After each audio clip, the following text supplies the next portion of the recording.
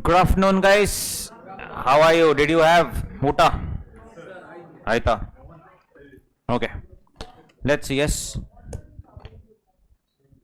Tomorrow. Cool. So cluster number 5, appointment and remuneration of managerial personnel. MD, manager, whole-time director. So basically, what are the three things all about? Managing director is given in 2 clause 54. Whole-time director 2 clause 94, manager 2 clause 53. Definition clause, MD definition is exhaustive in nature, whole-time director definition is inclusive, and manager definition again is exhaustive. So should he be a director first of all? Should MD be a director? Not needed.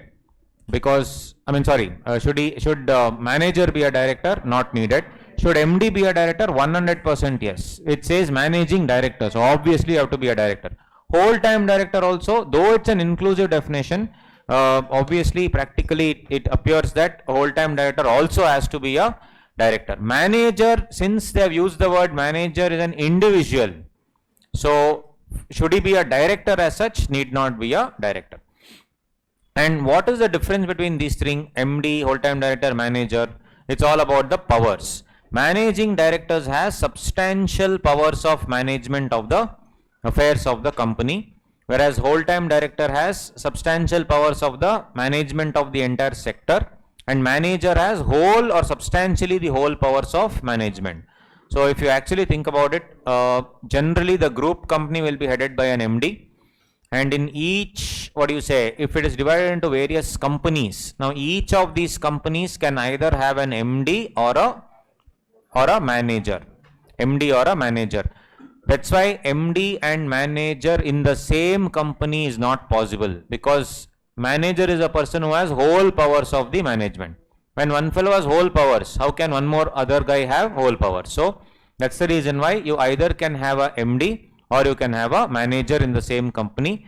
I am talking about a group company where the main group is controlled by an MD, and various other companies in the group can be controlled either by a manager or a managing director. In each company I can have more than one managing director also, because they speak about substantial powers of management. The entire management can be divided into various portions, and one portion can be called as substantial portion. If you see the difference between the wordings, manager says whole powers or substantially the whole powers. So whole powers means what? Entire thing, or substantially the whole power. It's like if I'm having a cake, if I say I have the whole cake or substantially the whole cake, that is different than a person saying I had substantial portion of the cake, because the portion size varies. So substantial portion of the cake means whatever my capacity, I had substantial portion. That's why managing director definition, a company can have more than one MD, whereas a company can definitely cannot have more than one manager, and in the same company MD and manager not possible. So here I am talking about different companies in my example, so then it is possible. And in each of these MD and manager, in each of these companies there will be various sectors: finance, HR, then you have your sales, then you will have your marketing. Various sectors are there. Each sector of course can be controlled by one person, and that person is called as the whole-time director. That is what it says, sectoral powers. So a whole-time director has sectoral powers. Whole-time director is answerable to either MD or manager. There can be more than one MD in the company. There cannot be more than one manager in the company. MD and manager not possible. Whereas here, whole or substantially the whole powers of management. But you can ask me one question here. If you see manager, they have said he need not be a director, but MD has to be a director. So who is more powerful compared to manager and MD? Though it appears to be manager, if you see the wordings, because it says whole or substantially the whole, but actually MD is more powerful because it says substantial powers of management of the affairs of the company. So the company should be read as the group. On the other hand, here it's whole or substantially the whole powers of management of a company. A company means what? One company, right? So again here it's given here the company, a company, both the cases. Disqualification, of course, since you are a director also, I need to see disqualification under which section? 164. Disqualification under 164 has to be checked. Here also disqualification as per 164 has to be checked. Apart from that, here I should see the disqualification as per 196.3. There is another disqualification point, that is 196.3. Here also another disqualification point, 196.3. Both I need to check. Whereas for manager, 164 will not come. Why? Is not a director. So only 196.3 will come. MD need not be an employee, whereas whole-time director is an employee. Here also manager is an employee. Here MD need not be an employee as such. So Mukesh Ambani will not be employee of all his companies, obviously. So that is how it is. That's exactly why I told they will control the group. There will be a group MD and each company will have either an MD or a manager or different MDs, so to speak. So MD must be a director. You have to pass a resolution appointing as MD, while either appointing him as a director first, or MD and director can be together, can go hand in hand. Predominantly has to come as a director first and then the captaincy position must be given. How will I appoint an MD? It can be through an agreement and or board meeting resolution plus general meeting resolution plus CG approval. Can also be done in addition to the above MOA, AOA. So I'll explain this. So basically you can appoint a managing director or whole-time director or manager. Here they are called as managerial personnel. How can they be appointed? They can either be appointed via the MOA, via the AOA or via an agreement. Now can you just directly appoint a person via an AOA? So there are two case laws in CA Inter which we have already forgotten. What are they? Port Darwin Mining Company case and LE versus Positive Life Assurance case. In those two cases, if you have never heard of it, leave it, no problem. You are looking at me as if I am some alien. Yes. So in these two cases, what they told was, can an outsider enter into a contract with the company through an articles? Through articles, can you enter into a contract with the company? They said no. Articles cannot bind an outsider to the company. Means a random outsider, I cannot make him a managing director through articles. So therefore, this is ruled out. I can only provide a basis. For example, AOA can only provide a basis for remuneration, for example, but it can never provide what? The entire appointment provisions. So this is ruled out. A normal resolution ruled out. Therefore, there has to be an agreement. All the terms and conditions should be enshrined in an agreement is what they are trying to tell. Agreement must be there. That's why I said agreement and or. Then again, this is mandatory again, board meeting resolution. So again, if you see, there are two routes available. 196.4 talks about the appointment of the managing director as such. So what does it say here? Very simple. Either you pass, what do you say? First of all, shareholders resolution must be there. Shareholders resolution, and of course board meeting resolution must be there. Plus there is something called schedule number 5. You have to follow schedule number 5. Schedule number 5 has 4 parts. Part 1, 2, 3, 4. If you follow all the provisions of schedule number 5, good. What was there in 2013 was, if one of these things you cannot follow, then shareholders resolution will remain, board meeting resolution will remain, CG approval will come into 4. Only if you cannot follow any of these provisions. But then later, by an amendment, what happened was, now they said P2, P3, P4 and all is immaterial to decision making. What it said, only one. So if you want to stick to the schedule 5 route, you need to only follow part 1 properly. Then board meeting resolution, then shareholders resolution. Even if you don't follow this P2, P3, P4, it will not affect the appointment. What are this P2, P3, P4? We'll see later. Apart from that, it just says now what? You need to follow part 1 of schedule 5. Part 1 of schedule 5. And that part 1 of schedule 5, if you don't follow, part 1 of schedule 5 is conditions of appointment. If you don't follow that, comes under this one. Shareholders resolution, board meeting resolution, central government approval. That is what is given here also. BMR plus general meeting plus CG, only if part 1 of schedule 5 is not followed. Can also be done in addition to the above by MOA, AOA, but this is not mandatory. Even if it's not there, it's okay. He must be entrusted with substantial powers of management, but if I just have the power to affix the common seal, draw or endorse a check, draw or endorse negotiable instrument, will that be called as amazing power, substantial powers? No. They are merely administrative powers. These are not substantial powers of management. Then again, by whatever name called is what they say, guys. You can name whatever you want. You can name yourself president, vice president, chief executive, whatever name you give, it will be part of the, what do you say, the MD position. You can name yourself chief ruminator, chief thinker, correct? That chairman emeritus, whatever you name, it will all be part of the same thing. The nomenclature does not matter at all, right? So position of MD, if you see all these founders of this, in the Shark Tank episode, if you see all these judges, you see their resignation, very fancy it is in their companies. That Grover fellow can't even say anything, no, is thrown out, but other people, yes. So an MD occupies the dual capacity of being a director as well as employee. If he wants, is an agent and all those things. So these points are worth noting. MD plus MD in the same company, possible. MD manager in the same company, no. In 196.1 it clearly says so. Manager same company, no. Same person MD in more than one company, possible, but you have to see another section, 203 subsection 3, third proviso. Same person manager in more than one company, no. Same person whole time director in more than company, again yes, subject to 2033 third proviso. Combos in the same company, yes. What is it? MD plus MD, yes. MD plus whole time director, yes. Manager plus MD, no. Manager, not possible. Two whole time directors in the same company, yes. Manager plus MD, yes. So combo here, manager plus whole time director, sorry. Manager plus whole time director, possible.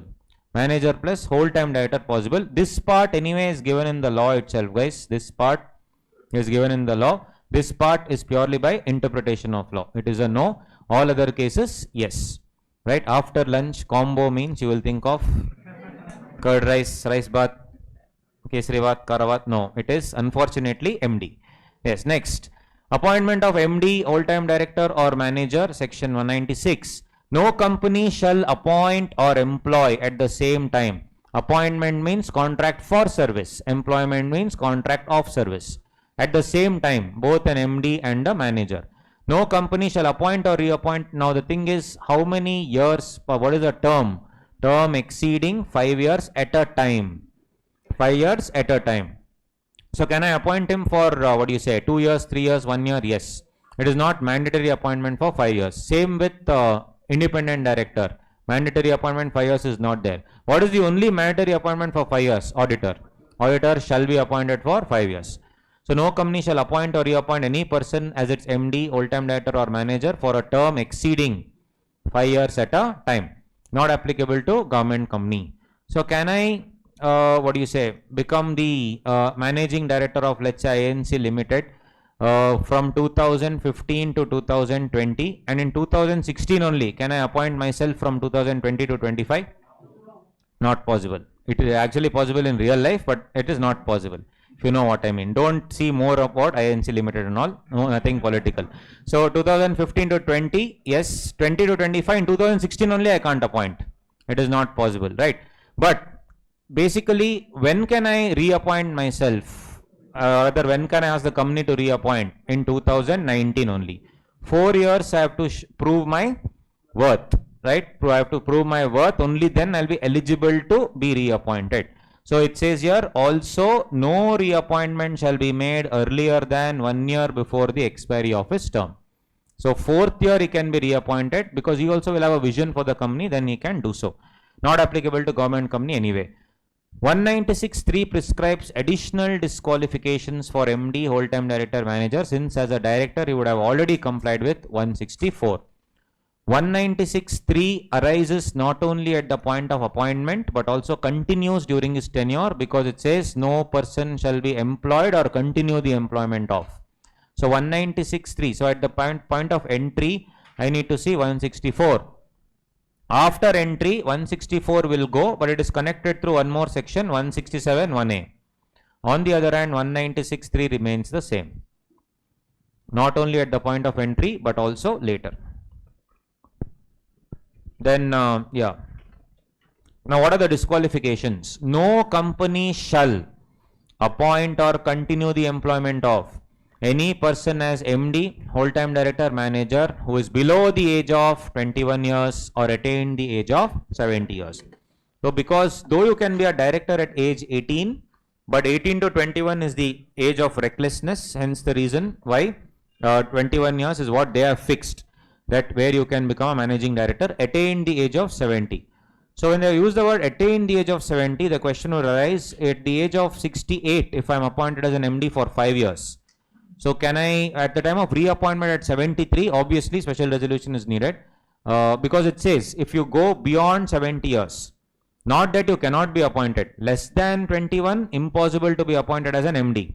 But more than 70, of course, I can be appointed as an MD by passing a special resolution. And an explanatory statement as to why this fellow can be appointed as a what? Managing director. Or let us assume that though they went in for a special resolution, they could not attain special resolution. However, the votes cast in favor was more than the votes cast against. If that is the case, where the votes cast in favor is more than votes cast against, then CG approval has to be taken. So CG generally used to interfere in remuneration, CG used to interfere in many things, but now CG has told that I will not interfere in many things, I will only interfere in 2 to 3 things. One of the things is this, that is, if you are appointing a person beyond 70, what resolution is needed? A special resolution. Or not OR, because you are not passing an ordinary resolution, you aimed at special resolution, but you got votes equivalent to ordinary resolution. Votes cast in favor more than votes cast against. Please do not write OR here, you will lose marks.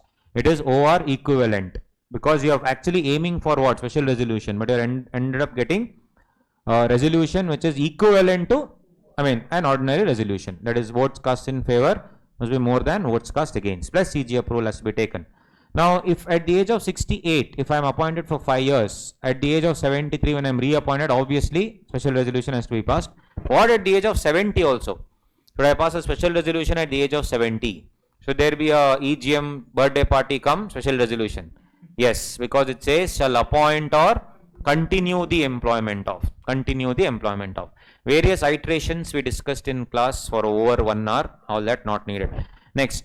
If the MD or whole-time director or manager is an undischarged insolvent, similar to 164, or has at any time been adjudged as an insolvent, there it said who has been adjudged as an insolvent and then application is pending, all those things. Thank you. 1.5 hours, that's all. Any time been adjudged as an insolvent, yes. This sits here what? Any time, guys. So basically you should be a person who has an extremely clean slate, no black mark against you ever. That's why at any time, deadly. So therefore, if a person was adjudged an insolvent at any time in his life, 20 years ago, he can be a director today, but he can never be a managing director. He cannot become MD, whole-time director, manager, though under section 164, he might become director after he is discharged from insolvency. Amitabh Bachchan Corporation almost filed for insolvency, but then this KBC helped him, but he had almost filed for insolvency at that time. So if that happened and he was declared as an insolvent, assume, today he is one of the richest actors in the world, maybe. So can he become a director? Yes. But can he be an MD? No. If he has at any time again suspended payment to his creditors, suspended payment means what? Legal begging. Sir, sorry, I don't have money. Contract of remission. So can I reduce the, whatever payable that I have? Yes. Contract of remission can he enter into? Yes. And this is not for his company, guys, his creditors. So his personal creditors, if he has not paid any time or has at any time made a composition with them, a compromise or an arrangement with them, that is called as obviously disqualification. You can be a director but never be a managing director. If he has at any time been convicted by a court of an offence, it is interpreted to be moral turpitude or otherwise in line with section 164. Because it doesn't say any offence, it says an offence, then they stopped it. Then and sentence for a period of more than 6 months. 5 years and all is not there because here I am talking about disqualification, not vacation. So these are all the various points. For appointment of a manager, 164 will not apply, but 196.3 will apply. Now, if you see, can I remove disqualification? No, there is absolutely no concept of waiver granted by central government or by court or anybody to remove any disqualification under 196(3). An MD or whole-time director shall be appointed, and the terms and conditions of such appointment shall be approved by what? Board meeting resolution, subject to the approval by ordinary resolution, special resolution if age is more than 70 years at the next general meeting of the company. Follow part 1 of schedule 5. Just like I told you yesterday, casual vacancy had the word appointed by board, approved by shareholders. Same wordings here also. Appointed by board, approved by shareholders. So the, the appointment will start off as a valid appointment, and if it is further disapproved by the shareholders, from that day you have to vacate your office, right? Moving on, board meeting resolution plus subject to the approval by an ordinary resolution, special resolution if more than 70 at the next GM of the company, plus CG approval only if part number 1 of schedule number 5 not followed. The notice the meeting should have all the details as to why you are giving so much remuneration, etc. A return shall be filed in form number MR1 within 60 days of the appointment. MR1 should be filed 60 days of the appointment with the registrar. Where appointment is not approved by the company, as I told you, any act done by him before such appointment shall be valid. This is the interim period between board resolution and shareholders resolution. All the acts will be valid. Do not go to 176. This is not 176. Sir, question, what is 176? Yesterday we saw. Acts of the defects in the appointment, DDT, that is defect, disqualification, termination. That is for director. Here it is MD. There also we saw it is already discussed in 196(5) that we are discussing now. You remember? Good, otherwise very good. Appointment provisions don't apply to what? Government company and private company. Government company and private company. So government company, private company, no need of all these points. They can just appoint him directly through provisions of, 152 to read with 116. That 160 also is not applicable to, the private company. So if you are a director, you can just pass a simple board resolution and appoint that guy. No need to follow any of these provisions. Now, any director, whether you are a rotational director or non-rotational director, can be appointed as MD. However, articles of most companies provide that MD and all-time director shall generally not retire by rotation. The MD's office does not suffer any break even if he retires and re-elected as a director in the same meeting. All that we have seen. Removal as a captain. Removal of a captain, generally I should see the articles only. Articles only will prescribe how can I remove a captain. No approval of the general meeting is required to remove any captain as such. Only if I am removing you as a captain, I need not go to 169 is what they are trying to tell. If I only want to remove you as a captain. However, if I remove you under 169, not only will your directorship go, but also managing director position also will go, because office of the MD is coterminous, goes hand in hand with the office of the director. And as already discussed, can you go for a retrospective appointment whereby I'll realize later that I did not appoint, so can I go back? No. In tune with the spirit of the section, no MD or manager can be appointed with retrospective date, is what they say. Now coming to the remuneration part, overall maximum managerial remuneration and managerial remuneration in case of absence or inadequacy of profits.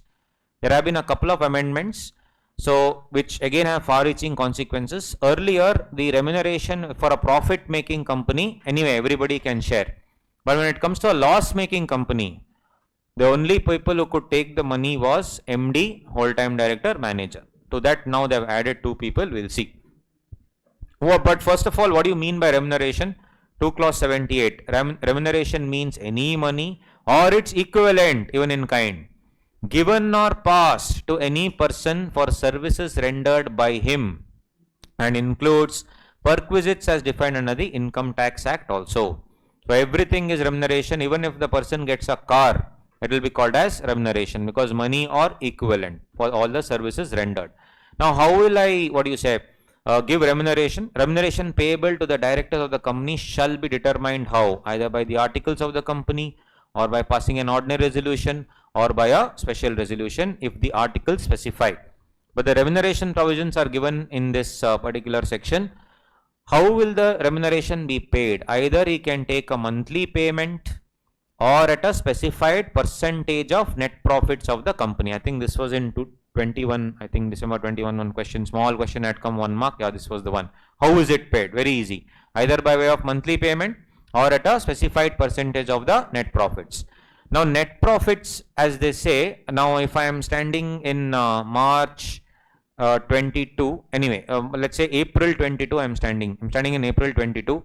The remuneration of a percentage that I will take, will it be the profit of March 22 or April or March 23? March 22 or March 23? The percentage will always be based on the, what do you say, projected profits. So it is based on year ended March 23. So partly by one way or the other, either I will take a monthly payment or I will take a percentage of the projected profits of before. The total managerial remuneration payable by a public company, mind you, the overall managerial remuneration is only applicable to a public company. Private company, your own money, you take whatever you want, no one cares. Total managerial remuneration payable by a public company to its directors, including managing director, whole-time director, manager. Now they have added this also. Any other non-executive director, including an independent director. Companies Amendment Act. Anyway, overall managerial remuneration to everybody put together shall not exceed 11% of the net profits computed as per section 198. Computed as per section 198. 2021 December 198 they gave. That was a CA inter question. They gave it in CA final. They gave a question of, I think 4 to 6 marks to compute the profits under 198. So anything they can give, except that the remuneration of the directors shall not be deducted from the gross profit. You would have seen this in inter while calculating the remuneration, after charging remuneration, before charging remuneration, 11 by 111, 11 by 89. Yes, same thing. The company in general meeting may, by, this is the deadly part, ordinary resolution, authorize the payment of remuneration exceeding 11% of the net profits, subject to the provisions of Schedule 5. So, can you go beyond 11%? Yes, a simple ordinary resolution. Ambani story, please recall. The provisions of this section will not apply to private company. Provisions of this section will not apply to private company.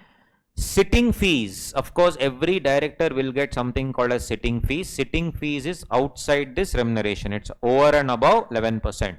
Over and above 11%. So, to the gist of the story, if we see, including the, remuneration, internal percentages, remuneration, managing director, whole-time director, manager.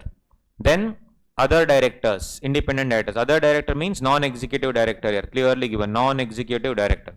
Non-executive director / independent director. Profit making company, loss making company. Profit making company, 1 MD / whole-time director / manager.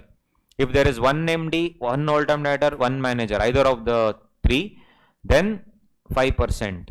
5% of net profit. How is the net profit calculated? 198, right? If it is more than 1 MD or whole-time director or manager, means what? 1 MD, 1 whole-time director, 1 MD, 2 whole-time directors, 1 manager and 1 whole-time director. So, all put together, how much can I pay them? 10%. I can pay 10%. If it's a loss-making company, payment is given to MD, whole-time director, manager, Schedule 5, Part 3, Section 2. Schedule 5, Part 3, Section 2, under that they will get the payment. Under that they will get the payment. On the other hand, if for other directors, that is non-executive directors, non-executive directors, this is part 2 guys, part 2. Non-executive directors, how much will they get? Non-executive directors, how much will they get guys? Come on. Non-executive directors for profit making company, no MD, whole-time director, manager, greater than or equal to 1 MD, whole-time director, manager. So for no MD seen, 3%. If there is no MD, no whole-time director, no manager, only normal directors are there, then all of them together will get 3%. If there is greater than or equal to 1 MD or whole-time director or manager, everyone will get, the other directors will get 1%. Now, 5, 10, 3, 1. overall limit is 11. Can I go beyond 11%? Yes. Ordinary resolution plus earlier CG was there, but now no CG. Correct? 197.1 first proviso. 197.1 first proviso. But the peculiar thing is, if I want to increase the internal limit, if I want to increase the internal limit from 5 to 11, 10 to 11, 3 to 11, 1 to 11, then what resolution? Special resolution is needed as per 197.1 second proviso. So all the logic has been explained in class already, but then it's observed, but that's how it is. So special resolution to increase the internal limits, overall remuneration to exceed what? Ordinary resolution. Now this is a very important amendment. Loss making company. If you are a loss making company and you are a non-executive director or independent director, earlier before 18th March 2021, what were you getting? Nothing. I always used to write in class RCB payment. RCB also got nothing. So RCB payment, nothing you used to get. Now at least these people are getting something. RCB is still not getting anything. Yes. So loss making company is what it is earlier. Now this is the change 18th March 2021. Schedule 5 Part 2 Section 2 Companies Amendment Act says yes, you will also get. Who will get? Non-executive directors and independent directors will also get payment for if the company is undergoing a loss based on something called as effective capital, etc. So that's an additional thing which has come 18th March 2021 onwards. So very much possible they will get. However, sitting fees here, that's why I have given sitting fee will be extra. Whatever sitting fee is paid to non-executive director, sitting fees paid to independent director, everything will be extra over and above. Generally, sitting fees is not paid to MD, whole-time director, manager, because it's all part of their salary. They have to sit full year. What sitting fees? Sitting fees is actually for professional directors who give their time 3 to 4 times in a year. For them, they have to pay sitting fees. But if the company feels that they have to pay sitting fees to MD, whole-time director also, well and good. You have to see the articles of the company. Sitting fee amount is how much? Listed company up to 1 lakh rupees per meeting, per sitting. Yes. So if you see next, remuneration to MD or whole-time, already same thing discussed already. Ordinary directors discussed, special resolution, all that same thing we have seen. However, this is an extra point, point number 5. If a company has defaulted in payment of dues to any bank or public financial institution or non-convertible debenture holders or any other secured creditor, before I pay any remuneration, I should take the prior approval of the bank, PFI, NCD and all these people, or other secured creditors also shall be obtained. For a Nidhi company, no approval is needed by the company in general meeting if at all Nidhi Company does not have MD or whole-time director, and the remuneration maximum that I am taking is how much? 10% of the net profits or 15 lakhs, whichever is less. This can be like an MCQ question. 10% of net profits or 15 lakhs, whichever is less. Memory based MCQ. 10% of net profits or 15 lakhs, whichever is less. Remuneration in case of loss or inadequate profits already discussed. It is also paid to now other director. Other director means NED plus ID. Non-executive director plus independent director.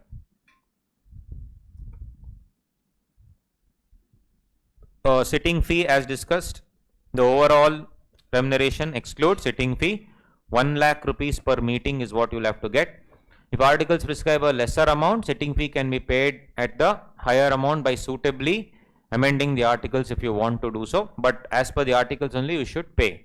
Now, if the meeting is adjourned and you have come for the meeting, others did not come, meeting is adjourned for want of quorum. Next meeting is held. Now, you will claim sitting fee for 2 days or once.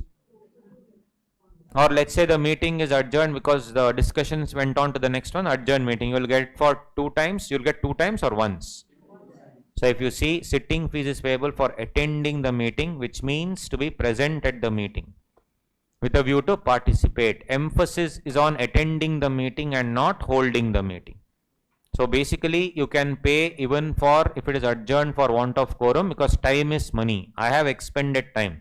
Also, as per the Indian Contract Act, you would have heard, you would have studied, It is contract is valid based on either performance or offer to perform. I have offered to perform the contract, and if you obviously do not come for that performance, then I cannot do anything. Now I am ready to come and discuss. Others did not come. That's not my problem. I have spent one full day. I set aside one full day. You need to pay me for my efforts. So yes, possible. These again, we may be in. We may all be qualified, but education sometimes comes with, by learning from various people. So actually what used to happen, these directors, when they used to go to various board meetings, they used to club 3-4 board meetings together, go and stay in that particular place in their relative's house, ask the relative to get fake bills. It used to happen, I'm not joking, fake bills from the nearby hotels, and they used to pay everything for everything. Then they used to claim travel expenses and hotel bills from each company.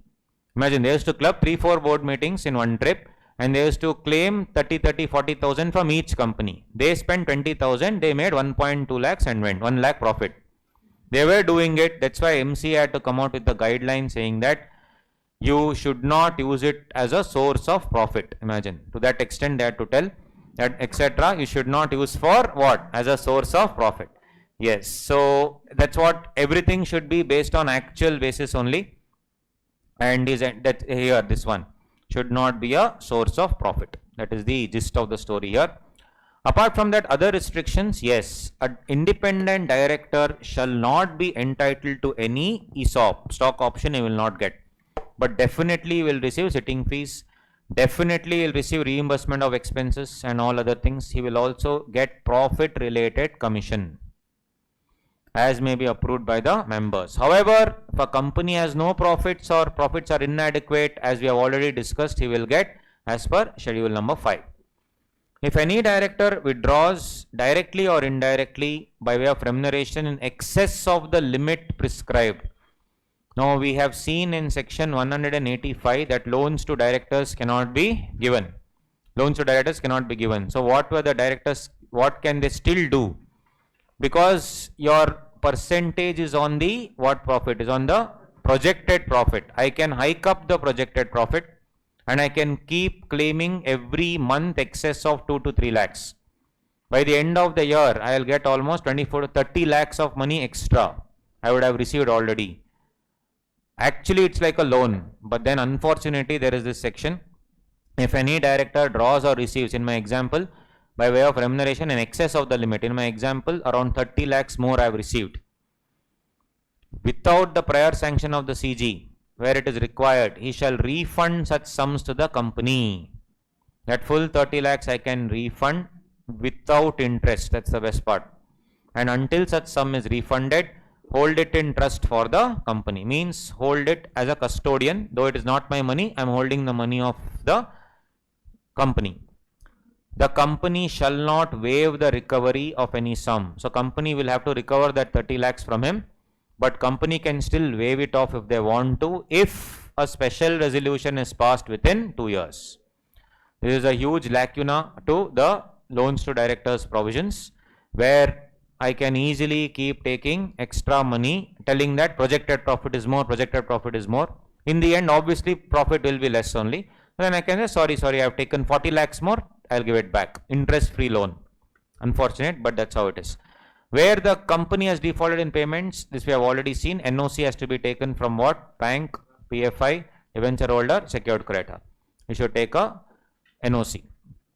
Every listed company shall disclose in the board's report ratio of remuneration of each director to the median employee's remuneration. This was a point raised by Narayan Murthy. He said that Narayan Murthy sir said that this is not done, that everyone is earning, like CEO is earning 300 times, 400 times and all that compared to the normal employee. Let the shareholders know how much each CEO is earning, what times the average employee. So average employee here is the midpoint employee, median employee's remuneration. So based on that, he recommended that you should also show the ratio of remuneration of each director to the median employee. So when he was there as a chairman of Infosys, it was again, if the tagline of Infosys was driven by value. So he said, if I am getting a hike of 10%, even the watchman should get a hike of 10%, whatever his base salary is. But then, of course, things changed hands and it went to various other people. And of course, there was always a rift between the chairman, that is the chairman emeritus he was, with the others, and people had to leave and all that. This is how it is. Then there was also one more question with respect to something called key man insurance policy. So you can take, big companies will take insurance policy against the fraud or misfeasance of one of their key men. Now, because if anything, because of what they did, this is especially after the Satyam fiasco, because of what they did, if the company suffers, what will happen? That's why I'll take something called as a key man insurance policy. Every year I'll be paying lot of premium. It's like a motor vehicle insurance. I'll pay some 3,000, 4,000, 5,000, whatever for the insurance company. If any accident happens within the year, okay, I'll get reimbursement. Otherwise, no, it's lapse. So now I'll pay, the company is paying almost 40 lakhs premium, assume, for what? On behalf of key man. There is absolutely no fraud, nothing, everything is okay. Next year again I have to pay 40 lakhs. But that is to protect the company, and the coverage is almost 200 crores or something like that. So I have to pay 40 lakhs. Fair enough. Is that 40 lakhs part of remuneration? They asked in the exam 4 marks. Is it a part of remuneration? No.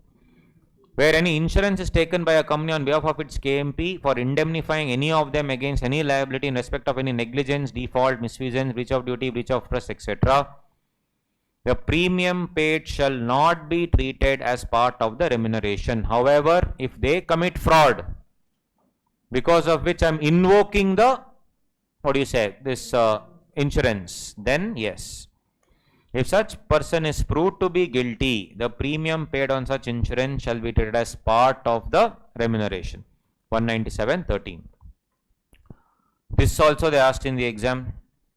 What will the auditor do? I think December only. Auditor of the company shall, in his report under section 143, make a statement as to whether the remuneration paid by the company to its directors is in accordance with the provisions of the section. Right? It was earlier in Caro clause 11.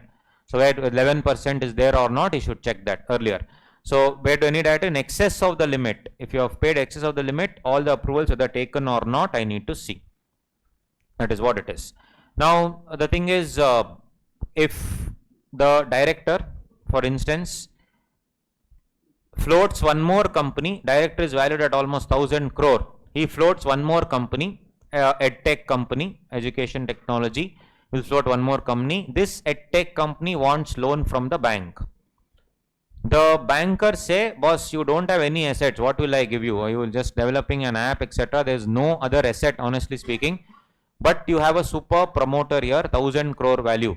I want a personal guarantee from him. So bank will take a personal guarantee on behalf of EdTech company from that particular promoter. Now the question is, they got a loan of, let's say, 100 crore. 100 crore loan was released purely based on the personal guarantee of this director, promoter. In consideration for giving that guarantee, this EdTech company pays 2 crore as commission to the director. Question is, was this remuneration? 4 marks. No. Why? Only 4 marks, only no? Why? Because this is Susan Textile Bearings Limited. Susan Textiles Bearings Limited. The court held that the guarantee commission paid to the directors for giving surety against loan taken by the company from financial institutions is not remuneration. It is not remuneration. So when I say leave all this revision batch, let's go for 1 day trip, if I say, and I'll say just pack your toilet kit and that's it, just one t-shirt and come, and one toilet kit you pack. So what all will you pack? You will see that you'll say I'll pack soap, then brush, then paste, then of course you'll pack powder, then etc. Now etc. Does etc. include cricket bat? Toilet kit? No, because this is Agistum generis. But interesting point is here, powder. Does powder include, what is powder? Narcos, that powder. PMLA, what is that powder? What is powder here? Here, carom board powder. Then DDT? No. What is this? Talcum powder. How did you figure out this is powder? This powder is that powder. Obviously because of the associated words. This is called nocitar associ. CA inter. Nocitar associ. Which means that associated words I need to see. Here also I am saying, If what is the associated words with remuneration? Why are you getting remuneration? You are getting remuneration for manual, clerical, technical, supervisory, administrative service. Are you getting money for your money power that you have? No. Based on Nausitar Associate in Susan Textiles Bearings Limited, they told that guarantee commission would not be what? Remuneration. It has got nothing to do with directorship. It is not remuneration. Now, this part of guarantee commission would be a classic example of 188 1F. What is 188 1F? God only knows. What is that? Office or place of profit. Today morning only we discussed, morning or whenever. That was that. Over and above remuneration. Over and above remuneration. Because remuneration is anyway 11%. This is definitely over and above. So here if you are getting, like here again, monthly is not coming here, but I am just saying this is an example of over and above remuneration. Over and above remuneration, that's about it. Then other pointers, the MD or whole-time director of the company who is in receipt of any commission from the company shall also be disqualified from receiving any remuneration or commission from any holding company or subsidiary company of such company subject to its disclosure. So if you see, basically if you are receiving one money from the one company, this we will link it in schedule 5. There are other points, you'll see that. 197.4, remuneration payable to director for rendering services in any other capacity shall also be covered in overall managerial remuneration. They say whatever you are earning plus any other capacity, all remuneration should be 1.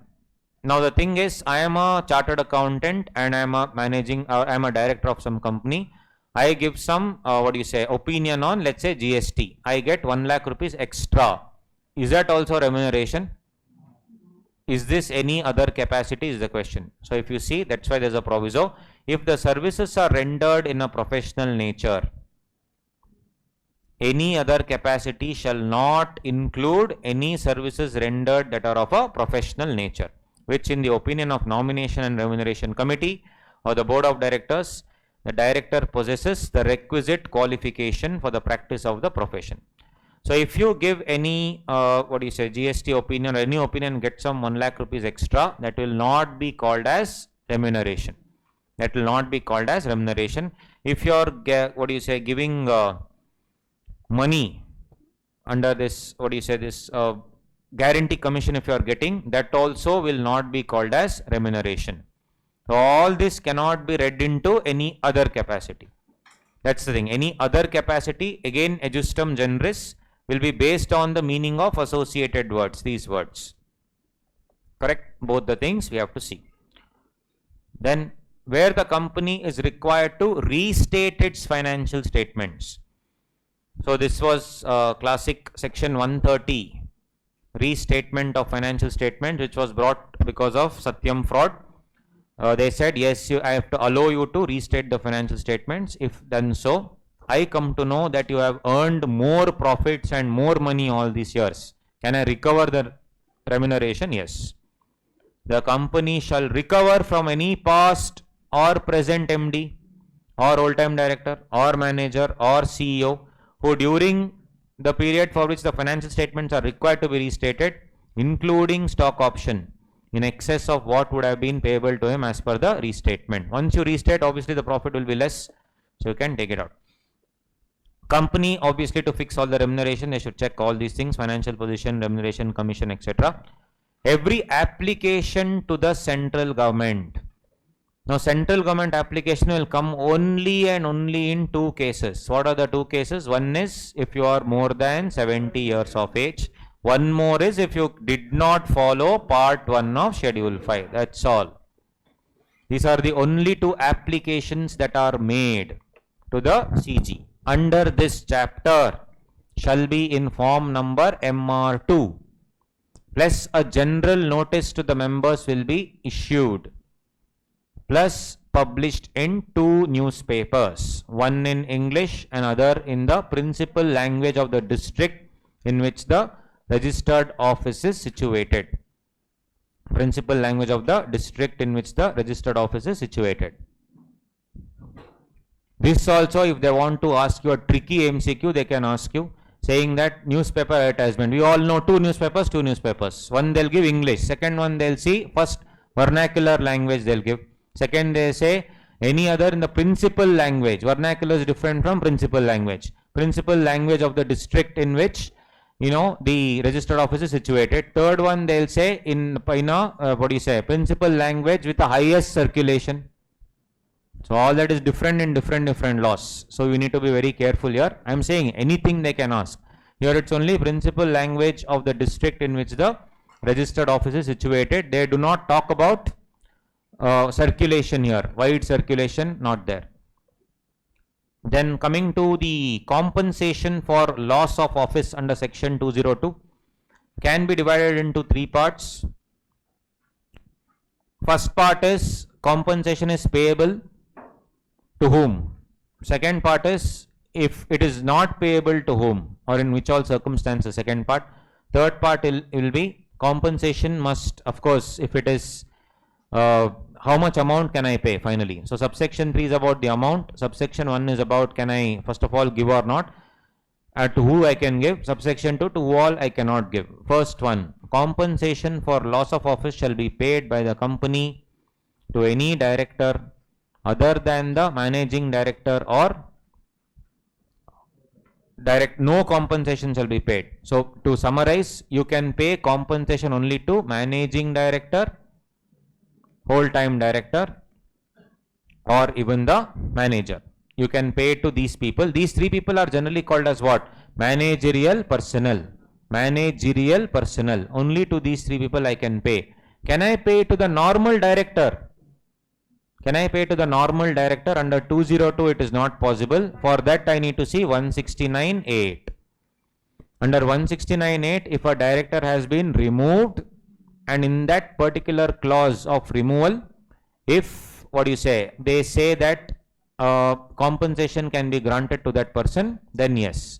If there is a compensation clause in the agreement for a normal director and he has not been removed for any malified intention but generally has been removed, yes, then I can give him compensation. What if you have been thrown out by the tribunal?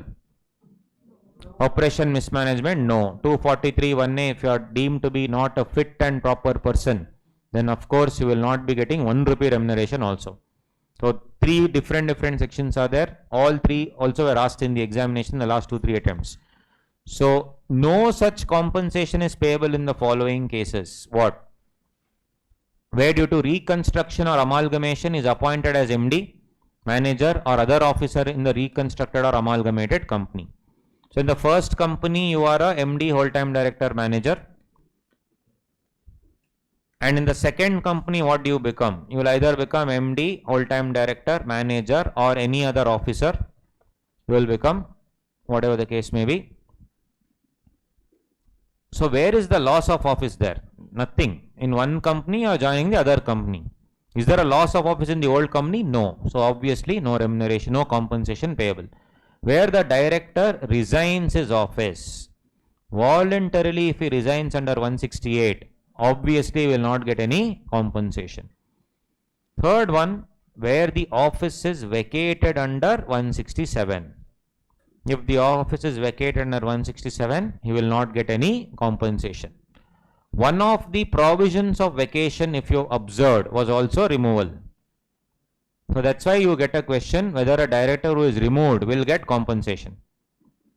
Correct? Because one of the provisions of vacation was what? He is removed under the provisions of the Act. What are the removed under provisions? 242 and 169.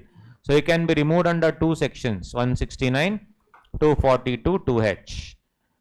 If you are removed under 242, 2H, no compensation.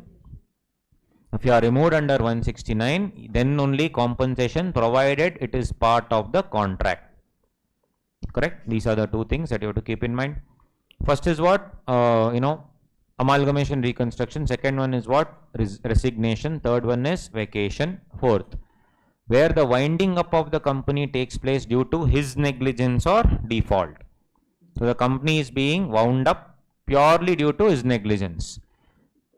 Can the other directors get money? Yes. Those who did not commit all the negligence, they can get money, he cannot get. So apart from this here, MD whole-time director manager was appointed in the first company. In the second company, I did not get any office. That person can claim compensation, obviously. Where the director has been guilty of fraud, breach of trust, gross negligence, gross mismanagement of the affairs of that company, subsidiary, holding company. So you have been convicted or rather guilty rather of fraud, breach of trust, gross negligence, the highest form of negligence, though the highest form is per se one step below, gross negligence or gross mismanagement of the affairs of the company, not just that company, holding as well as subsidiary. Lastly, where he has brought about his own downfall, where the director has instigated or taken part in the termination of his office. So if he has instigated, he did it on purpose. Anyway, he came to know that it's going down, he wants to bring the entire company down. Yes, in all these cases, you will not get compensation. Means when will you get then? As I already told you, let's say you have been appointed for 5 years from age 68 to 73. At age 70, special resolution has to be passed, not passed. There is loss of office for 3 years, you will get. Then in the first company, you are MD, whole-time director manager. In the amalgamated company, you will not get any office. Then winding up has happened, but not because of you. Then again, the removal section, there is a contract in which the contract provides compensation. In all these areas, you will get compensation. Otherwise, you will not get compensation. Now, finally, they'll ask you, how much money will you get? So let us assume that of a 5-year contract,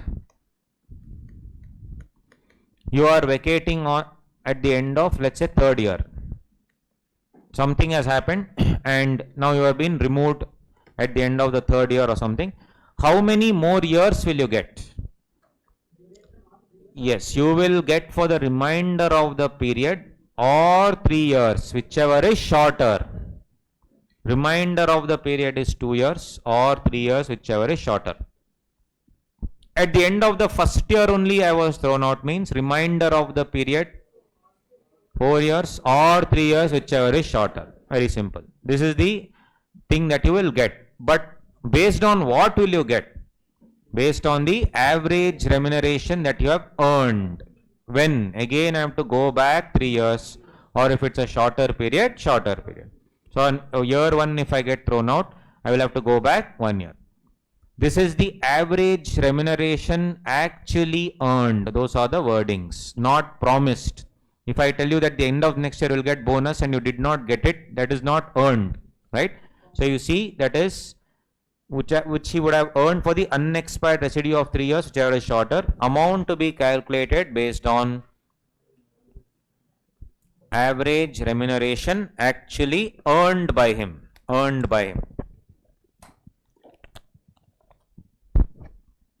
Yes, remuneration what? Earned by him, he has to see. Appointment of KMP, next one, important again. That's all guys, compensation done. Appointment of key managerial personnel, again a very important area. Regularly asked this also, they keep asking about KMP 203. So this KMP is different from 2 clause 51 KMP. Because this KMP is required only for few companies, whereas 2 clause 51 KMP is a generic provision which any company can use. So this will only apply to all listed companies and every other public company having a paid up share capital of 10 crore or more. Shall have the following whole time KMP. Means what? These KMP must be working full time in the company. Predominantly they are employees working full time. Managing director or CEO or manager, and in their absence a whole time director. Company secretary and chief financial officer. Some fellows will be there, like some of you only, CA, CS, everything you'll be doing together. And everything you manage to clear also. You're a CA, CS, ICWA, then psychologist and BA, English, everything. Everything you have finished. Now assume, then what will happen? Now can you be a company secretary, MD, everything, same person, CFO? That also they asked in the exam. I'm not joking. They asked in the exam, can you become, what do you say, a company secretary and this thing, what do you say, CEO, CFO, can you become, what do you think? So they say, because they are given separately and they have used the word and here, The ICAI view, there are other views, you leave that. ICAI view says it should be different. It should be different. Each person must be different. MD, CEO, manager, everyone. Here in one line they have given, that's okay. You can either have one of these people or in their absence only whole-time director. But you should have a separate company secretary. So can you be a CEO and a company secretary was the question. Answer is no. Should be a separate person. This section shall not apply to a managing director or a chief executive officer or manager in their absence, whole-time director of the government company, it won't apply. Public company includes subsidiary of a private company. Paid up share capital here, that paid up share capital of 10 crores. What is paid up share capital? Equity and preference. Key managerial personnel has been defined to clause 51. All this we have already seen. Now this is again important for whole-time company secretary. Every private company which has a paid up share capital of 10 crore or more shall mandatorily have a whole-time company secretary. This whole-time company secretary is not whole-time KMP as per 203. This is a different one. Correct? So need not follow all provisions of 203. Similarly, can you have like what you say, multiple, one CEO and he can be the chairman also, chairman and CEO of the same company, is it possible? They say articles should not provide otherwise. Articles cannot say it is not possible, and the company should not carry multiple businesses. However, now this is again important for us to remember. These companies can have, if they are engaged in multiple businesses, they can have both the same person be the chairman and CEO of the company. This is predominantly for independence requirement. Though independence may get affected, but for these companies as an exemption. Which companies? Public companies having paid up share capital of 100 crore or more, and not or, and annual turnover of 1000 crore or more. That is why Reliance has chairman and managing director, Mota Bhai. Yes. And engaged in multiple businesses. Engaged in multiple businesses. And has appointed CEOs for every business. Can have one person as what? Chairman and managing director. That's an exemption given. 100 crore or more and annual turnover 1000 crore or more. Annual turnover 1000 crore or more. Then can a CS hold office of CFO, MD in the same company? Already discussed. Both positions are to be held by separate persons. Appointment of KMP must happen via board meeting resolution and not circular resolution. In the entire section, if you see, this is not given. But how did we interpret this? Because casual vacancy they have given. Casual vacancy can be done via board meeting. When casual vacancy can be done via board meeting, reasonable construction, appointment also should be done via board meeting resolution and not circular resolution. If the office of any whole-time KMP is vacated, the resulting vacancy shall be filled up by the board at a meeting of the board within a period of 6 months from the date of such vacancy. Now, if you are a MD, if you are a, director in a company, can you be, if you are, let's say, a whole-time KMP in a company, can you be a whole-time KMP in one more company? It is possible only in its subsidiary. Only in the subsidiary it is possible. What about some other company? Can you be a whole-time KMP in some other company is the question. Can you be a whole-time KMP in some other company, in the second company? So yes, apart from the subsidiary relationship, there is an exception. Like for example, there is a holding company which has two sister companies. If you are a MD of sister company 1, can you be the MD of sister company 2? Because if you, can you be an MD of H and S1? Already covered. Holding and subsidiary possible. But I am not even talking about this. Can you be a director, MD of a sister concern is the question.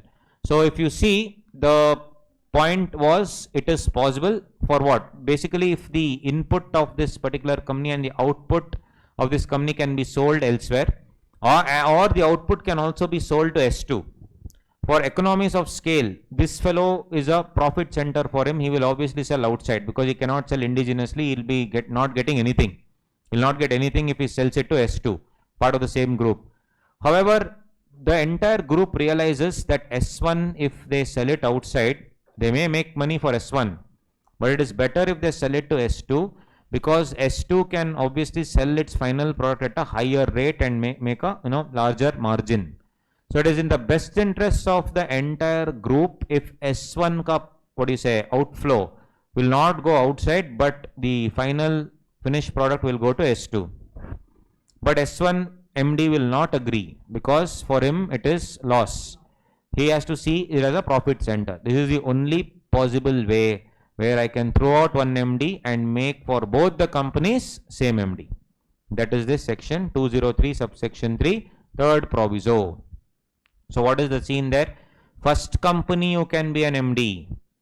Second company you can be an MD. That is only possible. And one more possibility. First company you are a manager. Second company you are a MD. That's it.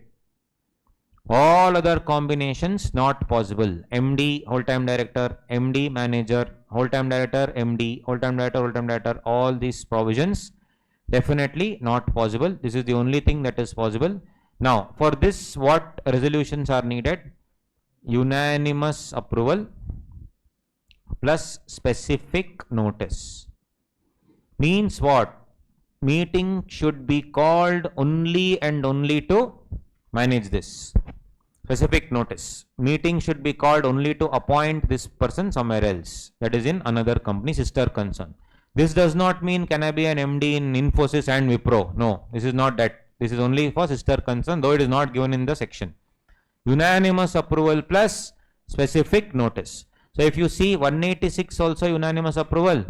203 subsection 3, third proviso also unanimous approval. Right? Yes. Then casual vacancy master chart. This again is a very important chart to give everywhere understanding of crystal clear understanding. Director casual vacancy 161.4. Board meeting resolution plus approval of shareholders in the immediately next general meeting. Vacancy in the office of the director originally appointed by shareholders in general meeting, you will have to see. Other than 161.4 articles. KMP that we just saw now, board meeting resolution within 6 months. There is a vacancy in removal also, if you remember. You have to give a special notice, and in the same meeting I can appoint one more person if a person is removed. 163 is mutatis mutandis, means same as 161.4 with necessary modifications. Normal, sorry, there's a mistake here. Woman director when guys? Next board meeting or 3 months, whichever is later. Woman director, next board meeting or 3 months, whichever is later. We have seen that. Lastly, independent director, I told you, independent director, if it is resignation/removal, then schedule number 4 should be filled within 3 months. Should be filled within 3 months. Other reasons, it is rule number 4, 3 months or next board meeting, whichever is later, same as woman director. Same as woman director. This is a casual vacancy master chart. Secretarial audit, you can remember this and go. This has changed from 1st April 2020. Important threshold. Listed company, public company having paid up capital 50 crore, turnover 250 crore, outstanding borrowings 100 crore. You need a secretarial audit in form number MR3. With that, we now jump to schedule number 5. Again, extremely important. I told you part 1, 2, 3, 4. These are the 4 parts that are there in schedule number 5. Part 1. Based on appointment. Part 2 is about remuneration. Part 3 is about approval. Part 4 is about where central government will grant exemption in certain cases. Earlier we should know that all the 4 parts, part 1, part 2, part 3, part 4 of schedule 5 was supposed to be handled by whom? I mean, you have to go through schedule 5 route, shareholders. If you don't follow any of these parts, then CG. Correct? Then CG. But then what they said, P2, P3, P4 not needed, only P1. Think of it in the old way, P1, P2, P3, P4, if you follow all the 4, only then schedule 5. Otherwise CG. But part 4 said, there are certain exemptions where I'll grant that even though you will have to come to me, I am telling that do not come to me. Even though you have to come to me for approval, part 4 gives exemptions. Now this exemption actually is redundant now because they have amended this. Anyway, P2, P3, P4 is completely irrelevant for decision making. That is why this part 4 actually is redundant. Similarly, this section number 3 is also redundant. These were the sections where actually central government approval was needed. But instead of central government approval, they said, I'll give you certain exemptions. But now, for the entire part 2, central government is outside the purview. They are no longer interfering in anything of part 2. That's the reason why, honestly, section number 3 and schedule number, this part number 4 are redundant. Though in the regular class, we still do section 3, but now we do not have time. It's not needed also for us for revision purposes. All we need to remember is this one now. Part 1, appointment provisions. Only if appointment provisions you don't follow, then what will happen? CG approval. Part 2 is remuneration. Part 3 is approval. That's it. And in part 2 remuneration, you have section number 1, profit making company. Section number 2, loss making company. Section number 4, perquisites not part of the remuneration. And in section number 5, managerial remuneration, he is withdrawing in more than one company. Can he do so is the question. Finally, approval. Approval is about the resolutions. Now, first of all, schedule 5. It is applicable in case of all public companies only. The provisions of schedule 5 will only apply to managing director, whole-time director, manager before, but now will also apply to ordinary directors. Ordinary directors here predominantly means who? Non-executive director plus independent director. So this is from that 18th March 2021. It will also apply to other people as well. Part 1. He had not been sentenced to imprisonment. Now part 1 is important because you have to follow these provisions. If you don't follow this provision, CG. Right? He had not been sentenced to imprisonment for any period, even one day, or not and, or to a fine exceeding 1000 rupees for the conviction of an offence under any of the following acts. Should I remember all these laws? What do you think? Because, what do you think? Should I remember all these laws? Yes, we are in CA final. Everything is important. Because once they had asked in the exam, this fellow was convicted under Factories Act. Factories Act not there.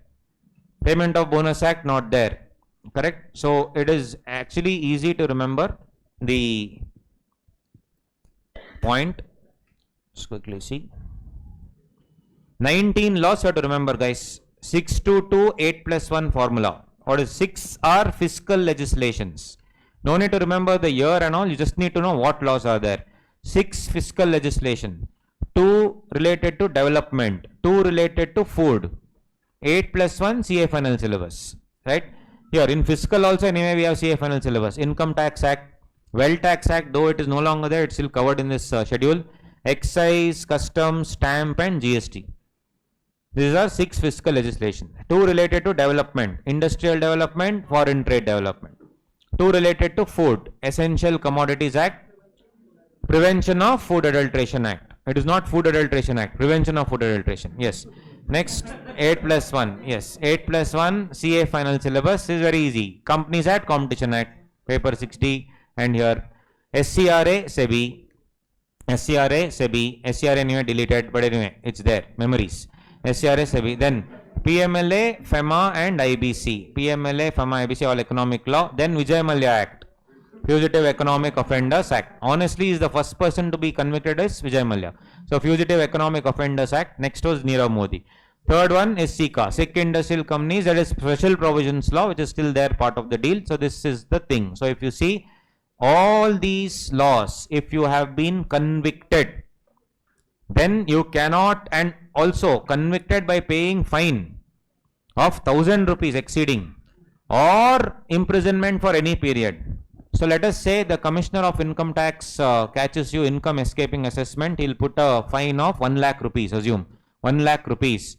You want to desperately become the Income Tax Act. You want to desperately become the managing director. Is it not possible at all, or it's possible through CG?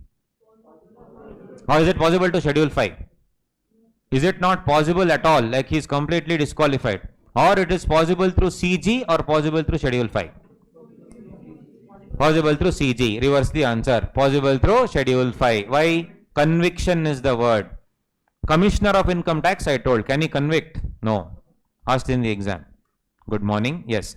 Conviction of an offence under any of the following acts.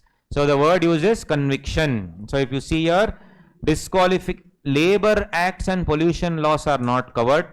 List covers only economic and fiscal legislations.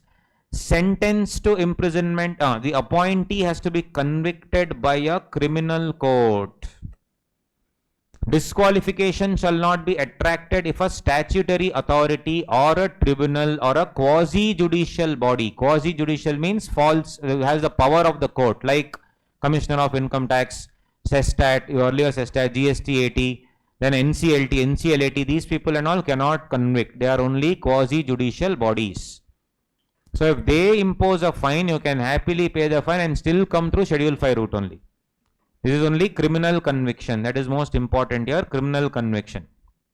Conviction of an offense. Then of course, sentence to imprisonment does not include judicial custody or police custody. Before conviction, you will be sent to judicial custody and police custody. That is not called sentence to imprisonment, right? That is different. 14-day judicial custody. Aryan Khan was there, no? Judicial custody, sorry, police custody, then he went to judicial custody, like that. So all those things, is he convicted? No. He went, now is he convicted as of today convicted? No. So yes, not possible. I mean that all these things are there. Even suppose you have, here it says imprisonment for any period or fine. I have escaped imprisonment by paying fine of 10,000 rupees. Compounding. I have escaped imprisonment by paying fine of 10,000 rupees. I want to be an MD. CG route or Schedule 5 route? CG route is the answer. Reverse. Schedule 5. Because if an offence has been compounded under the Act, it will however not be considered as conviction. I am not telling MCA. Right? Yes. So all these are small pointers for the exam, important. Condition number 1 is conviction. Condition number 2 is detention. He had not been detained for any period under which law, sir? If that detainee asks, by the time this fellow tells only, he dies. Conservation of Foreign Exchange and Prevention of Smuggling Activities Act, in short called as COFE POSA, right? So in that law, detained. Why is this point not in condition number 1? Because here they are talking about detention. Detention is a preventive measure. I don't know whether you will actually have smuggled money. I don't know. I am detaining you to ensure that it is not preventive measure. This is a punitive measure. Punitive means punishment. Punitive measure, conviction. Here it is detention. These are all the keywords. So of course, if central government has given permission in this case, then no further permission needed. Otherwise, directly you can go to Schedule 5. Third one already discussed, 21 to 70. 21 to 70, less than 21 not possible. More than 70, if you have already taken a special resolution, or if you have taken equivalent to ordinary resolution. Sorry guys, again typo, change this. If votes cast in favor is more than votes cast against equivalent to ordinary resolution, then CG approval is also needed here. Obviously we know this. We anyway know this. Fourth one is what? He is a resident in India. He is a resident in India, staying in India for a continuous period of not less than 12 months. No 182 days and all here. 12 months. 12 months immediately preceding the date of his appointment. Not in the previous financial year. Immediately preceding the date of his appointment. And who has come to stay in India for taking up employment in India or for carrying on a business or vocation in India. These are the areas where resident will be. So basically, you should be a resident in India. What's the definition of resident? 12 months immediately preceding. Now, assume I am not a resident as per this, but as per FEMA, in the previous financial year, 182 days, all that, or in the Income Tax Act, I am a resident, but not under this. This entire year, I just came now, it is in March, this entire financial year, I was not present. But as per for FEMA and other areas, I am definitely a resident. I still want to be a managing director. CG route or Schedule 5 route? Schedule 5 route or CG route? Schedule 5 route, most important thing, because it says includes. Resident on India is an inclusive definition. So I should also, if I follow Income Tax Act also, it's okay. If I am a resident as per FEMA also, I am okay, no problem. Right? These are all the small points. The definition of resident in India as given in explanation 1 is an inclusive definition. Other things also will be covered. So when will a non-resident be treated as a resident? Non-resident appointed in a public company as managing director, whole-time director, manager, complying with all other conditions of Schedule 5 in a unit located in a special economic zone. So in this case, peculiar case where non-resident also will be treated as a resident. Appointed in a public company, second, as MD, whole-time director, manager, complying with all other conditions of Schedule 5 in a unit located in a special economic zone, who comes to India on a direct employment visa. In all these cases, even though you are a non-resident, you will be treated as a resident. So if anybody, if Elon Musk, assume by mistake, comes to India, wants to set up shop in a SEZ here in India, then the moment he comes to India, it will be called what? He will be called as resident if he follows all these things.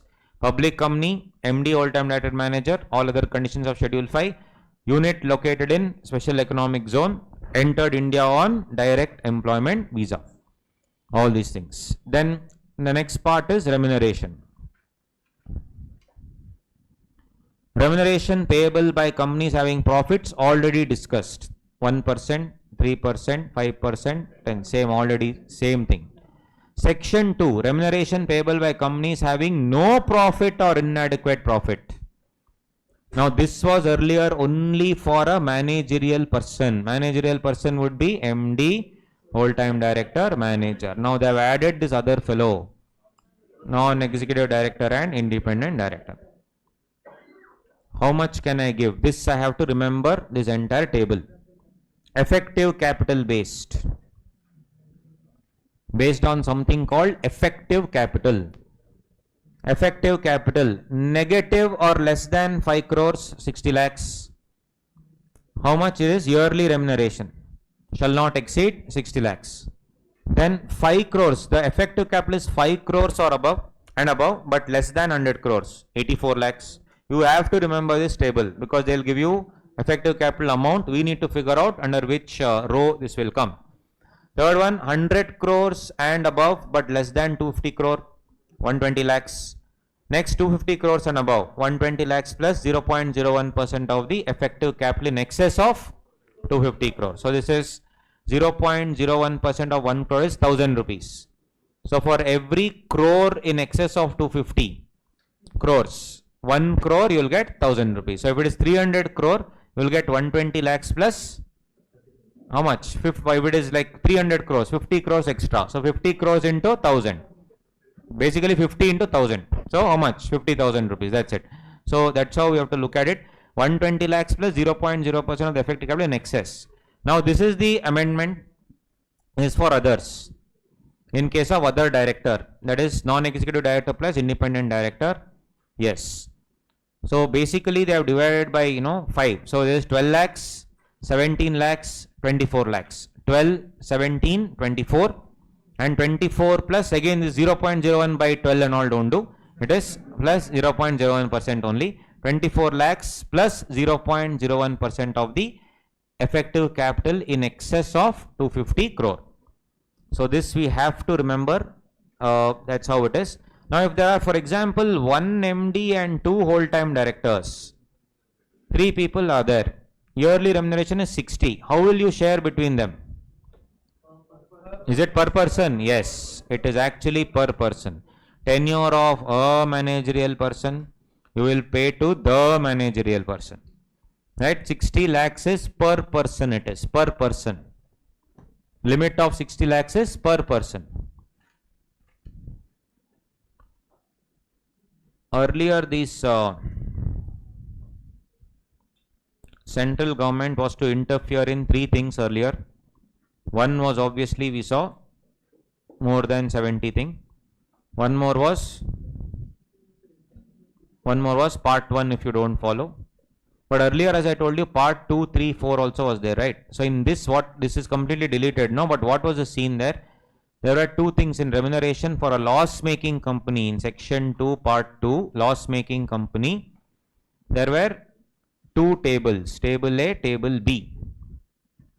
Table A, table. When I was studying 2012 was my attempt, there were some 5 tables. Some random stuff was given. but they all changed it in 2013. There were two tables. So that also underwent many changes. Anyway, so under table number A, if you want to give a single limit means up to 60 lakhs, whatever you saw now, then you needed an ordinary resolution. If you want to give double the limits, you have to take a special resolution. If you wanted more than double, you needed central government approval. Now, once they deleted this entire thing, obviously central government approval is no longer there. This has been replaced with what? Special resolution. Means what? As of today, very simple. If you want to pass single limits, what resolution? Ordinary resolution. More than that limit, for example, 60 lakhs is the limit. I want to pay 65 lakhs in this. The effective capital is 3 crore. I want to give 65 lakhs per person. Can I give? Yes. What resolution? Special resolution. CG is no longer there anymore. Under Part B, Part A is for normal managing director. Part B is for actually now professional managing director. This guy is a technocrat, extremely smart with technology, and he's been appointed to revive the company, revive the business. He's an expert, person who revives companies, converts sick companies into profit-making companies. He is not associated with any promoter. He was not an employee of the company. He is no way related to the company. So such persons are now covered under part number B. Table number B, so to speak. The beauty is, to this fellow, remuneration will be as per table number A. That's what they say. Correct? But one change here. One change. Even if you want to pay 1 rupee, also, for him, special resolution. That's the only change between table A and table B. Two changes. One is, table number A is for actually promoter managing director. Correct? Promoter managing director. Means generally you are the promoter or you are the promoter group, you are only the MD. For that, one limit OR, more than one SR. Whereas part number B is for a professional managing director who has come there to revive the company because you are a loss-making business. For you, 1 rupee also if I have to pay, special resolution. Apart from that, both are the same. There are some common conditions, both have to follow. Now, what do you mean by this, effective capital? What do you mean by effective capital? Here, page number 80. Then we'll come back. Effective capital means what? Effective capital means paid up share capital, excluding share application money or advances against shares. Security premium account, reserves and surplus. So basically it is paid up share capital, security premium account, reserves and surplus. Should I take revaluation reserve? No, revaluation reserve should not be taken. Then I should take long-term loans that I have taken from others. Long-term loans and deposits repayable after 1 year. Repayable after 1 year. What is the long-term loans? I mean, what do you mean by the loans as per temporary loans? For the purposes of 181B, 6 months. Here temporary loans will be less than 1 year. Should not get confused. Correct? Here temporary loans will be less than 1 year. Long-term loans will be 1 year or more.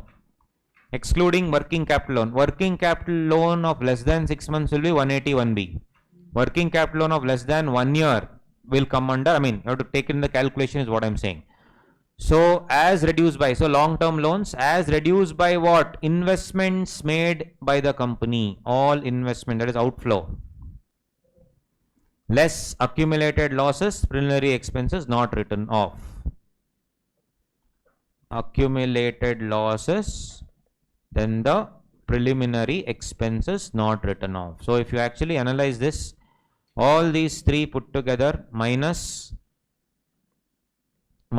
these two would give what? Net worth of the company. That is paid up capital, security premium account, reserves and surplus minus accumulated losses, preliminary expenses will give net worth. Net worth plus long-term loans that I have taken minus investments, nothing but the net long-term funds available with the company. Net worth plus long-term loans that I have minus all the outflow is the net long-term funds I have with the company. That's the logical explanation of effective capital.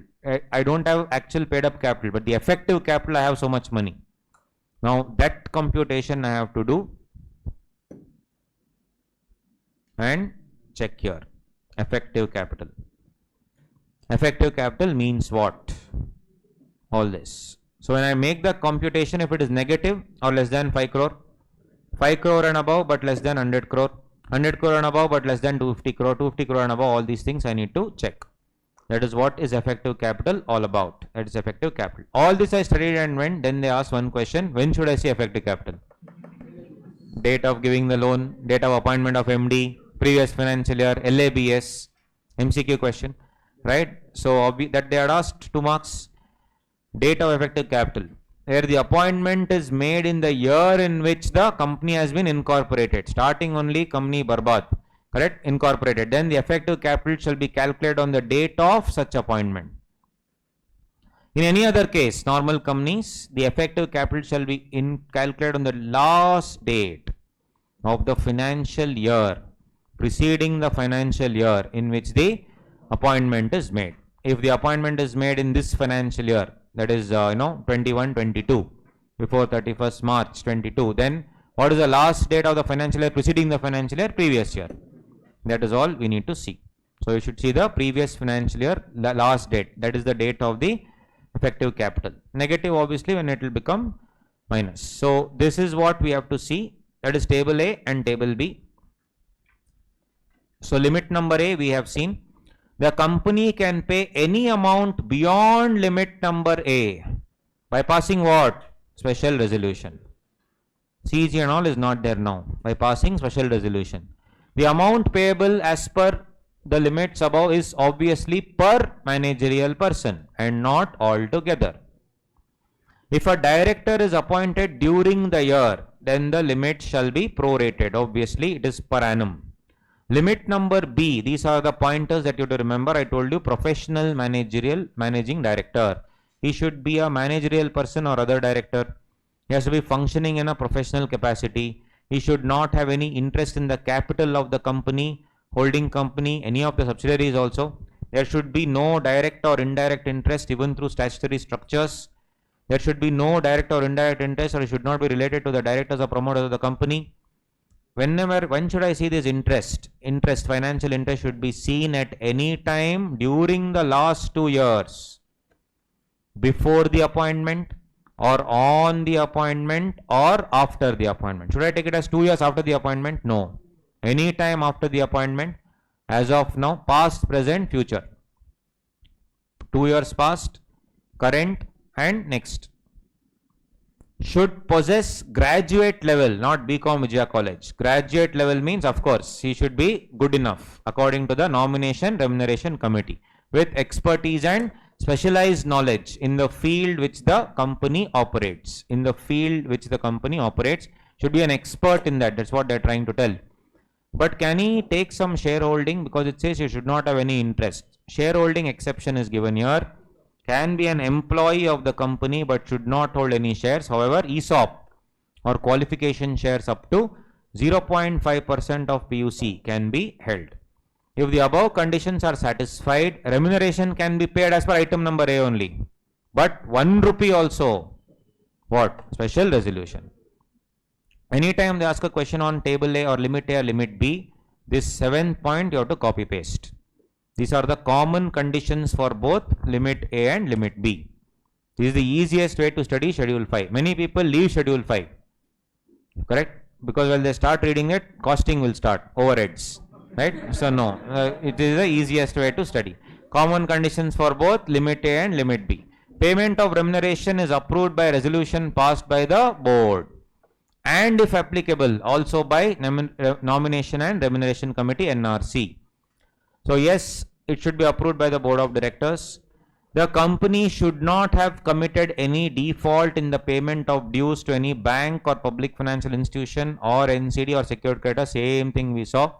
We've also seen before also, obviously default will be there. That's why I should take what? Prior approval. NOC has to be taken. Within the limits of limit number A, OR. Beyond the limits of limit number A, SR. Any remuneration as per limit number B, SR. We have already seen this. Remuneration time period covered. Yes, I can actually give you a full slab of 3 years. Like I can say, please work for 3 years. Your salary will be fixed for 3 years at this rate. They can give. And an explanatory statement along with the notice which has the following. This is called informed decision making process. Information about the company, information about the appointee, how much was withdrawing before, everything. And other information, why is the company not doing well, what are the reasons, how will I turn it around, all the details must be given. That is what it says. Then third one, as I told you, this you can leave, we don't have time, you can go through this. This is where CG approval is not required. Anyway, CG approval is not required for the full part 2. Mind you, so this is actually redundant, but in the exam they can ask you, they can just go through this, is nothing great. Section number 4, perquisites which are not included in managerial remuneration. Perquisites which are not included in till now we have told in 2 clause 78, everything is included, includes all perquisites. But here section number 4 specifically excludes these perquisites. For expatriate managerial person, expatriate, ex means out, pat means country, patriot you would have heard. So some fellow who is not in your country, has come from outside the country. Means if any foreign director has come to India to work here as a sales director or whatever the case may be, for him 6 perquisites are given. Correct? So for an expat or for an NRI, for an expat or an NRI who has come to work in India. Correct? So it happened with my distant relative. That fellow always wanted to go to Japan. He was dying. So they said, okay, they sent him to Japan. 3 years he was in Japan. He said, I'll live my entire life here. Next year he was transferred to India. Right? To handle. He was working in Sony there. Then they said, you handle one Sony branch here. From that day, it's been 7 years, dying here only. Yes. So if you see that for that such fellows, NRI. So perquisites not included in managerial remuneration. That is, yes. So for NRI who has come back here or an expat, 6 perquisites. For other fellows, 3 perquisites. Normal Indians. The following perquisites shall not be included in the computation of ceiling on remuneration specified in section 2 and section 3. Contribution to provident fund, superannuation fund, annuity fund, gratuity payable at a rate not exceeding half a month's salary, encashment of leave. So PF, gratuity, leave encashment will be extra payment, remuneration plus extra payment. In addition to the above, perquisites, an expatriate managerial person, including an NRI, shall be eligible to the following perquisites. Children education allowance. Then holiday passage for children studying outside India. This is only children education allowance is only for 2 children.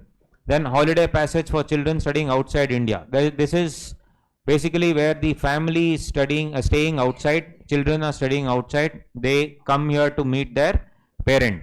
So that obviously I will give a holiday passage. So tickets will be provided to them, air tickets. Lastly, leave travel concession. So here during Christmas I cannot go to the snow park here. I want to see actual snow. So I will go to my family abroad. So that is called LTC, leave travel concession, where they are encouraged to go and spend their holidays, their respective whatever festival there in the country of their origin. So yes, they will get. So this is for NRI or an expat managerial person. So 6. When they ask in the exam, they'll ask you what is the maximum permissible remuneration. When they ask you like that, 100% most of us will forget this section 4. When I say maximum permissible remuneration, whatever we'll write this and come in the exam, 100% we'll write this and come, all the limits will write and come. It should be plus section 4. This is at least 1 or 2 marks will be allotted, we will not write this. The question will be maximum permissible remuneration. Maximum permissible will be 60 lakhs plus perquisites. 3 for Indians, 3 plus 3 for expat. Maximum permissible remuneration. Maximum permissible remuneration. So in every question, if you see this only they ask, what is the maximum permissible remuneration if the effective capital is 10 crores? We'll write this table, no problem. Plus this one is important.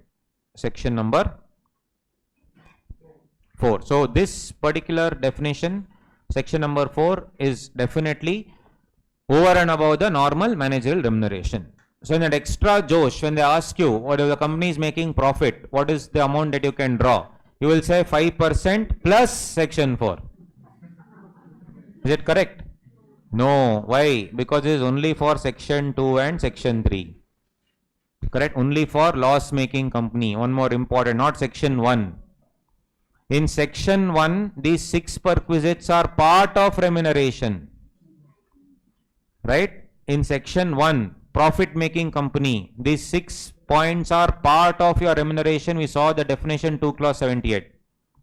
But here, section 4, it is not part of remuneration. That's why section 2 and section 3. All small points. Yes. So, then section 5, remuneration payable to MD in 2 companies. The beauty is if you are working in 2 companies, I told you sister concern, 203 subsection 3 third proviso. Can you draw remuneration from 2 companies or only 1 company? You can draw from 2 companies, but the limit should be only higher of the 2. Right? So if in 1 company the limit is coming up to 3 crore, in the other company it's coming up to 5 crore, you can't draw 8 crore. You can draw only 5 crore, but from both the companies you can draw amounting to 5 crore. That is this point. The managerial person shall draw remuneration from one or both companies provided that total remuneration drawn from the companies does not exceed the higher maximum limit admissible from any one of the companies of which is a managerial person. Part 3, provisions applicable to part 1 and 2 of this schedule. Same, we have already seen this. Special resolution is needed for only like 3 cases now. 1, age restriction more than 70 years. Second, beyond limits, remuneration beyond the limit of A, beyond the limit A. Correct? Even 1 rupee beyond whatever the limits that we have already seen. But as for the limit B is concerned, any remuneration. Apart from that, CG approval is needed for where special resolution and that more than 70 is not passed, but OR equivalent is passed. Equivalent ordinary resolution is passed, that is one part. Other one, if you cannot follow part 1 of schedule 5, then obviously it will come. The auditor or the secretary of the company, or where the company has not appointed a secretary, secretary in whole time practice shall certify that the requirements of the schedule have been complied with, and such certificate shall be incorporated in the return filed with the ROC. So this is regarding schedule number 5. Simple. Schedule number 5. Now before we leave, I just will finish off a small area. Say this schedule, the cluster 6, we will have to do it tomorrow because it is actually intricate and need your undivided attention. What we can finish off is that small thing, that cluster 8 onwards. If not here, I will do it in the chart book. It will be faster. Anyway, it's just a quick revision. So the same thing is given. Apart from that, this registered value, etc. You please go through. December 21, they had given a question on registered value. Actually, it was not at all a question on registered value. It was a question on penalty, right? So basically, they are tricking you by asking such questions where you will think it is one thing, but it is something else. It was a clear-cut question on other areas. So yeah, coming to this page number 139, few points. I will, we can do it from the chart material as well.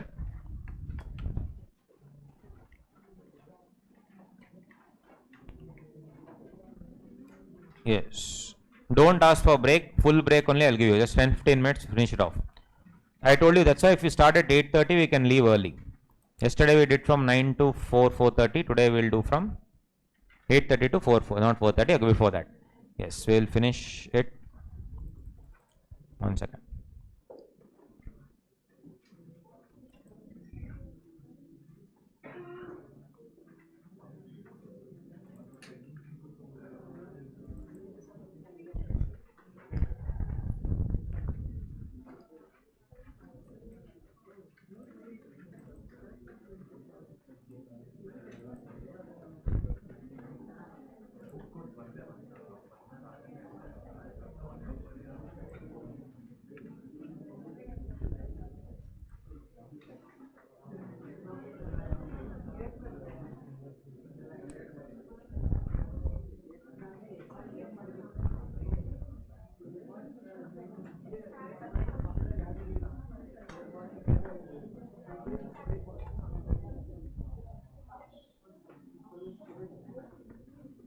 Cool.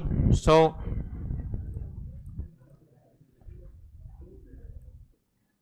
right. So 139 page number. This is all the mini cluster. In that Nidhi Company, I have already released the video, so other points you'll quickly see. NCLT, NCLT, special code, foreign company, and all this. Again, important. Generally, they ask in the exam. This is predominantly light. It's not, heavy duty stuff. Like that, I should tell and hold you back. That's why. Yes, but it is light. Don't worry. So, appeal from orders of the tribunal, section 421. Appeal to appellate tribunal. So, any person who's agreed by the order of the normal, NCLT, will go to the appellate tribunal. No, when order is made by the consent of all the parties, by both the parties, this is like a settlement agreement. If they have a settlement agreement, then there is no appeal that will go to the appellate tribunal. So if you see the normal chart here, NCLT should dispose it off within 3 months. NCLT should dispose of the entire complaint, etc. that they have received within 3 months. You can extend up to 90 days with the consent of President. President of India? No. President of what? NCLT. That is, then that is what it is. Then the principles of natural justice will be done, and within 45 days, of course, you can prefer an appeal. More than 45 days also, I will allow you to prefer an appeal if sufficient reasons are given. Then I will go to whom? NCLAT. Dispose of again within 3 months, extension of 90 days, and 60 days again, based on a question of law. 60 days, I can go to Supreme Court, and the Supreme Court can also 60 days from what day? 60 days from the date of receipt of the order, and Supreme Court also can allow you if it is beyond 60 days as well. Then as far as special court is concerned, anything where the imprisonment is less than 2 years, then these are all MCQ questions that can come. For special court provisions, anything which is less than 2 years, then I will have to go to the metropolitan or the judicial magistrate. If the imprisonment in the section is greater than or equal to 2 years, then the special court will be headed by a single judge, a one judge bench. He'll either be a session court judge. Session court is your criminal court, or an additional sessions judge nominated by the central government, and it will be recommended by whom? The Chief Justice of the High Court of that particular state in which that special court is established. Very, very simple. And detention provisions, can I detain a person? Yes, for 15 days a judicial magistrate can detain, and for 7 days an executive magistrate can detain. Now, as I told you, these are all MCQ questions that can come. Apart from that, nothing else. The same thing is given here also. Appeal to Supreme Court, all that is discussed. Then they also have, this is general powers of civil court that they have. Summoning, enforcing attendance, requiring production of documents. Powers of the civil court is now with whom? With the tribunal and the appellate tribunal. And the vacancy, right to legal representation, any party can either appear in person, or he can give a power of attorney and authorize his chartered accountant, company secretary, cost accountant, legal practitioner, etc.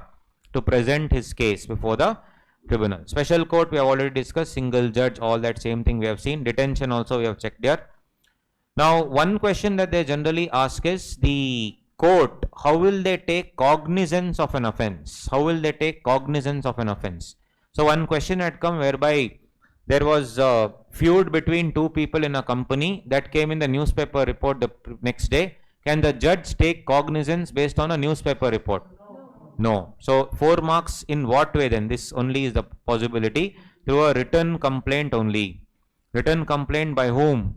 By ROC, or by any shareholder, or any person authorized by central government, or any person authorized by SEBI. If this involves issue and transfer of security issues, or if the company has not paid dividend, then these people only can give, and the court will take cognizance.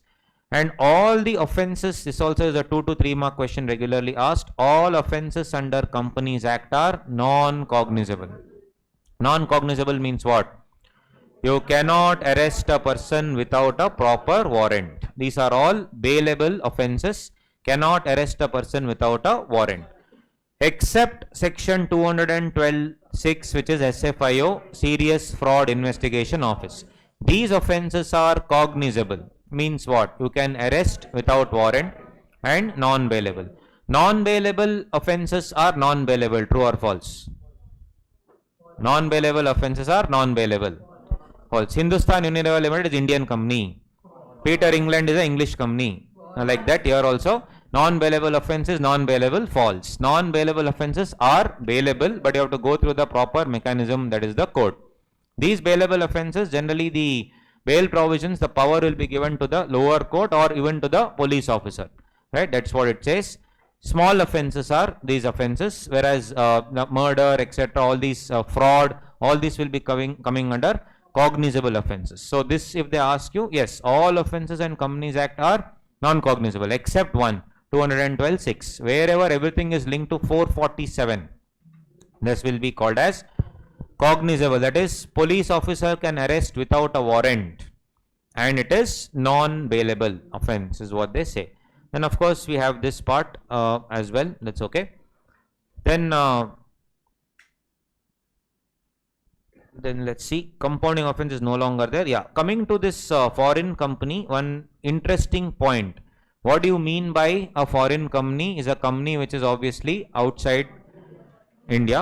I have just seen the important areas there, but one, there is something called as deemed Indian company that we need to understand. If citizens of India or any companies or body corporate in India is holding more than 50% of the paid up share capital, that is either equity or preference, in a foreign company, that foreign company is deemed to be an Indian company.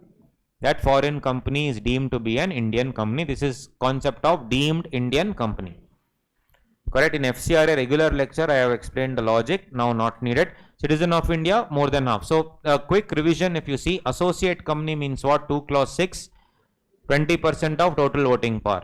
Subsidiary company means what? 2 clause 87, more than half of total voting power.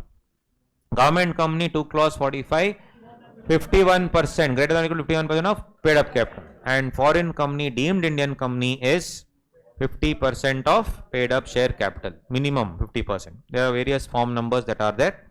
So if you see, yes, all this same thing, court to take offense and all that. Then in the old syllabus, once they gave one question, what is the Mediation and Conciliation Panel? People thought they are asking about Arbitration and Conciliation Act. Right? No, it is part of your syllabus only. They had asked 2-3 times actually. Mediation and Conciliation Panel under 442. Now mediation and conciliation, I told you, no, this is actually linked to this only. If you see here, second point of this, guys, come here. When order is made by the consent of parties, no appeal shall lie to the appellate tribunal. Generally, court will come, when you come to the court and say, they'll say, boss, it's such a simple issue. Why don't you go out of the court and settle? But then out of court settlement means there is a procedure. So you can either go to the Arbitration and Conciliation Act, provided the arbitration clause is inserted in the contract. Otherwise, why don't, many things, most of the problems can be discussed via communication. Correct? So why don't you discuss everything via communicate and discuss, is what they are trying to tell. So if you see here, it is why we have something called as a mediation and conciliation panel. Mediation means intervention of third party, that is outsider, in a dispute with the intention to resolve the dispute. While conciliation means the process of adjudication or settling the dispute in a friendly manner. This is a non-adversarial manner. Friendly manner. You would have heard this dialogue, amicable settlement. If you have not heard, you are hearing it now. Amicable settlement. Amicable means friendly, right? Through extrajudicial means. Extrajudicial means outside the court. Out of court settlement that you say, that is legally allowed under section 442. 4 marks they asked in the exam. The central government shall constitute the mediation and conciliation panel for mediation between the parties during the pendency of any proceeding before the tribunal. Panel should consist of such number of experts as may be prescribed. If you don't know the answer, write like this only. As may be prescribed. What is the fine? As may be prescribed. During proceeding, any of the following party apply for mediation? Yes, any party, and you can go and do it. So they will of course allow you to talk, mediate, and within a period of 3 months, they will give their reference and their decision, forward the recommendation, mind you, not an order, forward the recommendations to whom? To the central government, and then the issue will get closed. The theory question can come for 4 marks. Incorporate outside India, all these again we have discussed all that. Then some forms and procedure you need to figure out, guys. You read this much you read, more than sufficient. Everything I have given here, the changes, display of name, everything. And apart from that, There are certain miscellaneous provisions also that they ask, that is removal of names of companies from the register of companies. 4 marks like that, miscellaneous provisions will come. What is this? Strike off of name. How can you strike off the name of the companies? Is again that something that you will ask, they'll ask. But apart from that, you'll also get a questions, though it's CA inter-syllabus, it is linked to the strike off, etc. Dormant company. So what exactly is a dormant company? Dormant company is a company which is an inactive company. What is an inactive company? It is not carrying on any business, no significant accounting transaction from the last 2 years, or it has not filed annual accounts and annual returns for the last 2 financial years. Either that, or can you start a dormant company? Yes, if I have an intellectual property right which I want to hold on for a later use, I can start a, dormant company. So now the thing is, if I have not filed for 2 years, then I have to convert to a dormant company. Now if I have not actually gone ahead and converted my company to a dormant company, ROC will say then it's a sham company. You are only keeping the company active to do some money laundering activities. So they will say, they will send a show cause notice asking you why I should not strike your name off. So ROC, if they feel that you have not commenced operation only since 1 year, or if they feel that there is no business or operations in the preceding 2 financial years, then they can ask for a strike off. So let me show you here. These 4 conditions, again important. Company has failed to commence business within 1 year of incorporation. Company not carrying on any business for immediately 2 preceding financial years and not converted to dormant. That's why it says other than dormant. If you convert to dormant, no problem. Not converted to dormant. Third one, again is an amendment. Subscribers to memorandum have not paid the subscription amount and they have not declared also, no declaration within 180 days of incorporation. Under 10 capital A and all, you have to declare. You have to clearly declare about your registered office, all these things. If you have not done within 180 days, then it can be struck off. Physical verification of registered office revealed that company is not carrying on any business. Correct? So they have given an address. The ROC sends his officer. Address is pay and use toilet. This happened many times. You've seen Wolf of Wall Street movie. Yes. So the penny stocks are sold based on companies which are non-existent. So same. So you shall send a notice to the company requesting them to send a representation. Or also company on its own also can send if they pass a special resolution. And finally, what will I do? I will strike off the name. Strike off the name of the company is what they say. Then of course they'll also give you procedure of dormant company, how to convert. So there is a procedure you can go through. I've given in the notes also. One revision, interesting, if the annual accounts and annual returns is not filed for 2 years, this is also there in the summary book, not filed for 2 years, then you will have to go to the dormant route. If you don't go through the dormant route, then you are eligible to be struck off from the register. If this continues for 3 years, assume the ROC also has not struck off, continues for 3 years, then what? Disqualification under 164. Even if you have converted to a dormant company, you cannot sleep for 5 years. Dormant is inactive. If you are in inactive stage for 5 years, that also is a route for striking off of the company, and also it's a ground for winding up of the company under section 271. Comes under just and equitable ground. That's what it is. Then under 252(1), within 3 years, I can ask the tribunal to order restoration of the company. That is for certain areas under 252(1) clause. Within 3 years from the day you strike off the name, when the assets etc. nothing is there, within 3 years I can ask for restoration. But if the assets are still present and some creditors etc. are still affected by this entire thing, for that 20 years time is given. So one is 252(1), 3 years. Under 252(3), I can order restoration of any agreed person, member, creditor, workman, before expiry of what? 20 years. 4 marks question again that they have asked you, what are the companies which cannot be removed at all? First, listed companies cannot be removed, names cannot be removed, cannot be struck off. Vanishing company, only in Companies Act you can get these dialogues. Vanishing company. What is vanishing company? Harry Potter spell? No. What is that? returns, that is what, has not been filed for 2 years, both with ROC and SEBI, plus no registered office. Registered office only is not there. I somehow lift the corporate veil, escape, directors are absconding. This is called as vanishing company. Since I need to figure out what is happening in that, why, who were cheated, etc., I cannot strike off the name, I should keep it active. Wherever inspection investigation is imposed, then I cannot strike off. Any prosecution is pending under any law, cannot strike off. They have not paid charges, not paid deposits, cannot strike off. Section 8 company cannot be struck off because they would have taken money for obviously spending it. Lastly, if any compounding is pending, that fine or imprisonment compounding application is pending, cannot be struck off. Then they can ask you which of the companies cannot go for dormant status. Same, inspection, inquiry, investigation, pending, outstanding deposits, prosecution, any default you have made in paying the workman or statutory dues, listed company again. Outstanding loan, if it is there, you cannot apply for dormant status provided you have taken a NOC. NOC if you have taken, no problem. So that is the idea. So same thing here, given fraudulent application, appeal to tribunal, all this vanishing company, I have given the example. Then government company, we know what it is. Then this is again a very, very important chart. You have to remember punishment for fraud. 447.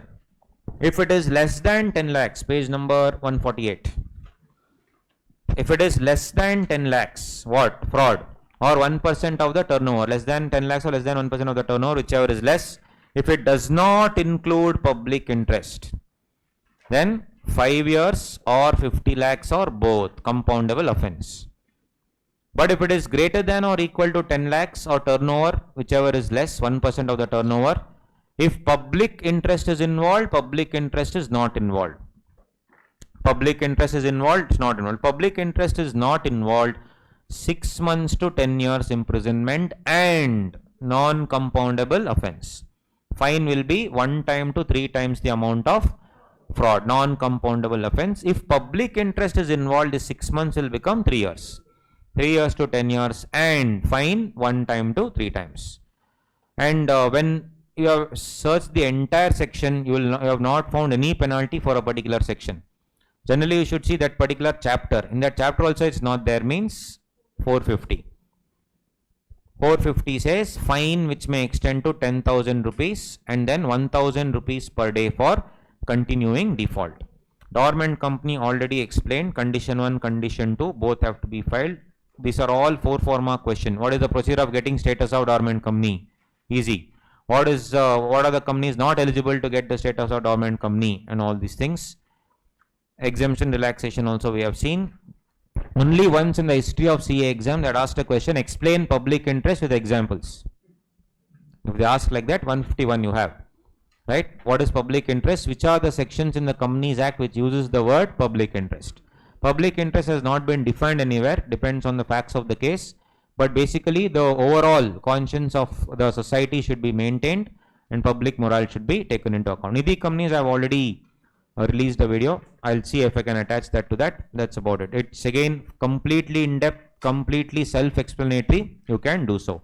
Drafting of resolution is something which in new syllabus they are not giving. Correct? But nevertheless, some important points are there. You can go through just 1 page important points. Just remember these points. No need to remember any of the actual drafting. These are some rules of drafting. New syllabus they are not asking.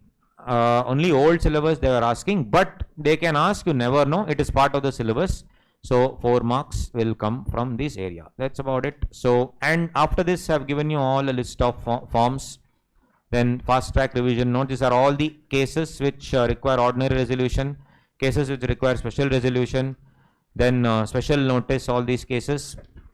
And predominantly what is important here, of course, would be the threshold limits. That is page number 168, one day before the exam, especially the ones which are in bold and italicized. Bold and italics, those are the ones which have been recently amended, like this one. Immediately preceding financial year. Earlier it was last 3 years and all. Now it is immediately preceding financial year. So please note those which are bold and italicized, especially those are the amendments which are there. Apart from that, all applicability of various committees. These committees are also very important. They'll ask you audit committee. They'll ask you nomination remuneration committee. Everything it's the same only actually. In the sense the threshold limits are the same. So please ensure that you study this carefully. Then this one, I mean, only the amendments maybe you can go through. Again, bold, italics and underline. 172 onwards. All these are amended from 24/3/2021. Those which are given only. So that you can, if time permits, you can go through, if you can remember. I personally would not suggest you to do so because it's very difficult to actually remember all this.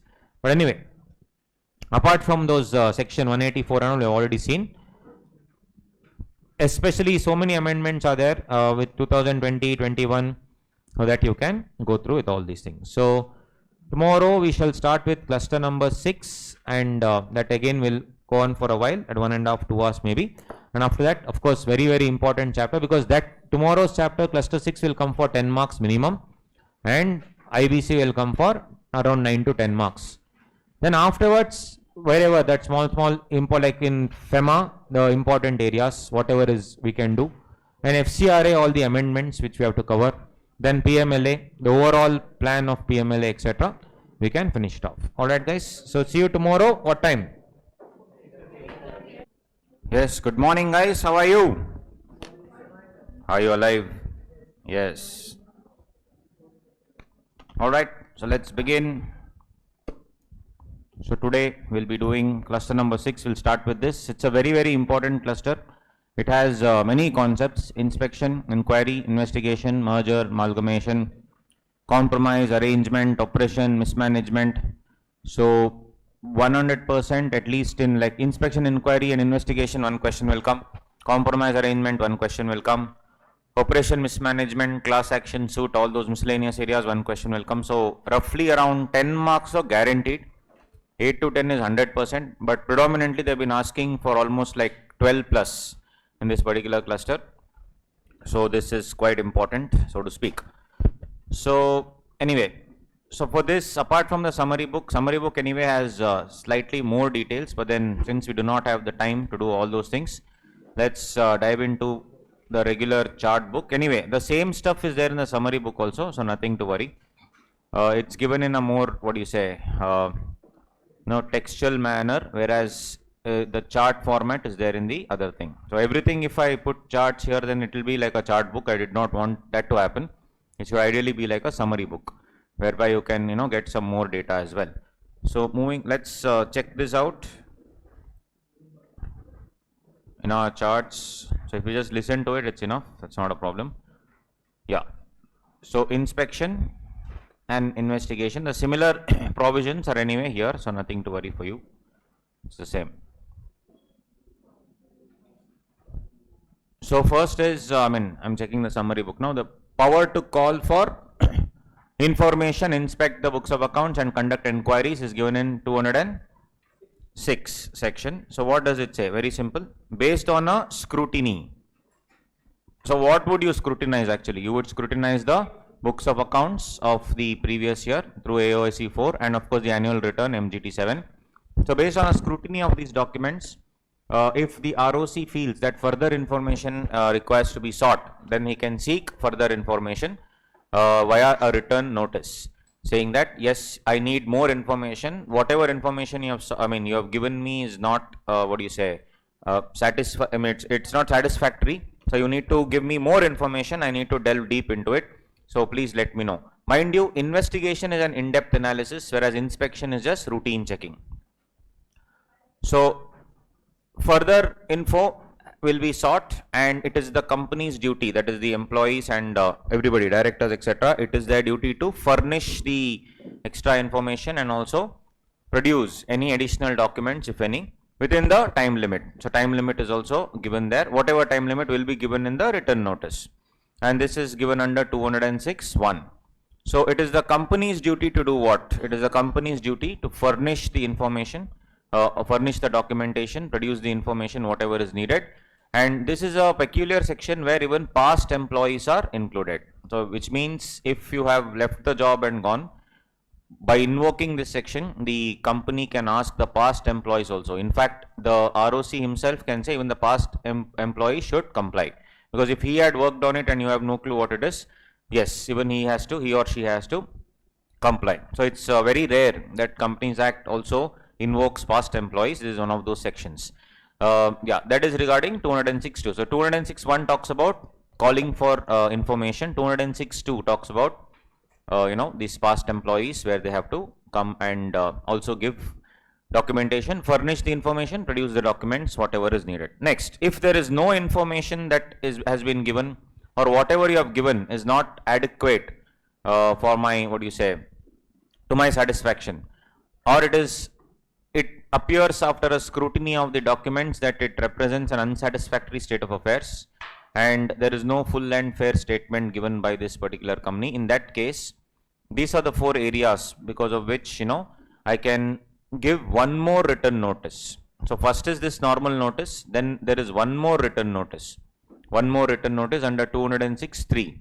So there, in one more written notice along with reasons, I can opt for what? Inspection of the account. So first it starts off with a mere scrutiny and calling for extra information, whereas later it will now go into inspection provision. So of course an inspector can be appointed, and basically I can call for the accounts again to inspect the accounts from a different, through a different prism of, inquiry. So directors, officers, employees, again, as far as employees is concerned, it is, as I told you, very rare that even employees are involved. Generally, they'll use the word officer or officer in default, or all officers of the company. But here they're using the word employees also.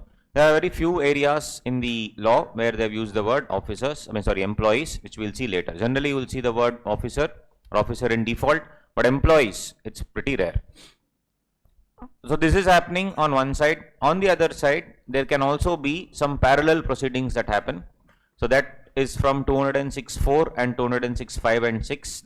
These are parallel proceedings where the ROC suo moto can obviously ask for accounts, that is inquiry. So this is one part of it. One part is based on a scrutiny. Apart from that, suo moto, based on some information they have received, voluntarily they can call for information.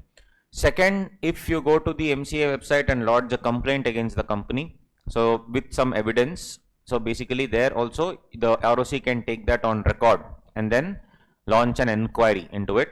Third one, the central government, based on a complaint that they have received, central government can direct the ROC to do so. So these are all the other provisions. Apart from that, there is again one more parallel proceeding. The central government can authorize any authority,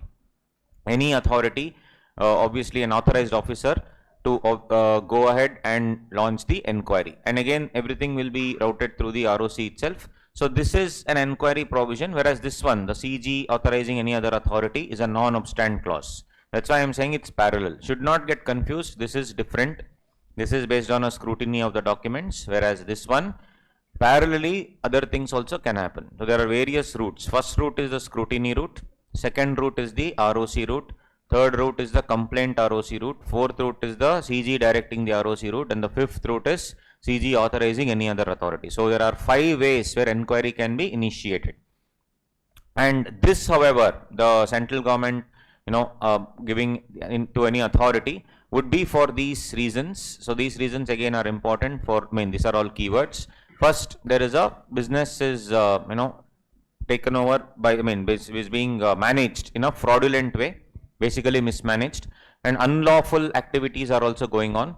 And none of the provisions of law, or few of the provisions of law, have not been complied with, non-compliance of provisions, and all the investor grievances, shareholder grievances continuously have not been addressed. That's the reason why anyway I'll launch a complaint. Now here, how will the CG get to know? The Act does not say. So in any high profile cases, generally the central government will come to know and then they will launch investigation. In my regular class, I've given you various examples. Let's not go into all those things now. So written order plus no reasons to be, here again, reasons need not be recorded at all. Just a written order would suffice, asking that, boss, look, I am now going into an inquiry. I'll inspect the books of accounts now. First it starts with an inquiry here, and then it goes for inspection, a routine checking. So what are the duties of the, company there? They have to produce the documents, furnish the information, and the officer, the inspecting officer, that is the inspector, so to speak, he can make copies of the documents and also place identification marks on all the documents. and that person has the power of the civil court. So if you see the summary book, of course, same thing, everything is given here only, parallel proceedings, fraudulent. Yeah, so these are the powers of the civil court: discovery and production of books and documents, summoning and enforcing the attendance. This generally a civil court will do. Now that power has been given to the inspector. So inspector here is like a quasi-judicial authority.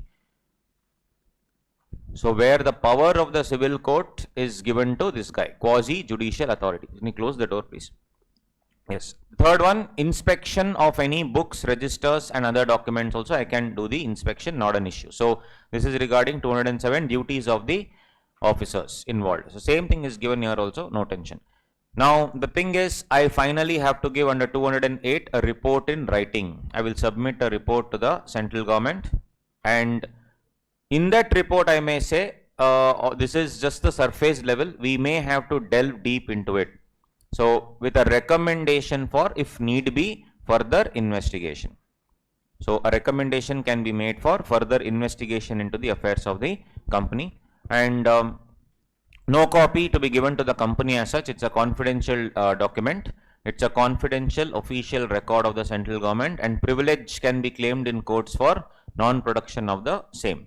So it's definitely privileged. Tomorrow if it goes to court, central government can say, no, I do not wish to reveal the details because it has far-reaching consequences. So you can claim privilege. Just like auditor's documentation, he can also claim privilege, but only if he has to save himself, he can produce it. Otherwise, he can claim privilege saying that, no, these are confidential documents. So that's how it is. Now, one more thing. Under 209, basically, if you feel, if an inspector feels he has reasonable ground to believe that the books and papers are likely to be what? Destroyed, mutilated, altered, falsified, secreted. So they are going to be likely to be, mind you, likely to be. So he doesn't know it's going to happen for sure, but he feels that it may happen, likely to be. So destroyed, mutilated means it is destroyed, or rather what you say, beyond recognition. I'm going to alter that. Alter, falsified, basically I'm making some dummy entries, or secreted, I'm hiding those books. If I feel that it is going to happen, because obviously when I have come for inspection, you are acting all cagey and then you are not giving the documentation, and I know that you also know that documents are somewhere. So if I know and I have seized the documents, but other documents you said it's not here, it's somewhere else. So if you are acting like this, immediately I understand that this can be done. So this, what can I do? I can enter and search the place and seize the documents for 180 days. Once they asked in the exam, 10 a.m. when evidence was filed before the inspecting authority, and immediately at 10:30 ended up in front of the gate and he seized it. Is it possible? No, because most important thing, you have to take the order from the special court. You have to take the order from the special court. Just like that you cannot go. Even if you want to seize something, search something, you have to take the order of the special court. Family Man season 2, if you have watched, that plane will be in the hangar. So this fellow will be, these two fellows will be loitering right outside waiting for the warrant. Without the warrant you cannot search. They know that the bomb is there inside, right? Without the thing they cannot do so. Obtain an order from the special court, right? Enter and search the place and seize the books. Seizure of such books and papers. Company to take copies of or extracts from such books or paper at its own cost. They can do so. Now next they can ask you how many days they will keep it. Of course you can keep it for 180 days. 180 days plus you can add 180 days more if extension 180 days can be done. So here 180 days, and you can simply write here only extension 180 days. Extension 180 days. Again with the order of the special court. 180 plus 180. That's how it is. That is regarding what? Inspection. That's all very simple. Inspection. So first it starts with inquiry. Then slowly it will move towards inspection, and finally the report will be given under 208, where the inspector will say maybe this requires investigation. Things are murky, it is not as clean as it seems to be on the outside, so require investigation. So basically investigation sections, there are these areas where investigation can happen. Section 210, 212, 213, 216, 219. These are the areas where investigation can happen. Investigation into the affairs of the company, 210. Investigation under 212 is the same as 210, but with monetary limits being very, very high. That is being done by SFIO, Serious Fraud Investigation Office. Serious Fraud Investigation Office. 213 is companies, investigation of the company's affairs in some other cases. 216 is investigation into the ownership of the company, and 219 is investigation into the affairs of related companies. So these are the 5 types of investigations that can happen, but the most important type of investigation would be 210. In the exam, if nothing is given, then you have to make it under which section? 210. There are certain keywords. If those keywords come, then other sections. If keywords don't come, then it is obviously under 210.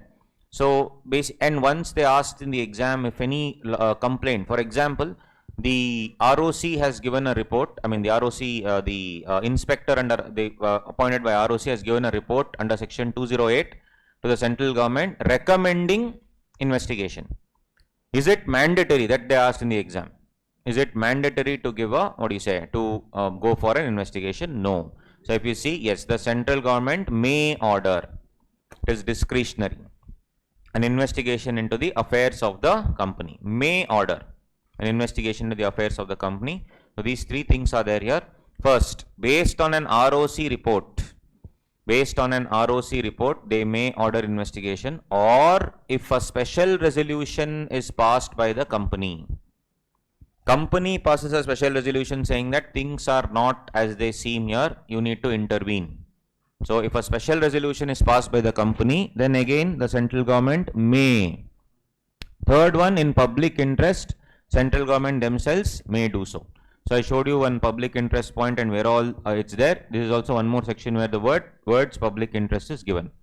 CG may order, it is discretionary. However, if the court or NCLT, based on some other order where there was a fraud case going on, breach of trust going on, they figure out that there is more to this company than it meets the eye, then they can order the central government to investigate.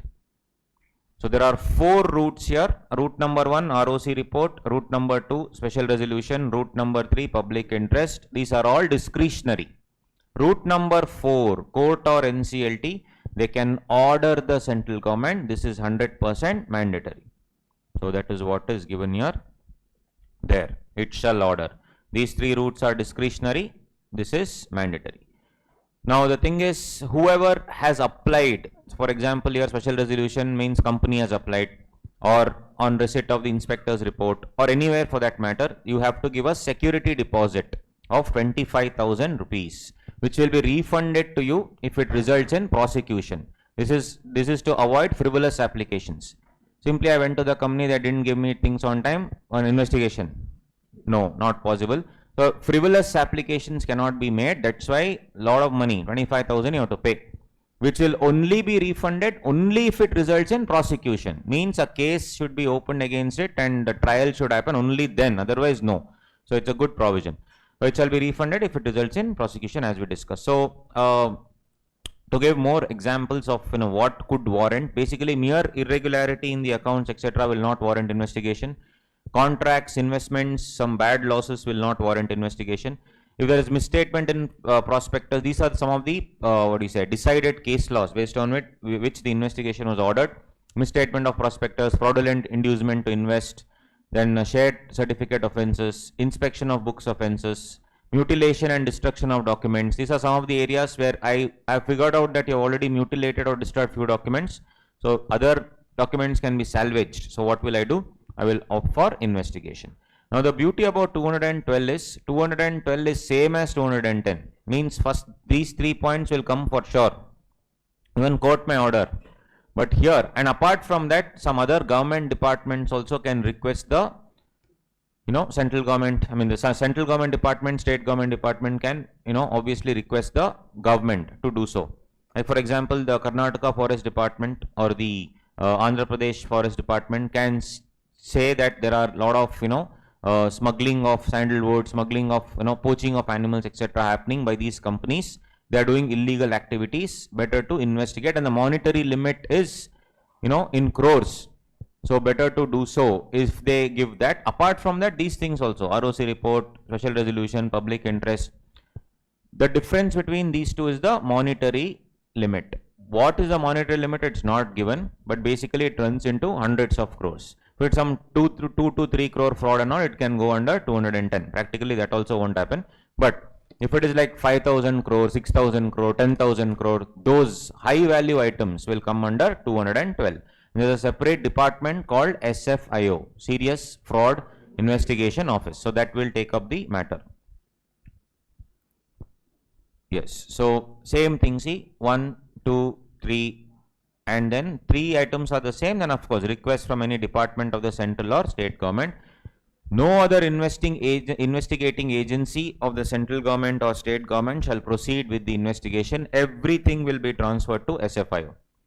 The SFIO shall submit the report to the central government. Company and its officers and employees shall be responsible to provide all information, explanation, document assistance to the investigating officer. So everything will be given to that particular thing. So arrest provisions of SFIO, what? Offense is cognizable, as already discussed yesterday. You can arrest without warrant, and it is a non-bailable offense. Now, this is a very peculiar point which is also there in section 45 of PMLA, similar point. The accused shall be released on bail or on his own bond only if.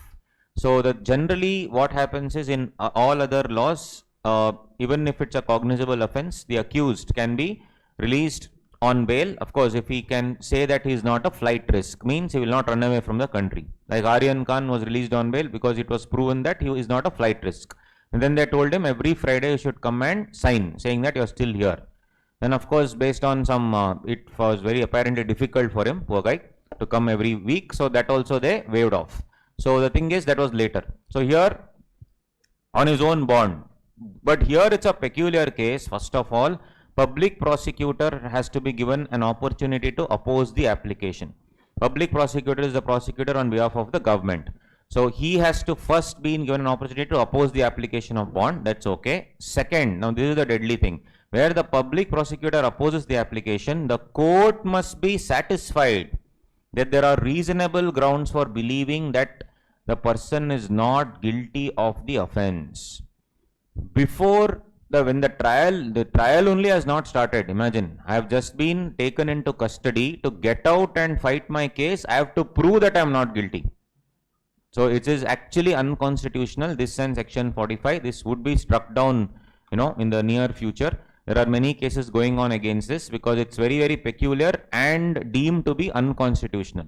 Every person should be given an opportunity to, represent himself for higher representation. For that, you need to get out of jail, or you need to be given some, freedom to some extent. Here, I have to prove before the trial only. That's the best part. I'm in custody. I have to prove that reasonably I'm not guilty. So that is little weird. That's why it's little important. Same given in section 45 of PMLA also. Then that is not likely to commit any offense while on bail. However, these provisions will not apply for these 3 people. This is also important. A person who is under the age of 16 years can be granted bail, or a person who is a woman can be granted bail. It is not 16-year-old woman and all, don't get confused. It is woman, because they had asked once, Miss Preeti, a 32-year-old lady, obviously Miss Preeti is 32-year-old lady only, no? So that they had asked, wants bail. Is it possible? Yes, because it says, so you shouldn't get confused there. The 16 2s, all that will happen there. Yes, so it is a or not and. Or it is a woman. Or is sick or infirm. Sick, of course, that person is unable to move. Infirm is completely incapacitated. So if that fellow is in the ICU, or he obviously is, basically he met with an accident, he cannot move, he is on a wheelchair, whatever it is, may be released on bail, if the special court so directs. So here again, special court has to direct. So this is one part of the story, bail provisions. This is the other part of the story where the above will not apply. So this is normal. They can be released on bail. No need to prove the second point. No need to prove this first part of the second point, not needed. Same guys, special court will not take cognizance based on some newspaper report and all that. It shall take cognizance of any offense upon a complaint in writing. Normal court that I showed you the other day, that will take cognizance how? Through ROC, through share or this thing, what do you say? Through that SEBI officer, that's separate. This is special court under SFIO. For SFIO cases, it will take cognizance only by a complaint in writing made by Director SFIO or any officer of the central government authorized by a general or special order. Then as far as arrest provisions are concerned, if any officer not below the rank of assistant director has reason to believe that any person has been guilty of any offense punishable herein, cognizable, no? Reason to believe is needed. May arrest such person and inform him of the grounds for such arrest. So you should obviously inform him why he is being arrested. Correct? And in the US, there is, obviously Miranda rights. You would have watched in the movies. Like you have the right to remain silent. Anything that you speak will be used in the court of law. All that is not needed in India. In India, hey, come to police. That's all. Over. So if you see, but you have to inform him of the grounds of the arrest, right? And within 24 hours, you need to produce. 24 hours, you need to produce to what? To a special court or judicial magistrate or metropolitan magistrate. You need to produce. In a place like Bangalore, 24 hours, correct? I am here, that is in somewhere in near Electronic City. Let's say the special court, assume, what to do? Will that also be counted? I am not joking, transportation is excluded. 24 hours excludes transportation time. Bangalore and all, it is needed. Yes, within 24 hours, produce to a special court or judicial magistrate or metropolitan magistrate, excluding transportation. On receipt of the investigation report, central government may direct the SFIO to initiate prosecution against the company and its officers or employees. Disgorgement also can happen. What is disgorgement? During the investigation, I have come to know that you have, looted the company properly. You have made lot of personal assets, lot of cash, lot of property. Can I take it over? Personal liability? Yes. Disgorgement means legally mandated repayment of fraudulent gains made by directors or officers. So there's disgorgement provisions also inserted in SFIO. It's called disgorgement. So coming to disgorgement, there are two types of disgorgement. One is under 212(14)(a). That is which section? This SFIO provisions based on SFIO inspector's report. Then next one is 224 subsection 5. That is the normal other things, other areas, 210 and all those things based on report of inspection or inspector other than SFIO. 210, 213, 216, 209 other things, other cases. So director or KMP or officer who has taken an undue advantage or benefit in the form of cash asset property. Cash asset property, CG will apply to the tribunal and order disgorgement. They will pass an order and there will be disgorgement of what? Which is repayment plus personal liability of the director or KMP. So disgorgement provisions are twofold: 212(14)(a), 224(5). Section numbers and all not needed, it's fine. So this is into, what do you say, 212 SFIO, Serious Fraud Investigation Office. And of course, what about the SFIO report? Will it be made available to public? Yes. In this peculiar case where under 212, you will also get access to the SFIO report. Generally, SFIO report, all reports are confidential, but in this case, report also will be made available to you. Generally, only charge sheet will be given in the usual sense of the term. Charge sheet, all the charges against you will be given. But in this peculiar case, SFIO, it runs contrary to the Code of Criminal Procedure, where you will also get the report as well. That is one extra point. Next, 213.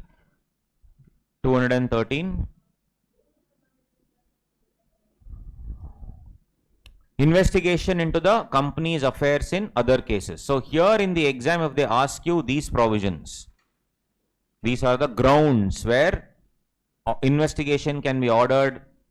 Where? Under section 213. So if they ask you like ROC report, or if they ask you special resolution, then you go to 210.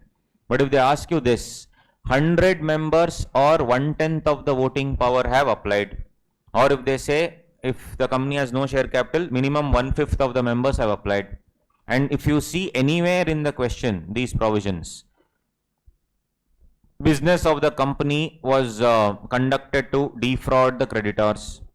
It was there for fraudulent or unlawful purpose. The conduct was in a manner oppressive to any member. And basically the persons concerned in the formation of the company, that is promoters, are guilty of fraud, misfeasance, other misconduct, and all these things. These are the words that you need to look out for. Then it will come under 213. So anything which speaks about 100 members did so, or 1/10 of the voting power did so, like that, if they ask, you should always be alert that it is not 210, it is 213. In these type of questions, it is the identification of the section is all that matters. Writing it is very easy. Identification is what matters, honestly. Yes, and then these are the keywords: fraudulent, oppressive, defraud, guilty of fraud, misfeasance, etc. After giving reasonable opportunity of being heard, the central government shall appoint one or more competent parties to act as inspectors to investigate the same. Again, their powers are the same: obtain information, they can preserve, produce, and all assistance must be given by the company. Custody of books already discussed, 180 plus 180. Examination on oath. So directors, officers, employees, I can examine everybody in case of other areas. But if it is section 212, then I need to ask the director. The director SFIO's permission I should take. Other cases, no problem. We'll discuss that in a while. Powers of civil court, we have already seen: discovery and production of documents and all these things. Now, then here, that's what we say. Apart from that, any other person also can do so in section 213 or otherwise. Now, the word otherwise appears to be suo motu also. But this again, any other person means what? Basically, it is the shareholders only. In NCLT 1, any other person also, if these evidences are there, that is, all these things: defraud, promoters, members have not been given all the information, especially with managerial remuneration, etc., then principles of natural justice will happen. If at all you are caught, if at all you are proven, it is proven guilty, then 447. 447. That is regarding 213. Last part would be what? 216, ownership of the company. Ownership of the company. So I have explained in class, there was this Rendezvous Sports Private Limited. This was a company which owned Kochi Tuskers team, and Dr. Sunanda Pushkar was actually the director of Kochi Tuskers, and there was, or rather, allegation that over 300, 400 sham companies were involved in routing the money, because she got a lot of money through this franchise, and it was given to the then member of parliament, Dr. Shashi Tharoor. I mean, it was an allegation which was investigated, but then they could not investigate because there were complex layers here involved, and the only person who knew about it was Dr. Sunanda Pushkar, who committed suicide, or it was a murder.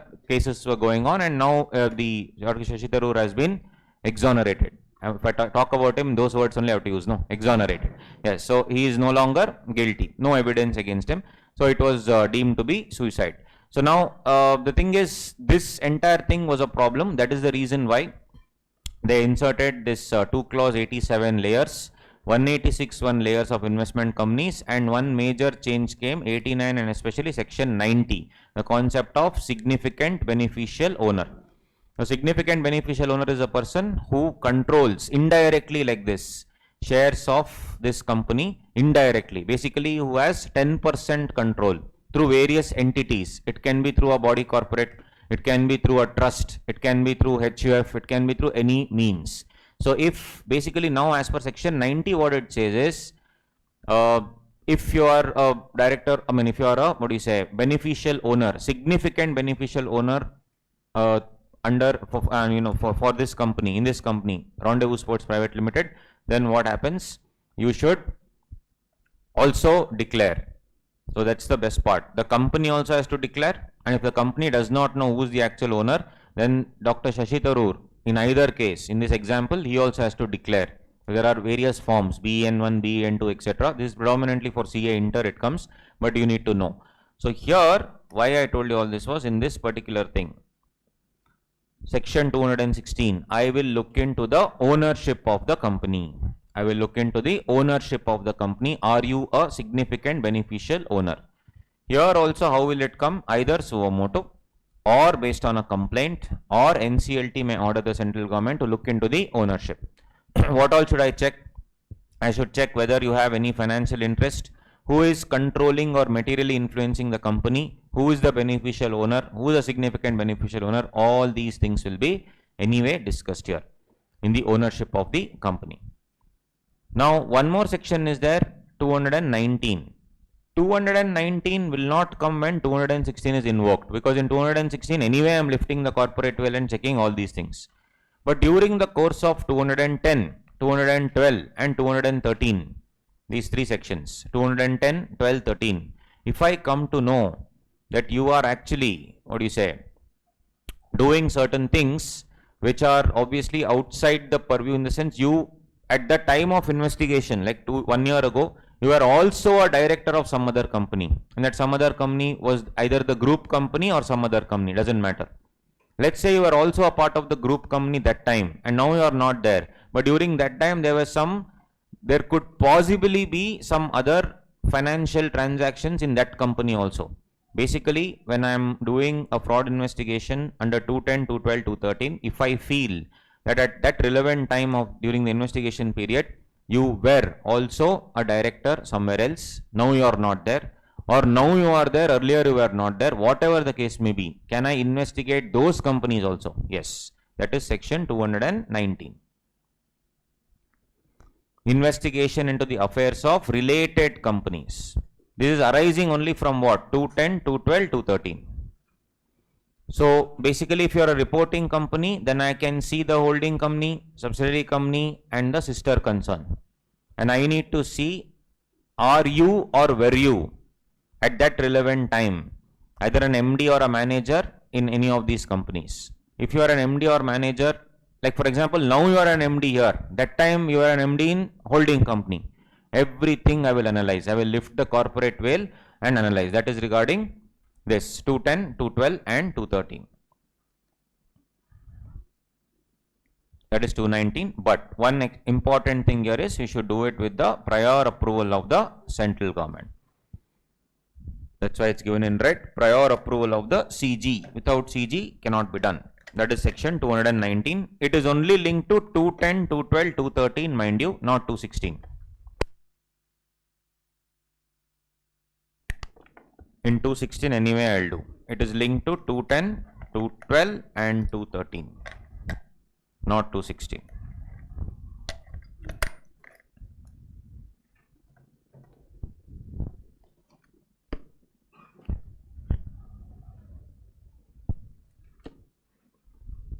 As far as investigation is concerned, then I can of course take the custody of books. Same, falsified, altered, mutilated, whatever it is. But here the interesting thing is I can keep it till the conclusion of the investigation.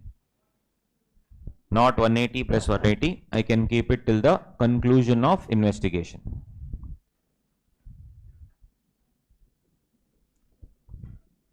Conclusion of investigation.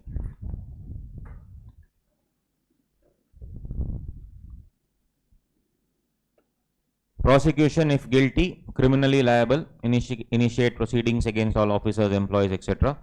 I can recover damages also, definitely, and I can apply for winding up, for claiming relief from oppression, mismanagement. All this can be done. So again, into the ownership of the company, we have already seen SBO, all that done.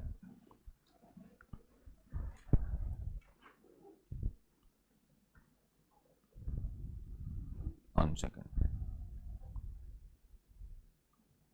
This was done. So if you see, I can take custody of documents, production of documents during investigation. I can just take custody. Custody is generally not like seizure. Basically, I'll say I'll go through these documents once. So that is 180 plus 180 anyway. Inspection anyway is 180 plus 180. But very interesting to know, in investigation, I can keep it till what? Not later than the conclusion of investigation. Special court permission is only needed for 209. In this 220, special court permission not needed. So here only you can write down variables. No special court.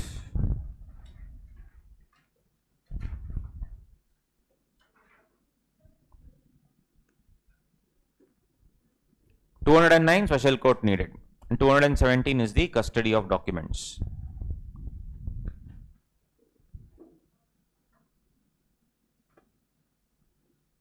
So again, where I am in connection with an investigation under 216, connection of an investigation under 216, when I am looking into the ownership of the company, I come to know that I need more information about the securities. And like for example, in that example, Shashi Tharoor is holding securities in various bodies corporate, which is in turn controlling Rendezvous Sports Private Limited. And I feel that he may now sell off all those shares to escape from liability. He is dumping all those shares. Immediately what I can do, I can invoke section 222. That is imposition of restriction upon securities. All the securities, I can impose restriction until the facts are ascertained. Saying what? The unissued shares or debentures shall not be issued. No voting right shall be exercised in respect of those shares. I know that you are holding 13%. It is frozen now. Freeze. Any transfer of those shares will be void. No right shares also shall be issued against that, and all these things. And how long can I keep this for? MCQ question, 3 years. 3 years. This is regarding the assets. I mean, that is, sorry, the securities. Assets is next 221. So here who all can apply? Who all can apply? Basically, if CG makes a reference to the tribunal or creditor having 1 lakh rupees outstanding against the company or any other person or based on any other complaint made by how many people? Member.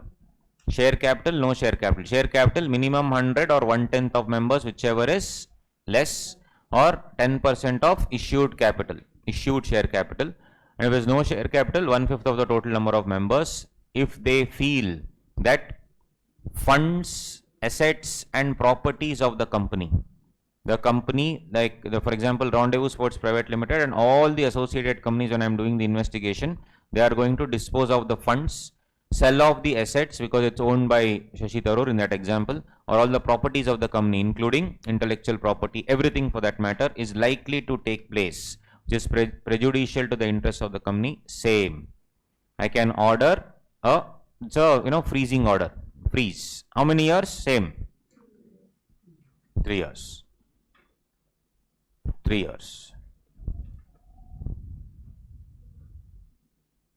Then what about protection to employees? Is there any protection to the employees? Yes. Now, if any whistleblower is there or during investigation, that person spills the beans. And I know that, he's still working in the company, investigation is going on, and the management comes to know that you have spilled the beans. Can they demote you? No. Can they throw you out? No. Can they, you can also falsely accuse also. You have not got a raise since 2 years. So what you will tell? Add masala to the entire thing and then tell everything. So that's why you should protect the employees also. You should protect the company also. So best way is to go to NCLT, right? So no person will be discharged, suspended, punished. Punished means what? Dismissal, removal, reduction in rank, that is demotion. Or you cannot change the terms and conditions of the entire contract to your disadvantage, means to his disadvantage and to your advantage, company, unless there is an application seeking approval. Application seeking approval within 30 days. Who should I ask? NCLT. 30 days. Now they asked in the exam once, NCLT you asked for 30 days, they did not reply. If they did not reply, does it mean they have accepted the reduction in rank, etc., or they have rejected? Yes. So very, very deadly thing. Silence by the tribunal is equal to acceptance of proposal. Silence by tribunal is acceptance of proposal. That's why it's in purple. That's an interpretation point. Yes. So the tribunal has any objection? Yes. Tribunal does not respond within 30 days. Company may proceed to take action.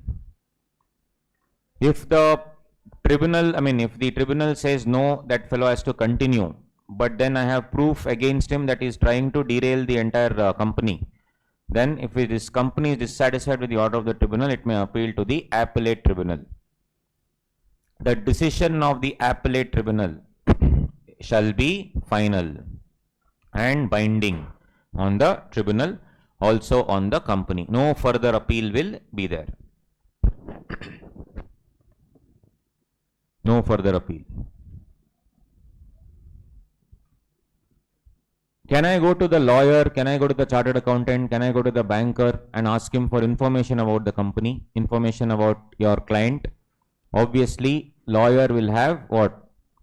Client privilege, confidential, attorney-client privilege. So obviously, the section grants professional immunity to legal advisors and bankers.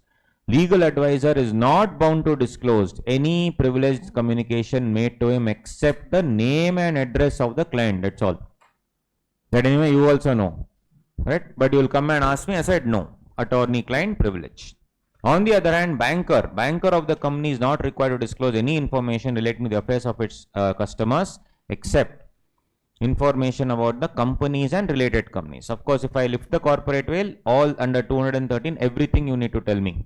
216, all the associated companies, everything you should tell me, but I cannot ask you anything beyond this. That's it. So whatever the investigation is going on, only those matters you can disclose. And for investigation of foreign companies, same thing will apply. As far as examination on oath is concerned, there are some other provisions. Examination on oath. Who can be examined on oath? 210, 212, 213, 216, 219.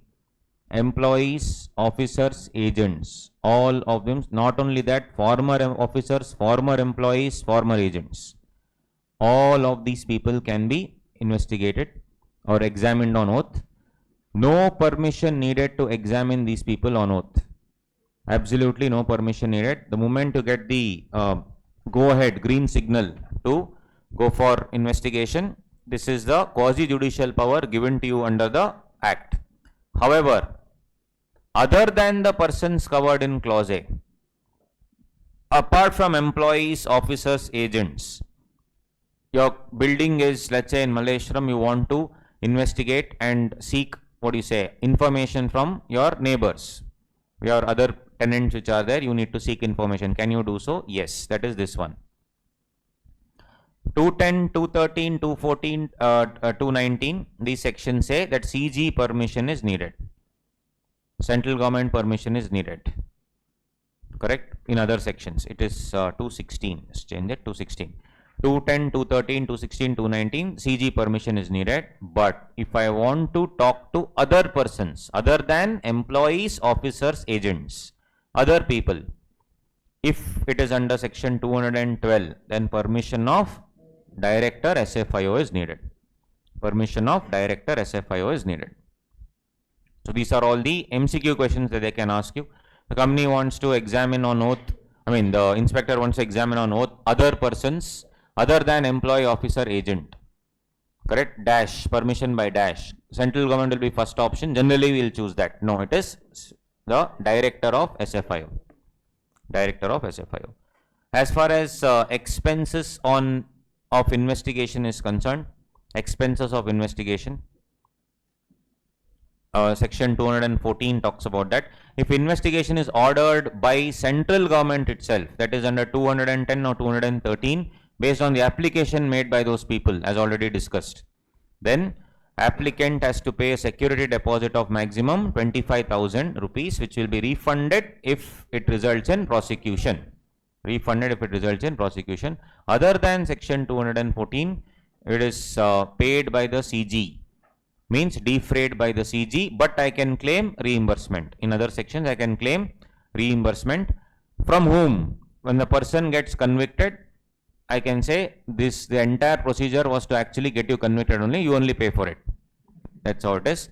Then section 224, again, if any action is taken under that section, same.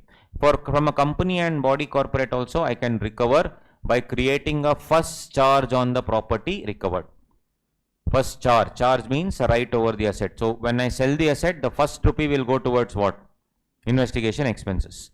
And if the investigation did not result in any prosecution, then obviously whoever has applied, I'll have to claim money from him only, because you wasted my time. All this investigation happened for 10-15 days, but then it didn't result in prosecution. They submitted all the documents, so no investigation, so you pay. This is expenses on investigation. All these are hidden hidden points which can be asked in MCQs. Then access to the report. Who can get access to the investigation report? As discussed, if it is SFIO, who, any person, any of us, I can just apply to the court. That's why I said it is available, in the public domain. I have to apply to the court, I will get it. Other cases, members, only these people can do so. Members, creditors, any person whose interest is likely to get affected, means if I am merging, if I am amalgamating with your company, I am doing my due diligence, I come to know that there are certain investigation that has happened, I want to see the report. Because if I don't see the report and then go for amalgamation, my interest will be affected in the future if something happens. So any person whose interest is likely to get affected, they can apply. How? They will apply to CG. Now all these things can be MCQ questions. For SFIO, apply to court.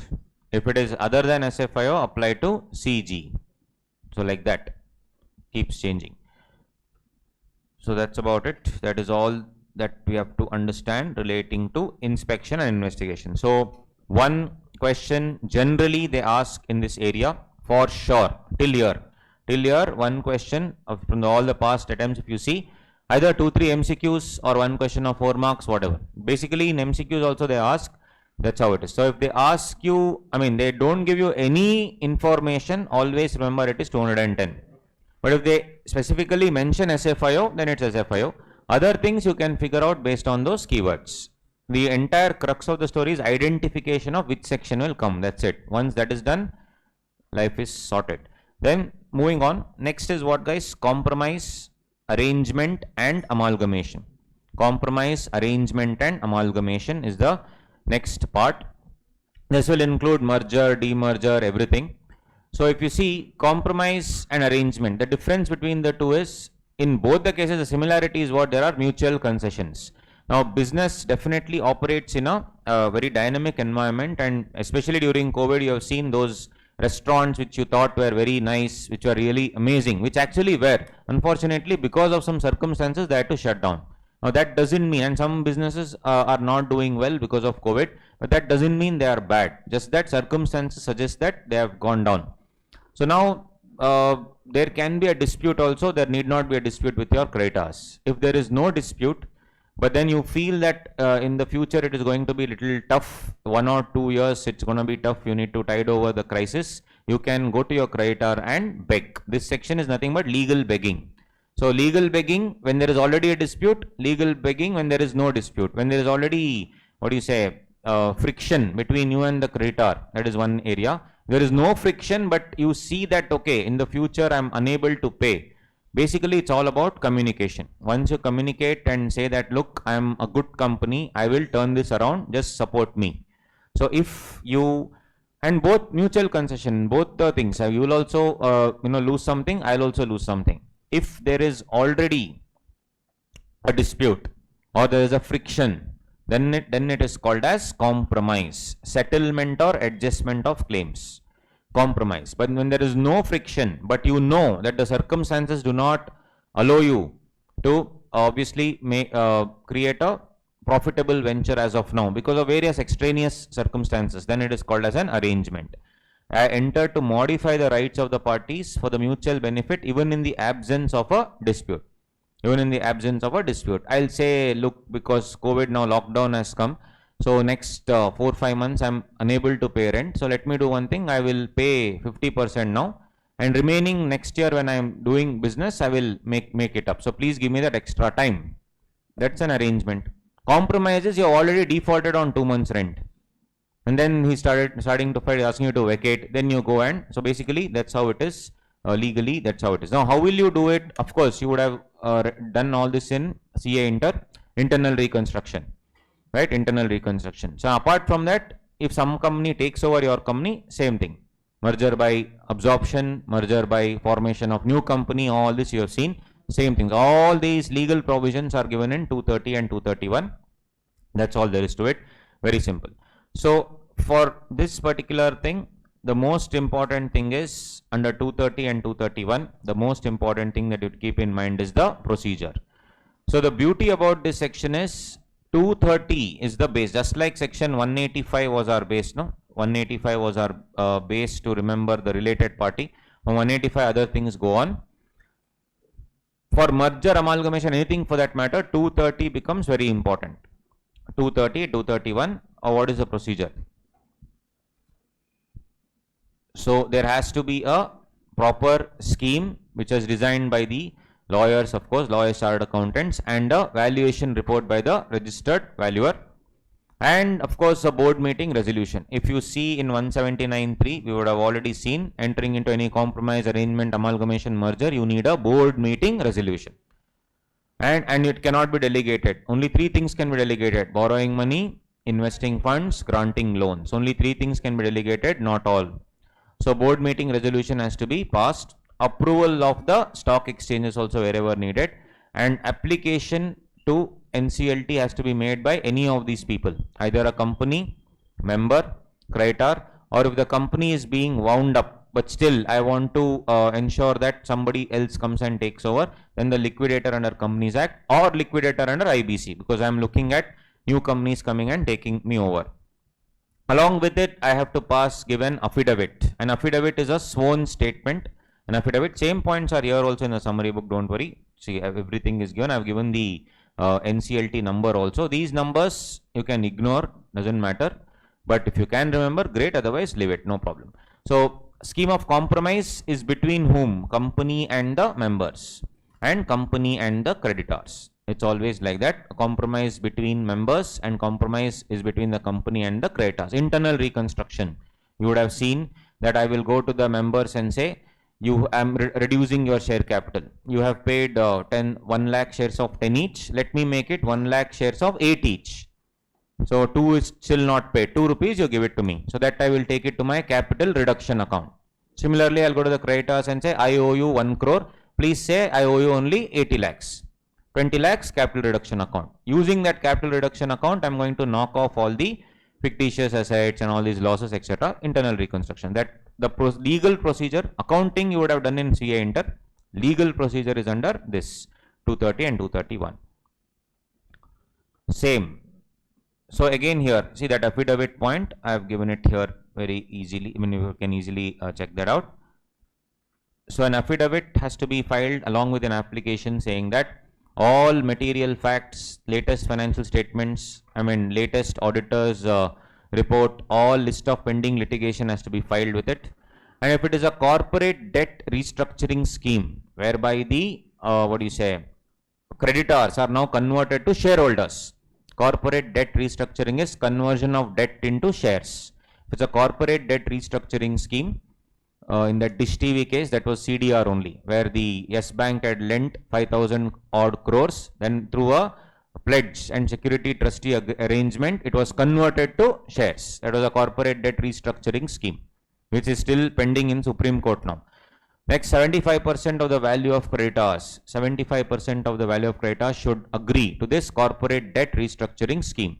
Apart from that, you should also say that the reduction of share capital under section 66 is anyway followed here. So no need to go to NCLT again under section 66. That is reduction of share capital. As I told you, though you have paid 10, I'll tell that you only paid 7. 3 rupees we can claim later. That's again mutual concession. So I should give a creditor's responsibility statement, and a liquidity test by the auditor saying that yes, the company will be liquid after this money is pumped in or after this reconstruction happens. All RBI guidelines compliance, and of course a proper valuation report. Same thing is given here in the affidavit point. Then guys, I should give a notice for the meeting. Who should I send the notice to? All the creditors and all the members, all the debenture holders of the company. How will I give notice? In 173 you saw. How? You should be which address in 173? Sir, 173 out of syllabus yesterday. 173. Yes, address registered with the company. Then 175 in India. Here you see address registered with the company, similar to that board meeting. Correct. Then you will have to give all these annexures, as I already told you. Valuation report, all the facts should be disclosed, explaining their effect on creditors, KMP, promoters, non-promoters. What can be the effect on KMP? I can tell them, boss, you reduce your salary. You are taking full on salary, you reduce it by 50%. That is their thing. Promoters, non-promoters, etc. Effect of the compromise or arrangement on any material interest of the directors and such other matters. Notice shall be published on the website also and sent to SEBI, and of course same newspaper advertisement, those two newspapers, same thing. The notice shall provide that the persons may vote in the meeting either themselves or through proxies or by postal ballot mechanism to the adoption of compromise or arrangement within 1 month. So I can give 1 month time. Apart from that, I should give notice to all the regulators in form number CAA 3. If you cannot remember it, it's okay. But this you have to remember. Central government, income tax authority, RBI, SEBI, ROC, stock exchange official liquidator. And if this is a compromise whereby a bigger company is coming and taking over, right? For example, Airtel is being taken over by Reliance, assume, deadly, and who will come? Competition Commission of India, CCI, Competition Commission of India, because it will create a monopoly, which would be, appreciable adverse effect on competition. So yes, and I have to wait for their representation within, I have to tell them that, boss, within 30 days you have to make a representation. No representation received is equal to no objection. No objection. Now the most important thing in this where they'll give problems is point number 7. Who will approve? How will they approve? Approval shall be done by majority of persons representing 3/4 value. Majority of persons representing 3/4 value. And also if such compromise is sanctioned by the tribunal, the same shall be binding on the company. But the first scheme should be approved by these people, majority of persons representing 3/4 in value. So that some interesting points I've given below. The scheme shall be approved by majority of members or creditors who are present either at the same meeting, or generally there will be different meetings. Meetings of members separately, meetings of creditors separately. They should also have 3/4 of value. And if you see here, majority of members of the company or majority of members present and voting, what do you think? What if you abstain? Members or creditors not present in the meeting or present in the meeting but remaining neutral are not to be counted. So I can take it as present and voting. The expression member, which includes a preference shareholder also, obviously, as such both equity and preference shareholders shall be taken into account. However, if a separate meeting of preference shareholders and equity shareholders is ordered, then the scheme shall be approved by preference shareholders and equity shareholders in their separate meetings. Preference shareholders generally do not have voting rights except these areas where in internal reconstruction their rights are affected 100%, they will get voting rights. One more area where cumulative dividend is not paid for 2 years, then they will get rights equal to equity shareholders. They will not be converted to equity shareholders, they will get rights equal to equity shareholders. Now again here, calculation shall be with reference to members and creditors attending the meeting and with reference to and not with reference to the total number of members. Majority in number, 3/4 in value. So if you see this illustration, I have given there very clearly. You can read that later. Anyway, so there are 600 people attended by 450. 210 members voted in favor. 180 members voted against. Remaining members abstained from voting. I also need not take that. So what should be the number, total number for the base? Yes, 210 plus 180, 390. Should not take 450. Only those attending the meeting should be considered. Yes. So share capital base should be how much? Obviously those who voted only, right? Whether for or against. Share capital base is 11 plus 3, 14 lakhs. Majority in number, majority of 390 and 3/4 of 14 lakhs have to calculate. It comes to 195 members having 10,50,000 shares overall. So if you see, since 210 members are already there, voted for the resolution, it has been approved. So an illustration to understand this. Then apart from that, filing of petition with the tribunal and orders of the tribunal, all these things.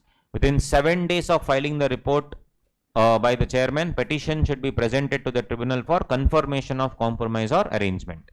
And they will look into all these things, whether arrears of dividend has been paid, have all the creditors been protected, all classes of creditors, various classes who have given like debentures, secured creditors, unsecured creditors, everybody, have they been protected or not? Compromise if it results in variation of shareholders' rights, if such that I am changing the voting power, etc., then I should obviously see whether it is prejudicial to the interest of those shareholders, and then finally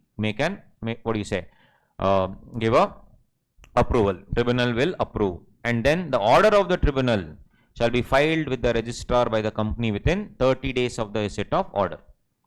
That's how it is. Then basically this meeting that I saw here, all this meeting, creditors meeting, etc. That creditors meeting, if I do not want to call, not the shareholders meeting, creditors meeting. Creditors meeting is not needed in which circumstance? When creditor having at least 90% of value agree and confirm by way of an affidavit to the scheme of compromise or arrangement. No need of creditors meeting, not members meeting. No need of creditors meeting if 90% of value,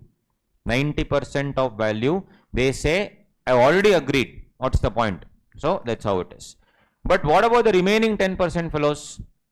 Or even majority number and 3/4 of value. Majority number is more than half, 3/4 and only 75%. What about the remaining 25%? They are called as dissenting creditors or dissenting shareholders, or dissentient creditors or dissentient shareholders.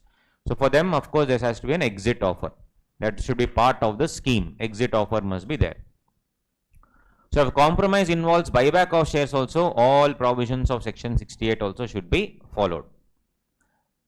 And it can also include a concept of takeover, whereby shareholders of another company can come and take over all the shares of this company. This we will see in the other section later. Again, member along with any other member holds not less than 3/4 of the shares can also apply for what? The takeover offer. That takeover will be purely based on report of a registered valuer, and separate bank account has to be given. So like basically members along with other members holding 3/4 of the shares, they will say that I want to acquire the remaining shares of the company. Now it's a compromise, so I want the remaining shares, and then we will enter into a compromise. So a takeover offer also can be given effect. For that remaining, like 3/4 means 75%. Let's say 80% have agreed for the takeover offer.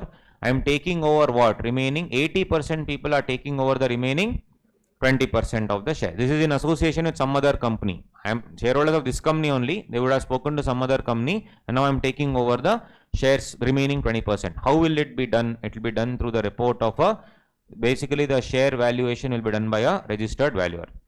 And to enforce that seriousness, I should open a separate bank account by such members, and minimum half of the consideration must be deposited there. These are certain new guidelines that have come along with the rules on 3rd February 2020. So you can just read this and go. Yeah, I have added that also. Power of tribunal to enforce the compromise or arrangement. The tribunal will not only approve but also enforce the compromise. How? They will obviously supervise the entire implementation even after it has been implemented, and give such directions in any matter with respect to any modification if it is to be done or not. So as you see in compromise or arrangement, and if they feel, guys, last but not the least, if they feel that this is not working out, this entire whatever compromise or arrangement that I have sanctioned now cannot be implemented satisfactorily because obviously nobody is following whatever was agreed upon, then the only thing that I can do is what? Order winding up of the company. On just and equitable grounds, I can order winding up of the company. Compromise and arrangement is nothing but internal reconstruction. No new company is formed in compromise and arrangement. New companies are formed in the next concept, mergers and amalgamation. So this cluster has 4 things: inspection, investigation, part number 1. Second one is this compromise arrangement. Third one is merger amalgamation. Fourth is operation mismanagement. Each of these areas, one question can come. So maximum 16 marks, or all put together around 10 to 12. So generally in the past 7-8 attempts, minimum 10 marks is coming. And IBC 9 to 10 marks. Then FCRA 6 marks. So these are all like sure shot. FEMA so much to study, 4 marks. Correct? The problem with our people, all of us, is whatever is not important, that only you want to concentrate. Right? I'm not saying don't concentrate on FEMA, it's important. But then your entire life is not FEMA. So rather than concentrating on FCRA, which comes for more marks generally, people will be obsessed with ECB. Those things are very small. That is important for 6D, definitely. But I'm not saying leave, no. But what I'm saying is when you have, let's say, 2 hours time, you would rather concentrate on cluster 6 than FEMA, is what I'm trying to tell. Because here the probability of questions coming are more, and definitely the weightage is more. And you would probably, if you have just 1 hour time, you would probably revise IBC than FEMA for that matter. Even PMLA used to come for 4-6 marks. Last attempt they gave almost 8-9 marks. So the thing is, even FEMA they can ask one attempt like that, 7-8 marks. You never know. But predominantly in the past 30 attempts you open and see, they only asked 4 marks. Now this attempt they can ask 10 marks. That is an aberration. But what I'm trying to tell is, you see the past. Obviously the history should be guidance for the future. We should obviously see that, okay, this is the weightage. Sometimes it can get skewed. But when you have limited time, cannot concentrate on those things which predominantly have been being asked only for 3-4 marks, is what I'm trying to tell. And they are also asking some red herring questions. Red herring means what? They will direct you towards something, question will be something else, like registered valuer. Nothing of that registered valuer was about registered valuer. It was about some penalty, 447 actually, right? That's what I'm trying to tell. Merger and amalgamation is the next part. So there are various, these are the 5 types of mergers that are there.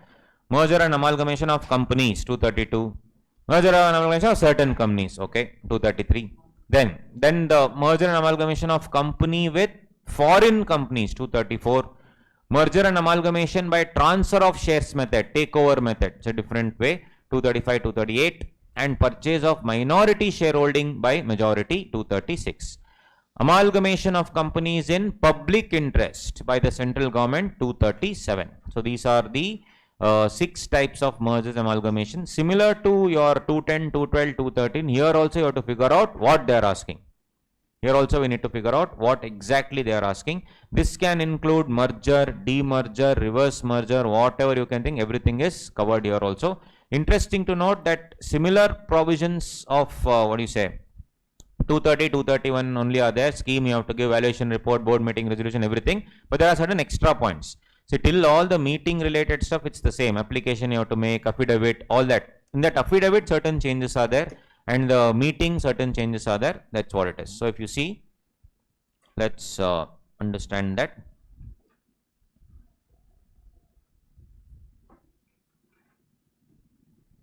So these are all the points that we have already seen. Procedure is, not exact copy paste, but most of the points, the first 4-5 points are similar, same as 230.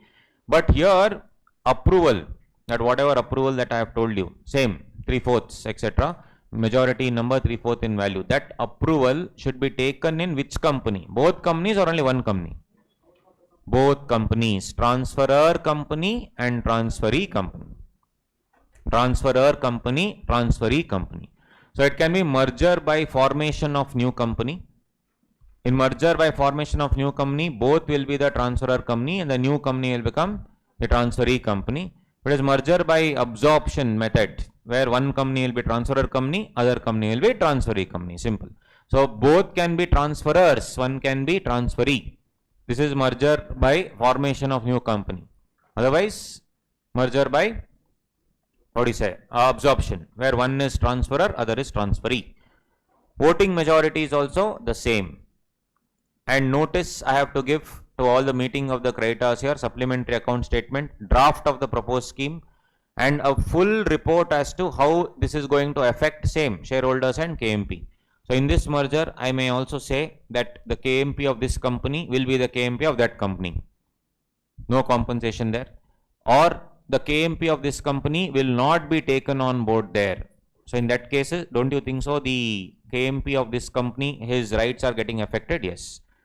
if he's a director, MD, whole-time director, etc., and is not being taken over in the new company, he will get compensation for loss of office. All those provisions must be there, is what I am trying to tell. Then of course, share exchange ratio, everything must be given. I have to make a petition to NCLT. They will fix the hearing date, advertisement in newspaper, and this particular takeover will provide for transfer of the entire undertaking, or it may involve transfer of property, liabilities. It may also involve transfer of employees. Is it mandatory transfer of employees? No. It's purely the right of the employees is what it is. So if you see point number 5, same thing guys, scheme shall be approved by majority, 3/4 in value, same. This also we just discussed, draft scheme should be given. Tribunal shall provide for all these things. This 7th point, tribunal should provide for what? Allotment or appropriation of shares. All the old legal proceedings will definitely continue in the new company. This is a concept of dissolution without winding up. Winding up is a procedure where you have all those sections where the entire process of bringing an end to the company is called winding up. Each and every point in that winding up procedure is called liquidation proceedings. And finally, when you strike off the name under section, 248 is different strike off. Yesterday we saw. Here when you strike off the name, that is called dissolution. The final thing is called dissolution. The beauty about this merger, that takeover, etc., is what? It is dissolution of the company without winding up. No need to follow any of the winding up procedures. So, foreign shareholders, if any, FDI norms, RBI guidelines have to be followed. If the transferor is a listed company, transferee is an unlisted company. So, basically, when it is being transferred to an unlisted company now, I also need to see all those things, and whatever the case may be, there has to be an exit offer for shareholders. Shareholders who do not like this proposal, there has to be an exit offer purely based on valuation. They'll take their money and they'll leave. The court order is binding. I cannot bring about a stay order against this if all the provisions are proper. Workers obviously cannot be compelled to shift. I cannot ask them to shift anywhere. It's just their choice. And section 202, no compensation for loss of office if you have already been appointed in the new company. Otherwise, yes. The power here is given in the act actually, and no insertion is needed in the MOA. So if the power to amalgamate is not given in the MOA, it's absolutely okay. This is a power, statutory right given under the law. Anybody can amalgamate, anybody can go for a merger, no problem. So these are some of the points with respect to merger. All that is given here. Of course, you take the certificate from company's auditor as well, binding effect, service of workers, compensation. So 2 extra lines I've given here for you to go through. Same, everything is the same. Now they can ask you, what is the effective date of the merger? What is the effective date of the merger? In that scheme, they would have given a date called as the appointed date. So that appointed date itself will be the acquisition date. And then everything will be for date of control, transfer of control for the purposes of conforming to what? Accounting standards, including Ind AS 103, business combination, all these things.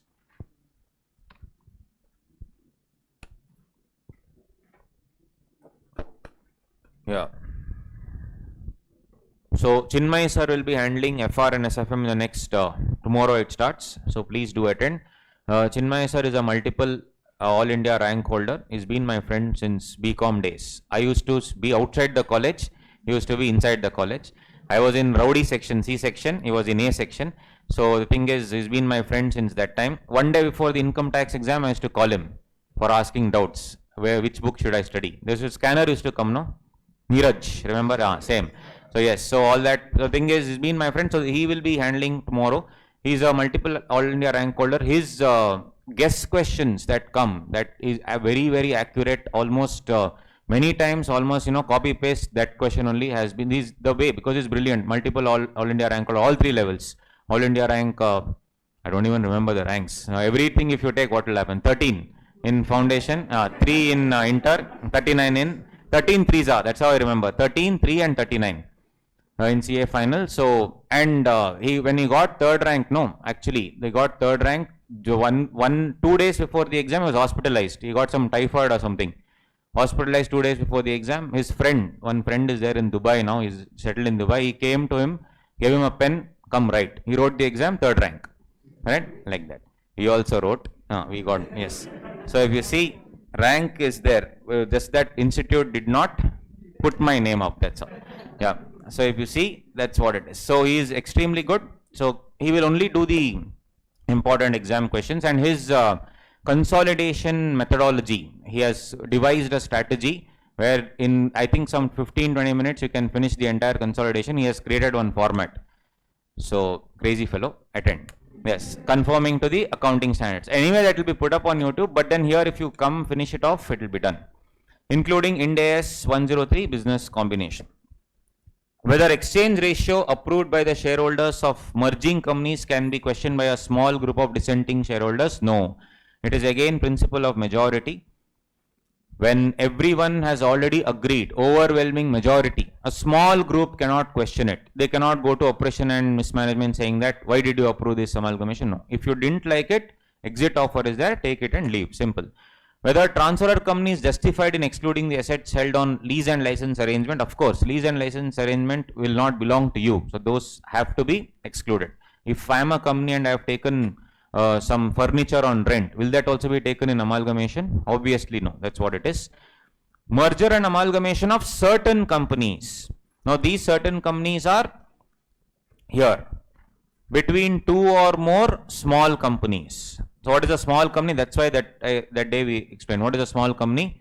Private company where paid up share capital less than or equal to 2 and yes, 20 crore. And between a holding company taking over its wholly owned subsidiary. Holding company taking over wholly owned. During this COVID, etc., Apollo was one company, Apollo Healthcare, then Apollo Home Healthcare also was there. They merged everything because now everything was work from home. So why have separate things? For economies of scale. If you read the entire document, you'll come to know holding company and its wholly owned subsidiary. It's a shortcut method. Small companies, I will not waste time going through all those procedures that we discussed now. Holding company, they are taking their own wholly owned subsidiary, right? So there is no point in going through those again. And then third one, such other classes of companies as may be prescribed. That what is prescribed now? Between 2 or more startup companies or 1 or more startup company with 1 or more small company. So startup, a startup, there is a definition, right? It should be scalable business model. If you have a Pani Puri stall, that's not called startup. In Bangalore, that's the problem. We are waiting in the traffic, we see here and there, we start up. And everything, it's a startup capital of the country apparently. So that's the issue. So the problem is everything is called a startup. So I just met a student, what are you doing? Startup. What did you start?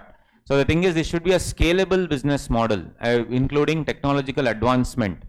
Just opening a restaurant, momo shop is not startup, with all due respect. Really, because you cannot use the word so loosely. There is a definition where it says technological advancement, employment creation, scalable business model. It can be scaled up to such an extent that, it will go across India. So that is what startup is. So if I now merge 2-3 startups, of course, and as you know, in 2021, there are so many unicorns were there, which was not there in the past. Whatever we did in the past 10 years, all that put together, last year only there were so many unicorns. I think 20 plus or something. Yes, so if you see, that's what it is. So yes, that's the reason why this they have inserted now. This is the thing which is prescribed between 2 or more startup companies or 1 or more startup companies with 1 or more small company. In a startup, every year it should be less than 100 crore. Right? That's what it is. Now, the turnover. Basic conditions. Again, here it's very simple, guys. All you need to do is few basic stuff you need to figure out. Transferor company or companies in the transferee company shall issue a notice of the proposed scheme inviting objections or suggestions, if any, from the registrar and official liquidator. That scheme I will ask for, I will place it before ROC and tell if you have any objections, kindly raise the objections. And here the approval is not 3/4 and all that. What is the approval? Class of members at a general meeting holding at least 90% of the total number of shares or 90% of total value of creditors. 90%. And I am merging here for economies of scale and not to take over some insolvent company. No, that's why I have to file a declaration of solvency saying that I am doing it for synergy benefit, not for some, taking over a loss making company. Then scheme I need to file and objections will be raised and I have to listen to all those objections, etc. within 30 days. If no such communication is made, it shall be presumed that no objection to the scheme is there. CG will, recommend. So basically they will go through all these things. The central government, after receiving the objections or suggestions from that ROC, or for any reason is of the opinion that such a scheme is not in public interest or not in the interest of creditors, it may file an application before tribunal within a period of 60 days of the receipt of the scheme. So first I will go to the ROC, seek objections, then it will go to the CG. CG only will approve. If they feel it is against public interest, then they'll say go through the longer route. They will not reject it. They'll say go through the longer route. Which longer route? 232. Go to 230, go there, don't come to this section. Tribunal may direct accordingly. Then same, if at all it is approved, same thing will happen. Same assets and liabilities will be transferred, dissolution without winding up, charges will continue, legal proceedings will continue. Then the old company shares will be cancelled. And if at all there is any revised authorized capital fee, both companies merging, the authorized capital fee will increase, I have to pay extra stamp duty, that I have to pay. So between 230, 232 and 233, this is amalgamation or merger. This is called fast track merger, 233, whatever we saw now. Approval is what? NCLT. Here approval in by CG. NCLT only in rare cases if they feel something is amiss. Then majority in number and 3/4 in value. Here it is 90% in value. Many authorities approval needed. We saw ROC, SEBI, so many CCI wherever needed. Here only objection or representation of ROC or official liquidator. Lengthy procedure. Here it is usually it gets over practically in 6 months. That's why it's a shortcut method. 233. So you need to see in the exam what they are asking. If they say a private company with paid up capital 1 crore wants to merge with another company with turnover 10 crore, don't go to 232. We have to write 233. Indirectly they can ask like that. If a startup wants to merge with a small company, indirectly they'll ask 233. Should not get confused, right? So 230 and 233. Merger and amalgamation with a foreign company. This is same as 232, no change. Very simple, same as 232. Only thing here is I need to take the prior approval of RBI. And the purchase consideration can be paid either in cash or in depository receipts. If I want to pay ADR, GDR, I can pay in that. That's it. Apart from that, same, no change. One extra point, prior approval of RBI. FEMA regulations have to be followed.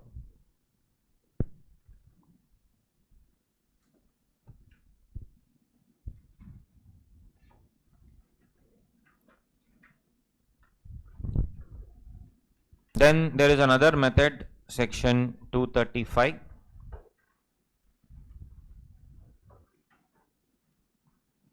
And 238. 235 and 238 is called as a takeover method. It's a different provision. So basically I cannot just do a hostile takeover. I cannot take over 100% of your shares just like that. There has to be a mechanism. It is not possible that I'll take over everything. At the end of the year, everything will be transferred. Book entry is passed. No, it's not so simple. Practically, it's not possible. So this method, 235 and 238, rather than going to NCLT, this is a method of negotiation and agreement. So in this method, 235 and 238, NCLT is not at all involved. No NCLT is involved, only through what? Negotiation. Creditors are also not involved in reconstruction. Their interest is also not affected. It is only takeover of shares. So this method is called obviously takeover method, takeover of shares.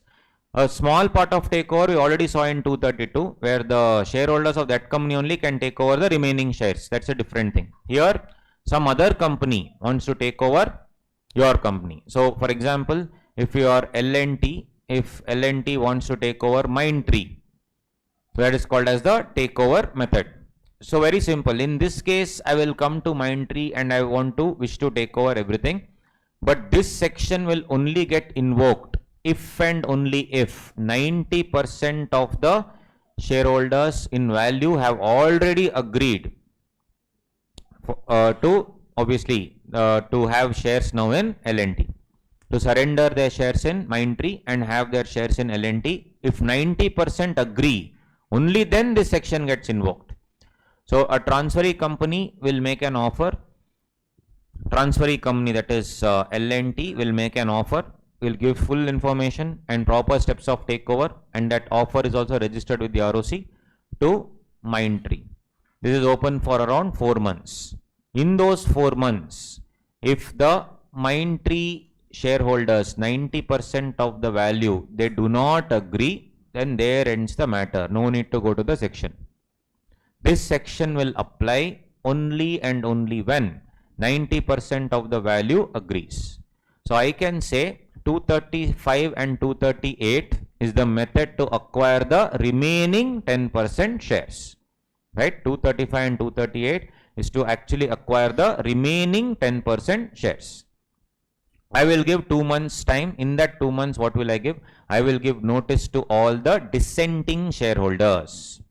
Who are dissenting shareholders? Who refuse to transfer the shares and who have not given any assent.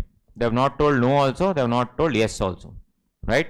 They are playing hard to get. Right? So these people are called what? Dissenting shareholders.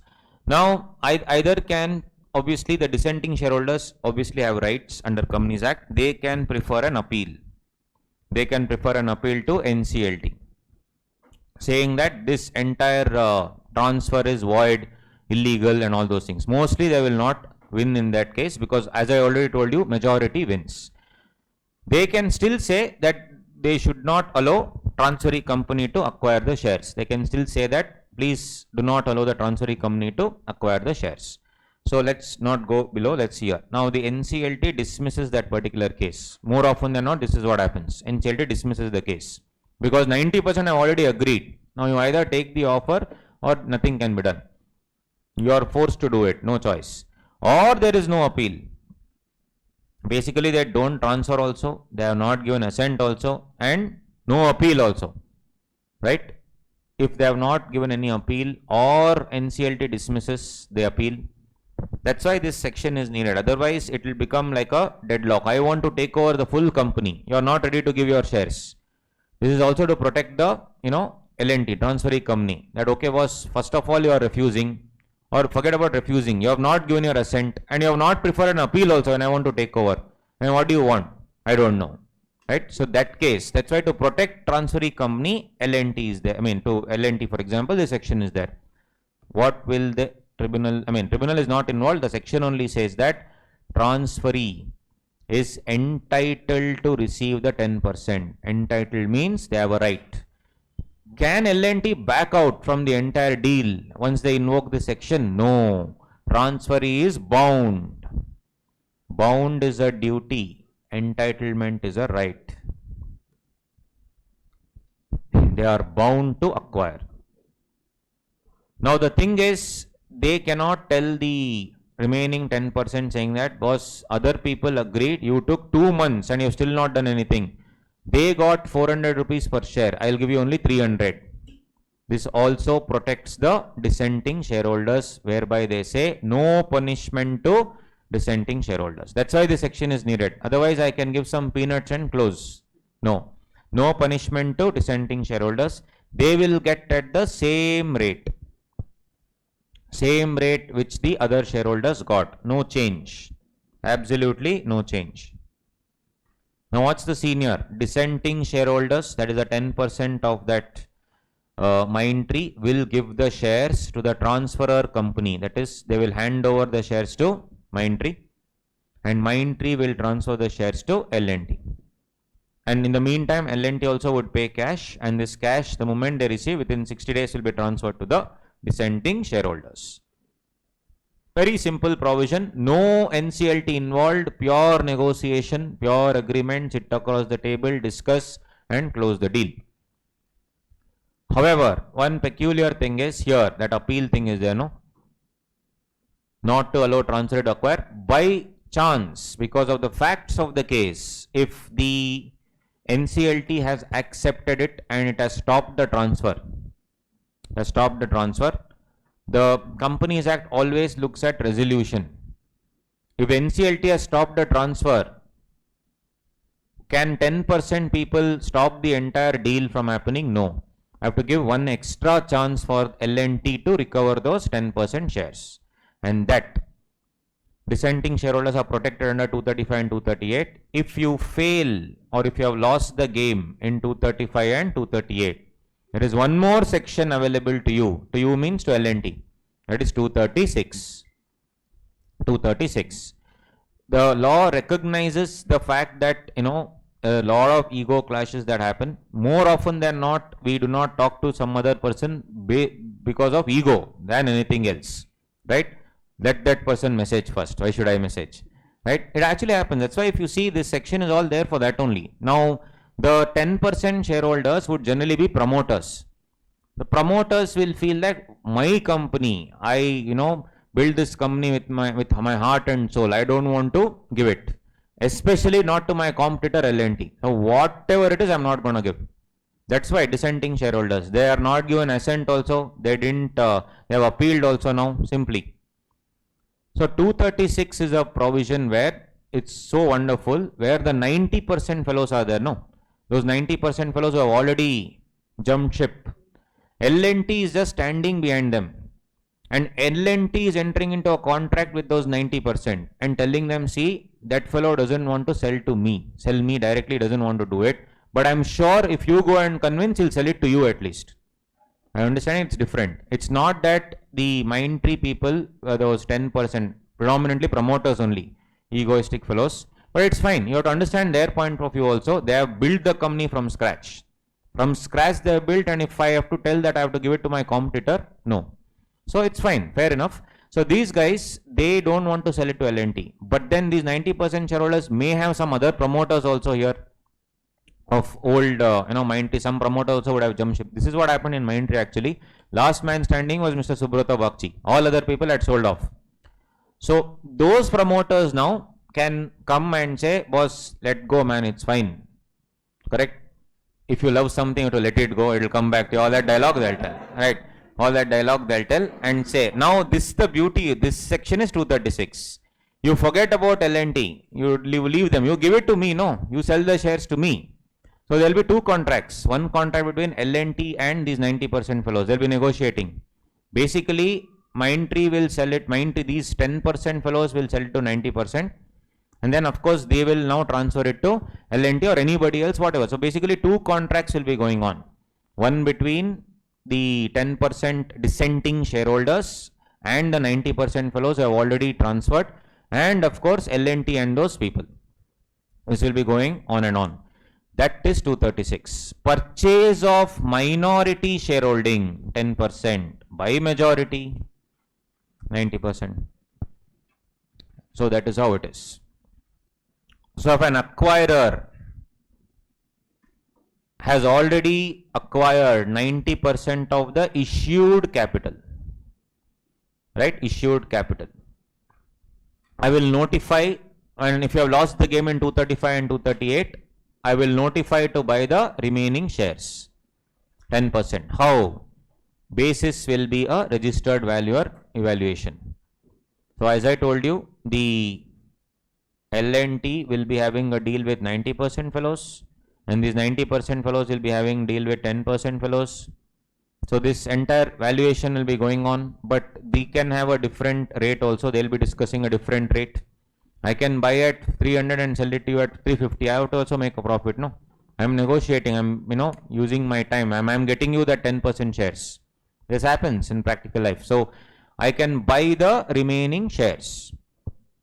I can buy the remaining shares. More often than not, 99.99% of the times, it is all about communication. With communication, you can convince anybody That's all it is. Very, very simple. Anybody you can convince. Buy the remaining shares. So basis, that's the most powerful tool that we can have, the way you speak. So valuation by registered valuer. So basically process is very simple, guys. Process, majority shareholders are there, no? Those 90% fellows. They will first transfer cash. To whom? To Mindtree. Mindtree is not called as the transferor company. They are called the company whose shares are being transferred. Now you should not write transferor company here. Wrong answer. Is Mindtree transferring shares? No. Mindtree shares are being transferred. Right? So if you write transferor company here, you lose marks. So if they ask anything about 236, please do not write transferor company because Mindtree is not transferring. Right? Mindtree shareholders are transferring Mindtree shares. That is the company whose shares are being transferred. So basically, Mindtree only acts as a transfer agent here. First, the majority shareholders will give cash to Mindtree. Cash will be immediately given to the minority. Discussions will be going on, mind you, and the minority will transfer their shares to Mindtree, who's a transfer agent only, and Mindtree will now give it to the majority shareholders. Then majority shareholders and L&T will have a separate deal, will be going on. Now the beauty is, before I transfer all these things, there could be a contract that I have entered into, whereby, at least around 75% of the minority. 75% of the minority means what? Minority is 10%. In that 80% of them have already agreed, for example, for a certain rate. Negotiation will be going on. And then later, the remaining 20% are still thinking what to do. So in that balance 10% only, what I am saying is, people who have 8% of the shareholding, they have already agreed on a rate with this majority people. Majority also have agreed on a different rate with the L&T in my example. Whatever the case may be, if for example, I have fixed it for 310 rupees, higher rate, but the registered valuer fixes it at 300 rupees. But I have already agreed for a higher rate. It's already negotiated, already agreement is entered into. The question is, and the L&T is paying these fellows 10 rupees extra to these majority shareholders. The idea is very simple. Should I share that extra 10 rupees with the people who have already agreed? Yes. So I have to share that 10 rupees with 75% minority shareholders. This 75% is what you need to remember. Remaining 10% were the shares. Now in my example, 90 and 10. In this 10%, if 75% of them have agreed on a higher rate, that's why I took it as 8% shares, 8 out of 10%, 80%. 80% have already agreed. Remaining 2%, they are indifferent. For them, registered value or rate will come. But if a higher rate is already agreed upon, when the registered value or valuation is going on, the shareholders who receive from L&T a higher rate, that is the majority shareholders, they have to share it with these 8% fellows. Not to everybody. Remaining 2% were silent. They will only get it at the registered value or rate. So you can opt for two rates. One is the registered valuation rate or a negotiated rate. The negotiated rate is higher. Basically, you will get the minimum registered value rate anyway. But if the negotiated rate is higher, this is predominantly when your number of shares are more. You will obviously want more money. So in that case, again protection to those 75% minority shareholders, you will get a higher rate. They have to share that money with you. Very simple. So in case of death and legal heirs, etc., if there is a death case, then legal heirs are not to be seen where they are. So that offer will be open for 3 years. So the entire offer will be open. If I do not know where the shareholder is because of the death of that main shareholder, I have to wait for the legal heir to come and take over the shares, right? So offer will be open for 3 years for them to come and take over. This is regarding 236. Same thing is given in all these cases along with examples. Yes. 4 months, 90%, 1 month, same thing. 236. Last part would be 237. That is transfer of shares what? In public interest by the central government. By the central government. All these banks, etc., Nirmala aunty all jumbled it up and merged. That was predominantly public interest. Why? One bank was not doing well, other bank was doing well, merge. So how will it happen generally? Company 1 and company 2, there will be draft order to both the companies in public interest. That draft minimum 2 months or any time fixed by the central government. I will give time for you to raise objections. Both the companies can raise objections. Central government may make final changes and final order will be passed merging those entities in public interest. Continuation of legal proceedings will happen and I should see whether interests of persons are affected or not. If company 1 and 2 are merged, members, creditors, debenture holders' interest should not be affected. If at all it is done so, I can prefer an appeal within 30 days to NCLT. And NCLT also order, I can prefer a further appeal within 40 days to NCLT. And NCLT also further appeal based on question of law to Supreme Court. Supreme Court. Order should be placed before both houses of parliament. One question, this applies to only public sector undertakings, government companies or all companies? Can they merge to random companies? Unfortunately, under 237, they can merge any two companies. So, the landmark case, though it's not part of the syllabus, which is very interesting, which you need to remember, if you can quote in the exam, it will be great. It is called 63 Moons Technologies Limited. Two normal companies where government funding was not at all there. FTIL and its subsidiary National Spot Exchange. So, National Spot Exchange, there was a fraud. So, the government ordered under 237 for National Spot Exchange to merge with what? FTIL. Jignesh Shah was the promoter. So, the thing is, they said this Jignesh Shah went to court and said this is unconstitutional. I have, freedom under the Constitution of India where I can do whatever I want. That is a loss making company and the investigation is going on. I am not involved in this. I am a profit making company and government is merging both. You merge your government companies. Why are you coming here? This went to the court and Jignesh Shah won the case. Won the case where they said you only please stick to government companies. You cannot merge in the interest in the garb of public interest. You cannot keep merging whatever companies you want. This was a landmark judgment. 63 Moons Technologies. Now it is renamed. FTIL is renamed as 63 Moons Technologies Limited. So in 63 Moons Technologies Limited case, it was held that it is unconstitutional to merge to private entities. When I say private entities, I meant other than government. Non-government companies you cannot do unless there is no case as of today where they have merged. Non-government companies, only one they potentially did was Satyam that time when the government took over, but that was predominantly in 242. But anyway, after that Mahindra took over, right? So that's what it is. But apart from that, you cannot do one company which is profit making, one company loss making. Because it's holding subsidiary, I cannot order a merger. So that was regarding 237. So that's about it, guys. So that will complete this part. Then the next is again, so this is the second mini cluster. First mini cluster is inspection, inquiry and all that, investigation. Second mini cluster is this compromise, arrangement or the second one. Third one is merger and amalgamation. The last part is what? Operation and mismanagement. Operation and mismanagement. Again they keep asking. In operation and mismanagement they'll only ask what? Most importantly, who can apply? Application part, majority, all these questions are based on application part. Any question on operation and mismanagement, we have to write these provisions. What are those provisions? First, generally, majority always wins. The minority cannot come and tell my rights are affected. Predominant rule in the entire Companies Act is majority wins. Not just Companies Act, everywhere. So the first case which we have to write in the exam and remember is Foss versus Harbottle. In Foss versus Harbottle, the majority rule was upheld, saying that resolution, if it is passed by majority of the members, it is always binding on the company and also it is binding on the minority. Basic principle of majority rule was laid down in Foss versus Harbottle. But what do you mean by operation? So these 4 points you have to write. Very important, 4 points. What are they?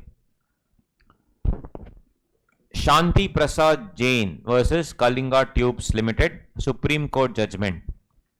If you violate any of the 36 individual rights of the members, then of course it would result in operation. The word operation has not been defined. Correct? It has not been defined. But these 3 dialogues we have to write in the exam. You have to remember and write. You have to enter into Shashi Tharoor mode and then write. The conduct must be what? Burdensome, harsh and wrongful. Burdensome, harsh and wrongful. So basically a minority when he is going to the court and saying oppression, they'll ask, tell me why. First they'll say, sir, every single time, it's not just one incident, every single time my voice has been suppressed. They will never listen to any of the minority. Minority can be 49% also. So though I hold 49%, I have been suppressed. It is burdensome, harsh and wrongful because none of my ideas etc. are taken on board and they are doing exactly those things which will benefit only the majority. This is against phosphorus Harbottle. Second one, it is not an isolated incident, but it is part of a consecutive story. That is what is oppression, not a one-off incident, but a continuous set of incidents to prove that it is oppression. Third one, there is an element of lack of probity. Probity means honesty, transparency, and lack of fair dealings to a member. These were the three, pillars enshrined in the, first of all, the violation of 36 rights. Many rights are there in the Companies Act, that right to vote, right to have the notice sent to you, like those rights. If that is violated, and let's say they have called a meeting without even asking you because they know your voice doesn't matter. So all these things are, it's not an isolated incident but a group of incidents, a cluster of incidents, element of probity and lack of fair dealings. All these things, these are all general points. So yes, ultimately this you have to write. In the exam, if they ask you what is oppression or even anything on oppression, any question on oppression, you introduce by saying this. Generally, majority rule was upheld where any decision can be taken by a majority in Foss versus Harbottle. But what constitutes oppression? Based on 4 pillars. 1, violation of the individual rights. No need to write 36 and all that. Violation of the individual rights. Second, as per this case law, Shanti Prasad Jain versus Kalinga Tubes, the conduct must be burdensome, harsh and wrongful. Lack of probity, not an isolated act but a part of the consecutive story. That's all. Nothing else is needed. Then they'll ask you who all can apply. Who all can apply under this concept of oppression and mismanagement. So who can apply? Same thing is given here in the case of a company, in the case of company having share capital and all that. So basically requisite number of members, or the central government also can apply under 241. What is the requisite group of members? This only. In case of company having share capital, lower of the following. Either what? 100 members or 1/10 of the total number of members or 1/10 of the total issued share capital of the company. Right? Minimum 100 or 1/10 of the members, whichever is less, or again 10% of the issued capital. Mind you, it is not paid up, it is issued. If there is no share capital, 1/5 of the total members. 1/5 of the total members. The tribunal on an application waive all or any of the above requirements as to enable. So basically 100 people should agree. No, let's say 100 should agree. Minimum. There are the 1 lakh people. 1/10 will be 10,000 or 100. 100 should agree. Fine, no problem. Now 100 people, in that only 10 have signed an application. I go to the tribunal and say the remaining 90 are very, very scared. But please help me. This is the real case. The majority is really oppressing and they are physically tormenting these other people also. They are really scared but they want to come forward.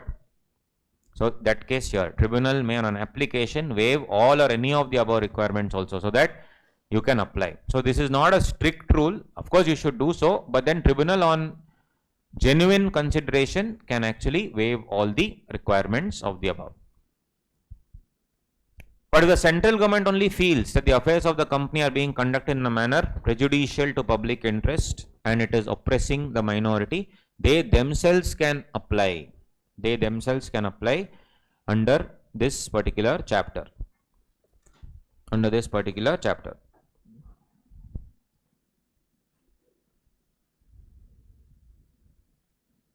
So Companies Amendment Act 1 said the few companies have not yet prescribed, those prescribed set of companies can make application not in the NCLT of that particular state, but the principal bench of the tribunal in New Delhi. Right?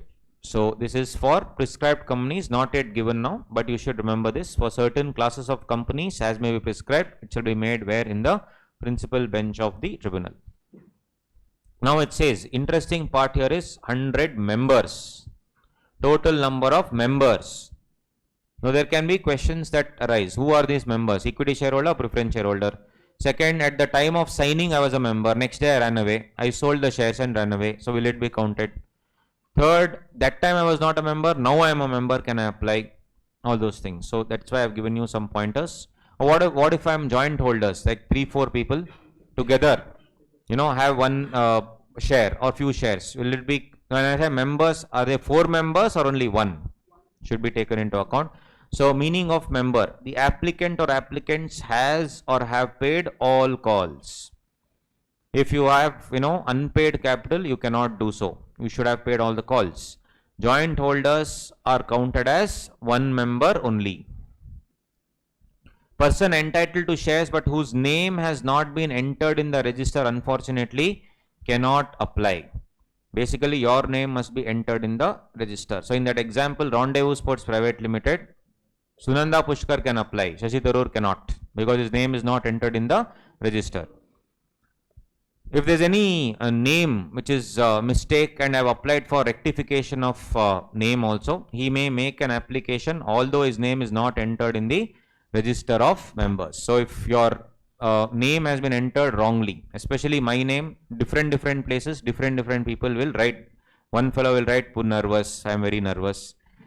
One Punarvas, it seems. I had gone to actually book some this water for you guys. They had written Punarvas. That correct only. Water wash. Right. So like that. If the company also has given some wrong name, in my voter's ID it says female, like that. It says really. It's still not rectified. So he may make an application although his name is not entered. The correct name is not entered. No problem. No issues. So the applicant must hold the requisite number of shares at the time of filing the application. Yes, this 100 members, 1/10 and all at the time of filing. Later all, if I sell it, it's okay. Application should be made by members. It does not require that you should have equity shares. Even preference shareholders is called as a member. Consent can be given by a duly authorized POA, power of attorney, no problem. If a shareholder is not here, he can authorize a chartered accountant to apply on his behalf, no problem. Legal representative of a deceased member is also entitled to file an application, even though the name of the deceased member is still on record, registered member, no problem. Legal rep also can do so. Shareholders of a holding company cannot file petition against subsidiary of the holding company. Why? Because here shareholders, holding company is holding shares of subsidiary company. Shareholders of holding company are not holding shares, right? So are they members? In subsidiary company's books, who is a member? Holding company, not shareholders of holding company, so they cannot apply obviously. And if they say 100 members, should all 100 members sign or only one fellow can sign? These are all hidden points. So it says there, or any one member may make an application to the tribunal on behalf of all the members by obtaining prior consent of other members in writing. All the consenting members need not join the application. Consenting members need not join the application. Mere consenting to an application is not enough. They have to apply their mind, is what they say. The requirement of minimum shareholding is to be satisfied only at the time of filing the application.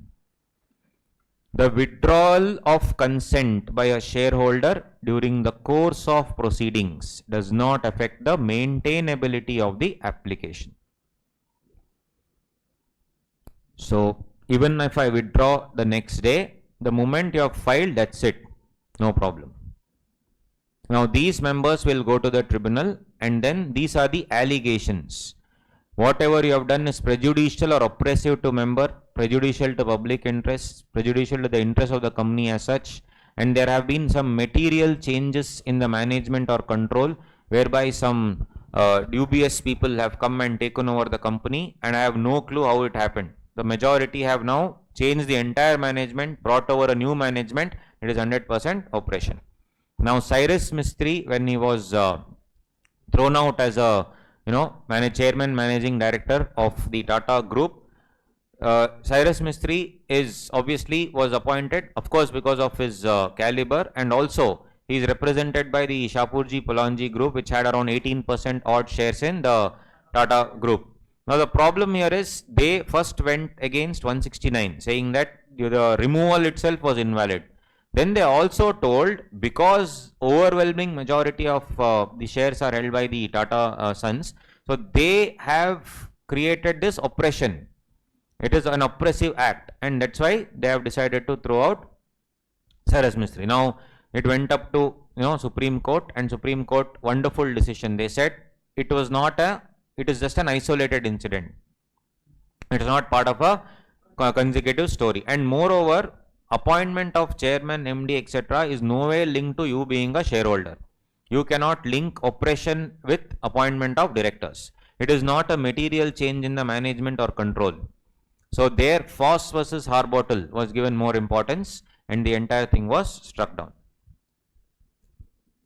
But they also said that because NCLT at first said no, NCLT had said no, you can become. So finally, Supreme Court struck it down, because it was based on a question of law, whether this entire thing will apply, oppression will apply to that case was the question. That's why it went to Supreme Court. Yeah, so it is likely to be conducted in a manner prejudicial to the interest. Yes, I need to check all those things. What is material change in the management? Change in the board of directors, change in the ownership, change in its manager, and all these things. And what is to be proved before the tribunal? The tribunal should obviously check all the details put forth and then finally decide that yes, it is oppressive, it is prejudicial to public interest. And one interesting thing, that even though I can just end the company now, because it's a just and equitable ground for winding up, I feel that the solution to this is just an equitable ground, that is winding up. I can wind up the company because it's not being managed properly. However, if I go ahead and do that, when I sell the assets, none of these members will ever get money, because everything will be paid to the outsiders. You have come to me to seeking help, where I need to help you by probably throwing out the directors and obviously appointing new directors who will look after your interests also. If I don't do that, I would have easily gone for winding up.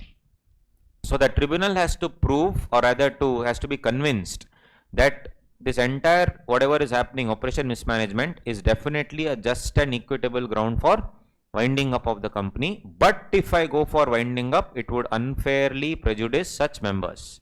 Since it would unfairly prejudice such members, I am not going for winding up, but I am going to give solutions under this section, with section 242.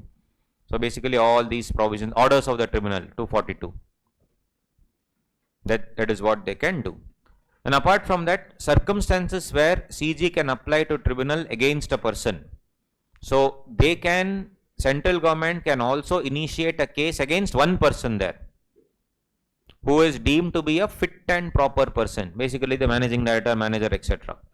So any person concerned, if he has been guilty of fraud, misfeasance, persistent negligence, persistent is continuous, unrelenting, relentless. So default in carrying out his obligations, or this breach of trust, and these are the dialogues which were there in the old law 1956, which has again been inserted here. The business of the company is not carried on as per sound business principles or prudent commercial practices, in a manner which is likely to cause serious injury or damage to the interest of the trade, and basically there is an intent to defraud all the creditors. So in all these things, if you have, if the NCLT is convinced that these things are involved, then the person shall be joined as a respondent to the application. So you have sued the company. Along with the company, for example, if I have sued Kingfisher, I will also add Vijay Mallya because of his business decisions, which is unsound and imprudent. What has happened is the company has gone down. So not only that company, but also Vijay Mallya. So this is a case where they lift the corporate veil, and the main person, fit and proper person, he will also, who is deemed to be fit and proper, that person also will be inserted in the application as a respondent, is what this section speaks about. After hearing, there will be a decision whether he is a fit and proper person. Then this deadly section 243. The person who is not a fit and proper person shall not hold office of director or any other office connected with the conduct and management affairs of any company. For how many years? 5 years. 5 years disqualification, and of course obviously vacation of office. But exception is central government can waive it off after tribunal's permission. The tribunal's order will override any conflicting provisions. Means what? Provisions that allow him to continue, provisions with respect to remuneration, etc. That person will not get any compensation for loss of office. 242 overrides 202, 242 overrides 169, everything. No compensation for loss of office. This they asked 2 attempts before. Anything they can ask, guys. The orders of the tribunal, same thing, regulation or conduct of the company's affairs, purchase of shares, purchase or reduction of capital, termination or modification of any agreement between the company and MD. They can throw out an MD, they can appoint an MD, they can throw out an auditor, appoint an auditor, everything they can do. Just before the application of operation, 1 month before, they have sold off all the properties at dirt cheap rates to the director himself. So can I set aside all those contracts? Yes. So if you see, setting aside, fraudulent preference, setting aside any sale of property within 3 months of the application. They can constitute an advisory body for management, removal of MD, so many things are there. And there are certain decided case laws which you can go through as to what is operation, what is not operation, and stuff like that. You can go through this, no problem. Is it always operation of minority or can it be operation of majority also? Yes, there was one case, Sindri Iron Foundry Private Limited, where there were majority directors who are all innocent, minority people were all rowdies. So minority fellows came and said, you know, you would tell, you would do the meeting, let's see how you will do. Correct? That also can happen. It's not operation of minority always. This is the thing. Right to make an application is given under this section which specifies minimum number of members are eligible. That's all. There may be operation where minority by physical force or other wrongful act oust the majority so as to prevent the lawful exercise of their rights. Where there were 2 different registered offices, 2 different addresses, 2 rival boards were holding meetings, all these things. This is operation of majority. So here nowhere it says in the section oppression of minority. It just says oppression and mismanagement. So we need to be very clear. What about deadlock in management? So one company was formed, which was again formed by 2 companies, X Limited and Y Limited. X Limited controlled 60% shares, Y Limited controlled 40% shares. But the voting power was 50-50. Differential voting rights they had given. Voting power was 50-50. Shareholding was 60-40. None of the things they are deciding. None of the things they are deciding together. It is completely, deadlock. Now this deadlock, is it operation? If there is a deadlock when you are not seeing eye to eye, is it operation? They went to court, then they said, who is oppressing who? You tell me. Both of you are equal power. Correct? Both of you have equal power. Who is doing, who is of course oppressing which person? Don't know. So 60% of Indo-French Limited, this also regularly asked 2-3 times. Relationship between 2 groups, SARD and the operations of the company reached a deadlock. Indian group approached the NCLT for action against the French group for operation. So in this case, they said the only option is, since you are 60% holding, you take over method. Take over that 40%. Not 230, the other takeover method in 232.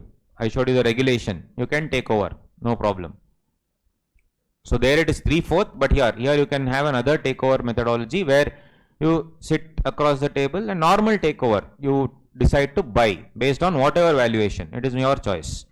So the thing is, it is not a case for winding up also. One person is unable to oppress the other person. Relief under 241 to 244 is not available. NCLT may order the foreign group to buy out the minority group at a fair price to bring things to an end, is what they say. All these other things are fine. Yes. Fraud and mismanagement in the past, etc. Charges of mismanagement, even if it is proved in the past, are not enough to establish an existing injury to the company or public interest. So again, not just past transaction, it is a part of a continuous story. That is what you need to keep in mind. Then one more question they can ask is class action suit. Class action suit. So group of members, group of depositors can come and prefer a class action. The following members or depositors of the company may apply to the tribunal for a class action suit. So class action means particular people who are particular class, like depositors, can come together and sue the company. This only they keep asking in the exam, how many people can apply for a class action suit. If it's a listed company, it's different. Unlisted company, it's different. Company doesn't have share capital, it's different. Depositors, it's different. Right? Depositors is different. So you need to remember this, very important. This you have to remember. Operation mismanagement, those 1/10, 100 and all, you have to remember for sure. Cannot forget at any cost. Listed company, two things, whichever is less, that is member or members holding 2% of issued capital, or 5% of total members, or 100 members, whichever is less. Member or members holding 2% of issued capital, or 5% of total members, or 100 members, whichever is less. Whichever is less. That is for listed company. Unlisted company, this first point remains the same. 5% of total members or 100 members, whichever is less. Or if that is not possible, member or members holding 5% of issued capital. Mind you, member or members holding. So even one member can apply. Member or members holding 2% here in listed, unlisted company 5%. Depositors. Here it is 5% of total members or 100 members, right? Here it is 5% of total number of depositors or 100 depositors. So this part actually is the same for everyone, right? 5% of total members / depositors, or 100% members / depositors, whichever is less. Here it is different. Depositor to whom the company owes 5% of the total deposit. So if the company owes 100 crore deposit, any depositor or group of depositors to whom 5 crore is owed can apply for a class action suit. So it can be against the company and its director. It can also be against the auditors and the audit firm for giving misleading statements in the audit report. Any expert, any advisor, any consultant that the company has hired, and if he has given a wrong statement, wrong report, gone. I can restrain the company from committing the act. I can declare a resolution that if you have altered any of the memorandum, etc., I can declare that to be void. If you have suppressed some material facts and then change the MOA, and then later I come to know that it is actually not benefiting me, I can do all these things. So basically, the members or depositors should be acting in good faith in making an application, should not be forced by somebody else to do the needful. Registered valuer, I have given all the provisions here which require registered valuation. You can just go through this, and I have given everything in a very structured manner. There are three types of, page number 116. There are three types of, registered valuation. Registered valuation of plant and machinery, land and building, securities or financial assets. Now this also they can ask you how many people, who all can become. So experience, minimum 3 years experience. You should be a member of the Institute of Chartered Accountants of India, Company Secretaries of India, cost accountant, MBA, postgraduate diploma in business management with specialization in finance subject. They can ask you the eligibility in the exam, 2-3 marks. Is not a minor, should not be declared unsound mind, not undischarged insolvent. Resident in India, here resident will be FEMA. FEMA resident definition. Should not be sentenced for more than 6 months of imprisonment, moral turpitude. If you see, similar to what? 164. 164. Convicted for 7 years or more shall not be competent to register. And he has not been levied penalty under 271G of Income Tax Act, that is penalty for furnishing incorrect information in any of the reports before, and 5 years has not completed from the date of levy of such penalty. For 5 years you cannot do. Once you have been levied a penalty, for 5 years you are ineligible. Or MCQ questions they can ask you. Then again, qualification of a partnership entity. A company also can be a registered valuer company, and for that also there are eligibility criteria. You should not be a bankrupt and all these things. Then this is one extra point. All the partners or directors, as the case may be, are not ineligible. Means all those partners in that entity also must be eligible as per the previous provision. Should not be a minor, all those things. 3 or all partners or directors, whichever is lower, of the partnership entity or company, as the case may be, should be registered valuer. This is your multidisciplinary firms. In that, minimum 3 or all the partners who are directors, whichever is lower, must be actually registered valuer. And those partners or directors, etc., should be registered valuers of that particular class for which you are applying. Like for example, if I want to value plant and machinery, they should have been graduated, this experience of 5 years, etc., must be there, is what they are trying to tell. Then examination format, all that is there. Conditions for registration, they can ask you here and there. Valuation, this you can go through, guys. Nothing much for me to add, honestly. Then how will you apply for recognition? These all things in red can all be your MCQ questions. Recognition for what? The institution. There is a registered valuer organization and all these things. Cancellation, show cause notice. It is an easy part. And then valuation standards also will be given by a committee. Who all will be there in the committee can be a 4-mark question. Chairperson, 1 member nominated by MCA, 1 member nominated by ABC, 1 nominated by legislative department. If you don't know, don't write. 1 member from SEBI, 2 members from RBI, 1 Aam Aadmi. Yes, no. Then they can ask you this, and all the presidents will be there. President of ICI, ICSI, and cost accountants are ex officio members. Means because they hold an office of president, they will automatically be member of the valuation standard committee. Then they can ask you tenure. The chairperson and members of the committee shall have a tenure of 3 years, and they shall not have more than 2 tenures, 3 plus 3. This they asked in the exam. Correct? Punishment for false statement. It was actually 448. 440 is linked to 447 later. So that's it. This is what they asked, honestly speaking. Right? So that's what I'm saying. Though it was for registered valuer question, it was something else. Then independence requirements, all that you can go through. Nothing much. Cool. So that's about cluster 6. After the break, we will start IBC. Cluster number 9. 15 minutes. Alright, let's begin, guys. IBC, Insolvency and Bankruptcy Code. Almost 9 to 10 marks generally. Definitely 8 though for sure. Welcome. Divided into 2 parts. One is the normal IBC provisions and the other is PPIRP. PPIRP, I have already released a video, so I won't be doing that. It's there in the previous one. I'll probably attach that same here. After this, it will be uploaded on YouTube because we have to finish other things also, so we won't get the time. But anyway, IBC, the entire part, whatever is important, we can definitely do. So just the basics before we go ahead, because other things is merely the procedure. So under IBC, what can happen is, there are 3 types of people who can apply under IBC. One is called as the financial creditor, one more guy is the operational creditor, and the corporate debtor itself. So 3 people. Corporate debtor is the company obviously which is going down. So all these 3 people can apply.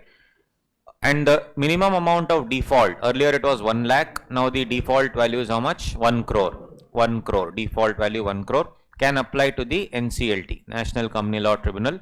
And the NCLT can do what? NCLT can then accept the entire application and then open the doors of the company. So predominantly in other laws, basically the various cases which were against the companies in the olden days Some cases were pending in Companies Act 1956.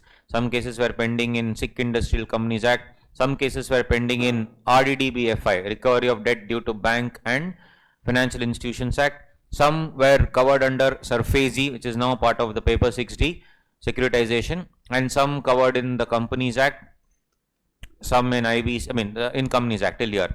So the thing is, all these were covered, and there were different provisions and different appellate authorities, different adjudication procedures, and basically, if one person got some relaxation here and reprieve here, where the company, when the for example, the debt recovery tribunal said, okay, you can sell off the asset of the company, some other creditor would obviously put a case against this stay order. So basically, it was going round and round for almost 10-15 years. So the thing is, each case, if you want to wind up a company, used to go for 10, 15, 20, 25 years. So what's the point? That's the reason why, to merge all these laws, there was a code that is created. So what is a code? If you see, that's the first line here. Act is a decision made passed into a law, whereas a code is collection of all the acts already passed into law. So now, because of IBC, what has happened was, all the other provisions of all other laws will now stop, and everything will now be taken under, at least the adjudication and insolvency will now happen under Insolvency and Bankruptcy Code. So insolvency, the word, if it is used for individuals, then it is called as bankruptcy. If it is used for individuals and partnership firm, that is, it is called bankruptcy. If it is used for organization and the corporates, etc., it is called as corporate insolvency.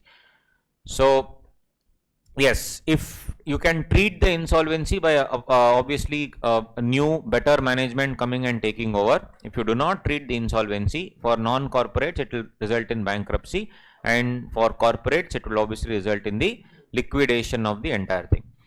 So as I told you, three people can come, that is financial creditor, operational creditor, corporate debtor can apply to NCLT, and NCLT will open the doors whereby these creditors only will stand in line. Creditors will stand in line. So operational creditors means what? Employees of the company or who have provided goods or services, whereas financial creditors are the ones who have paid, who have given loan, who have invested their funds in this particular company. And corporate debtor is they themselves can feel that, okay, I am unable to pay, so that's why I am opening my doors for insolvency. Now once they enter the company, now they can, the best part about IBC, unlike other laws, in all other laws including SARFAESI to some extent, the debtor only was in possession. So if you have taken a loan, you are only in possession of the entire management. But under IBC, the beauty is, creditors will come and take over the possession. They will completely suspend the shareholders, suspend the board of directors, and who will take over possession? The creditors. Now which creditor will take over possession? Operational or financial? Obviously only financial creditor will take over possession. Operational creditor has a right to enter the, make an application to NCLT to initiate the entire process, but they cannot take over. Now once they take over, basically in the initial part here, the application will be made through a person called as the interim resolution professional, IRP. So once you go to the NCLT with a person, they'll say, okay, since you have applied, I'll make you only as the interim resolution professional. So he is a chartered accountant, company secretary, lawyer, whatever the case may be, who has cleared the examination, insolvency examination. That person will be only called as the IRP. Now the IRP's job is to ensure that all these people stand in line, all the claims are given, and then he will form this committee. This committee is called as COC, Committee of Creditors. So in this Committee of Creditors, we only have financial creditors, operational creditors are not there. But there are provisions where the company only has operational creditors. Then what to do? We will see that later. And what if you are both a financial creditor and operational creditor? Because you have given money also, you have provided services also. On the other hand, now once the COC is formed, the interim, the COC will decide to appoint a resolution professional. So this is just an interim resolution professional whose duty is only to reach this particular place till COC is formed and till the first meeting of the COC. At the first meeting of the COC, the resolution professional, who will obviously now work towards some other company coming and taking over this company who will work towards resolution. He is called as a resolution professional. He will be appointed. Resolution professional will do what then? He will create something like a prospectus, an invitation to offer, inviting other companies to come and take over this company. So in all the old laws, what used to happen was once the company is almost dead and it's in the ICU stage, then they used to come and say, okay, if you want to take over. Then distress sale used to happen. Though the value of the asset is 2 crore, I used to sell it at 20 lakhs. But here, at the initial signs of financial distress, the moment you did not pay even 1 crore, then obviously this COC is formed and the creditors will take possession and they will appoint an RP. RP will let out this invitation to offer, that is called information memorandum. An information memorandum will be set out inviting something called expression of interest. So from whoever is an interested party, they can give out something called EOI, expression of interest, expressing their interest in buying the company, expressing their interest in settling all the creditors. So EOI are always given by people called as RA, resolution applicant. A resolution applicant will give expression of interest after reading the information memorandum. Now the beauty is, I am spoilt for choice. So this will be done by, and moreover these people, resolution applicants, basically, for example, if you are Vijay Mallya here, who has obviously defaulted on the loans after taking money, Kingfisher, can Vijay Mallya himself stand as a resolution applicant here? No. That's why earlier this used to happen where the related party of the promoter of the company which is going down, they only want to take over the company indirectly. So that is why there is a section called 29 capital A which was introduced, whereby if you are a promoter or related to the promoter etc., you cannot be a resolution applicant. So these resolution applicants should be eligible under 29 capital A first of all, and they will give expression of interest, and they will give and this RP will first see whether they are all eligible under 29 capital A, and they will accept the expressions of interest, and then he will tell them, please give your resolution plan. So the RP will ask for RP. What is this RP? Resolution professional. Will ask for what? Resolution plan. All these resolution plans will be put forth in front of the COC, and they will ask them to approve, vote. All important voting mechanisms of COC will be at 66%. Routine matters are 51%, important issues are 66%. 66% voting, they will choose one of these resolution plans. Just because I chose one plan, that is not the, final thing. It doesn't reach finality unless it is approved again by NCLT. The adjudicating authority here is NCLT. I'll go to NCLT. They will confirm whether it is as per the sections, and then they will approve. Now this entire process, from the beginning of the acceptance of the application till the approval of the resolution plan, is called as corporate insolvency resolution process. The initial part where these 3 fellows will apply also is the part of the process, but it's basically called as application, where I'll apply.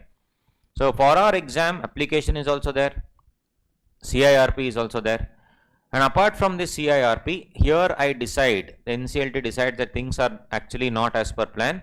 So the only final thing that I'm going to do is I'll ask the company to liquidate.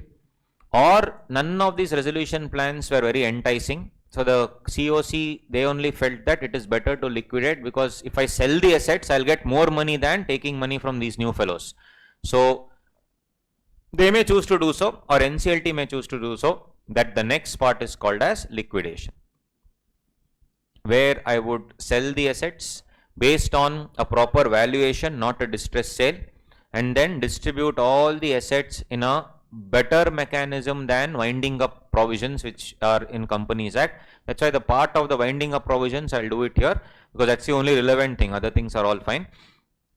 This is called as the waterfall mechanism of section 53. Once I distribute in the waterfall mechanism, then issue is closed.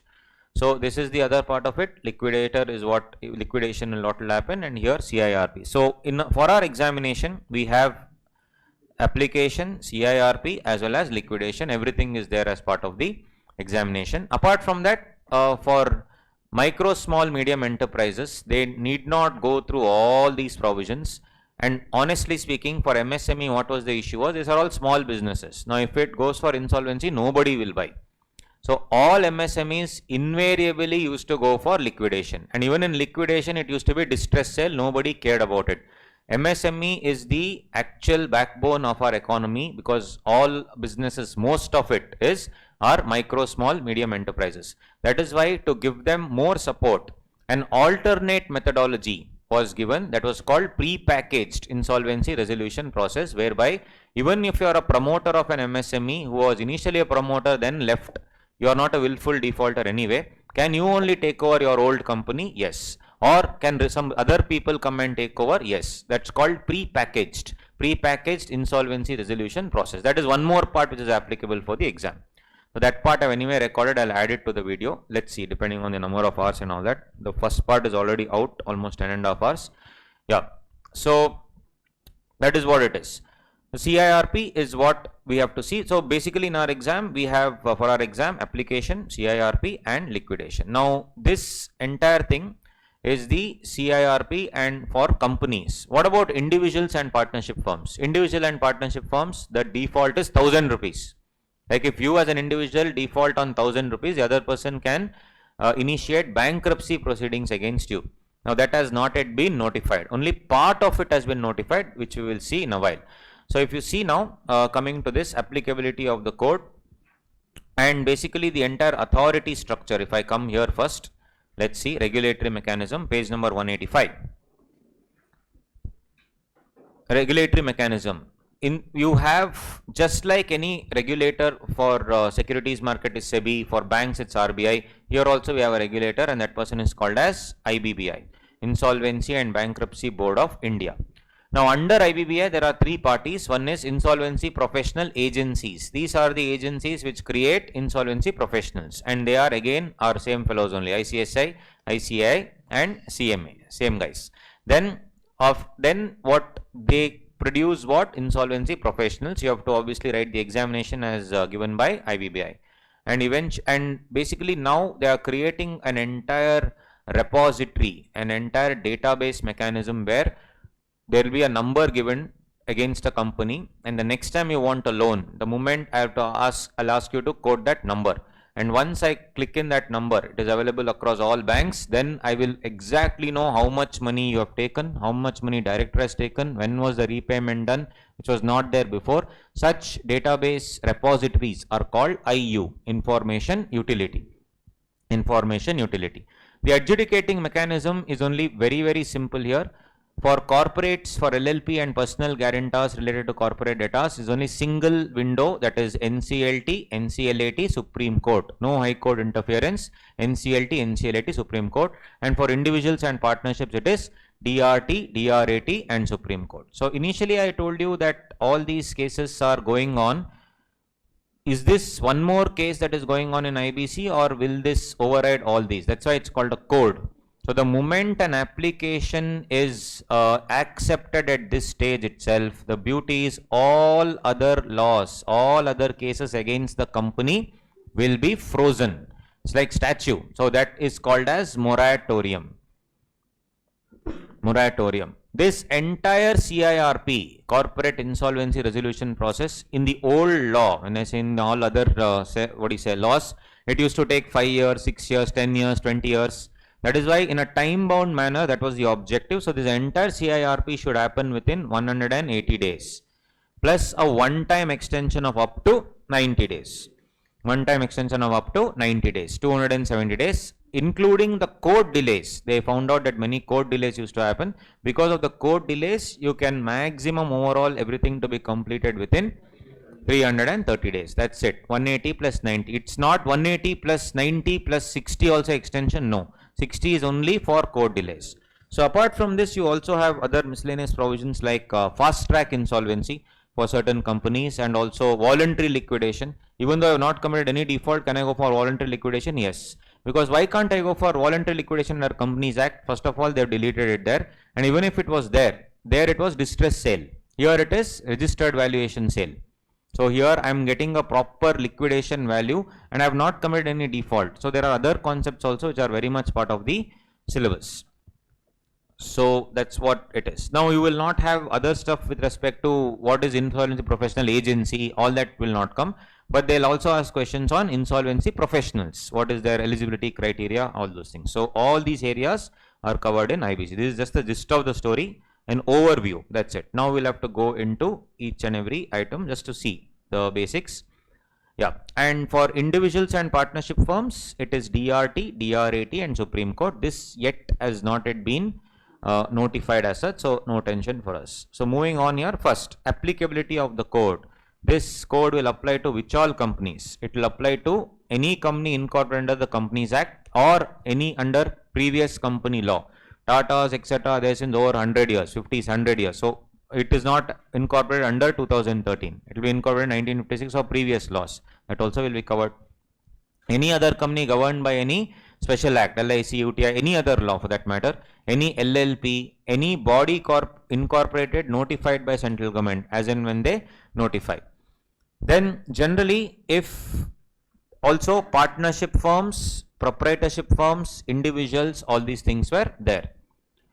Now this is a very interesting amendment because this has been notified, only personal guarantors of corporate debtors.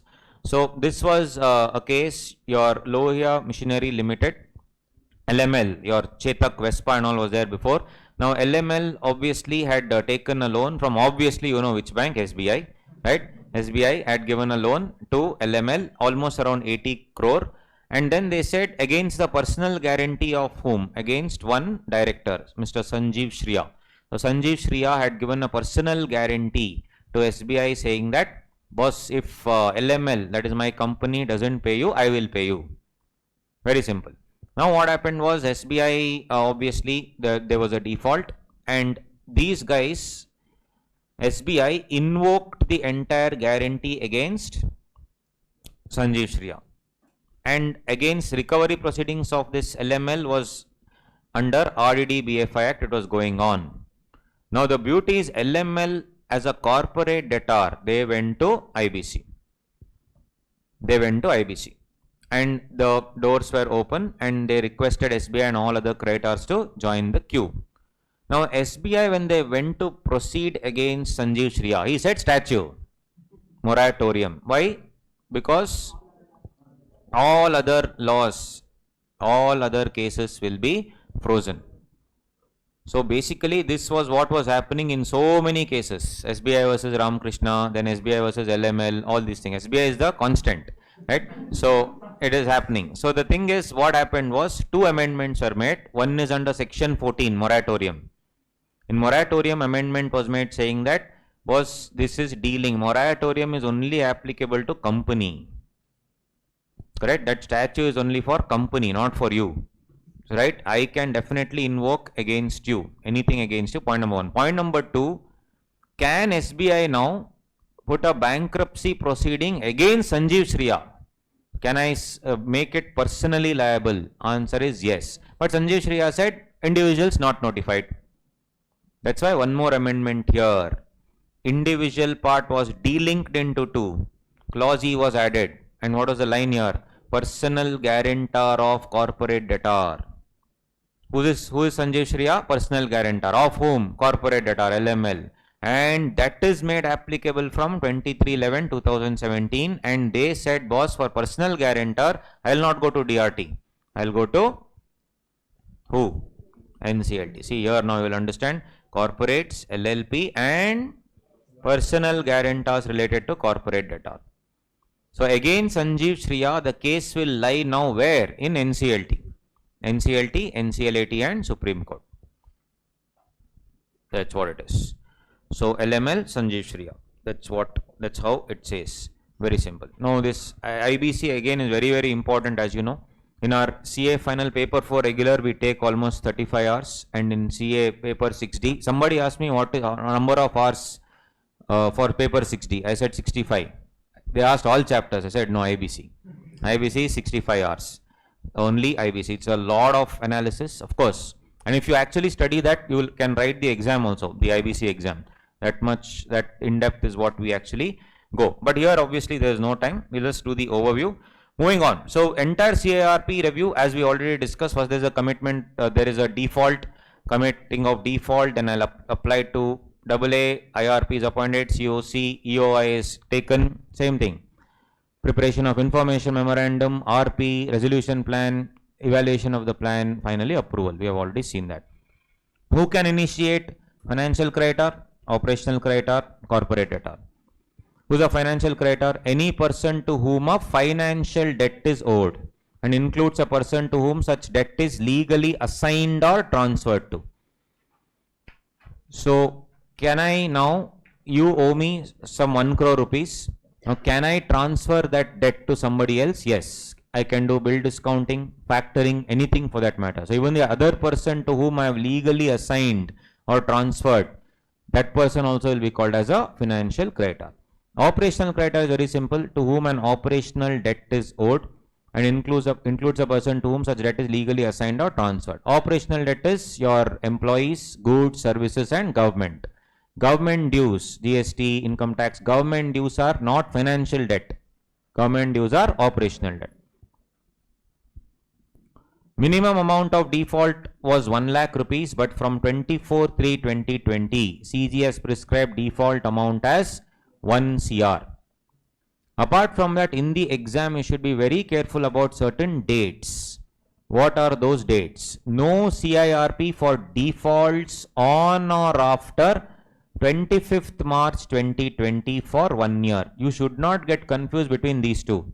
Two things happened. One was what? They increased the threshold limit to how much? 1 crore. That is a separate thing. That 1 crore is permanent or temporary? Permanent. Even as of today, it is 1 crore. Second thing, what happened due to COVID, they said all the defaults that happen on or after 25th March 2020 for 1 year, it is what? The suspension of CIRP. No, what do you say, application will ever be entertained for all applications during from 25th March 2020 for 1 year. So this is a one-time relaxation as per a new section 10 capital A. Should not get confused. What people think, well, cross multiplication. This 1 crore is for 1 year. After one year, 1 lakh. No, this is different. This is different. Correct? So there is totally different. So from 24th March, because dates are similar, no, that's why. 24th March says that from today, all defaults 1 crore. 1 lakh and all I will not take. Plus from tomorrow onwards, 25th March 2020 onwards, for 1 year, full suspension. Which means from 24th March 2021, again it has resumed. How much it is? 1 crore. All the defaults that came during that time can never be applied. Today, can I actually put a case against your company for a default which happened in between this 1 year? No. It is like complete relaxation, permanent relaxation. But if the default had happened sometime before that, yes. But default during that period, no. So, next, coming to the CIRP procedures, let's just see if there, 1 second. All this is fine. Occurrence of default, all this. Now, who can initiate CIRP? We discuss financial creditor, operational creditor, corporate debtor itself. Now, corporate debtor will be a corporate person. Corporate debtor will be a corporate person. So, any corporate person you cannot initiate. I mean, they can initiate CIRP. Corporate person is any company, we know. But interestingly, can you initiate IBC against a banking company? That will be the end of our country. Correct? So, bank SBI, we are giving loans everywhere. IBC against SBI. Right? So, no, that's the reason why banking companies are outside the purview, and also NBFC. NBFCs are also the backbone of the economy. Non-banking finance companies, you cannot initiate CIRP against NBFC or banking company. However, there is an exception to this. Under section 227, the government, the board along with the government can specify certain companies which can go for IBC even though it is an NBFC. So the first such case was Diwan Housing Finance Limited Corporation, DHFL. So DHFL is the first housing finance company which is where permission was given under 227 to go for IBC. That we will see in a while. So apart from that, let's see this. Corporate insolvency resolution process. For every word, every letter, there is a case law. That's the problem with this. Occurrence of default. So once the default has occurred, financial creditor. So this is the application part of this story. We have written this, no? In that application part, we are now discussing this. First we'll discuss FC, then OC, then CD, then we will understand what happens at the COC, how is the interim resolution professional appointed, everything we should quickly revise. So financial creditor, he will make an application to the adjudicating authority. In the application, what all will be there? Record of default, name of the resolution professional who is proposed as the interim resolution professional, and all other information that is needed, everything will be given. And when is this IRP appointed? We will see that in a while. All these details will be given to the adjudicating authority. This will be given to the adjudicating authority within how many days? Within 14 days. Within 14 days, they will pass the order, either telling that yes, default has occurred, because NCLT has gone through all the documents and the NCLT will say yes, default has occurred, or the NCLT will say default has not occurred. Either default has occurred or not occurred. If the default has occurred, they will admit the application. If default has not occurred, they will reject the application. If they reject the application, they will give a notice to the applicant to rectify the entire defect within 7 days. They say, okay, I agree, predominantly everything is okay, but few documents I need further. Kindly rectify your application within 7 days. And within 7 days, I will communicate to the financial creditor. Now, you have to rectify the defect within 7 days. Now, there was a problem. The NCLT used to take their own sweet time to pass the order, 20-25 days and all they used to take, and then they have to immediately expect this fellow to respond within 7 days. So in one of the cases, this guy took some 10 days to respond. So NCLT said, you took lot of time, so the entire application is cancelled. He went to the court. He said, the law uses the word within 14 days. Law uses the word shall here for you also. You also have to do within 14 days only. You took 25 days and now you are telling me 7 days. It went to the court. Jugilal Kamalapet Jute Mill Supreme Court decision. Correct? Supreme Court job only is this. Shall is shall, shall is may, at all. So there they said this 14 days is not at all mandatory. This 14 days is also discretionary. This 7 days is also discretionary, but it should be bona fide. Just because it is discretionary, you can't take your own sweet time. If there are good reasons where there is a delay, I will agree. Otherwise, no. Similarly, this 14 days also is not mandatory, because NCLT, NCLT are told what? 14 days is discretionary, 7 days is mandatory. That's what they told. 14 days is discretionary, 7 days is mandatory. So Supreme Court said no, level playing field, both are discretionary but bona fide. If the default has occurred, then what happens? I mean, if I admitted the application, then what happens? I will commence the CIRP. CIRP will be commenced within 7 days. Communicate to whom? Both the financial creditor and corporate debtor. I will communicate to both financial creditor and corporate. That's it. Now, the day I commence the CIRP, IRP is also appointed on the same date, insolvency commencement date. And that is the day when your moratorium happens, and that is the day when 180 days begin. If IRP is not appointed, then CIRP begins from the date of his appointment. That's it. So some of the hidden questions that they can ask you is, financial creditor, can he appoint singly or can he join with 3-4 people, and then where the default is more than 1 crore, then can he do? Yes. Financial creditor either by itself or jointly with other financial creditors can do so, can initiate the entire CIRP. And certain other notified people. Who are the notified people? Though we will see this later. One is guardian. Guardian of a minor. Minor, can he hold, I mean, could he have given a loan? Yes, with the guardian he can do so. An executor or administrator of an estate of a financial creditor. Executor or administrator of an estate of a financial creditor. So if a person dies through transmission through will, it goes to somebody else. So when it goes to somebody else, is legal heir, the person who will execute the will, the lawyer, is called as the executor. It's called as an executor. So when it is executed to you, now the illegitimate child of that person also comes and says, I am also the son. Happens in India. That is why it is given. So there is a dispute. What will happen then? It will be transferred to an administrator. So executor is different from administrator, right? Of an estate of a financial creditor. Then a trustee also, including a debenture trustee. If debentures are involved, obviously debenture is a financial debt. That's what you need to see. Then a person duly authorized by the board of directors of the company.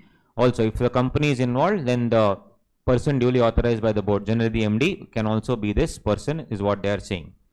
A default includes a default in respect of financial debt owed not only to the applicant financial creditor, but to any other financial creditor of the corporate debtor. So you owe 40 lakhs to one person, you owe some 50 lakhs to the other person, both of them can jointly do so. Or even though you don't owe anything to me, you are repaying me on time. Like you are repaying SBI on time, but you are not repaying other banks. Can other banks request SBI also to make an application? Possible. That's what they are trying to tell. Ultimately, default is the criteria. That is the first part. What is the first part? By the financial creditor. Next, operational creditor. There will be an occurrence of default. There will be an occurrence of default and the operational creditor. In this particular thing, I cannot go to the NCLT directly. Who's an operational creditor? Obviously, as I told you, goods or services, employee or central government or state government. To understand the parties more, you can obviously check this animation video. You can scan, it will take you to the animation, some 3-4 minute video later. No, don't watch. Yeah. Next, operation. Anyway, they are known network, you can't even watch. It's okay. So next, operational creditor. Then we'll give what? Here one extra procedure. Operational creditor should give something called as a demand notice. This point was not there in financial creditor. Operational creditor should give something called as a demand notice. Demanding the repayment of operational debt. Demanding the repayment of operational debt along with an invoice. Everything should be given there clearly saying that please repay. So before going to whom? The NCLT. First I am giving you a warning. I said, boss, I will go to NCLT and definitely I will initiate CIRP. So kindly pay immediately. That fellow will get 10 days. In that 10 days, he will either repay repayment of unpaid operational debt. So issue is closed. So you have threatened me to take me to NCLT. That is not needed. I'll pay now only and settle. Gone. Or I'll say, like for example, you are a broadband company. You have given me services across all my offices. The entire month I have raised complaints against you because you have not done a good job. I didn't get the internet properly. A lot of problems I have raised. I have complete mail trial that you have not done your job properly. At the end of the month, I am surprised to get a demand notice of 1.5 crore saying that either pay or I'll take you to court, the NCLT. I'll say, boss, you have not given services properly. There is a dispute already now between me and you. So there is a dispute. How dare you actually go to NCLT? So I have to actually give you a record of the dispute. Now they had here given existence of dispute and its pendency in the court of law. So for example, this company, as per the old provisions, this company had to first prove there was a dispute against the broadband company. Second, they also had to prove it was pending in the court of law.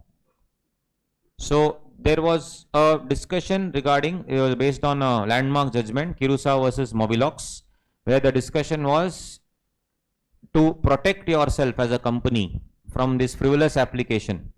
Should you actually put a case against them?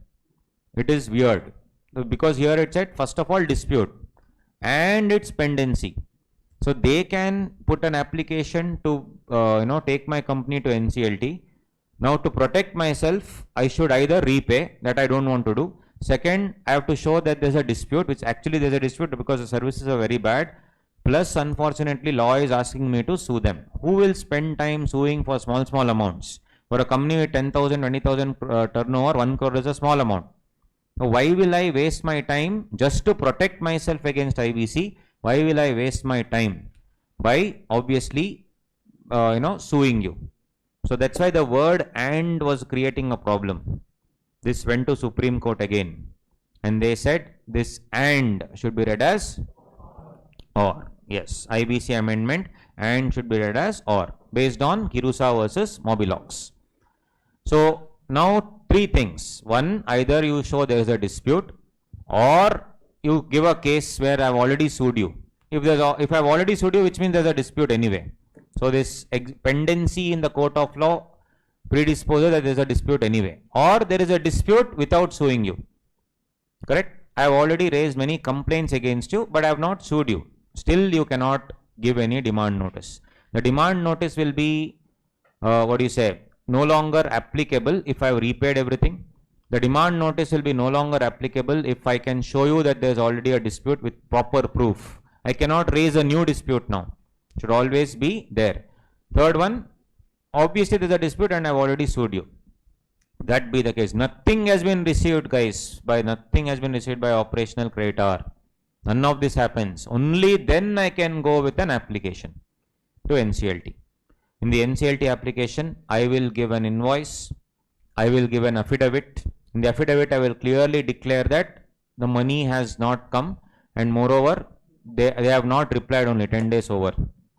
And I will give certificate from financial institution. My banks, I will give the passbook and all the bank transactions to show 1 rupee also hasn't come from that company. Who will give this? Operational creditor. So operational creditor, the service provider, will give all his bank statements to show the money has not come into the accounts. That's a proof. Now the beauty is, financial institution is defined as an institution, bank in India. Bank in India. Tell me one thing, can I lodge an IBC case against Tesla? Can I lodge an IBC case against Tesla? Can the corporate debtor be Tesla? No, we just saw this act applies to companies incorporated in India under Companies Act or previous company law. That Tesla is not incorporated in India. On the other hand, reverse. Can Tesla sue me? Tesla is a service provider. I am a company in India. Can they put a case against me? IBC. Yes. They have to give a certificate from financial institution. Certificate from financial institution. Financial institution is a bank in India. Tesla doesn't have a bank account in India. Now they cannot give a certificate from financial institution. So will the application of Tesla will be rejected or will be accepted? That was a question asked in paper 4 marks. Correct? Will the application be accepted or rejected? So there was a problem. Just because I don't have a bank account in India, you are telling me that I cannot apply. Then why the hell will I even enter into any contract with Indian companies? That's why two words were added. If available. Correct? On 6/6/2018. If available. On 6/6/2018. So now after 2018, now it's very easy. Is it if available is what we need to see. Certificate from financial institution, and they will obviously propose a interim resolution professional. Apart from that, other information should be given. Copy of the letter of the information utility. Information utility is a repository. I can go to them and say, please show me that all these disputes and this default is already there. So they'll give the letter and any other proof as they may deem fit. We'll give to the adjudicating authority. Then we will do the same thing, guys. Pass the order. How many days? Same thing. 14 days. Admit the application. Reject the application. If you reject the application, same. 1 week time. 7 days. Same thing. When would you admit the application? If the application made is complete. No payment of unpaid operational debt. You have definitely not paid anything. Third, invoice or notice for payment, etc. has been delivered by operational creditor. Everything is fine. You have not even raised any dispute. So I will admit the application. And the proposed IRP, there should not be any disciplinary proceedings against him. When will you reject the application? BCom answer. Reverse. Same. Reverse. That is reject the application. Next. So this done, this done. FC done, OC done. Next CD. Corporate debtor. Corporate debtor. Now this is so very simple. Corporate applicant. He himself will go. Before you can even knock on the door of NCLT, I am only opening the door. I know that I cannot take care of this company any longer. You come and take over. Good only. No problem. So I'll make an application. I'll give all the books of accounts. Books of accounts as per Companies Act. So the books of accounts must be what? proper books of accounts. It should give true and fair view. Should be accrual system of accounting, double entry system of accounting. And then resolution professional was proposed to act as interim resolution professional. That also I will give all these things. And if you see in winding up provisions, no, who can apply for winding up? In generally winding up proceedings,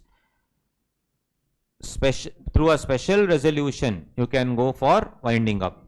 If shareholders pass a special resolution, they can go for winding up. But under IBC, the board of directors themselves could go for, could make an application. So it was not in sync. That is why there was an amendment here.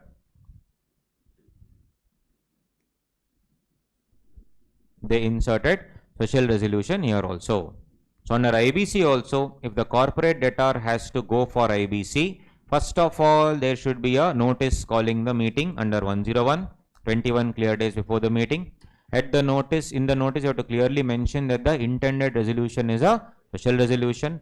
3/4 people, 3/4 value should vote, and then only I should produce all the books of accounts, etc., along with the copy of the special resolution, which I already would have filed with ROC MGT 14, make an application to the adjudicating authority. This is the same, 14 days as the order, 7 days, everything is the same. Application, if it is complete, I'll admit the application. Commencement of CRP. The moment commencement of CRP happens, I will obviously appoint the interim resolution professional. The applicant should only propose the IRP. Who will appoint the IRP? NCLT. So that can be a simple question. IRP is appointed by dash, applicant, first option. No, applicant only proposes the IRP. The appointment will be done only by NCLT, because if they feel that this fellow is not up for it, they can contact the IBBI and ask for a replacement. They can do that, right? And nowadays they are doing all these things now practically. Corporate applicant means corporate debtor. That is a company, for example. Member or partner of the corporate debtor. Member means shareholder. Partner means if the corporate debtor happens to be a LLP. Partner. Or individual who is in charge of the managing the operations, person who has control of the supervision of the CFO, or here manager or MD. They can apply. But along with that application, they should be backed by what? Special resolution. The following categories of people are not entitled to file an application. Corporate debtor undergoing CIRP. You are undergoing CIRP again, what you are again coming and knocking on the door. So wait for that entire process to get over. Point number 1. Second, you have already finished CIRP. 12 months also is not over. You are not giving any breathing space. Again you want to go for CIRP. Let the new company take over, give it some breathing space, let it infuse capital, let the show run. Don't, make haste. Third one, of course, in the resolution plan, corporate debtor has to follow certain terms and conditions. You have never followed any of those things. So if you violated the T&C, not possible. Lastly, what? Your resolution plans have failed, then the NCLT only has told there is no way that the company can continue, liquidate. Again, you want to come and knock the door when the liquidation order is passed? No. Liquidation is the next process here. Liquidation order is passed. I can't come and again say, right, let's start with the clean slate. Let's forget about the past. No. All that dialogues won't happen.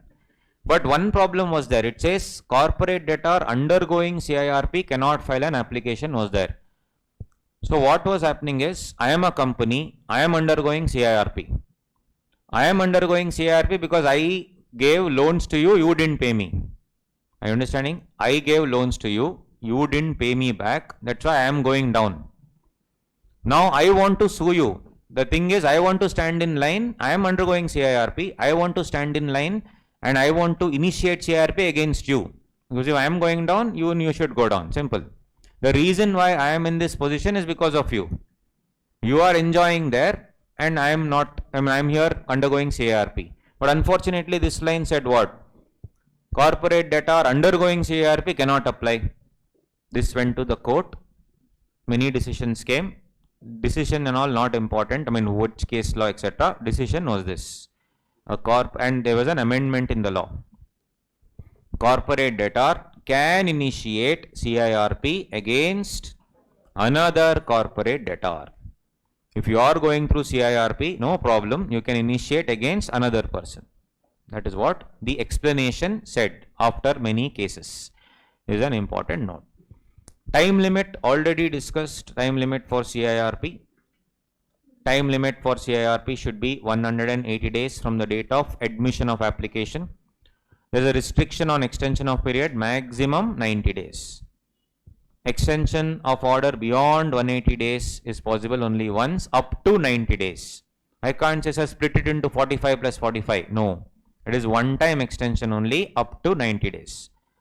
It can be done, the extension also, etc., can be first initiated with the voting majority of how much? 66%. 66%. All important items 66%, routine matters 51%. When I am running the show, right, and I want to order new stuff for the running the business, then that is a routine matter, that is 51%. So here the COC will take over the powers of the board of directors fully.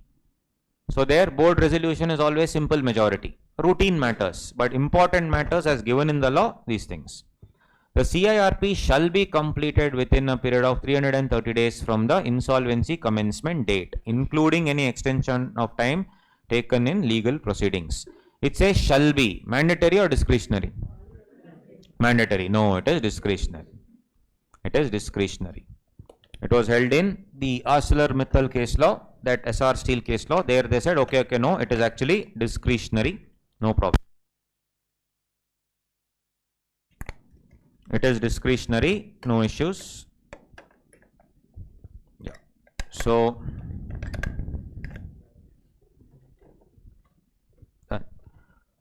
now the thing was, in the ArcelorMittal case, no one bothered applying for IBC against this company SR Steel, which had defaulted of almost 50,000 crore, 54,000 crore. No one bothered. RBI only came and said, please wake up. To whom? SBI. So they said, wake up. The SBI logo is like this. No, in that this small spoon that is there is like only the working period. Everything else is lunch break. Correct. So the thing is, now they said, please wake up, boss. Go. This is 54,000 crore is there and you are sleeping. So they identified 12 accounts. They called it the dirty dozen. Right, and they said you go and launch a case against all this. They initiated. So SBI and Standard Chartered Bank, they first were the financial creditors who applied against SR Steel. And of course, then SR Steel woke up and said, no, RBI told, you didn't tell. RBI is telling. So they put a case against them, but then everything was struck down. And of course, the resolution professional also was appointed. All that was done. The beauty was, two people came on board. One was ArcelorMittal. They were one resolution applicant. One more was New Metal. New Metal was one more resolution applicant. The best part about this deal was New Metal was a Russian company, and New Metal's one of the promoters was Revan Truya. Who is Revan Truya? Connected to the promoter of SR Limited. SR. So basically, SR Steel, they sent, the promoter's son was Revan Truya. They said you go through this approach through a Russian company, and anyway, that is me taking over me. Correct? That is what is going to happen. So this is what the New Metal's idea was. On the other hand, this ArcelorMittal, they wanted to take over SR Steel. They had wanted to give a proposal of around 42,000 crore as against 54,000, around 42,000. They were okay with it. But the beauty was, they were promoters, or they had invested in two other companies. One is Uttam Galva and one was KSS Petron. So in these two companies, these two companies also had taken loan from, as usual, SBI again. So Uttam Galva and KSS Petron had not paid. Basically, Uttam Galva and KSS Petron were NPAs in the books of all the banks to the tune of 7,000 crore. And who was the promoter there? ArcelorMittal. ArcelorMittal does not have money to pay those 7,000 crore, but now wants to take over SR Steel because of better business opportunities. That is why landmark 29 capital A was inserted. 29 capital A said nothing doing. If you are a promoter like this, Revan Truya, coming through a backdoor entry, not allowed. Second, you are a resolution applicant, you are all okay, fine, but you have invested in other NPA accounts. So they, in 29 capital A, they said, please kindly pay 7,000 crore and then come. If you want to apply your 42,000 crore, first clear that 7,000 crore and then come. Right? So this 7,000 crore was actually cleared because they wanted SR Steel desperately. So 7,000 crore was, paid off. And then again here, KSS Petron, it was clear. And here, New Metal severed ties from Revan Truya. They threw him out. And then New Metal wanted to apply again. But eventually, when the moment ArcelorMittal was about to win the bid, SR Steel went to SBI and Standard Chartered and said, they have given 42,000 crore. The due is 54,000 crore. I will pay full 54,000 crore. So how is it possible? The thing is, then they asked SBI and Standard Chartered to withdraw the application. So beauty is to ensure that these things don't happen. There was already one more section, again amendment, this one, 12 capital A. Withdrawal of, to tell this, all this story I have to tell. Yeah. Withdrawal of application under section 7, 9 and 10, 12 capital A. Adjudicating authority can allow withdrawal of application admitted under 7. 7 is financial creditor, that is SBI and Standard Chartered. 9 or 10 on an application made by the applicant with approval of, again see, 90% of the voting share of COC.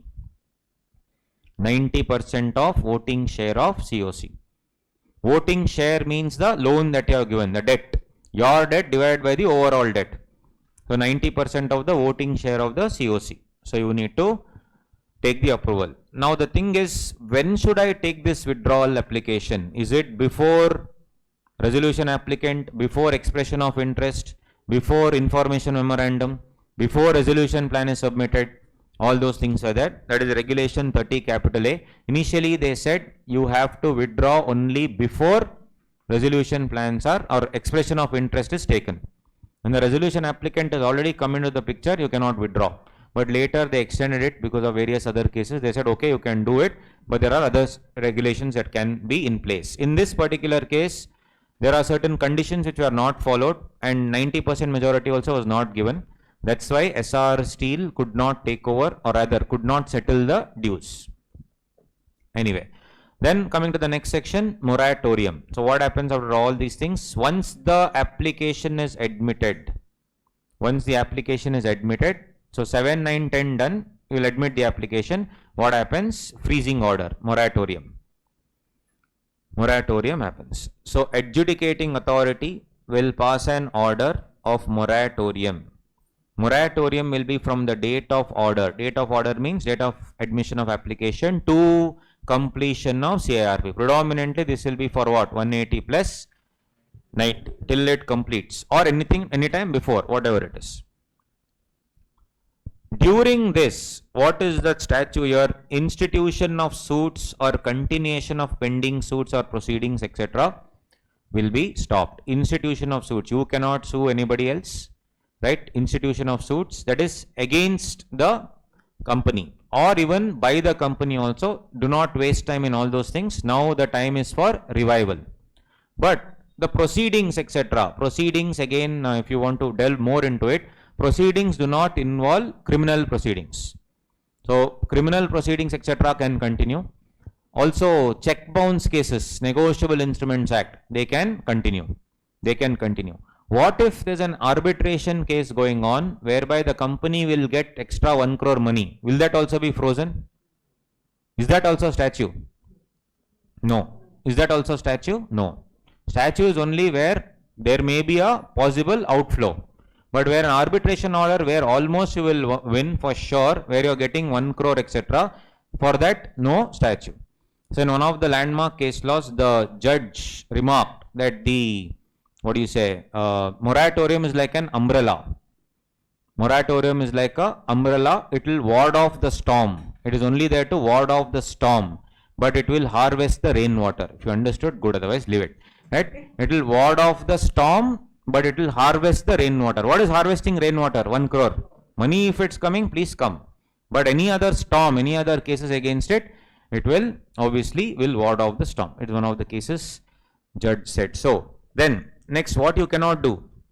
You cannot transfer the assets. You cannot encumber the assets. Means what? Cannot create a charge. Cannot alienate the assets. Cannot give it as a gift. Directors give it as a gift to somebody else. All that cannot be done. Dispose of the assets, not possible.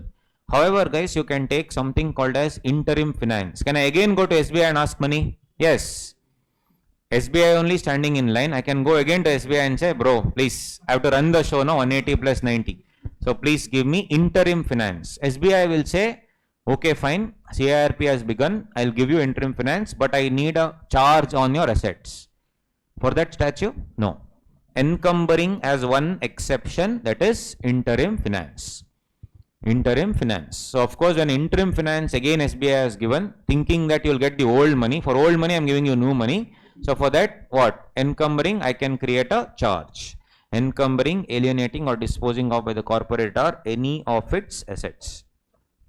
Third one, action to foreclose, recover or enforce any security interest. Under SURFASE, you can enforce the security interest. Under SURFASE Act, what you could have done, a group of banks could come together, consortium that is called, and they can do what? They can enforce the security interest. Security interest is nothing but where you have right over the assets. Now I can sell off those assets. To sell the asset 60% in value, all the consortium loans put together 60%, they had to approve for what? Enforcement of security interest. All those, basically they are trying to tell SURFASE, etc., everything will stop. You cannot enforce any security interest again, any of those things.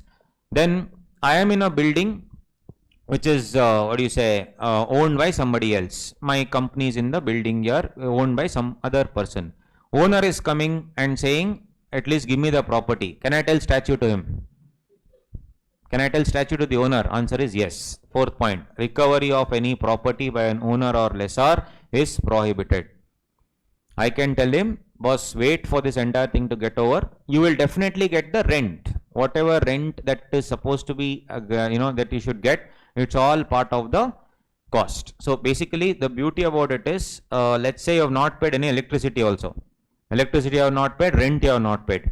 Till the date of admission, the electricity officer, assume, shock has happened, yeah.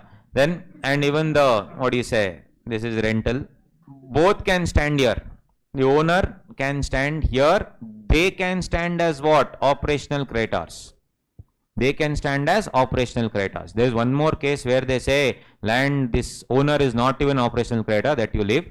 But assume both of them are operational, they can stand. But during the CIRP, during the corporate insolvency resolution process, during the process, this electricity bill, etc., all those things, if you don't pay, this rental, if you don't pay, this will be part of the insolvency resolution process cost. That's the beauty.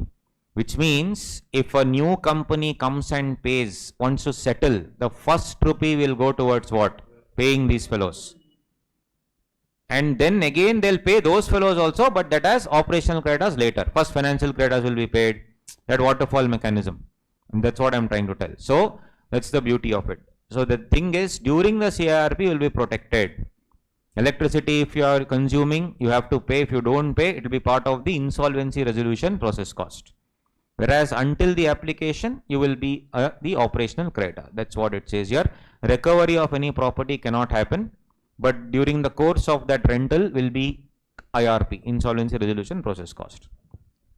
The entire moratorium will cease to have effect when the adjudicating authority approves the resolution plan. Obviously, when I pass 66% majority, approve the plan, then it goes to NCLT, they also approve. Yes, moratorium will cease to effect, the new company will come and take over. Or things are not working out, passes an order for what? Liquidation. Passes an order for liquidation. Now the thing is, when I say statute, what about the basic essential supplies of life, like food, water, electricity, that also will be stopped, is it? No. So essential services can continue. Essential services can continue. There was a regulation 32, which when I go to regulation 32 to see what is essential services, they said only water, electricity, broadband services, that is information technology. Only these are essential services. If the water is used in a hydroelectric project, that is not called essential, is what they are told in the regulation. But there are many cases whereby, for example, have you heard of this paper, Deccan Chronicle? Now it's not there, but that went through IBC. Deccan Chronicle went through IBC. Where is it? Deccan Chronicle. Deccan Herald is there. Deccan Chronicle. So Deccan Chronicle was a paper. It went through IBC. So during IBC, they begged. They saying essential services for me would be ink, paper. Let me run the show. Without me making money, how will I repay you? So please allow me to carry on the business. They told the suppliers, please supply ink, please supply paper. I know you are standing in the queue, but at least for this I will pay immediately. Other things will settle later. They did not agree. It went to IBC and the company closed down. So like this, so many cases were there, and they went to the government and said, sir, you are saying essential is only water, electricity, etc. But what about those things which are essential to run the show? Don't you think so? That should be essential. They said, yeah, correct. So amendment. What amendment? See here. If you see, that is what they have given here. That here. Not to be terminated, not to be interrupted, point number 1. And they also have inserted the thing saying that everything that requires you to go ahead as a going concern. Any services that is needed for you to go as a going concern, including employees. Employee dues. Are you operational creditor or financial creditor?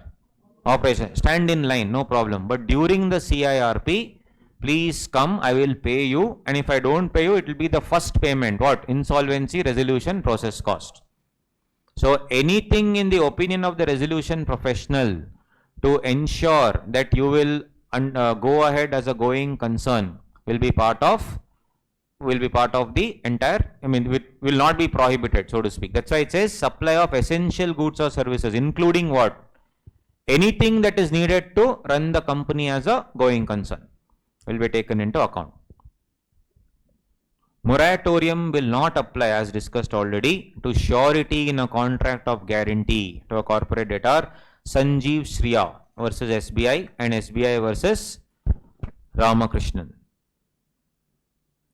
Sanjeev Shriya versus SBI and SBI versus Ramakrishnan.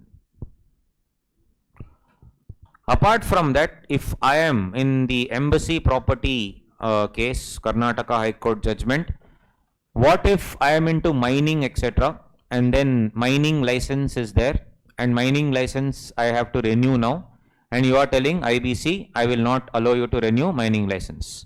I will not allow you to use the mining license. Again, I will beg and say that is my essential service. If you don't allow me to mine, this is because I am a mining company, how will it happen? So again, amendment, any license, permit, registration, quota, concession, clearance, or any other grant or any other right given by central government, state government, local authority shall not be suspended, shall not be terminated during moratorium, assuming there is no default in payment of current dues arising for the use or continuation of the license. I will pay the renewal fee today, kindly allow me to continue the license. If you agree, fine. All these are all because of various cases. Embassy case, then you have your ICICI versus Innovative Industries versus again your many other cases, your Deccan Chronicle. So there are many changes that came in moratorium. That is regarding moratorium. Fair enough. After this moratorium happens, or basically moratorium is a different concept. Once you apply, once you accept the application, you have to make a public announcement. They asked in the exam, who will make public announcement? IRP or who will make? Appointment of IRP. So they will, it says NCLT will cause the IRP to make, which means they will tell the IRP should make a public announcement within 3 days. Make a public announcement with name and address of corporate debtor, name of the authority, details of the IRP, penalties for false and misleading claims. So basically guys, only those who can enter the queue, join the queue should join. You cannot gate crash wedding like 3 Idiots movie, right? You cannot gate crash some random wedding and stand in the line there. No, only if you are eligible stand, otherwise there will be penalty. If I come to know that your claims are all false, you have never given any service, right? Penalties for false and misleading claim. There will be a last date for submission of claims, and when they'll also give that 180 days, date on which the CIRP ends. All this I studied, and when they asked expenses, who will pay? Asked in the exam, 3 marks. Expenses of public announcement shall be borne by the applicant, financial creditor or operational creditor, which may be reimbursed by the committee of creditors to the extent it ratifies them. Correct? Public announcement should be done, of course, in newspaper. Now the thing is, newspaper, there are separate pages. First page ad only you have given, main page. Nobody asked you to do it. So you are obviously an applicant. You have spent some 40 lakh rupees on the, advertisement. Will it be reimbursed? No. That's why it says to the extent it ratifies them. To the extent it ratifies them. That is about public announcement. Then once that, basically next question is about interim resolution professional, IRP, interim resolution professional. Appointed by who? Adjudicating authority, not appointed by applicant. So the moment the commencement of CIRP, you will appoint an IRP by whom? Adjudicating authority. So when is the CIRP beginning? From the day the resolution or the interim resolution professional has been appointed. From that day onwards. Now what is the tenure of this guy? What is the tenure of the IRP? So yes, earlier, they said IRP will stay till the COC, etc. But what used to happen was, COC meeting used to happen. They never used to appoint an RP. So, and they said the appointment is till the constitution of COC.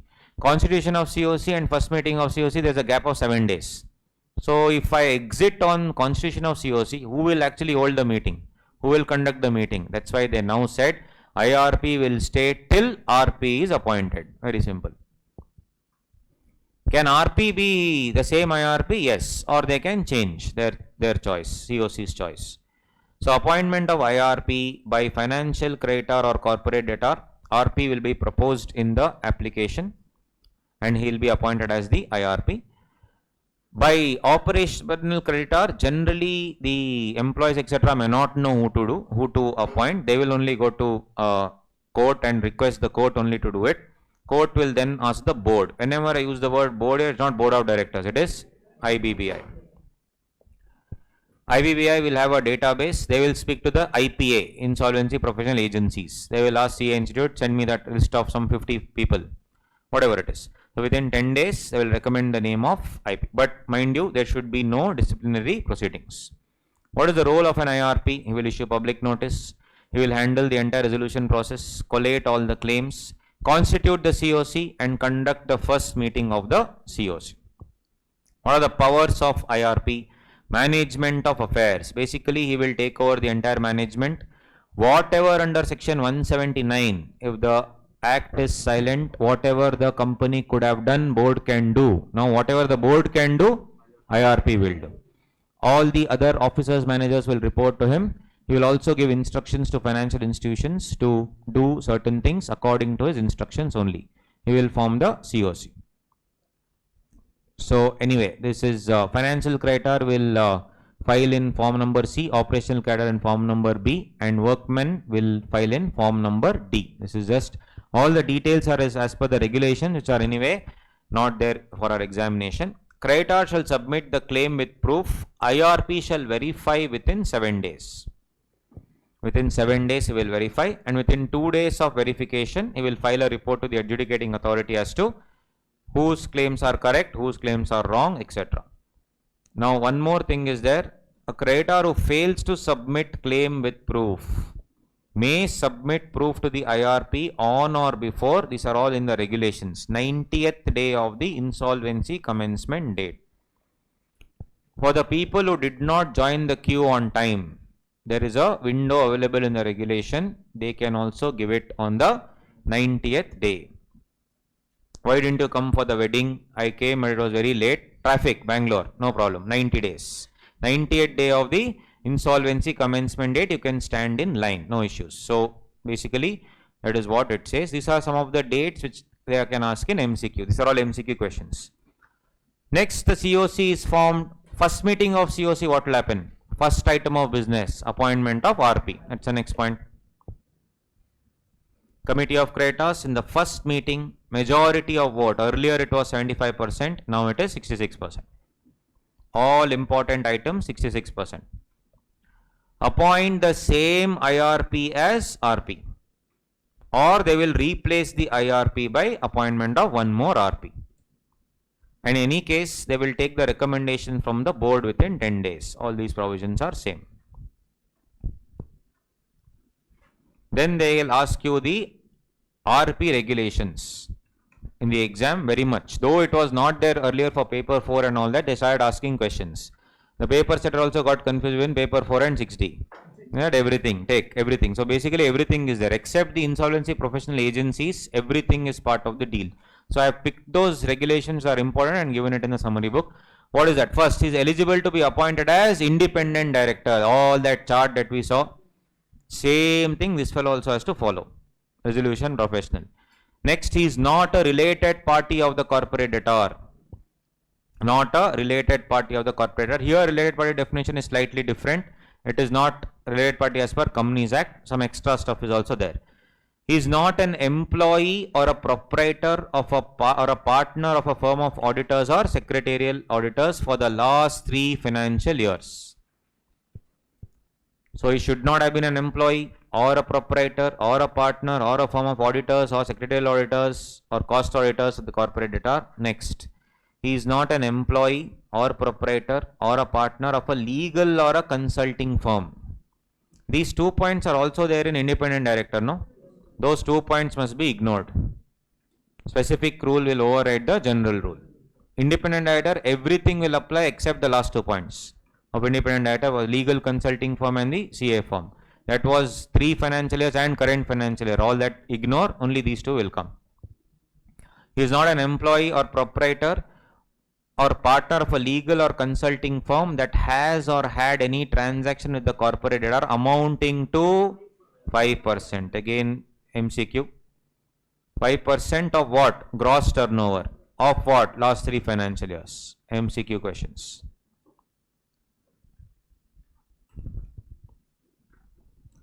Replacement. I don't like that fellow. Can I throw him out? Yes. By 66% majority. Who can throw out? COC. Again, disciplinary proceedings, etc. I need to check. Same thing. Now comes the important area, COC, Committee of Creditors, section number 21. What will they do? What will they not do? And all these things. What is the composition of COC? Section 21. COC may have individual creditors.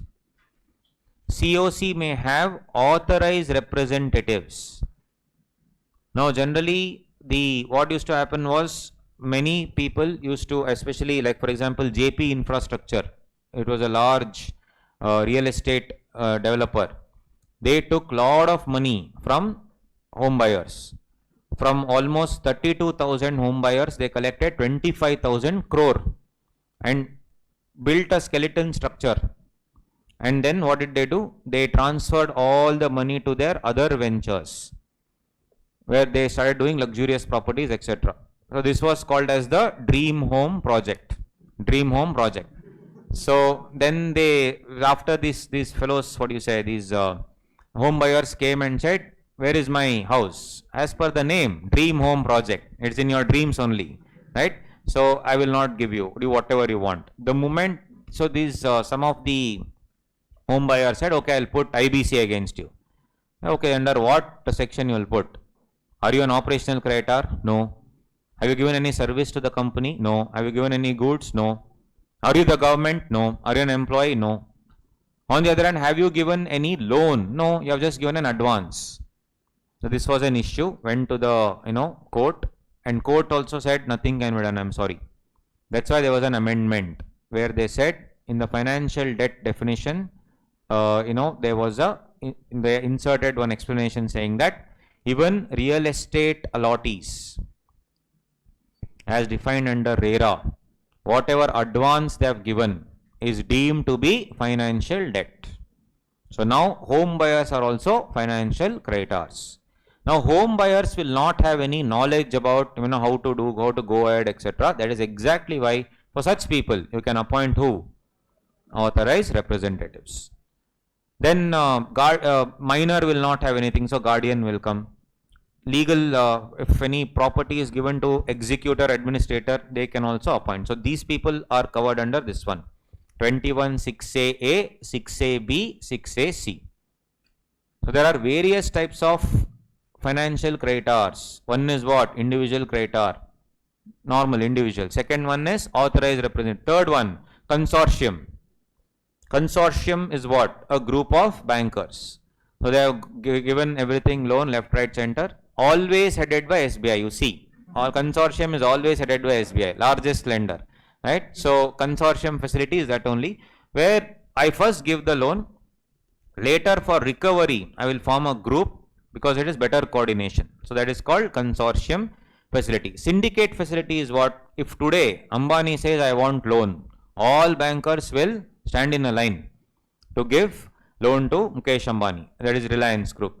So there they, to mitigate the risk, they form a group and then come and say this entire group loan will be giving you so much money. That is called syndicated facility. Whatever the case may be, consortium, syndicate, authorized representative, individual creditors, all of them can come and they will form the COC. So public announcement requiring claims, creditor will submit the claims. The interim resolution professional will verify the claim and determine the financial position. And then he will do what? Constitute the committee of creditors comprising of all financial creditors. Within 7 days, they will have the first meeting of the COC. Within 7 days of forming the COC, they will have the first meeting. Now, full on bomb in the exam, they had asked 3 marks. What if there is no financial creditor?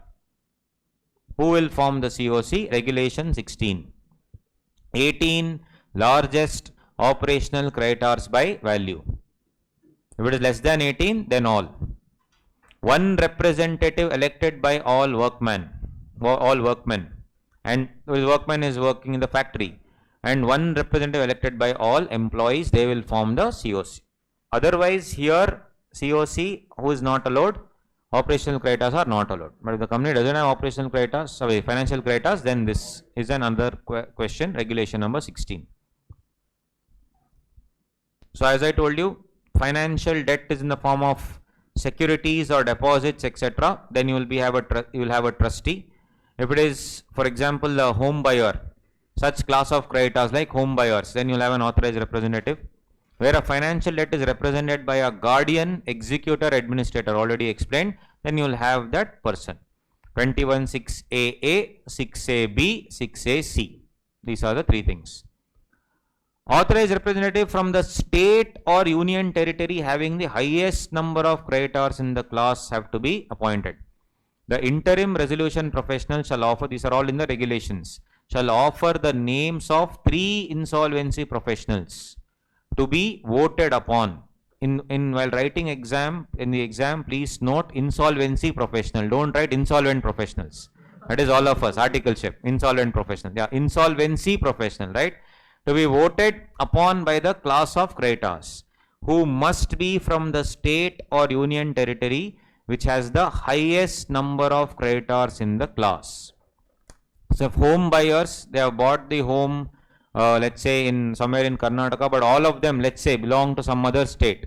Wherever the highest number of such creditors are there, I have to choose 3 insolvency professionals from that particular state. These are all small regulations which are there. All that I studied once in the exam, 3 marks question, what is the quorum?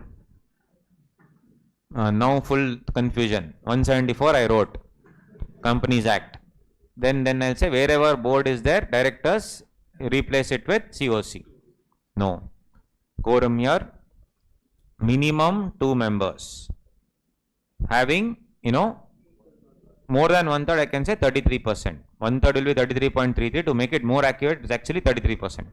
33% in value, and minimum 2 people should form the quorum. I am SBI, I have given 40% loan. 40% of the voting share I have. No. Minimum 2 members. Minimum 2 members. Having 33% value is the quorum. Not one third directors, one third members. No. Members means not shareholders. Members of COC. Yes. Now let's say they don't come to the meeting. It is adjourned for want of quorum. There in Companies Act, same time, same place, next week. Here 180 days, what? Next week. Same time, same place, next day. Correct? Next day. And what is the quorum here? Quorum here is not there for adjourned meeting, if you remember. Same quorum. Here no same quorum.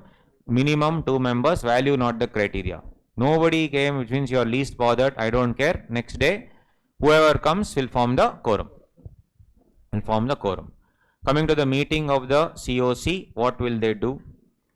Resolution professional will give a notice of meeting to the all these people. Who? All members of COC. Will I give notice to the members of suspended board of directors? Yes. I will give notice to the members of suspended board, like Vijay Mallya, Kingfisher, I will give, so that he also should come to the meeting. If at all I ask him any questions, then he should answer. Then should I also give a notice to operational creditors? They cannot come to the meeting, but can I give to operational creditors also? Yes, operational creditors for their representatives. If the amount of their aggregate dues is not less than 10% of the debt, 10% of the debt, I will give notice to operational creditors also. Such operational creditors, let's say they have given around 100 crore. The overall debt of the company, operational debt, overall operational debt of the company is 1000 crore. The full debt, total debt, that is financial debt, operational debt, is 5000 crore. So now, there is one operational creditor who has given services worth 100 crore. 10% of the debt should be 10% of operational debt or total debt. 10% of the debt is operational debt or total debt. There are many cases. In one of the cases, it was finally decided that it is 10% of the total debt. In regular batch, 1 hour discussion, no time now. It is 10% of the total debt. Correct? Total debt. It is not operational debt, total debt. So they have also told in that particular case, though it is total debt, you have to allow him to at least be present in the meeting, listen to all the deliberations. Now, if this operational creditor or Vijay Mallya, for example, doesn't come, will it invalidate the meeting? No. Correct? These two people are like our gully cricket days. One fellow used to have the bat, ball, everything. We only used to call him only for the bat, ball. He used to go home and say, I'll go have coffee and come. We say, go, don't come back. You come and collect the bat, ball later. That fellow. So if you come or if you don't come, I don't care. Give the bat and ball. That's it. So all members of COC, yes. So meeting of COC will happen either in person or electronic means, and vote will be in accordance with the voting share. Voting share is your debt divided by the total debt. Simple as that. So board of directors, partners and one representative will come, and absence does not invalidate the proceedings. Any member of COC may appoint insolvency professional. Other than that also, they can represent. So the COC like SBI can have one more resolution professional, but he's not an actual RP. They can have a representative. He's not an authorized representative. Their representative, they can say, you please go, you only discuss, because we only know how to lend money, we don't know how to recover. So you please go ahead and do it. They can do that. So next, anybody working in SBI and all, kindly forgive me, your parents and all. Yes. So I always keep trolling that, just for fun. Special approval of COC for certain actions of the resolution professional, certain actions. Now this again, 66%. Section 28, resolution professional shall convene the meeting of COC. They will take approval of COC for all these things. If you compare it with Companies Act, under 179(3) for that matter, all items are there, borrowing money, lending and all those things. In that only D, E, F can be delegated to MD. Apart from that, shareholders also have power of appointment of director, removal of director, appointment of auditor, removal of auditor and all these things. Now everything now under this act is now controlled by COC, and all these things will be now delegated by COC to resolution professional by 66% majority. So this they can ask for around 4 marks asked in the exam before also. What all can be transferred? Means this is delegation. Raising any interim finance. Creation of any security interest over assets. Obviously when I raise interim finance, I can create security interest again, encumbrance. Change the capital structure. Alteration of capital can be done by whom? COC can delegate the RP to do so. Record change in ownership, give instructions to financial institution, undertake any related party transaction. 188, yesterday we saw 188, if it going above the threshold limit, prior OR, BMR, everything can be done by RP himself now, provided 66% they have delegated to him. Then amend any constitutional documents, MOA, AOA can be amended via special resolution under Companies Act. Here 66% COC can tell the RP himself can amend. That's the beauty of the code. Code is a codification of all the laws. It will override all the other laws in that extent. It's not that, they got bored of the act, that's why they named it code. Not like that. Delegate its authority to other person. Dispose of or permit disposal of shares. Make any change in management, appointment and removal of directors. So it's like a combination of shareholders' powers and board powers. Transfer rights or financial debts. Make changes in statutory auditors, internal auditors. 138, 139, everything will be handled by these guys. And if you do not take any approval, void. Do not take approval, 66%. All these things that you have done will be void ab initio. Not voidable. Yesterday we saw voidable. Which are those cases? Sir, out of syllabus. What are 3 cases? 192, 184, 188. Voidable at the option of the company, option of the board or company. Then also, audit committee also. Omnibus, right? Here it is void. It is voidable. Now again, very, very important, voting mechanism.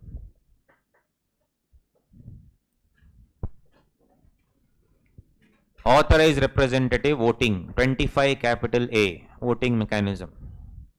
I told you voting mechanism, what are the types of creditors available? One is 21(6), consortium syndicate.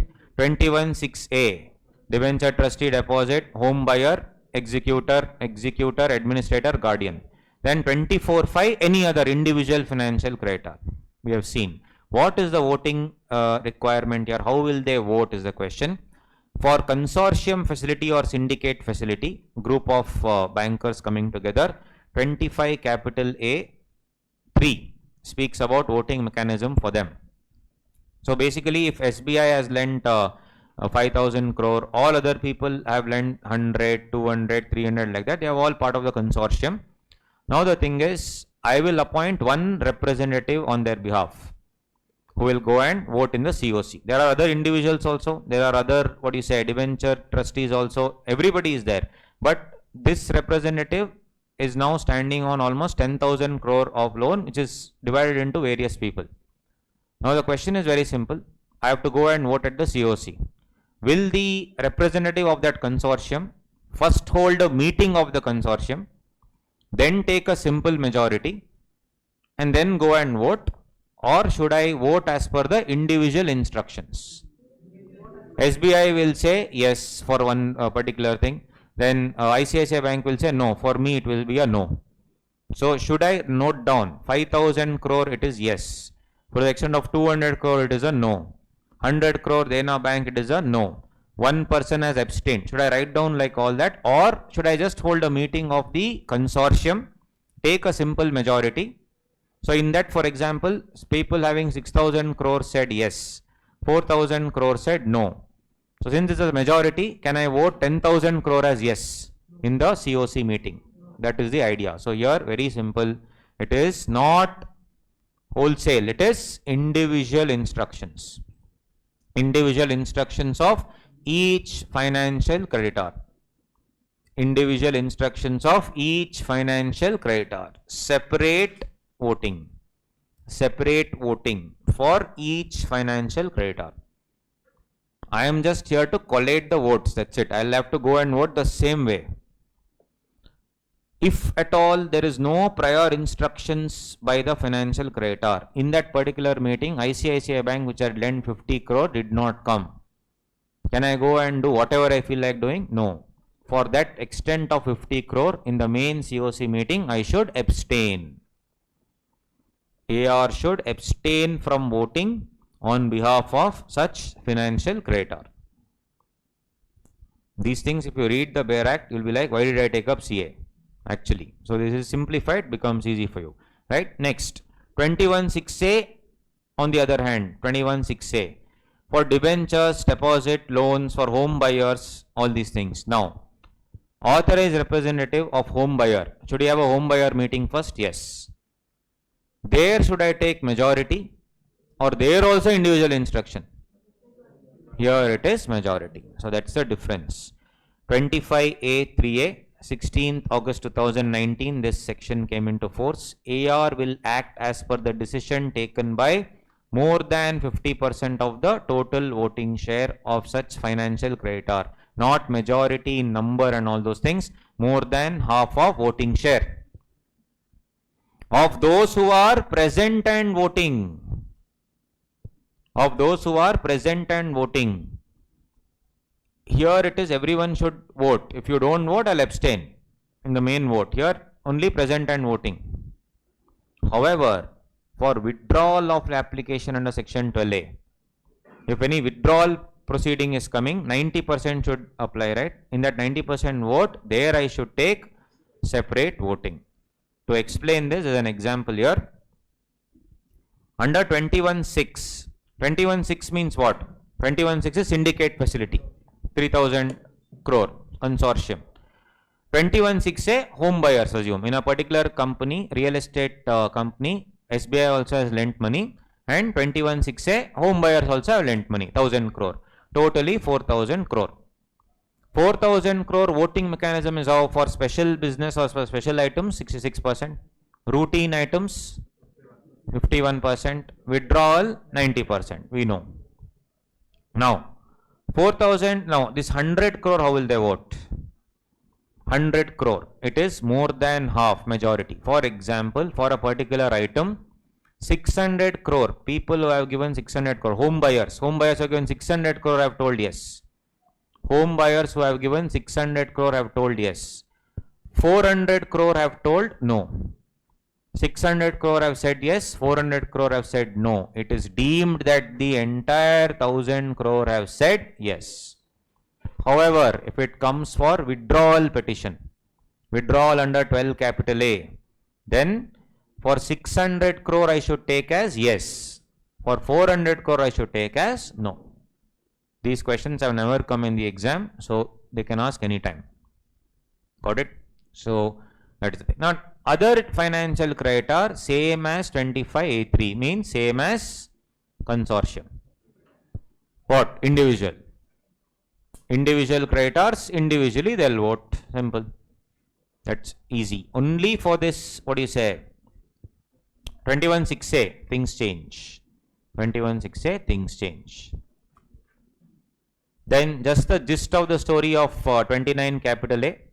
If you are an undischarged insolvent, you cannot take over. Basically, you cannot be a resolution applicant if you or any person acting jointly or in concert with you should not be an undischarged insolvent, should not be a willful defaulter in accordance with RBI guidelines. At the submission of the resolution plan, should not have an account classified as NPA for 1 year. Example of ArcelorMittal, Uttam Galwa, KSS Petron, all were NPA for over a year. Account of the corporate debtor under management, same thing. Eligible under C or D above if he pays back all the dues. That's what happened. He is eligible if he paid back all the dues. Apart from that, you should not have been convicted for any offense which is punishable with imprisonment for 2 years or more under the 12th schedule. So the schedule is given, so those legislations, 7 years or more under any other law for the time being in force. If you are disqualified as a director under 164, you are ineligible to be a resolution applicant. If you are prohibited from trading by SEBI, then you cannot.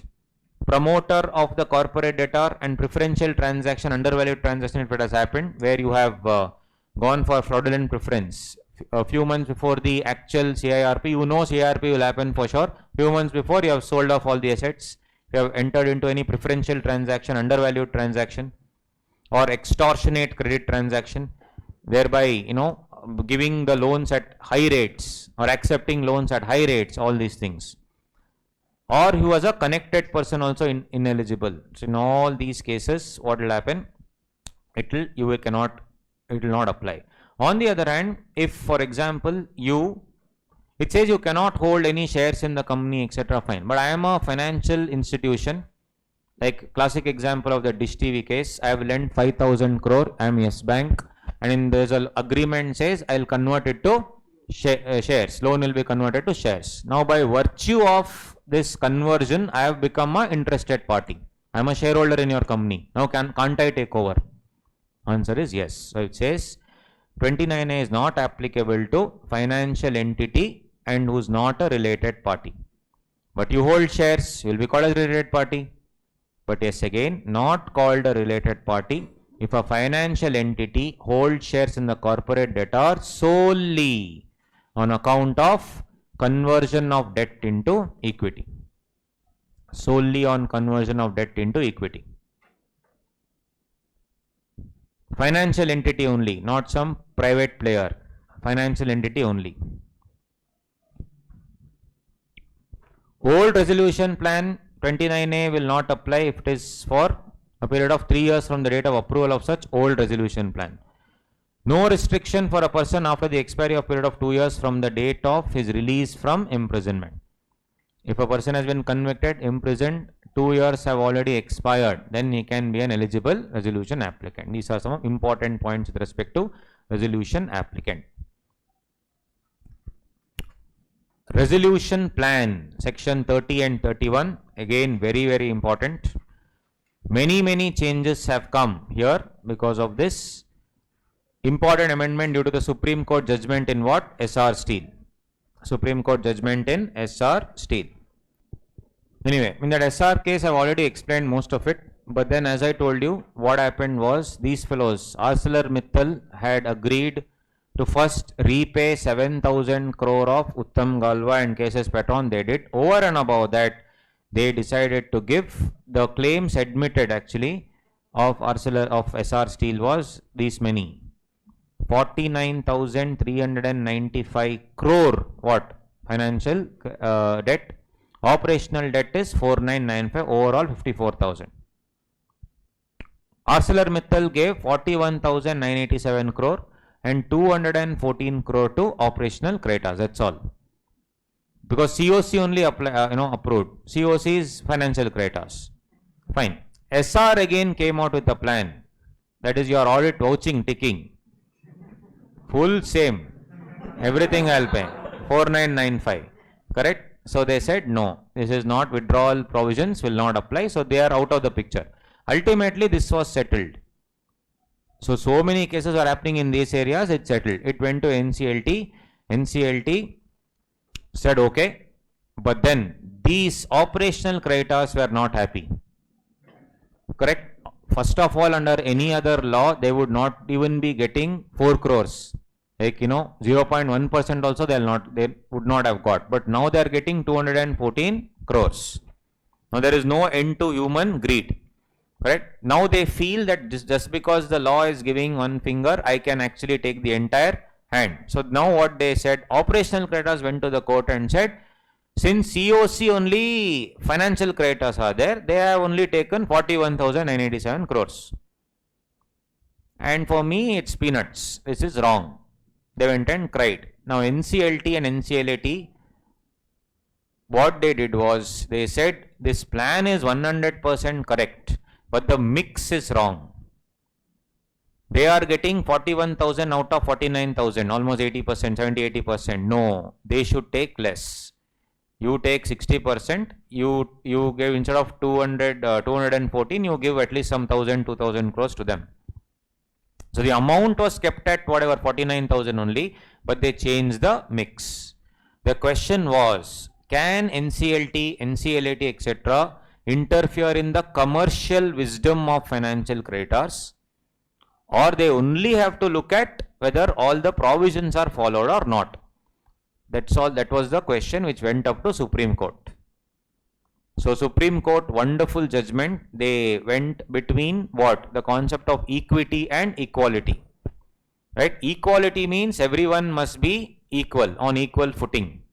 So if one person gets something, everybody should get the same thing. Second is equity. Equity is on the basis of justice.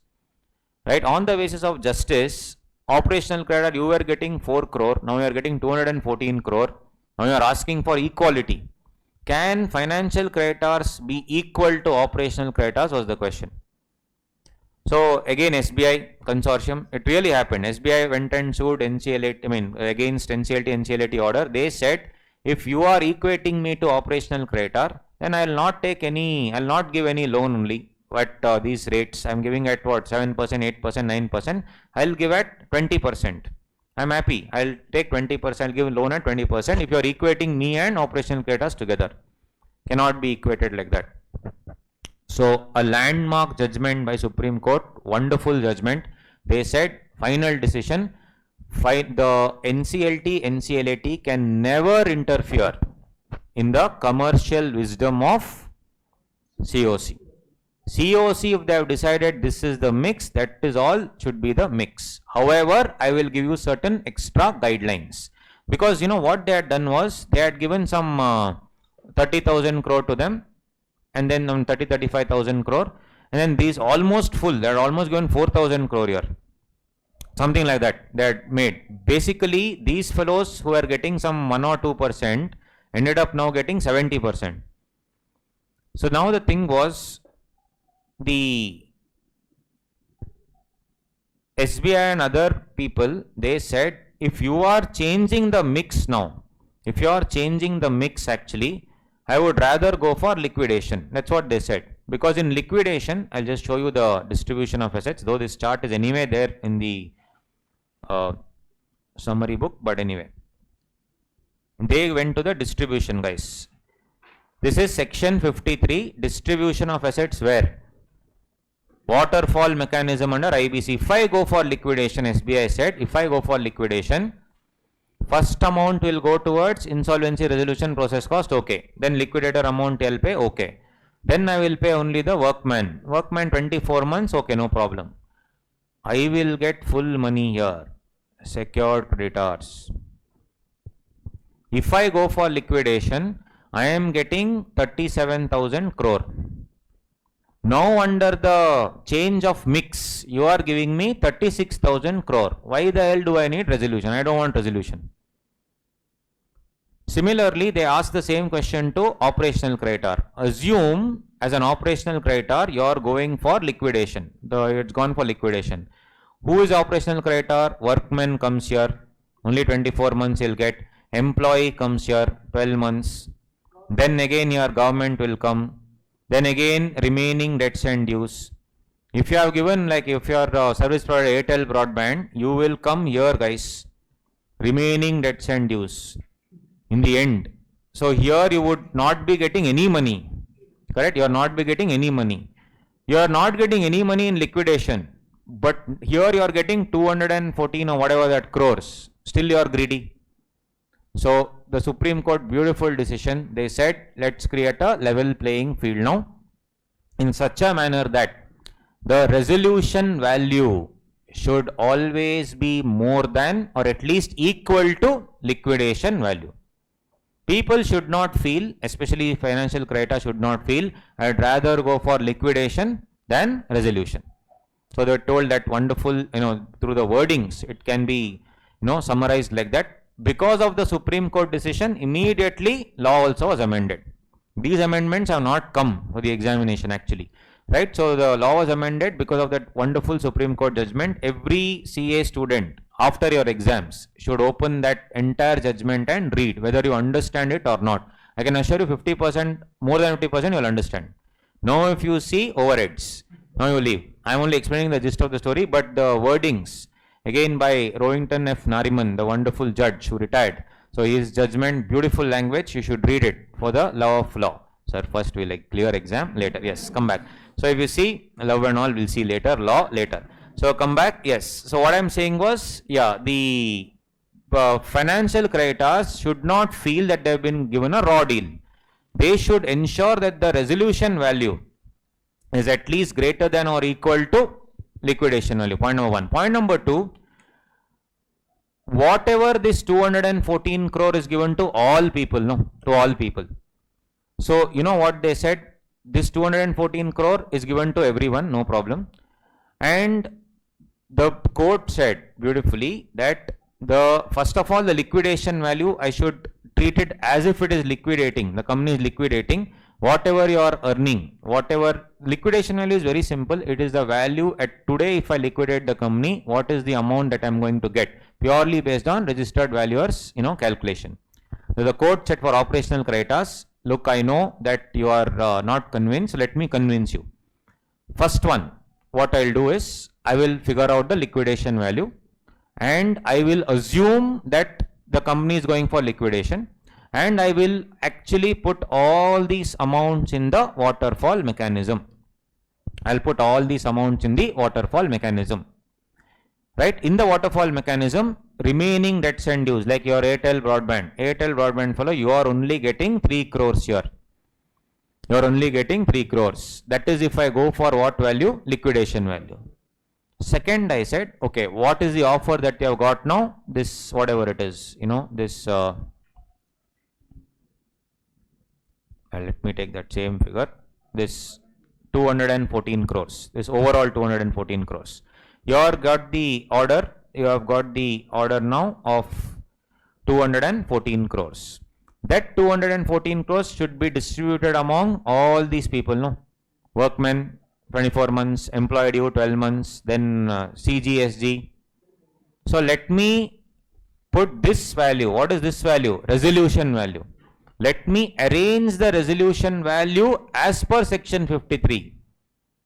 Waterfall mechanism. I will put it there here, everything. In that mechanism, you are actually getting, Airtel broadband fellow is getting 2.5 crore. So, you know what the law said? Very simple. Liquidation value organized in waterfall mechanism versus resolution value arranged in waterfall mechanism, whichever is higher. Best decision, whichever is higher. If you would have got 4 crore here, don't cry. 4 crore you are getting, if you go for liquidation, you will get 3 crore. Correct? So, wonderful decision. The gist of the same thing, whatever I told is given here, check it out. Resolution plan provides for payment of debts of operational creditors shall not be less than the amount to be paid to such creditors in the event of liquidation of corporate debtor under 53. Means what? Liquidation value arranged in waterfall mechanism, or amount that would have been paid to such creditors if the amount to be distributed under resolution plan, that is resolution value, had been distributed in accordance with 53(1), whichever is higher. One of the most wonderful judgments. The judgment only was like this. What did the lawmaker do? Copy paste. Direct copy paste. So it is an amendment which actually has not been asked so much, which is very, very new it is. So it is important. Got it? So either the liquidation value organized in 53 waterfall mechanism or resolution value arranged as per 53 as if it's going for liquidation, whichever is higher. Fair enough. Now the thing is, you have to vote. What used to again happen in that ArcelorMittal cases, 66% have to vote for the resolution plan remaining whatever, let's say 80% have voted, 20% have not voted. Now because those 20% did not vote, I gave them lesser amount. That was also happening in various cases. That's why to protect them, those who do not vote in favor of the resolution plan shall at least get same payment as the creditors would have got in the event of liquidation. Resolution value should be greater than or equal to liquidation value. Distribution shall be fair and equitable to such creditors, is the wordings used in the law. So resolution applicant, resolution professional will examine each plan, confirm, present to COC, and COC will approve. Resolution applicant can attend the meeting to clear all the doubts, etc., but he cannot vote obviously. Now, approval. The moment 66% COC have approved, will you agree that the resolution plan can also have plan for internal reconstruction? Yes, we just saw in the previous topic, for internal reconstruction, you have to take all those so many approvals. That's SEBI approval, so many approvals you have to take. Now the question, and you also have to take shareholder approval. Minimum majority number 3/4 in value. So very simple. Let's say also you are merging and forming a combination which is going against Competition Commission of India. So let us say if you had gone for the internal reconstruction and merger route, you have to take the approval of the shareholders.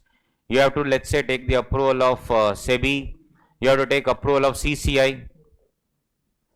But if I take approval under this 66% of COC, is it deemed that all approvals are taken? Is it deemed that all approvals are taken? Answer is, it is deemed that shareholders approval is taken. SEBI approval should be taken within 1 year. Can Airtel and Reliance merge and then go to CCI also after 1 year, after creating monopoly, ruining the market? No. That's why CCI should be taken prior. That is what this point is. Shareholder approval not needed if COC approval is taken. Example, internal reconstruction. Other than shareholder approval to be taken within 1 year. For example, SEBI. Resolution plan, then exception CCI, prior approval to be taken.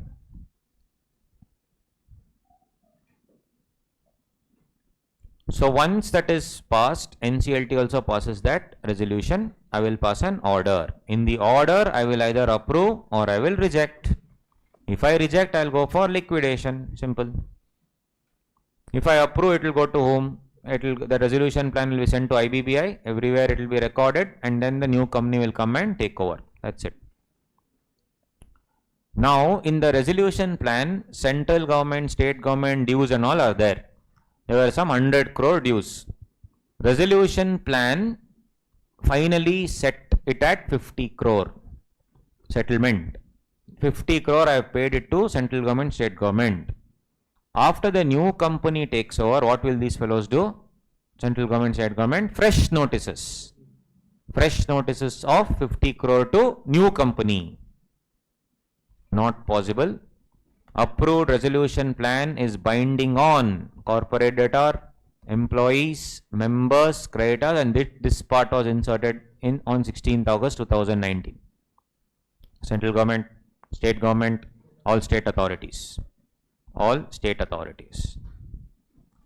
And also to protect you against past offences, a new company with a new management who is not a willful defaulter will obviously be protected against all past defaults, and he will not be liable for company's defaults. That's why a new section was inserted, 32A. We'll see that later. Anyway, so that is done, guys. Next is very easy. Liquidation process. Liquidation process. Initiation of liquidation. When will you initiate liquidation? When the AA has not received RP even before the expiry of the period. AA rejects the resolution plan for non-compliance of requirements. 66% of the creditors have agreed that there is no point in continuing. Better to liquidate. I'll get a better deal. Fourth one, Debtor contravenes the agreed resolution plan. So the corporator has to follow all the provisions there. If you contravene, gone. In all these cases, I will pass an order requiring the corporate debtor to be liquidated, issue a public announcement, require such order to be sent to all the authorities. There are 4 things to note in liquidation. First is appointment of liquidator, formation of a liquidation estate, consolidation and valuation of claims, and finally distribution of assets under the waterfall mechanism. So this is, and again all the entire thing is along with the regulations. I have collated it for you. Liquidation commencement date, that is nothing but the approval of liquidation. Within 5 days I have to make a public announcement as per regulation number 12. Public announcement of what? Liquidation. Within 30 days from commencement date only, what will happen? Collation of claims, submission of claims. So again you have to join the queue. This time is for liquidation. You have to fill all those forms, etc. 30 days time is given. 14 days from the collation date. 14 days from the collation date.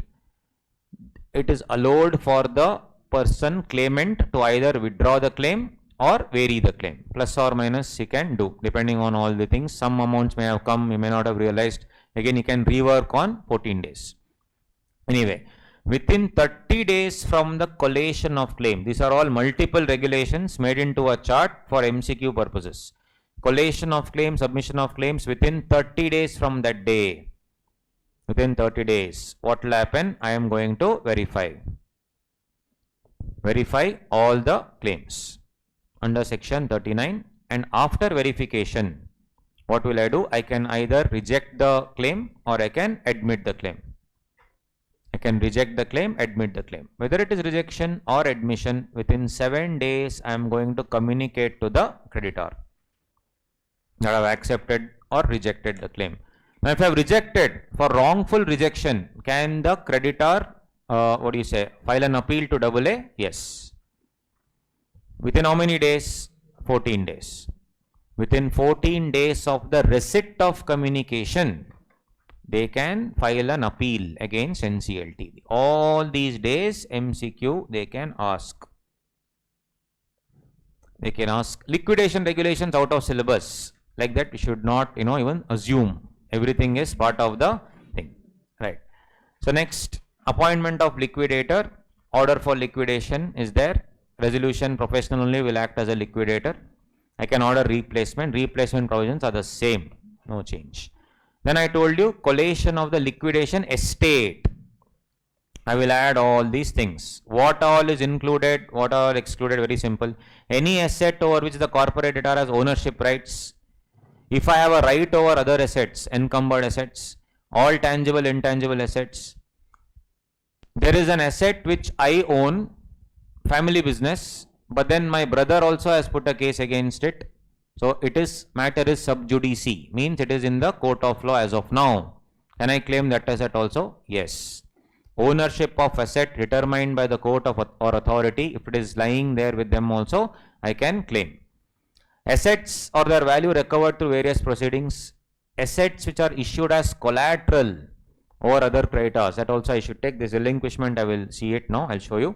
Property belong to the debtor also at insolvency commencement date, everything I should give. If the assets are owned by a third party but in my possession, as I told you, I have rented out some furniture, it is owned by somebody else, but who actually has the possession? Me. So will that be taken into account? No. Assets of financial service providers, personal assets and all I cannot take. What about foreign subsidiary or Indian subsidiary assets? No. Separate legal entity. Assets of foreign company, foreign subsidiary, assets of any other Indian subsidiary should not be taken into account, is what they say. Finally, consolidation of claims, already discussed through that chart, so I am not going to do it again. Admission or rejection, already discussed. Appeal also already discussed in that master chart which is there here. That much you study, more than enough. Everything is covered there. Now, again one interesting area. No power. Interesting area. Secured creditor. under IBC and under Companies Act, what will he do? Secured creditor under IBC, what will he do? Under Companies Act, what will he do? Under Companies Act, guys, if you are a secured creditor, you have three options. First, you value the security. If the security is enough to cover the liability, then you enforce the security interest, totally ignore liquidation. I repeat, value the security first. If the security is enough to cover the liability, let's say your security is valued at 50 crore, your liability is 30 crore. If you feel it can fetch you 50 crore, you don't know actually, you have no idea, because when you actually put it for sale, it can go below 30 also, but you feel that it will fetch you 30 crore at least. Then you can totally ignore liquidation and enforce the security interest. The value of security is not enough to cover the debt. Of course, you feel that the security, though initially when I took it was 50, now I feel it will not even fetch 20 crore. If I feel so, then I can still sell 20. For the balance 10, I can stand as unsecured creditor. Or one more I can do, I can completely give up this security because I don't know how it will be. But then Companies Act did not give you any benefit for that. They said it is your foolishness, you are relinquishing. Since you are relinquishing, you will stand as unsecured. IBC, the preamble says maximization of the valuation of assets. In IBC also, they say, okay boss, if you want to realize the asset, kindly realize the asset, enforce the charge, no problem. If you get full money, good. If you don't get full money, then I will make you stand as unsecured creditor. Fifth line item in waterfall mechanism, unsecured creditor. Or I'll give you a benefit. Preamble says maximization of assets. Do one thing, relinquish the security. You have a right over this 50 crore asset. If you go sell in the market, 20 also you will not get. Instead of that, you relinquish that security and put it in the pool. Once you put it in the pool, it will be based on liquidation value, fair value. I will get higher value for that. Trust me on that. So that asset is this, guys. Here you see in that list is there, no, here. Asset issued as collateral over which creditors have relinquished their right. Relinquish means give up. Secured creditor will give up the right and it will form part of the pool. But I will give you a super benefit now. Since you relinquished your asset, boss, I will give you second line item only, preferential payment. What is that second line item? This one you see. First is what? First, obviously, insolvency resolution process cost and liquidation cost. Second, workman dues of 24 months. And here, if you have relinquished security, you will stand here for the full amount I will give you. Benefit. This was not there in Companies Act. Employee dues of 12 months. Employee dues of 12 months. Financial debts owed to unsecured creditors. Actual unsecured creditors will be here. My question is, I told you if you want to enforce the charge, I told you will not get 50 crore. You still went ahead and sold it at dirt cheap rate of 20 crores. Extra 10 crores. I am telling you, you are unsecured. Will you stand here? No. You will go behind them. Because behind them is what? Dues to CG, SG for 2 years and unpaid dues of secured creditor. This is a punishment. You relinquish, let it join the pool, go on top. You want to enforce the charge, go behind unsecured.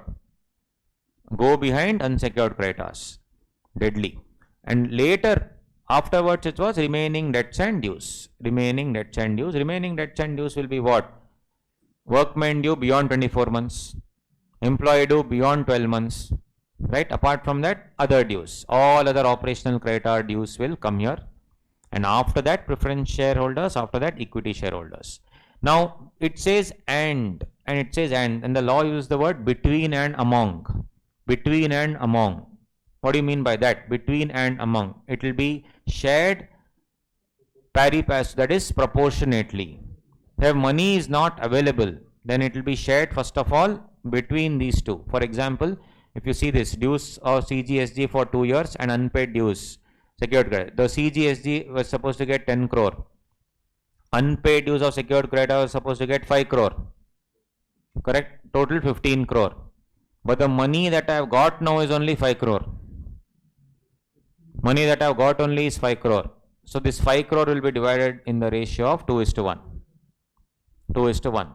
And then next, it will be divided in the ratio of 2:1. And then next, whatever is divided to these people, that also will be divided between central government and state government in that proportion.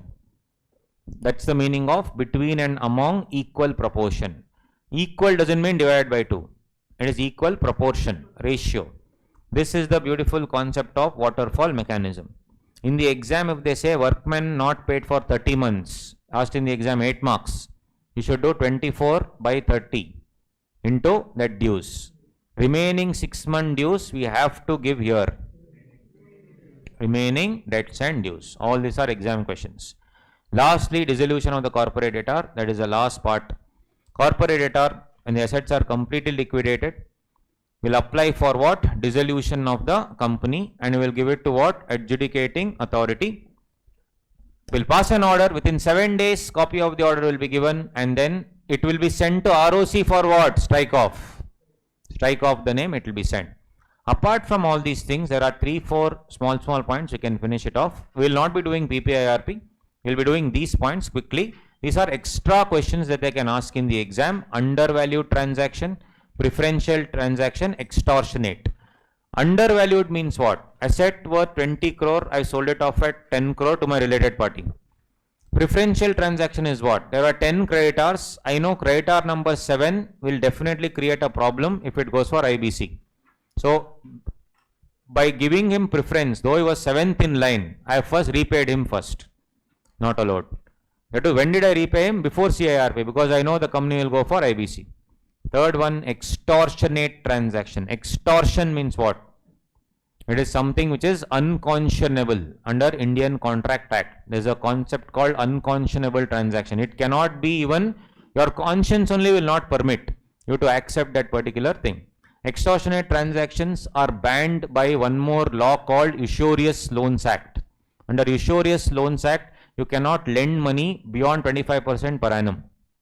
Under Usurious Loans Act, especially these daily wage laborers, they will charge 10% per day and all. I don't know if you know that. Per annum, they'll be paying an interest of 360%, some cases 2000% and all. So I'll give you 100 rupees. By the end of the day, I want 150. That's it. So all these are there still. That's why Usurious Loans Act was incorporated, is already there. Usurious Loans Act. So if you go do anything against those provisions, then this section 43 and 45. This part was not part of paper 4 before. Slowly they inserted by giving questions first and then inserting in the syllabus. Right? That's how it is.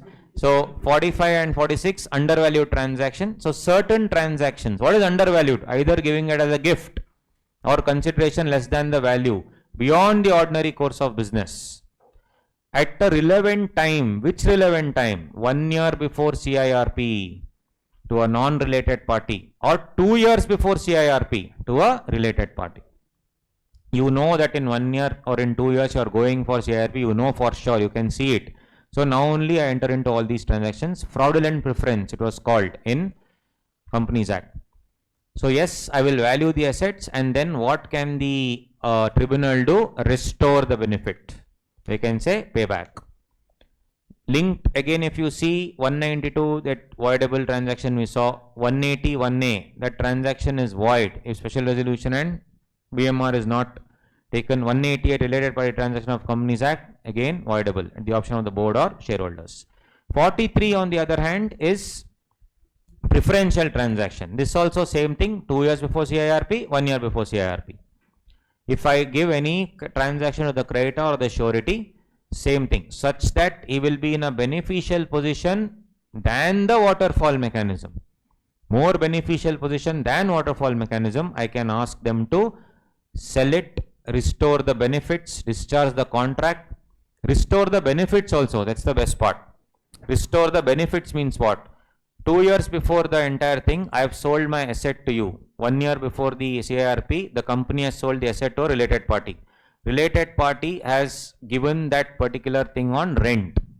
He is getting from 1 year 40,000 rupees rent on a property which actually belonged to the company.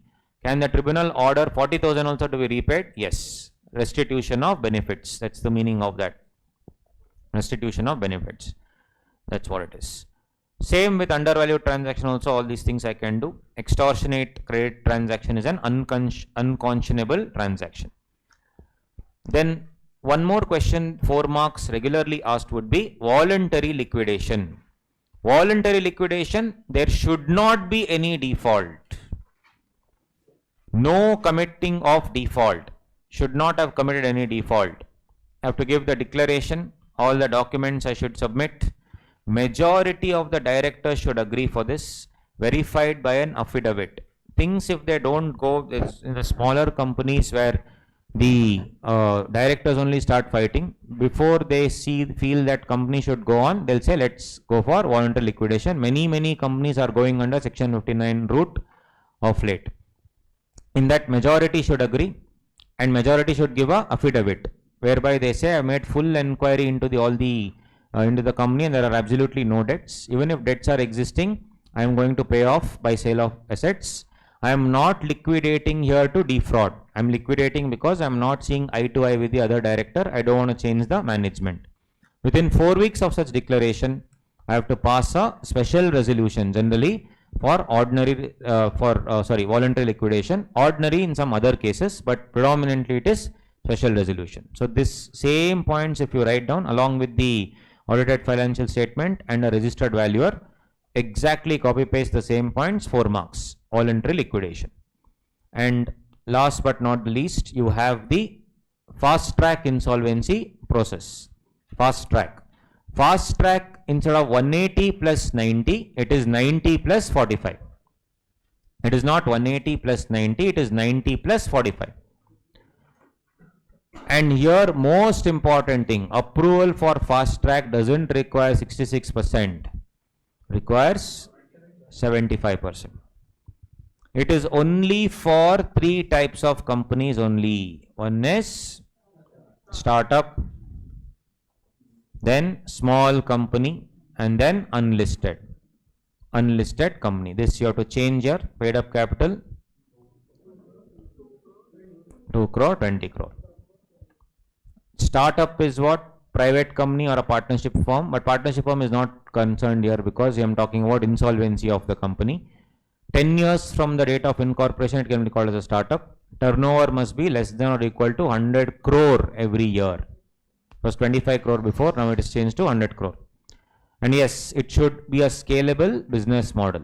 If L&T hived off into L&T software, L&T software is not a startup. Demerger is not a startup. Adjudicating authority already discussed. Appeal to NCLT should be done within 30 days. NCLT may allow further dash days. First only will be 30 days. In all laws you would have seen 45 plus 45, 30 plus 30. Here it's an exception. 30 and 15. Further 15 days.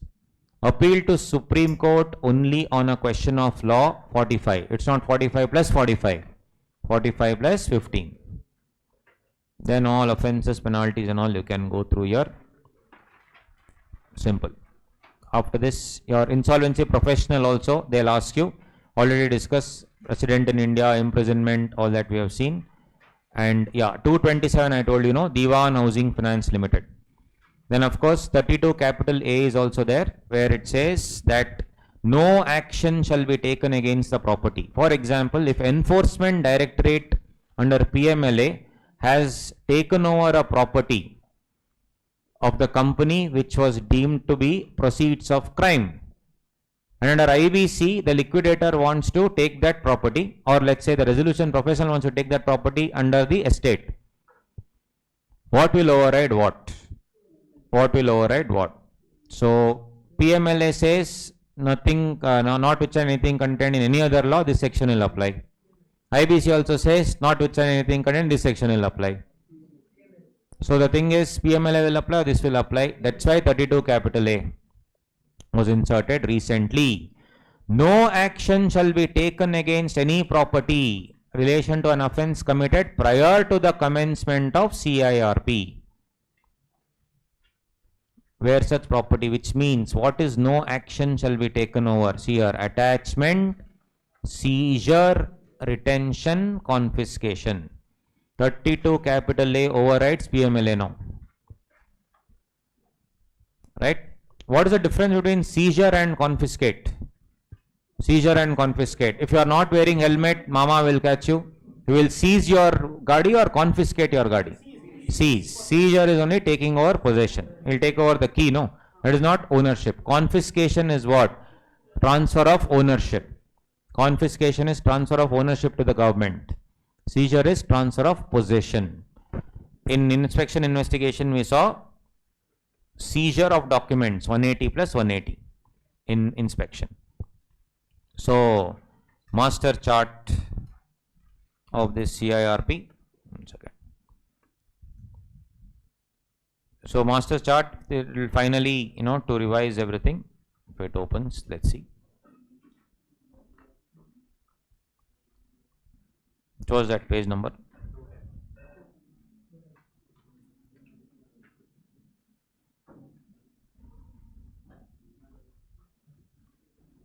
$210.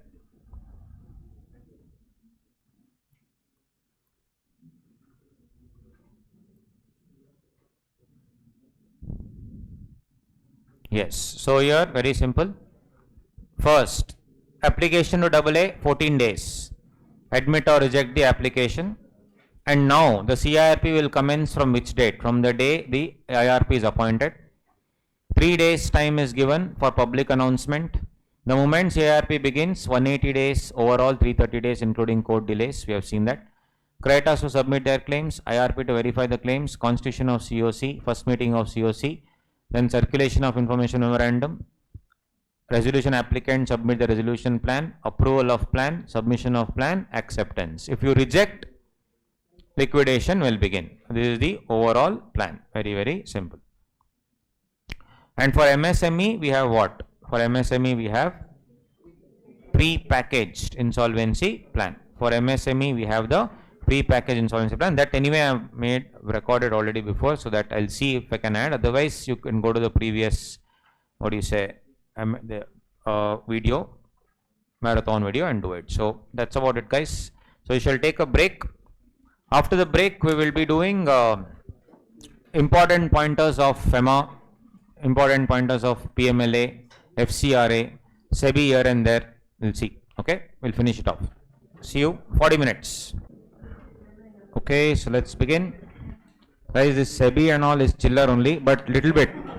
Who will do all this? We'll finish off quickly. It's all very easy law. Yes, SEBI board, they'll ask this question for MCQs and all that. When will the chairman die? How long can he live? All those things. 65 years, term 5 years, termination. These things don't ignore because it is important. SEBI board, who can, this you will never ever study in your entire life. You will never apply practically also. You will not go to SEBI and say, tell me the chairman, how old is he? But in the exam, they'll ask you, unfortunately. Chairman, 2 from the Union Ministry, 1 from RBI, 5 from the Union Government, and all these things. Of this, 3 are whole-time members. Whole-time members, maximum 65 years of age. Interesting to know, part-time members, no restriction. Removal of members, these 4 things. Insolvent, unsound mind, moral turpitude, or if it's like this one, KD fellow, who has abused his position in the market, and of course, in public interest, you can throw him out. As far as resignation is concerned, 3 months notice should be given. Notice of 3 months, that's how it is. Powers and functions of the board, 11(2)(a) and all these things. If it is insider trading, fraudulent or unfair trade practices. The beauty about this 11(1), 11(2), 11(4) especially is, they can, the best practical example is, if you have around 19-20 minutes, suggest you watch that video which I released a couple of days ago. This was, all these things are there in that. This is because the as per 11 subsection 4, the SEBI can give the instructions or directions as they deem fit. It's the dialogue given. So in that same thing with Yes Bank and the Dish TV, they have actually suspended the concerned demat accounts of all the directors, all those powers are there, definitely. So same thing, as it deems fit, this one, instructions as it deems fit. And they can levy penalty also as per the Banning of Unregulated Deposit Schemes Act 2019. Whatever they want, they can definitely do so. So generally these questions, what they come in SEBI is of course 11 subsection 4 keeps coming. What are the powers when an inquiry or an investigation is ordered? 11 subsection 4. And also what are the powers of SEBI to issue directions? That also they have asked in the exam many times, 4 marks. Apart from that, what are the powers of SEBI to seize records? These are all more of theoretical points which you can go through. And generally, if you compare and study, seizure of documents, everything is 180 plus 180 like that, right? Here it is. And if it's investigation, you can keep it till the conclusion under the respective section. Here also till the conclusion. Seizure of documents is till the conclusion. Collective investment schemes, registrations are all pure theory. Cannot waste time in discussing all these things now. Penalty provisions, I have given it because penalty is there. How you study, God only knows. If you remember that, I don't know. So that is something which I have never understood, how to remember penalties, and it doesn't make sense honestly. But anyway, procedure for adjudication, yeah. And if you see appellate provisions, again, what is the entire, at least you should know what is the adjudicating mechanism here under SEBI. So basically first, any person agreed by the order of SEBI order or assessing officer's order or anybody, IRDA, pension fund regulatory authority, can go, again here see it's 45-45, it's not 45-15 like IBC or 30-15. 45 days they can go to SAT, Securities Appellate Tribunal. So actually Dish TV has gone to SAT now against the order of the assessing officer in that particular case. 45 days and more than 45 days, sufficient cause, it can be put forward. Then if you are agreed by the order of SAT, Securities Appellate Tribunal, then again they should dispose of it as soon as possible. Otherwise they will pass an order either confirming it, modifying it or setting it aside. Again, order to the Supreme Court is within 60 days. So this is the entire mechanism. And term, again we have already discussed, SEBI board maximum 65 years, 3 years at a time, can be reappointed by CG. Whereas Securities Appellate Tribunal, that also they will ask you, should not get confused. Here it is 70 years. 70 years, 2 terms of 5 years each. So the term of the SEBI board, chairman, etc., 65 years, 3 years at a time. Whereas Securities Appellate Tribunal, 70 years, 2 terms of 5 years each. It is reappointed by respective parties. Then they have asked many times, who are the people who are there in the Securities Appellate Tribunal. One will be a presiding officer who would be a judge of the High Court for 7 years or the Supreme Court, or the Chief Justice of the High Court also can sit there, who has been rather. Judicial members will be a judge who has experience as a judge in the High Court for 5 years. Technical members will be a secretary or additional secretary who would obviously be a part of the ministry or the CG or the state government, and other persons who have 15 years experience in securities market, pension funds, commodity derivatives, insurance, etc. So one thing that we need to keep in mind is, this is who are the people who are there in SAT. So to confuse us, what they asked was, who are the people who will select the technical members? That also they asked. So that is a separate search cum selection committee. This also was a 4-mark question. So these are all merely theoretical. This is more of remembering. So this book is more than sufficient to browse through all these important areas. Selection committee also is there. Selection committee will select the technical members. So who are they? Chairperson, presiding officer of SAT, this guy, presiding officer will be part of the selection committee. Then any member, and who is this member? Secretary, Department of Home Affairs, Secretary, Department of Financial Affairs, Secretary, Department of Legal Affairs. These are the members also will be part of that entire committee. Who will be selecting what? The technical members. This is again a noteworthy thing. And of course insider trading is, no insider shall indulge in any insider trading. Insider trading keywords are UPSI, unpublished price sensitive information. Any connected person or even deemed connected person, like say if I am doing a due diligence of a company and I come to know certain unpublished price sensitive information, Can I pass it on to my friend, and that friend will pass it on to one more friend, and that friend to another friend who happens to be a stockbroker, who will now act on that information and trade and make a gain? No. So all these things would be banned. Directly dealing in security, or even counseling, communicating, or procuring information, all these things are banned. So there are really dangerous provisions, that is with respect to insider trading. SEBI LODR also guarantee questions they'll ask you. So these whatever I have given you, just check it out. It's very, very simple. Beyond this, cannot simplify further. Minimum number of directors on the board, that is normal companies, you know, these are SEBI listed companies. 6 directors must be there. Top 1000 listed companies and top 2000 listed companies should have minimum 6 directors. We never saw this anywhere in Companies Act. Here minimum 6 directors. We saw only 2 and 3 in Companies Act. Here it is 6. For what? Listed companies. Gender diversity, we already know that. 1 independent woman director. We have seen this already. Then approval for non-executive director who has attained the age of 75 years. So one more special resolution is needed for listed entity. Correct? This is for non-executive director, not MD.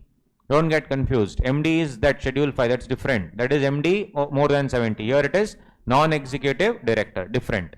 Quorum for the board, again we have seen already, that is 1/3 of total strength, or 2 was there. No, here it is what? 3. For how many? Top 2000 listed companies from with effect from 1st April 2020.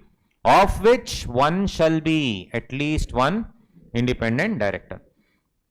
That's what it is. Then apart from that, remuneration payable to a single non-executive director. Annual remuneration payable to a single non-executive director exceeds 50% of the total remuneration. Again, you have to take a special resolution. So overall remuneration is around 10 crores, in which 6 crores only one fellow is withdrawing. So obviously for that specially you have to take special resolution. These are LODR, that is not for normal Companies Act but for listed entities, is what they say.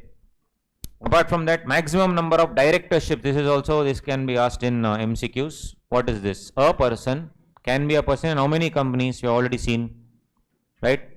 20, of which 10 will be public. Apart from that, guys, these things.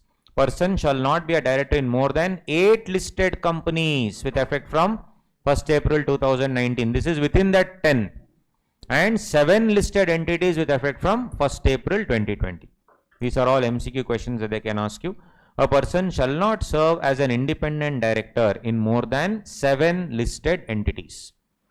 Any person who is serving as whole-time director or MD in any listed entity shall serve as an independent director in not more than 3 listed entities. If you are a professional independent director, maximum number of companies, 7 listed companies. Normal directorship, maximum 8 listed entities from 1st April 2019, but now from 2020, as of today in 2022, it is 7 listed entities. Then who serving as whole-time director MD in any listed entity shall serve as a independent director in not more than 3 listed entities, is what they say. Apart from that, there are other things also. Declaration of independence, number of memberships in the committee also. A director shall not be a member in more than 10 committees. There is audit committee, stakeholder relationship committee, right? So many committees are there. In that, nomination remuneration committee, maximum you can be in only 10 companies across all listed entities. Across all listed entities, or act as a chairperson of more than 5. These are all purely memory. You have to remember this, no choice, unfortunately. Then all the other things are fine. Quarterly compliances, you can just stick to the chart, guys. You can go through the chart. Each of this can be asked in the exam. When will you file what? Within how many days? No need to study anything else, just stick to this, more than sufficient. Financial results, when you should go, what is the record date, dividend when, website updation when you should give, everything. So these are all the, directly it is given, nothing for me to actually explain here. Apart from that, one more important question is page number 233, various committees. Various committees as per Companies Act is different, various committees as per LODR is different. So I have given the difference between audit committee with respect to LODR and 177. So we know all listed committee, yes, 2 hours man over. Yes, minimum number of directors, here 3 and 3, both same. Minimum independent directors, here it is majority, here it is 2/3. Financial literacy must be there, chairperson. Chairperson has to be financially literate in case of 177, but in case of LODR, it is, chairperson shall be independent director and has to be present at the AGM. These are some of the other criteria you can go through. It is in a tabular format, and this is a summary of all three committees: Audit Committee, Nomination Remuneration Committee, 4 committees, that is Stakeholder Relationship Committee and Risk Management Committee, applicable to top 500 companies. This entire LODR regulations will 100% come. It is in MCQs, especially they ask. So it is solid. You can get 4-5 marks from these things only. Just stick to this. You have to keep on revising here and there. And one day before the exam also, just stick to this material, more than sufficient. So next is FEMA. In FEMA, again, we'll have to see only whatever is possible, and especially only the ones which are slightly tricky.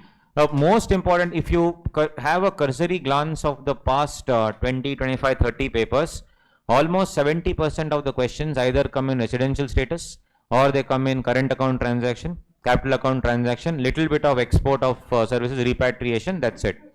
Yeah, other things will comprise of ECB and other areas 30% of the time. It comes only for 4 marks, correct? Sometimes 5 to 6 marks, but predominantly 4 marks, right? But in that, of course, we need to understand the definition of the resident in India. So who is a resident in India? 3 things that we have to keep in mind. Point number 1, period of stay in the previous financial year. Point number 2, purpose of stay in the current financial year. That's all. Period of stay in the previous financial year, purpose of stay in the current financial year. So there are only divided into 3 parts. If you see the definition, it's more tricky. It's have made it easier. These 3 people are residents. These 3 people are residents. 1, all Indian citizens who stayed in India for more than 182 days. When? In the previous financial year. Previous financial year always should be seen from the prism of what? Period of stay. Last year, how long did you stay for? Stayed for how long? More than 182 days. Current financial year, who has never gone abroad in the current financial year. So all CA articles, all of us, are what? Indian citizens stayed in India for more than 182 days. Assume COVID was not there. In the current year, not gone because you are preparing for the exam. So we are what? Obviously resident. Now next year, let's say we have cleared CA. So we have cleared CA. Now if I look back the previous year, when I was studying for CA, obviously I was staying in India for what? More than 182 days. Now in the current year, I am already a CA. Now I can go out for a trip, right? Or I can go out where? I can go on business, or I can probably I get a job abroad. So what am I now is what we need to see. So if you see, who went abroad in the current financial year for other than the 3 purposes will be a resident. Other than the 3 purposes means he should not have gone there. That you should not go for business. If you go for business, you are not a resident. Second, you should not go for employment. If you go for employment, what will happen? Not a resident. And mind you guys, it's what? Any person who stayed in India, for example, in the previous financial year, right? And current financial year, you are going abroad. For what? Employment. Third one, some other purpose where the period of stay is indefinite, medical treatment, etc. in all these cases. Now, let's say if you go abroad for a trip, are you a resident or non-resident? Resident, because you are going outside for other than the 3 purposes. What if you go to study? You are going out to study. So this year, let's very simple. This year, in the previous financial year, when I was doing CA, did I stay for more than 180 days? Yes. Current year, I am going abroad to study. Is it other than the 3 purposes? Yes. Other than the 3 purposes? Yes. So what is it? Are you resident or non-resident? Resident. This is the exception that I was talking about. 100% you are a resident, but you see your exception. This is important. This they can ask. Important exception, residential status as per ICAI and RBI circular. Second point, a person residing in India who goes outside India for studies. After CA, if you still want to study, assume, and you want to go abroad, in that case, you will be considered as a special status will be given, person resident outside India. Correct? You are like waste because you have studied already CA, you are going out non-resident. No, but logic, you know why? Because outside it is very, very expensive for us to go. Most of the people who go abroad to study eventually work there. When I say eventually work, they'll do some part-time job. So most of my friends also had, when they had shifted there, they were stewards in a cafe, they were baristas. It is there. There's all dignity of labor is there. So they will work. They have to work. They cannot. It's very high. Standard of living is very high. So the government thought that, boss, if you are going abroad, you are saying that you are going to study, but actually you are working also, which means it will be deemed to be what? You have gone for other than the three purposes. You have gone for employment. That's why the year you go only should be treated as what? Person resident outside India. This is a big exception. So first you have to write this, by the way. First you have to write this, and first you have to say is a resident. However, then you should write this second point. Should write the second point. So a person residing in India who goes outside India for studies will be considered as person resident outside India. It's a old circular 2003. So if these two cases are tested in the exam, the first case we still have to do. Please write the original provision and then explain the exception as given above. So they will be treated as resident outside India. Anyway, forget about this year. Next year, if you have gone to study also, the next year, one full year you are outside India. Next year, what is your status? Obviously non-resident, because the previous year you never stayed for more than 182 days. So residential status keeps changing. Now, if you have gone abroad for employment only, assume you are a person resident outside India. Once you join there you cannot eat that food, correct? So you ask your parents to come. So then in that case, your parents will come for 1 or 2 months, whatever it is. Like on a tourist visa, they come for a month. Now, what about your parents? Are they resident or non-resident? Resident. They are obviously resident. So that's what they say here. Very simple. Third one. All NRI and foreigners. Third one is different. All NRI and foreigners who stayed in India for more than 182 days. Now this is like an expatriate who comes to India first time ever to work. The year he comes to India, obviously in the previous year he never stayed for more than 182 days. So will he be called as a resident or non-resident? Non-resident. What about the next year? The next year he would have stayed in India previous year for more than 180 days.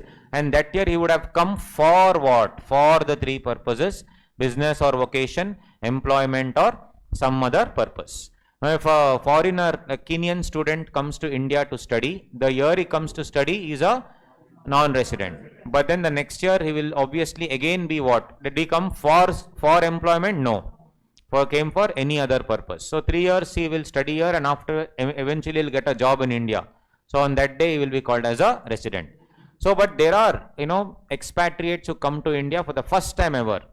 They will be coming to India for the first time ever to take up positions here in their Indian companies. I mean their Indian subsidiaries and all those things. Now for that, obviously the year you are coming, you are a non-resident, but exception. That is first exception. A person who has come to India to take up employment will be considered as actually non-resident. Why? Last year you did not stay for more than 182 days, but it is treated as person resident in India. Because anyway he is coming to take employment from next year, anyway is a resident. Why not make him from this year only? That is the idea here. These are the two exceptions given in the revised study material. Earlier it was not like this. So if anything like that they ask in the exam, please note that you should write these two exceptions. That's all about it.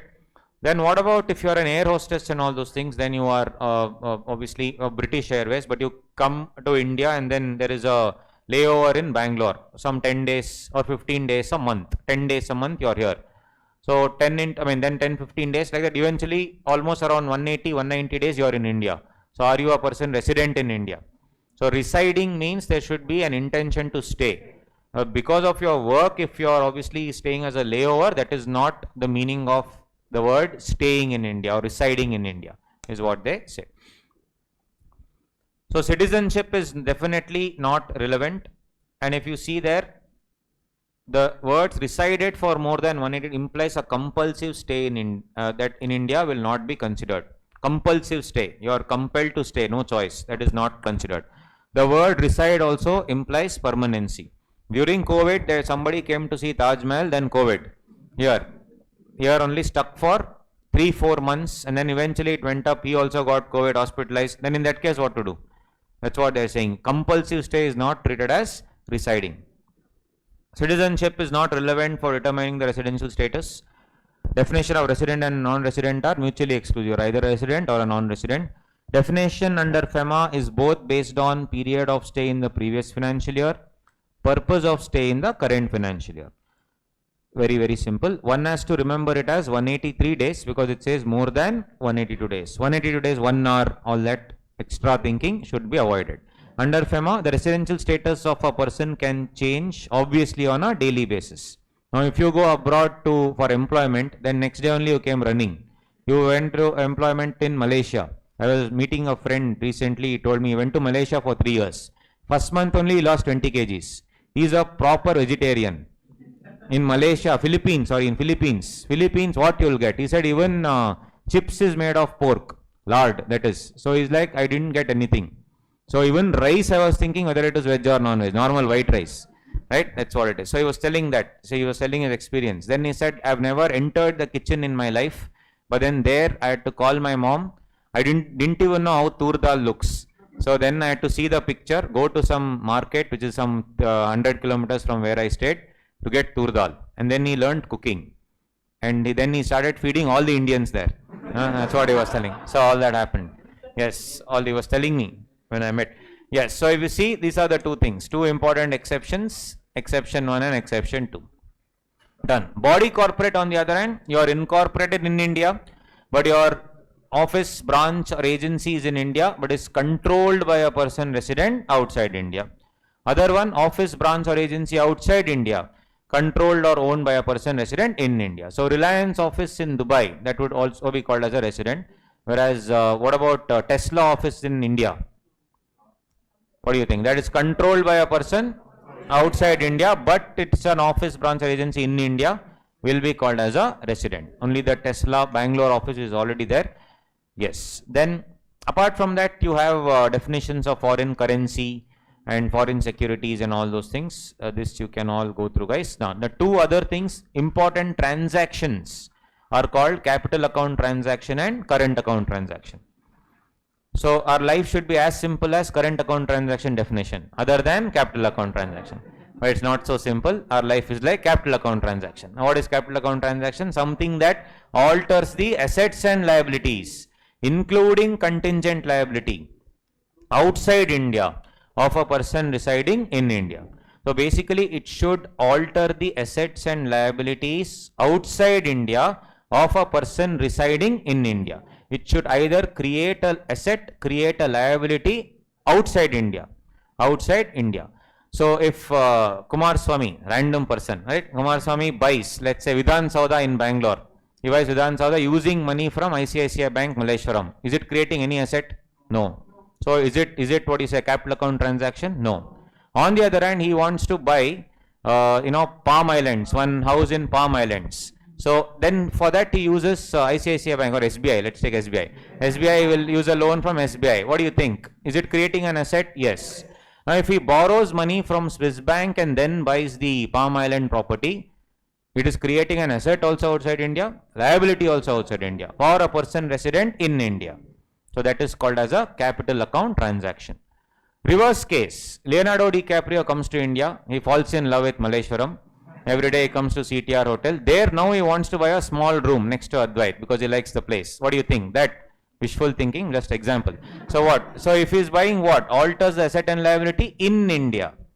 Correct? Of a person residing outside India. So if it creates any asset and liability in India for a person residing outside India, that will be called as a capital account transaction. Current account is other than the three. For current account transactions, there are 3 schedules. Schedule number 1, completely prohibited.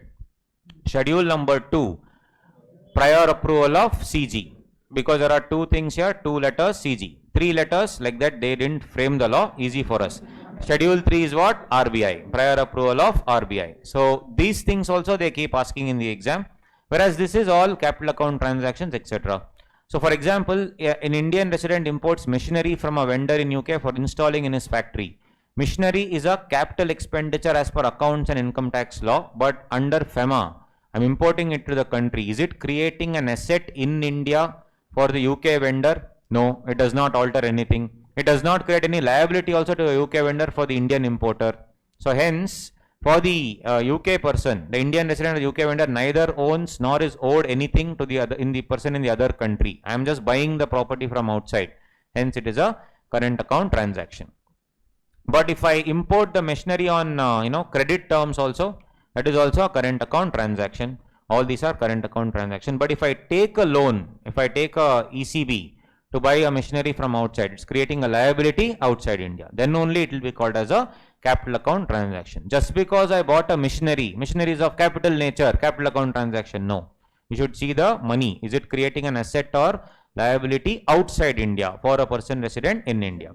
So then prohibited list, you all know this, very simple. Lottery winnings, income from racing, all these things are completely prohibited. Callback services and all these are prohibited. Schedule 2, approval of central government, cultural tours. You have to take approval of Ministry of Human Resources, etc. And foreign print media, if you are, if any state government, for example, if Karnataka Forest Department is putting up an advertisement in a foreign media, if you are a private organization, if you are putting a advertisement outside India, that's your money. Who is RBI to tell how to spend your money?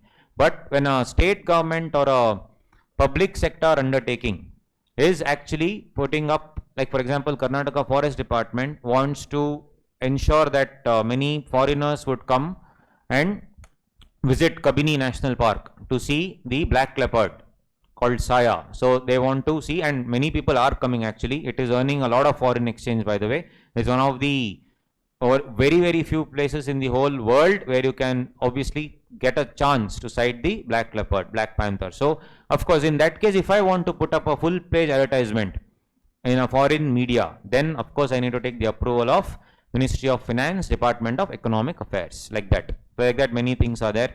So remittance of hiring charges of transponders by TV channels. Now you have your own satellite, so within your own satellite you can obviously use it. Now let's say Arnab Goswami is speaking and the transponder only bursts, Indian satellite, assume. So obviously then I'll have to hire somebody else's satellite. I have to hire USA satellite. Then obviously money is going outside the country, right? So that's the reason why I have to take the permission of Ministry of Information and Broadcasting. Worst examples, but you'll remember. Yes. Next, Schedule 3, prior approval of RBI. Prior approval of RBI. Now, this is again very simple.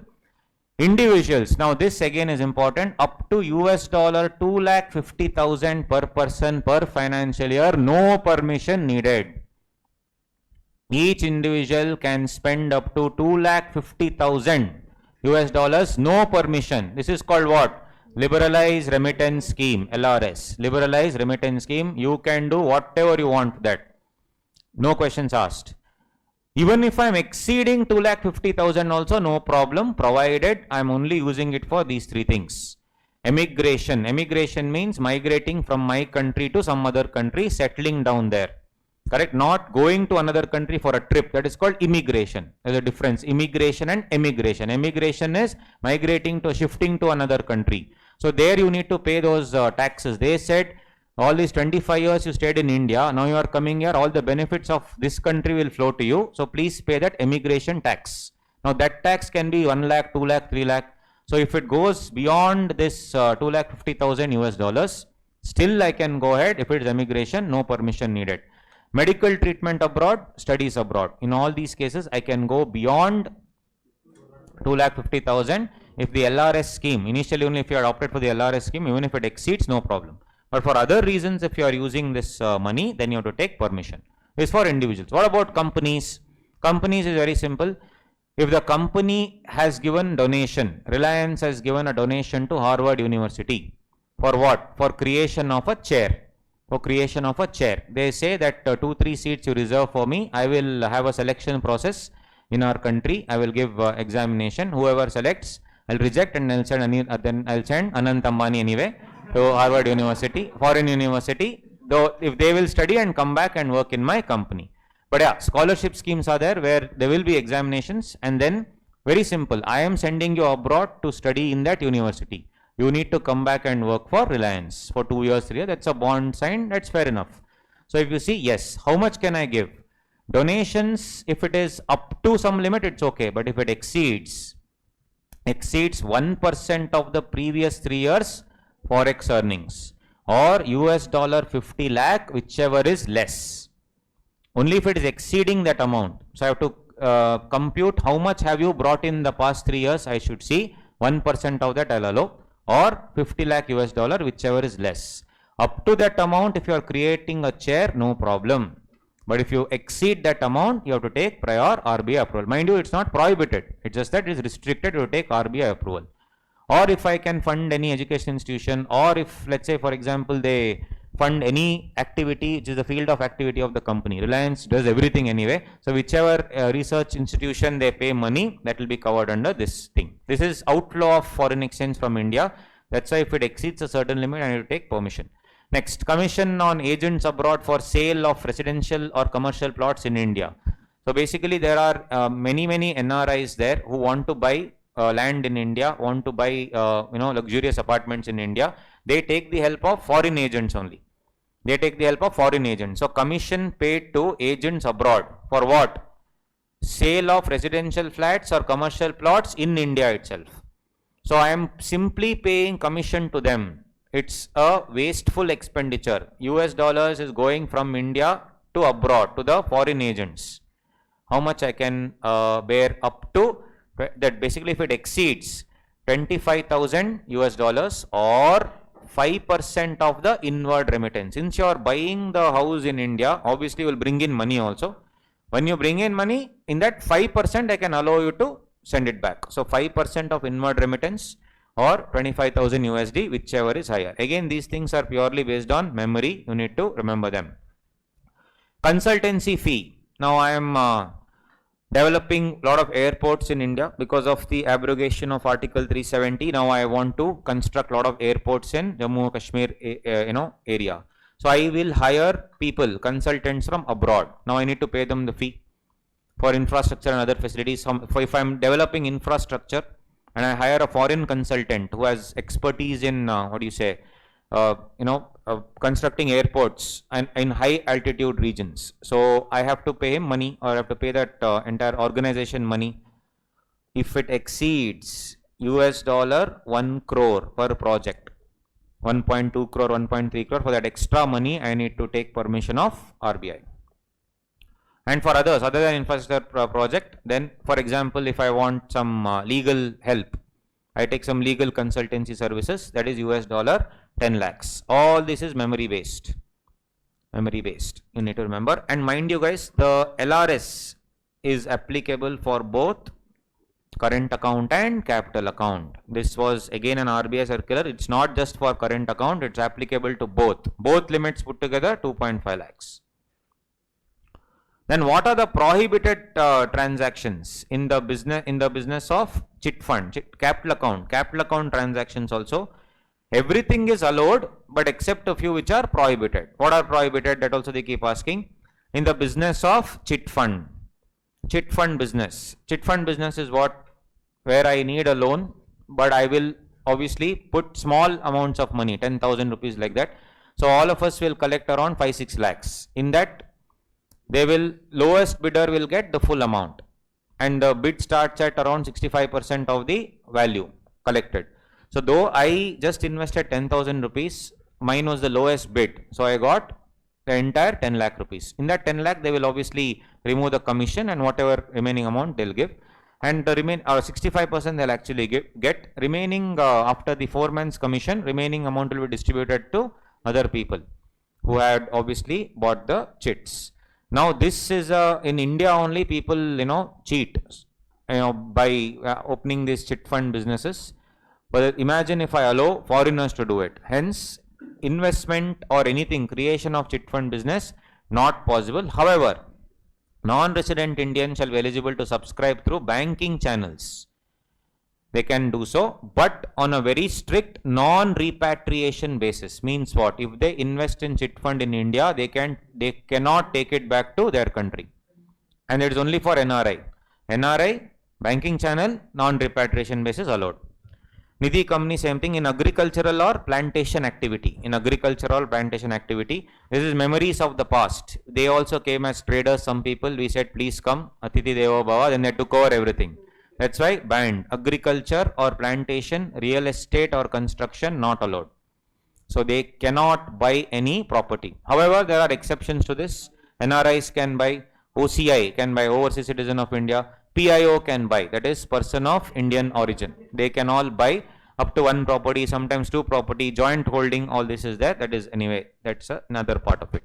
Now, can I hire a foreign consultancy firm who are experts in development of townships, all these things? Now, Reliance is building an entire township near Mumbai. So like that, can I hire outsiders to build, can I do a joint development of township and all that? 100% yes. So there is no hard and fast rule. That is that real estate business shall not include development of townships. And also I cannot trade in TDR, transferable development rights. So that also because of the zoning area and free zoning area, you will get this TDR if anyone is taking over compulsorily. So that TDR also, it's a right to own a property. Since you cannot own a property, you cannot even own the right as well, is what they say. Can I invest in, real estate investment trust, REIT? So REIT will actually invest in other companies and give you a return. Is that possible? Yes, that is possible, clearly given that. So these are prohibited transactions. Some are freely allowed. Some are freely allowed. That is what? Depreciation of direct investment and amortization of loan. So if I have taken a loan and I want to now reschedule the loan, restructure the loan, that's called amortization. That, or Reliance invested in some joint venture, let's say in Vietnam, and unfortunately that investment was waste, it could not go ahead. So what I'm going to do? Depreciation of that investment. I'm going to write off that investment. Now of course I am altering the liability, altering the asset. I have a joint venture, I'm altering the asset there. Is it a problem? No problem, because these things are freely allowed without any restriction. Apart from that, there are other things. If I am a person resident in India, as of today I am resident in India, but all my life I stayed in the US. These are those your friends who say 2 years I'll go to USA and come, and that 2 years will become 30 years. So after 30 years they'll come back to their own country at age 65, let's say. At that time, whatever property they had owned when they were in USA, standing today, can I sell that property? Is the question. So first of all, I was in India, then I went abroad, I lived there for 30-35 years. There I made some property there in the USA. Then I came back to my country. When I came back to my country, should I sell everything and come back, or should I just come back? Can I just come back like that and sell it whenever I want and bring money to India or purchase more property? All that is there. That is this point. Freely allowed, specifically given under section 6.4 and 6.5. Anybody who is resident in India can hold, own, transfer, invest foreign currency, foreign security, immovable property situated outside India, which he had acquired, held or inherited when he was outside India. So basically your friend till let's say age 25 he'll be in India, and then he goes abroad and stays here till he reaches 65, and here standing at age 65, here he would have made some property, right? So they are talking about that property. This guy, can he now hold, own, transfer, invest in this property which he had acquired when he was outside India? Yes. Now what about this guy here? This guy, when he was age 20, had inherited some property from his father, and now he is standing here. He is in USA now. He is in USA at age 35. He is in USA. He remembers the property which is there in India, which he inherited when he was in India. He feels that he will not come back to India at least for the next 20-30 years. He wants to dispose it off. Should I take any approval, or I can dispose it off? You can dispose. It is freely allowed under 6.4 and 6.5. This part is this one. Old fellow is there, resident in India, who is resident in India now, can hold, own, transfer, invest in what? Foreign currency, foreign security, immovable property situated outside India, which is acquired, held or inherited when he was outside India. Reverse, you are a 35-year-old guy in USA. You are now thinking about the property which you inherited in India when you were in India. You want to dispose it off right now. Can you do it? Yes. Next point. Resident outside India, 35-year-old guy. Hold, own, transfer. He can hold it also just like that, no problem. He can transfer also, sell it off, no problem. Indian currency, Indian security, immovable property situated in India, which he had acquired, held or inherited when he was in India. So these are the other points that they can, ask. Then you can repatriate back. Then of course there are certain regulations, this you can go through, where NRI can purchase, OCI can purchase. OCI is a person resident outside India who is registered as a overseas citizen of India, as a OCI card. Who is a person of Indian origin then? Person of Indian origin where his lineage, his grandfather, whoever, some of them will be of Indian origin. So your Satya Nadella, then your Sundar Pichai, all these people are, especially Satya Nadella are what? Is a person of Indian origin. Whereas Sundar Pichai was an Indian citizen, but then he obviously became, a US citizen later. So all these things are there, and person of Indian origin also same thing. In all these things there are certain regulations. Can you also have a joint acquisition by the spouse of an NRI or a spouse of an OCI? So can Nick Jonas and Priyanka Chopra buy a property? So all these are these examples only. There are various things that are there. Then of course import and export of goods. The important thing there would be your repatriation rules. So let's just see that actually. Repatriation rules. When will you settle the export guidelines and all those things? This all you can go through. Don't delve too much into all this when you don't have time, but do not ignore it also. These are all important areas. When it comes to like 3 to 4 marks here and there, but if you have not understood, if you don't want to study, it's okay. You can take a risk here rather than leaving other things. Now, this again is an important chart. Realization of export value. If I have exported certain goods or services from India, within how many days should I get it back? Is the thing. From India, if it has gone normally, goods exported normally to other places, B2C segment, then 9 months or such, higher a time specified by RBI, but extension is given by RBI because of COVID. We'll see that. If it is goods exported to a warehouse outside India, then I can repatriate the proceeds how? 15 months. 15 months or period specified by RBI. But if the goods are going from a special economic zone or a export oriented unit or a electronic hardware technology park or a software technology park or a biotechnology park, in these cases again 9 months is what they say. 15 months is only for what? Warehouse. However, with effect from 1st April 2020, exports up to July 31st 2020, RBI has extended from 9 months to 15 months because of COVID. So if you see the dates anywhere till July 2020 in the exam, if they give dates like that, you also need to write this extension. RBI has granted extension to how many months? 15 months from the date of export. And of course you have to give a EDF duplicate, and if it is soft-text, then it is triplicate. All these are fine. All these things are there. Apart from that, there are certain things. This also is a 4-mark question. Export of goods or software may be made without furnishing any declaration. So they can ask you this. For trade samples when you are sending, no declaration needed. Also, if there is any gift less than or equal to 5 lakh rupees, no declaration needed. No declaration needed. If I am sending any aircraft, Rafale jet aircraft I am sending for overhauling. So for a period of 6 months again, it will come back. It will go there, get refurbished, get serviced, and again come back. Within 6 months if it is coming, so no need of any declaration, all these things.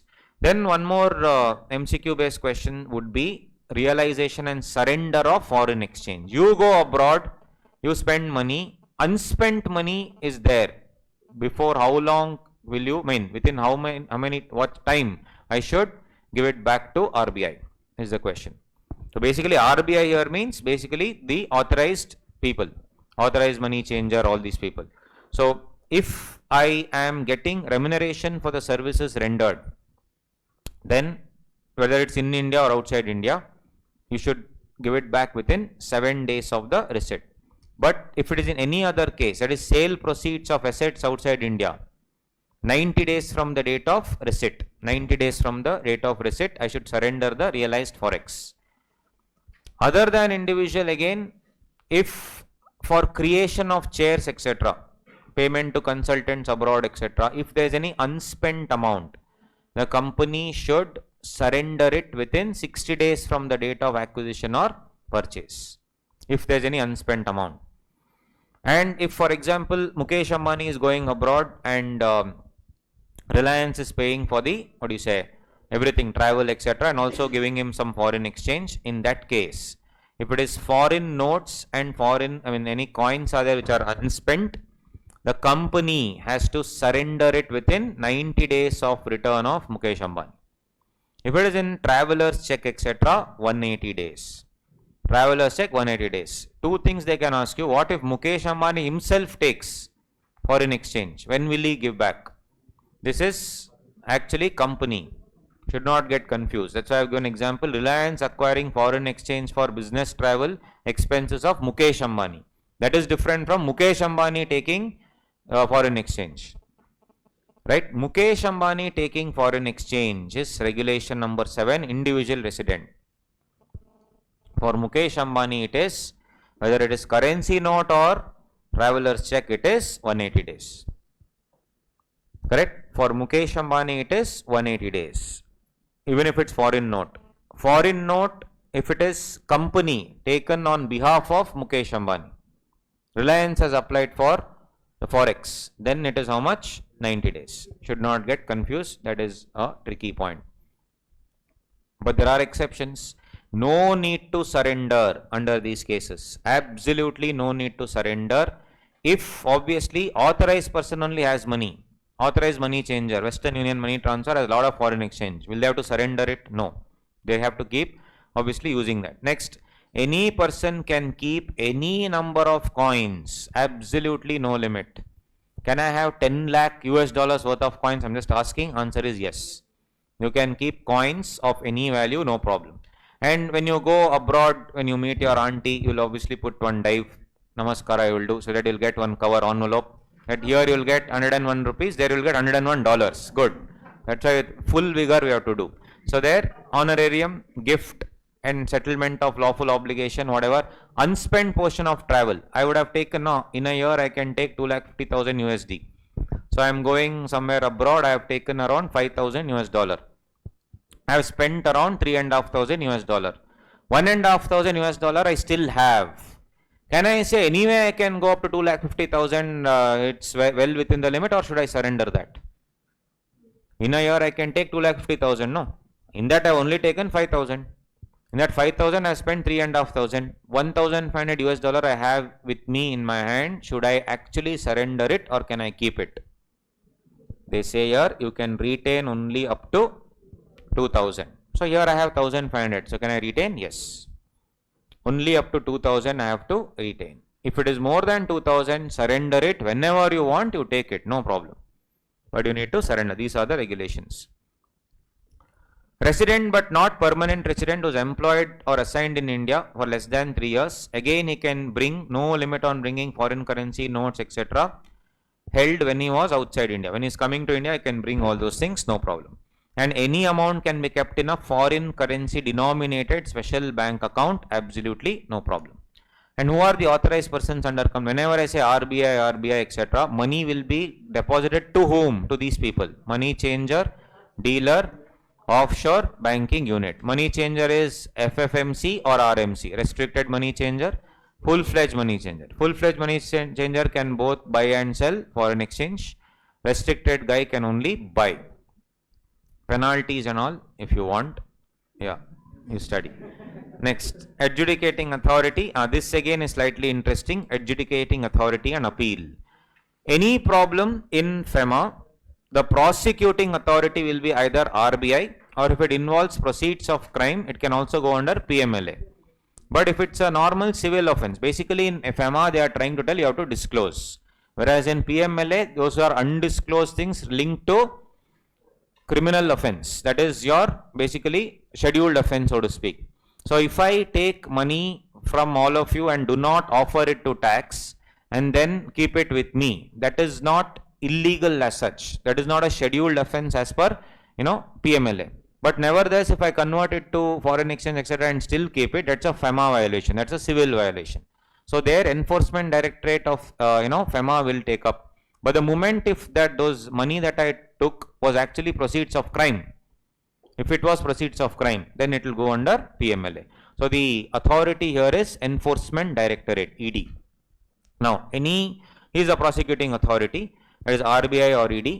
Against their order, I can go to the adjudicating authority. Adjudicating authority is the court.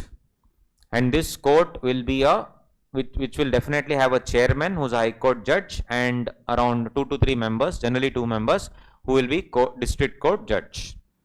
District court judge. Now, against their order, I can appeal. Generally, everywhere it is appellate tribunal is only one person. Only in FEMA, 2 people. I can either go to special director appeals or I can go to appellate tribunal. My choice. I can go to special director appeals or I can go to appellate tribunal. If I go to special director appeals, within how many days? 45 days. Within 45 days, I have to go to special director appeals. And he will, of course, dispose it off, and there is no time limit given. And again, if I am not happy with his, his decision, I can again appeal to appellate tribunal. Or I can directly go to appellate tribunal. Now the question is, why will I go to special director appeals and I can directly go to appellate tribunal? Very simple. If you are directly go to appellate tribunal, you have to deposit the full penalty amount. That is the reason. If I am going to, if RBI or ED has told penalty 5 crores, I said I don't agree. Okay, you can go to appellate tribunal. Appellate tribunal first says deposit 5 crores. If I don't have money or if I don't want to do it, I can go to special director appeals. That's the reason. It is more time consuming, but at least you don't have to pay money. On the other hand, you can also go to appellate tribunal. They will ask you to deposit 5 crore. You can say, sir, I'll only deposit 1 crore. And I can give you sufficient reasons. I don't want to go through special director appeals and waste your time, my time, everybody's time. I know for sure I have not broken any law. But 5 crores I don't have, sir. I just have 1 crore. Please adjust. So yes, it can be waived if under hardship.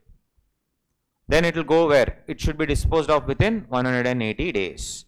Appellate tribunal, it will go to High Court on question of law within 60, High Court to Supreme Court. This is the adjudicating authority. That is under Foreign Exchange Management Act. Then comes an interesting piece of legislation, Prevention of Money Laundering Act, 2002. So money laundering again is a process of converting illegal money, not predominantly black money.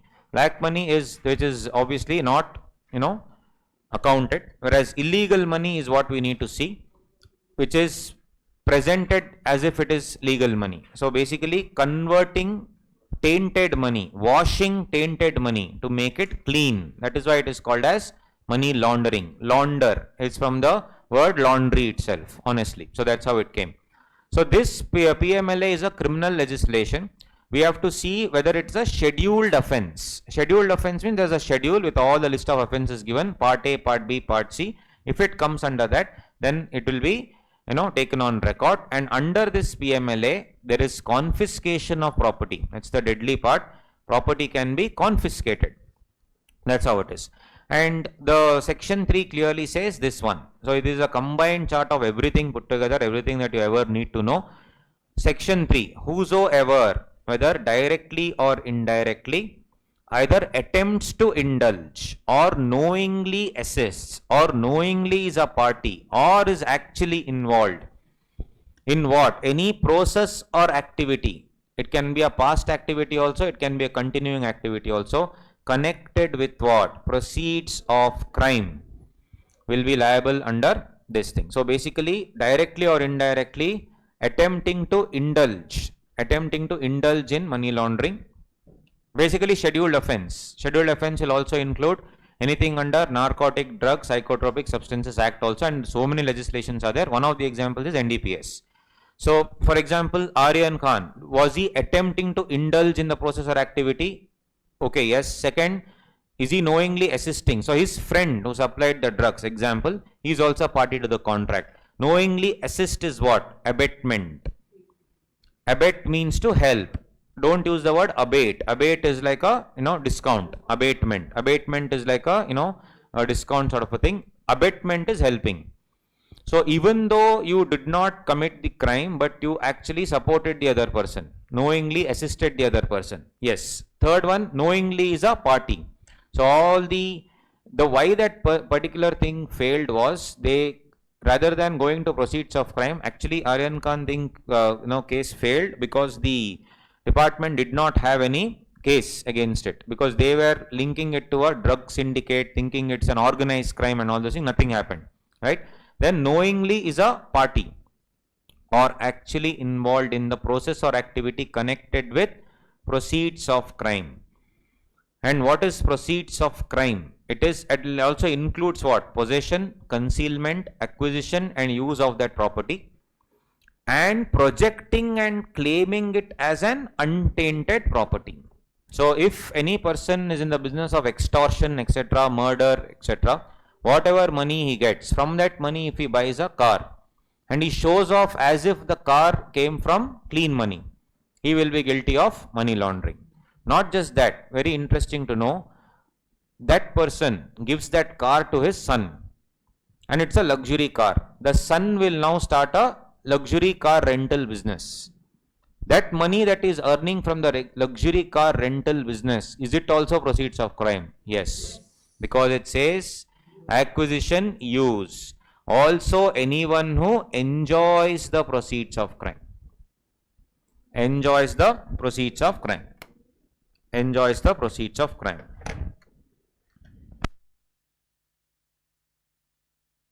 There were many cases where they said initial activity, when I killed somebody, then I bought that car, okay, that part, that money that I received, that okay, you can treat it as proceeds of crime, no problem.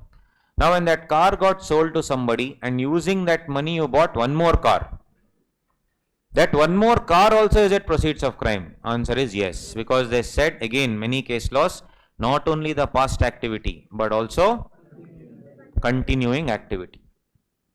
So from the source till the use, it is you are keeping on using it. Yes, it is very much proceeds of crime. Now the question is proceeds of crime with respect to a property. Everywhere it says property. Now what do you mean by property? Property is derived or obtained either directly or indirectly by any person. Again, basically it should be through a criminal activity only, which is prescribed as a scheduled offence. Scheduled offence has part A, part B, part C. And part B, the value, part B is only customs. Any custom violation more than 1 crore, more than or equal to 1 crore, only that will be called as a scheduled offence. Every scheduled offence in PMLA is called as a predicate offence. So if you see this word in the exam, please know they are talking about what? Scheduled offence. Predicate offence. Predicate. Predicate offence means scheduled offence. Now what should be the property? Should it be movable? Should it be immovable? Anything. Property can be tangible, intangible, movable, immovable. Can it be even an animal for that matter? Yes, you would have seen every single time so many cases that he is caught with 10 lizards, iguana from South America. Each iguana is some 10 lakhs. Yes, so corporeal means living, incorporeal, non-living. Correct. During the lockdown, we use the service called Dunzo. Even now we use where to give the send documents from one person to another person. During lockdown, someone was Dunzo delivery was there. Police caught. Open it, snake. Correct. I'm not kidding. Sand boa snake. That is some 2 lakh rupees. They are Dunzoing snake. Imagine. So now the person who is actually the courier, will he be also liable? So all this adjudication, it will come in that, right? So corporeal, incorporeal, tangible, intangible, true story. It's all there. In Bangalore only it happened. Movable, immovable. Yes. Then what? Deeds and instruments. Even the deeds and instruments, evidencing title means what? Ownership document. That also to be taken into account. Everything would be called as a property. So this is like a combined reading of some 3-4 sections, that is 21U, 21V and all the scheduled offences. Now punishment under PMLA, if you come under para 2 of part A, gone, NDPS, Narcotic Drug and Psychotropic Substances Act, rigorous imprisonment 3 years to 10 years. Simple imprisonment means you can chill. Rigorous means they'll make you work. Simple, right? 3 years to 10 years. Rigorous imprisonment and what? Plus fine. Any limit fine. Any limit. Yes, rigorous imprisonment. So all this was part of, your Terrorist and Disruptive Activities Act. This Sanjay Dutt was caught there, no? So yes, for him it was rigorous imprisonment. Then in other cases, rigorous imprisonment 3 to 7 years. So 7 years has become 10 years only for para number 2 of part A, NDPS. Plus fine, any limit. That is the scene. Now in this is the first part, definition. Second part is, the third part is the adjudication, which we'll see later. Adjudication, what will happen, etc. Second part, interesting part under PMLA would be the concept of reporting entity. Now, who is this reporting entity? Who all should report? Should only banks report or everybody report? Again, a very important chart using various regulations. It is there. Let's see. So, that is the reporting entity concept. This is after you have a lot to drink. Yeah. One second. It's a very big file, so finally. Duties of what? Reporting entities. So the report should go to whom? FIU, that is Financial Intelligence Unit. They can ask MCQs, who are the people who are reporting entities? Is it only the bank? So all these people, guys, banking company, financial institution, any intermediary or person carrying on any designated business or profession. Some 1000 regulations are there, all put together, this one chart is enough. So which banking company means what? Either bank, cooperative bank or any other bank. Financial institution. So if any money is going through these things, you have to report, because there are 3 processes: placement, layering and integration. The first part only is placement. Illegal money placing as small deposits through various other banks, placement. During demonetization, after that, from November 8th to 31st December, almost 30,000 crore was pumped into the system. Suddenly, people who never had bank accounts or who had inactive bank accounts are depositing 2 lakhs, 3 lakhs, 4 lakhs like that through companies. So yes, that's why banking company at the initial placement stage only have to report. Financial institutions, etc. includes what? Chit fund company, housing financial institution, any authorized person that we saw, authorized money changer, if you just go deposit money to him, any payment system operator, NBFC and Department of Posts. They have asked once, what do you mean by payment system operator? Payment system operator, they had actually asked the definition of payment system. A payment system means what? Enabling payment between payer and beneficiary. It includes a clearing payment system. Basically, examples: credit card operations, debit card operations, money transfer operations, smart card operations, which will include all your Phone Pay, Paytm, CC Avenue, Razor Pay. All these people are included in what? Payment system operator, part of payment system. Payment system operator can be an Indian also. It can also be an overseas principal. For example, PayPal. PayPal started by Elon Musk, by the way, right? So that was initially started many years ago. So PayPal also is a payment system, definitely part of PMLA, because it will have operations in India. Individual, HUF, company or AOP, BOI, whatever it is, all these people will be called as what? Payment system operator. Intermediary means what? Registered by the Pension Fund Regulatory Authority. Stock exchange will be called as intermediary. Association under Forward Contract Regulation Act is intermediary. Stock brokers are intermediary. Portfolio managers, all these people will be intermediary. So if you have extra money, if you route it through your portfolio manager and ask him to convert black money to white money and then invest, all these things used to happen. That's why they say you need to report. The reporting responsibility is now thrust on whom? Intermediary. and he has to report all these transactions. Couple of amendments. One is what? Person carrying on designated business or profession, casino. So casino everywhere else is of course illegal, but you see in Goa it is legalized. The Deltin Royal is one of the largest casinos, and Deltin, it is a listed company by the way. So the casino you may lose money, but you invest in Deltin shares, obviously the people are there always to trade, invest.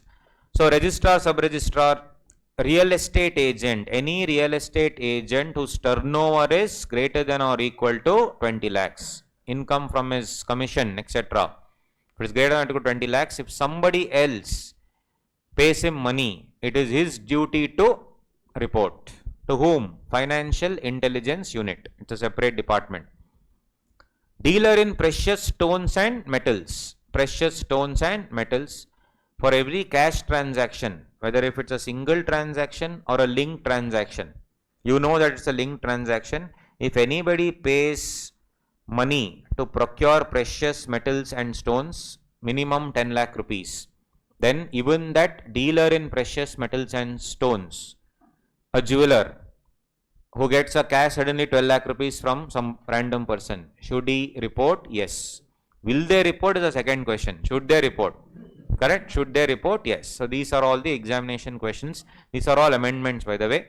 Important. These figures they can ask in MCQ.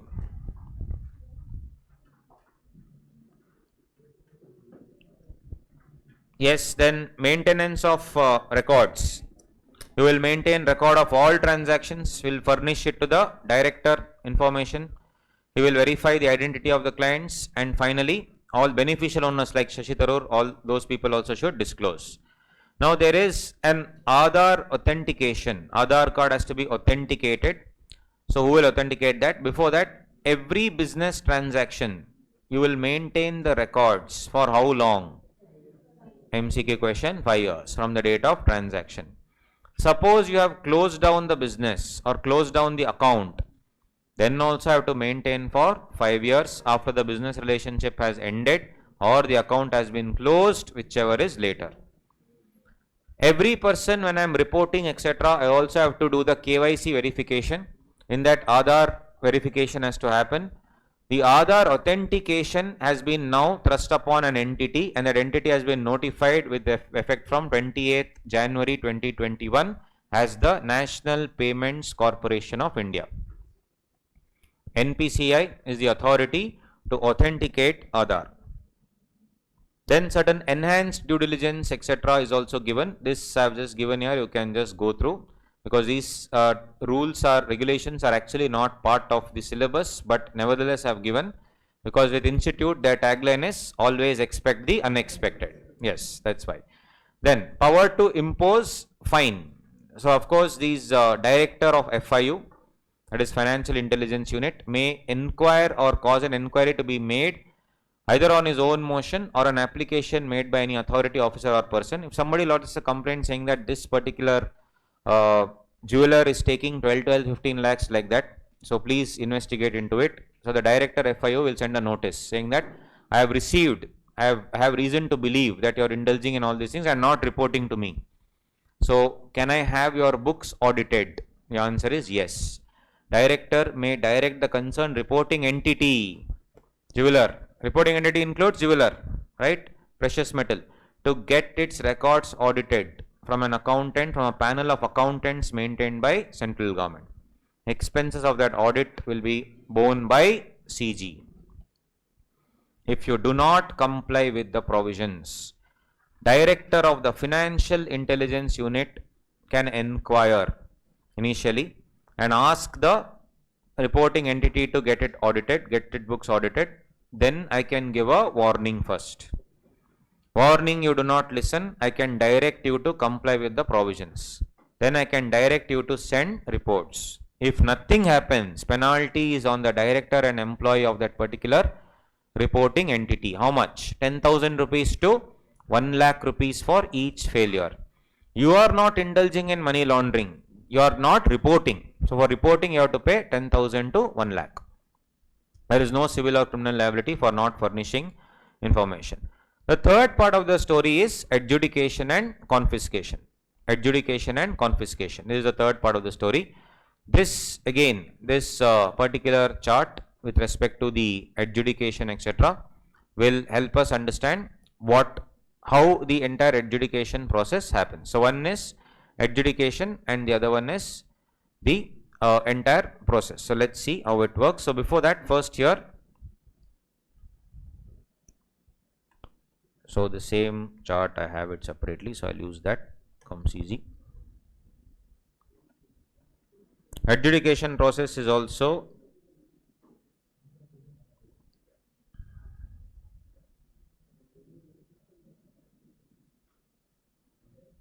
right. So there are two other things that we also need to know. One is seizure that can happen under 17 and 18, search and seizure. Apart from that, you can also go through various modes. So in search and seizure, very simple, any person who wants to search can directly search any vessel or any building, anything can be done under 17 and 18. One big amendment that has come in 17 and 18 was, in 17 and 18 earlier, should you ask the concerned adjudicating authority or the court, should you seek permission and then search? Yes. But that line only has been deleted. Earlier there was a line that no search or seizure can happen without the approval without sending a report to the metropolitan magistrate. Nothing. That line only has been deleted. So which has unfortunately given uncontrollable powers or unrestricted powers to the inspectors. Under 16 and 17, unfortunately, you can search and seize anything. That is one route available. Apart from that, there are other things. Let's see. So with the material in his possession, now this whatever I am reading is again given in the text format here. This here. Order for provisional attachment. So that's the same thing. So I am doing it here. Very simple. With material in his possession, the director of this enforcement directorate has reason to believe that any person has proceeds of crime. He has reason to believe what? That you have proceeds of crime. That scheduled offense you have breached for sure.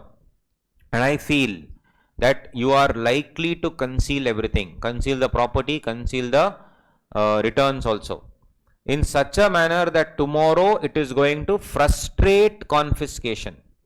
Tomorrow it is going to frustrate confiscation. Frustrate means what? I cannot go ahead with confiscation. In this, I can actually confiscate the property in PMLA. So if that is the case, I can send in writing a report to the magistrate who will immediately take cognizance. And what will happen? The director or the deputy director of enforcement directorate can order something called as provisional attachment. They can go for a provisional attachment. Provisional attachment is not final attachment. Provisional attachment is where I am trying to tell you, now let me put a case there, let it go on, then they will give a final attachment order. Without asking my permission, you cannot sell this property, but I am not telling I am seizing it. You can use the property, no problem. But without obviously seeking my permission, you cannot touch this property, in the sense you cannot sell this property, etc. That is called provisional attachment. Attachment means seizure. Attachment means seizure. This is provisional attachment. So when I pass an order for provisional attachment, will it affect the right of the interest holder in the property? No. He will become the owner still. Ownership right will remain with whom? Still the owner only. The guy who actually has the property. And I will file it with the AA, adjudicating authority. And how many days can I provisionally attach? 180 days. Against the provisional attachment order, can you go to the High Court and bring about a stay order? 100% yes, a stay order can be granted. And that stay order, let's say they will say for 40 days stay order. For 40 days you cannot touch that property, or you cannot say that you are attached the property. 180 days will include that 40 or not? Stay order period is excluded. That is 180 plus 40. Apart from that, further period of not exceeding 30 days from the stay order is counted, means it is excluded. 30 days is for what? Court communication and court delay. So how will I read it now? 180 days plus stay order plus 30 days. 180 days plus stay order plus 30 days. This is exactly what is given here in the text format. Same. Once that happens, it has provisionally been attached. Now where will I go? I will go to the adjudicating authority and request him for a final attachment order. Final attachment order, that is this only. This is a final attachment order. Whatever this part, it is a final attachment order. Anyway, it's here. If the AA, can read the same thing, same chart it is. If the AA, adjudicating authority, based on a provisional attachment order that I have already seen now. Based on the provisional attachment order that I have seen now. Who will give the provisional attachment order? The director. Or I told you, no, inspectors now have deadly powers under 17 and 18. An inspector has search and seize and he has found out some property. He has obviously gone on a yacht and he has, seized drugs there. Drugs he can seize. What about the yacht? Yacht is also proceeds of crime. Will he take it home? No. There he can lock it. That is called freezing of the asset. He can do it. Crazy powers are given to this fellow. Both the cases it will go to AA. AA, adjudicating authority, if he has reason to believe that the usage of the property etc. which is provisionally attached or seized or frozen, it is actually based on proceeds of crime. If he feels so, he can give a SCN, show cause notice, to that person saying that, look, you are only the owner, I have made a provisional attachment, please show me the sources. How did you buy this property? Show me the full trial. How did the money come? Where did you earn that? How much did you pay? Everything with full documentation. And tell me please why I should not confiscate it. So then you will give a reply and then I will finally give a decision. If the decision says that, it's okay, no problem, you have showed me everything to my satisfaction, I'll let go. Otherwise, property which was provisionally attached before by the director will be confirmed. Means what?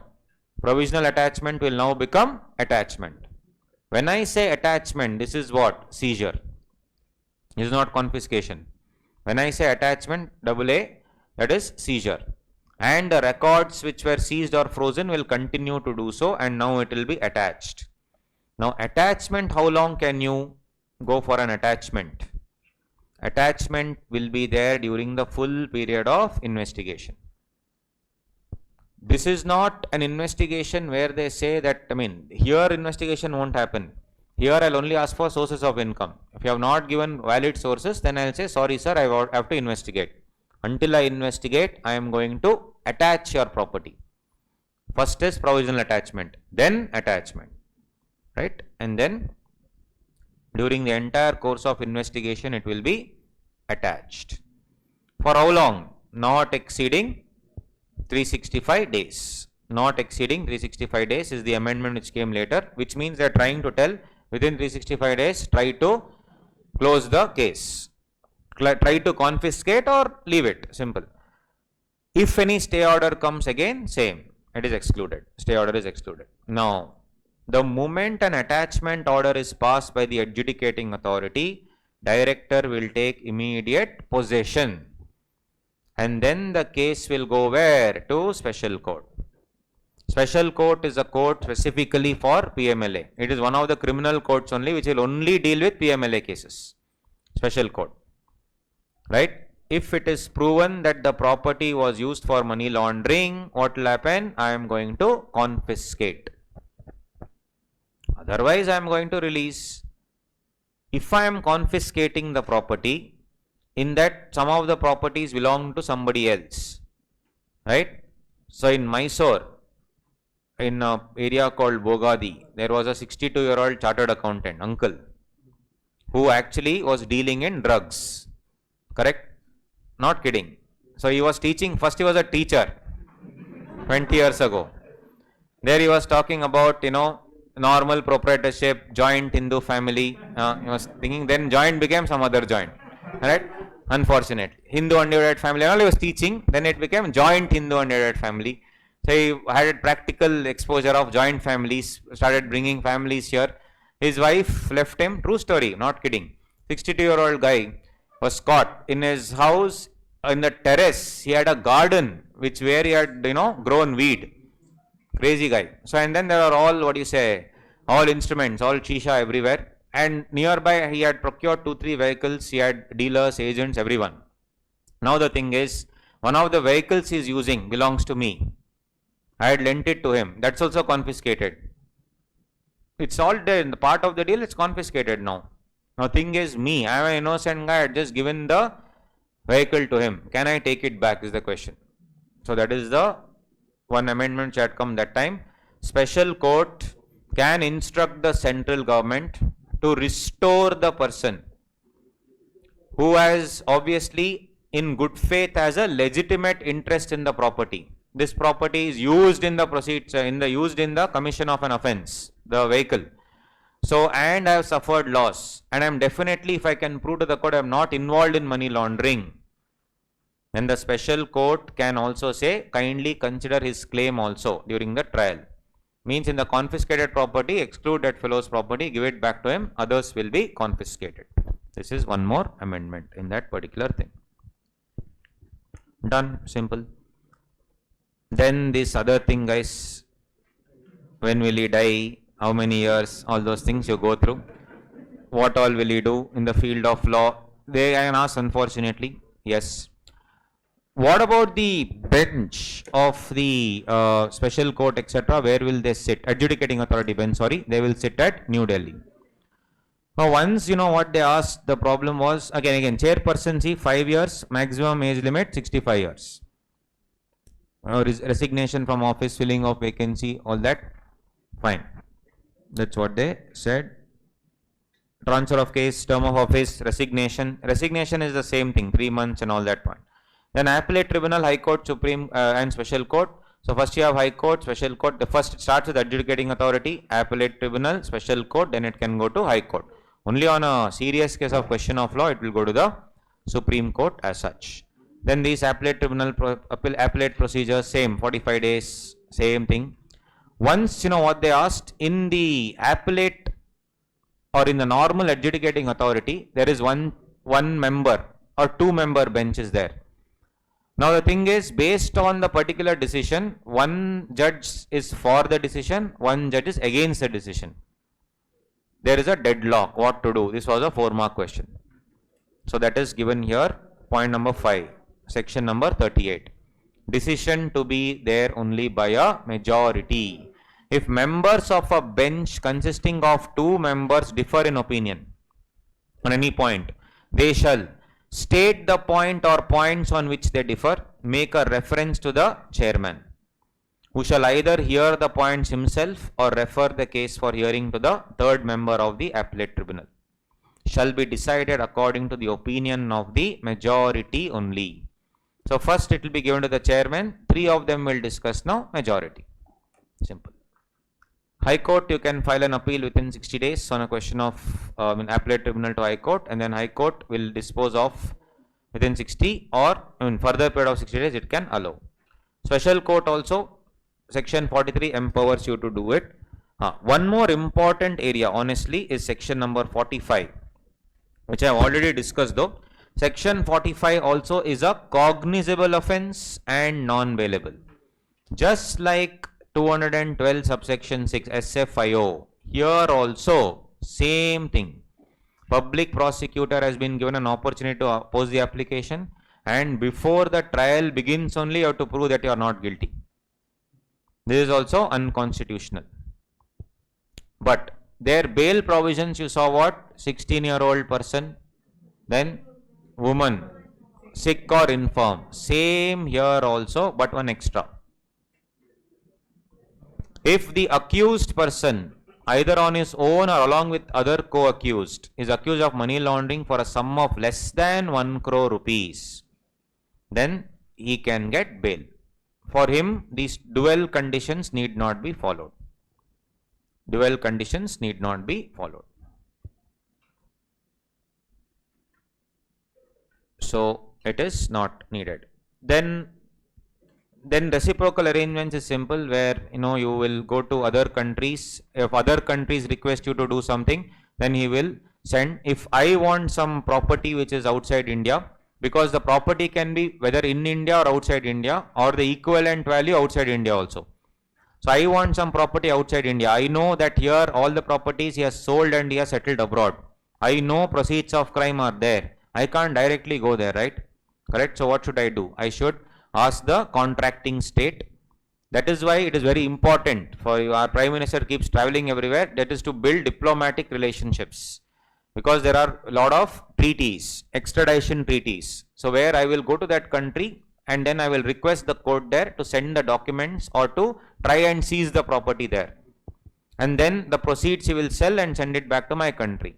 Reverse also can happen. If that fellow is hiding in India, then I have to sell the property here and then send it back. That is this, you can go through this reciprocal arrangements for assistance. Contracting state, letter of request. So if you see, agreement with foreign countries through treaties, transfer of accused person to India. So I want that fellow who is abroad to come to India. Zakir Naik, for example, he was a person who was a Muslim cleric. He spoke a lot of things against India. He was an Indian only. So some people in Bangladesh and some other places in India also used that information and started preparing bombs, etc. So obviously he fled to Malaysia. So now there is an extradition treaty asking him to come back. Abu Salem was actually extradited from Portugal and he came to India. Like that, Ravi Pujari recently was extradited from Senegal. All these are practical examples under PMLA where the extradition has happened. Vijay Mallya is still yet to be extradited.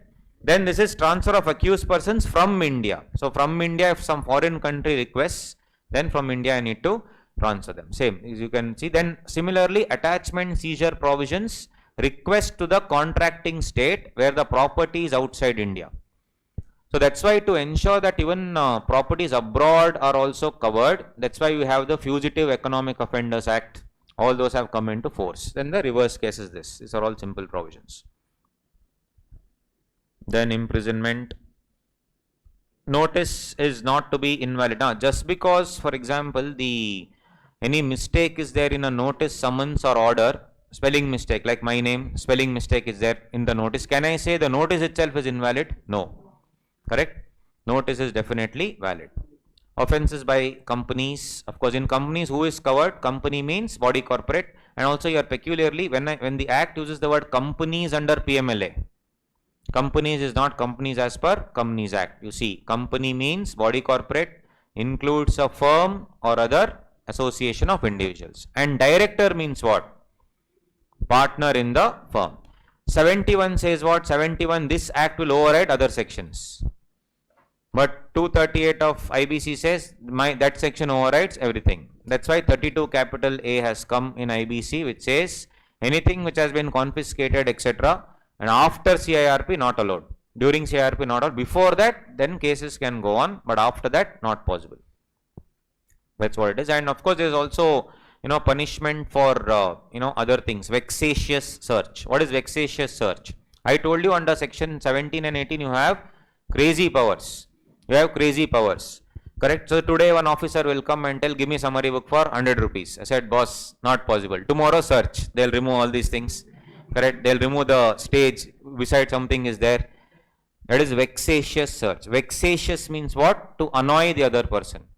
Using your power to annoy or to just misuse of your power. So can I sue that officer? Yes. That is called vexatious search.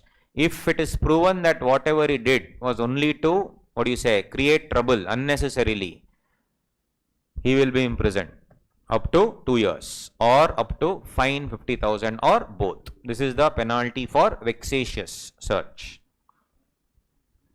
That's about it. This arbitration conciliation is out of syllabus. Yeah, go through as chiller. It is very. This I have already released a video. Honestly, it's some 1 hour video or something. Go through. But in this book, summary book, I have given a lot of examples which I have taken from the institute material only. Honestly, in the institute material, the amended material, they have given a lot of examples. So you can go through that. It's a very easy, law. 2 to 3 marks will come from this, 2 to 3 marks. Last part of that story, FCRA, Foreign Contribution Regulation Act. So here, this is important here, whether you can appeal against the order of the this thing, what do you say, arbitration conciliation, that one thing you see. And what would be the difference between mediation, conciliation, arbitration? Basically, I mean, just to give the gist of the story without going into it, arbitration is an alternate dispute resolution mechanism. So it's just that instead of going to the court, it is, outside the court settlement. But actually in arbitration, two people who do not like each other, who actually sued the other person, will be sitting and they actually will be angry. So why? Because it is adversarial in nature. Still there is, ill will. Still there is obviously not a good feeling between the two.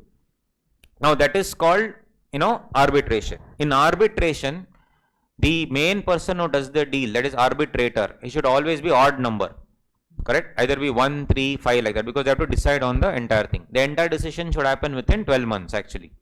Now the arbitrator will only sympathize. Sympathize means what? Okay man, I understand, you just talk, that's it.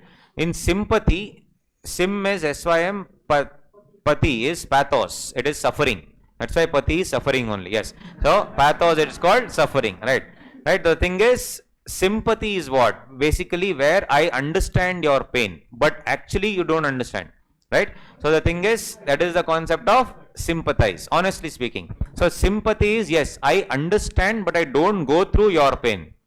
I understand your pain, that is sympathy. In arbitration, it is more of sympathetic nature. That's the difference.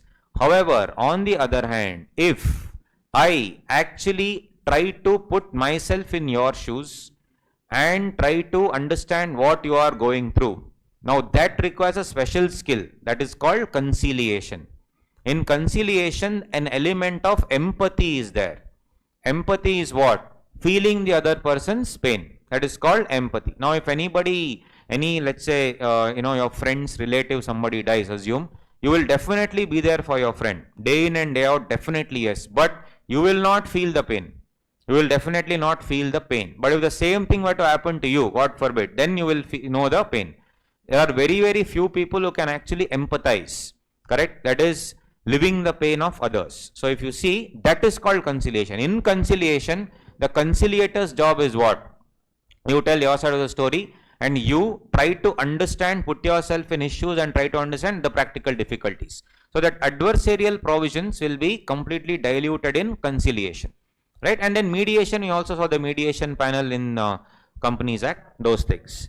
Number of arbitrators. In conciliation, you can have many people. There can be a group huddle and all that to feel, right? Whereas here in arbitration, it is only 1, 3, 5, 7, all those things. Yes. Then again, one more question they can ask is, what are the awards that you will give? Awards. In arbitration, it's called arbitration award. Mediation is not called mediation award. Mediation and the Companies Act we've already seen.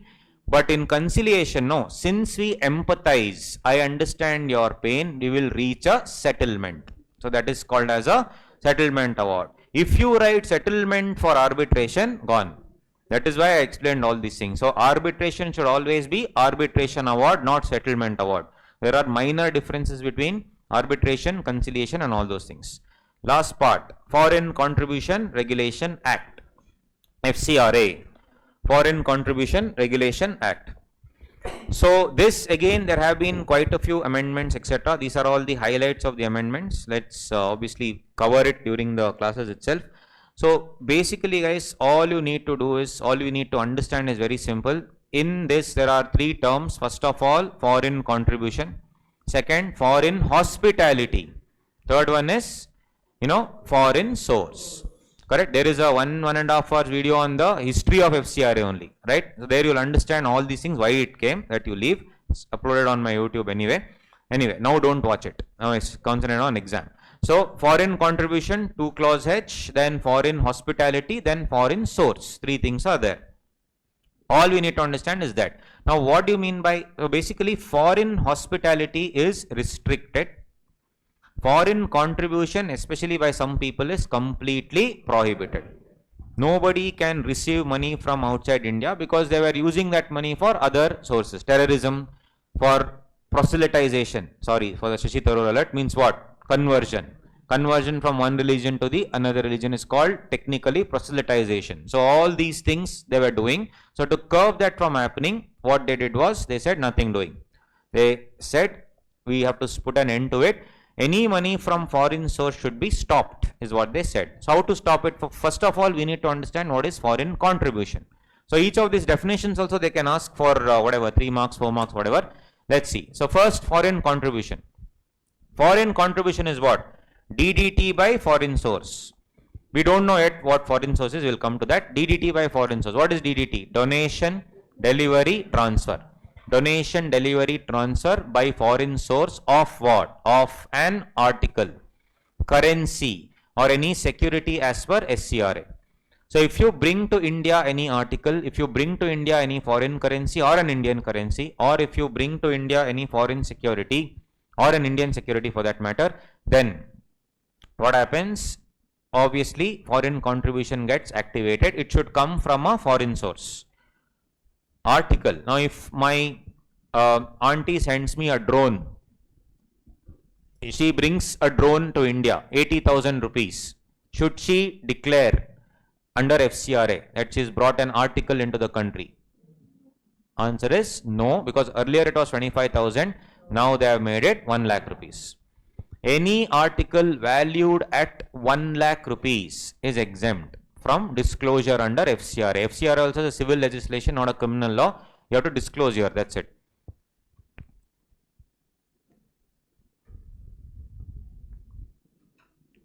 So any donation, delivery, transfer of an article, etc. from any foreign source would be this, of course, and any interest on that foreign contribution also will be part of the foreign contribution itself. Now, what is not foreign contribution? Because now, for example, any money coming from abroad also, I told you the example of the Kenyan student. The Kenyan student is studying in one of the colleges here. Their parents are transferring money in, let's say, Indian currency to the college or the institution. Now, is it foreign contribution? Actually, yes. Why? Delivery, donation, transfer of currency from a foreign source. So, a citizen of a foreign country is a foreign source. So, if the Kenyan national is transferring money to an educational institution, or let's say that a Kenyan student is staying in a PG, paying as accommodation 10,000 rupees per month. So, the Kenyan parents are sending to this fellow's bank account 10,000 rupees per month. Of course, it's a foreign source. That's why there's an exemption. What is not a foreign contribution? Any amount received by any person from any foreign source that is in India, you are receiving it by way of fee, including fee charged by an educational institution in India from a foreign student, or towards cost in lieu of goods or services, like, for example, paying guest accommodation. All these things, whether in India or outside India, any contribution received is not foreign contribution. It is not foreign contribution. That is foreign contribution. Next, foreign hospitality. This also they had asked once for 4 marks. Define foreign hospitality. Foreign hospitality means an offer, but it is not a casual offer. So if you are walking on the road someday and you find somebody who you never wanted to see in your life, but you have to make conversation, you will talk, how are you and all that, then tomorrow you will tell, let's meet someday. You will never meet. That's an offer that you are making. Come home someday. These are all casual offers. But this offer is not casual. This is quid pro quo. So if you are, let's say, an IAS officer, I will come to you and say, please, pass this file, please sign this file, and whatever is needed will be done. So that fellow will say, I am planning to go abroad, for a trip with my family. I generally, actually, if I spend, I travel by economic class. Otherwise, generally, I prefer business class or first class. And when I go, I stay in Airbnb. But if others sponsor, then I stay in any 5-star hotels. That's it. So now this is same thing. Foreign hospitality means an offer, not being a casual one, where a foreign source, the foreigner who obviously wants the deal to be passed by this Indian IAS officer, in cash or kind, will give it to the person in a foreign country. What will he give? Cost of travel, boarding, lodging, transport, medical treatment, everything. Medical treatment, everything. So if I am a foreign, medical organization wants to come to India and set up shop here, you obviously need approvals from all these government officials. I'll say, sir, whichever, whenever, whatever happens to you in the future, we will take care of everything. Medical treatment abroad, that is called foreign hospitality. Private parties can take. There are only certain people who cannot take under this particular section. Now we have seen here also foreign source. We are seen here also foreign source. Everything should come from a foreign source. Now who exactly is a foreign source is 2 clause J. All these things. Government agency of a foreign country is a foreign source.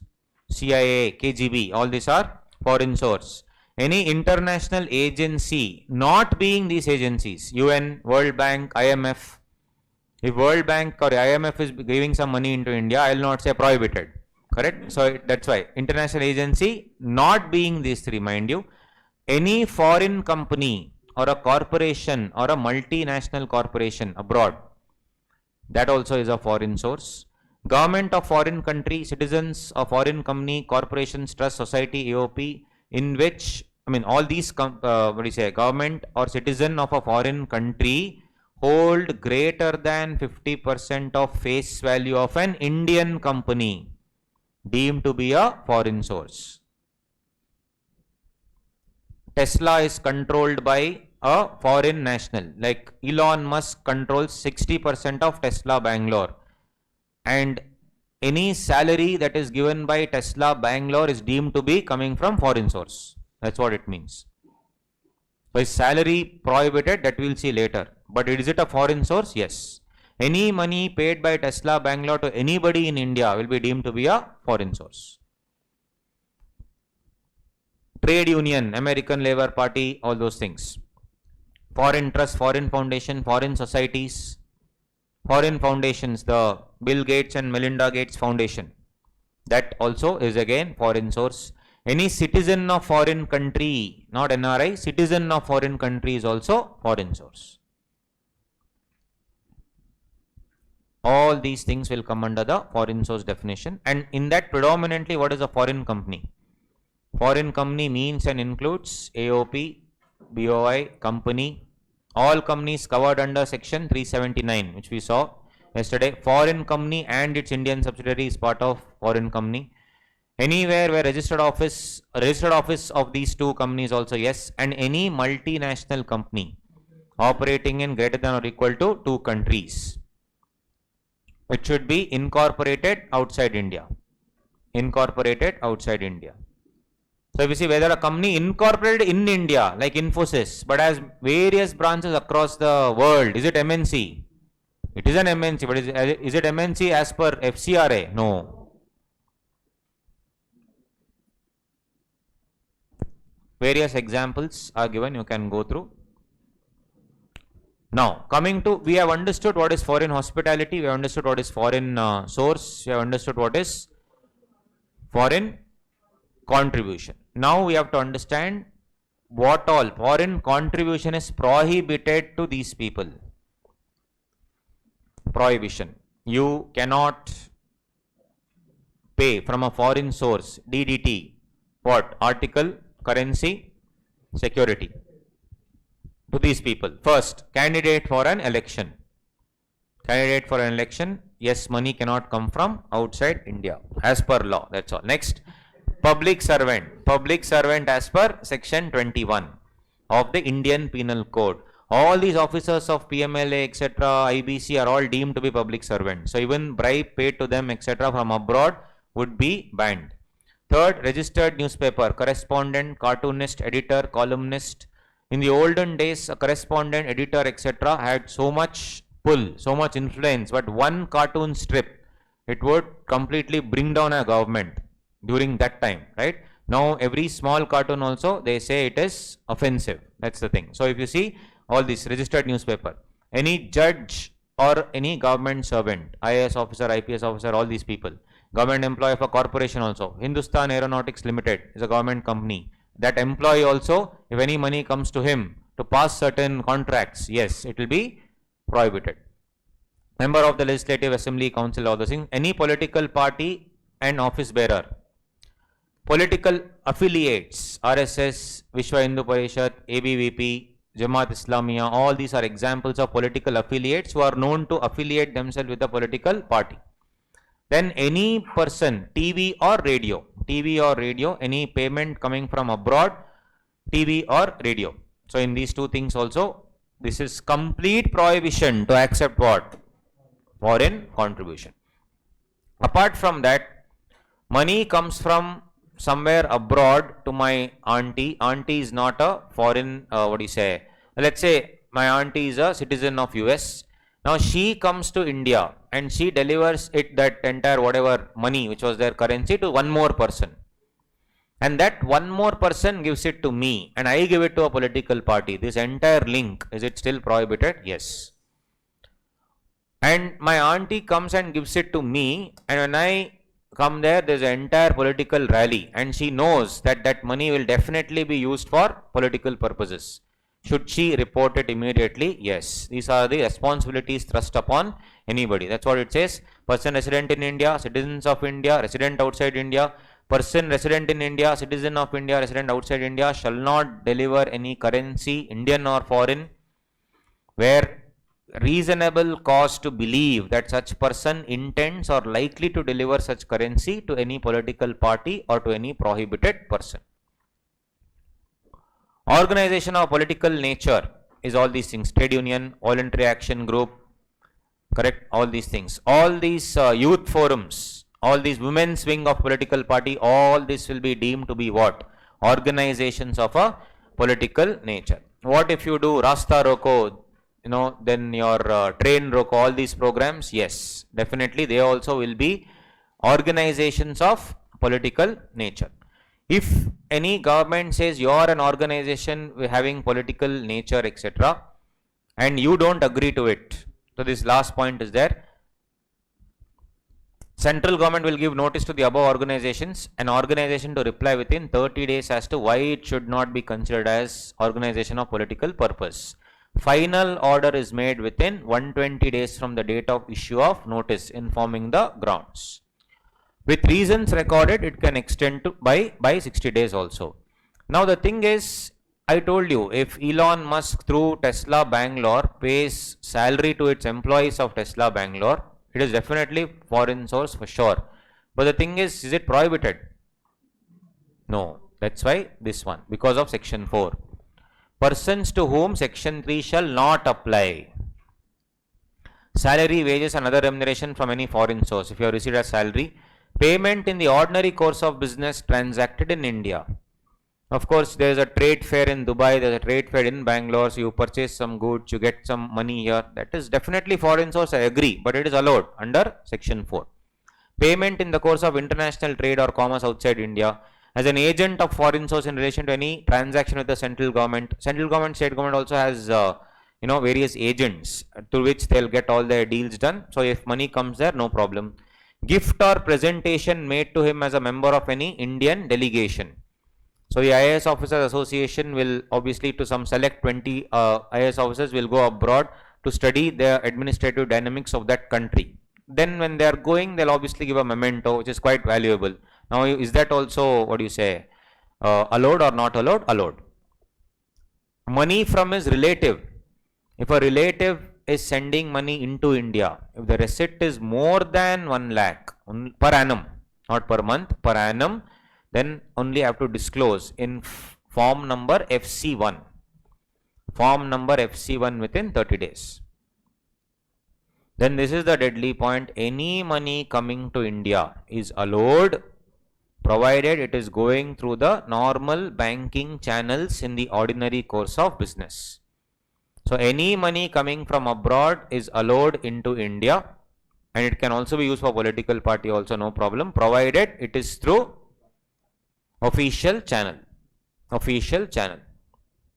So Vedanta PLC had a company, Sesagova in India, which was into all bauxite mining, etc. They paid superb bribes to BJP, Congress, everybody. But then money was coming from Vedanta. Then they said Vedanta is a foreign company, foreign source. Then they changed this law. It's coming from FEMA, from authorized channel. So no problem. So it is allowed. Then by way of scholarship, stipend or any payment, assume CA, stipend there. Now you go to Dubai to do articleship, exchange offer. Yes, in all these things, yes. Then apart from that, restriction on foreign hospitality, foreign contribution done. Now foreign hospitality. Who cannot take? These people, members of legislature, office bearers of political parties, judges, government servant, employee of any corporation, they cannot accept any foreign hospitality. Lalu Prasad Yadav goes abroad, right? And then there he has heart attack. So should he ask permission before taking foreign hospitality? No, that is the exception. Emergency medical aid. Emergency medical aid, prior approval not needed. Prior approval not needed. You just have to intimate to CG within 1 month. Only and only if the value is what? I mean, value is more than 1 lakh. If the value is less than 1 lakh, no? 1 lakh INR, not 1 lakh USD. 1 lakh INR. If the emergency hospital medical aid that you have got is less than or equal to 1 lakh, no intimation needed. If the money is more than 1 lakh, then you have to intimate. You have to intimate. Right? Then same thing is given here also. Fine. Then section 7, the biggest change has happened in section 7. Earlier, if I was, let's say, Rotary Club, I am basically any money that is coming into an organization, especially an NGO or any organization, if you want to take money under FCRA, it has to be registered. Either registered or you should have taken a specific permission for that. Either register or you should have taken specific permission for the particular inflow. Now, if what do you say, Rotary Club gets money, Rotary Club wants to, let's say, transfer some portion to Lions Club. Earlier, before 2020, it was possible where Lions Club can take specific permission from government. Now everything is banned. Section number 7. According to this section, person who is registered and granted a certificate, for example, Rotary Club, or it has obtained prior permission, shall not transfer such foreign contribution to any other person. Deadly amendment. If you have to receive from abroad, Rotary Club, show me the registration certificate, cool. You cannot transfer to any other person. Even if that person takes permission, no, not allowed. Permission will not be given. Permission will not be given. If Rotary Club, if Lions Club wants to take money, let them directly apply from abroad. Let them directly apply from abroad. I am not going to give any permission. That is the order now. And that money that I receive also, Rotary Club cannot use it for speculative business. What is speculative business? Any activity or investment that has an element of risk of appreciation or depreciation of the original investment linked to market forces. So a debt-based secure investment shall not be treated as a speculative investment. In my Q&A vault part B, I have given one case study on this only. Next, not defray as far as possible any sum not exceeding now. When I let's say got 1 crore rupees worth of money from outside, can I use that for my administrative activities? I can use it to the extent of 20%. To the extent of 20% to meet administrative expenses. Up to 20%, no problem. Let us say I want to now spend more than 20% for my admin activities. Can I do it? Yes. Central government approval. Central government approval.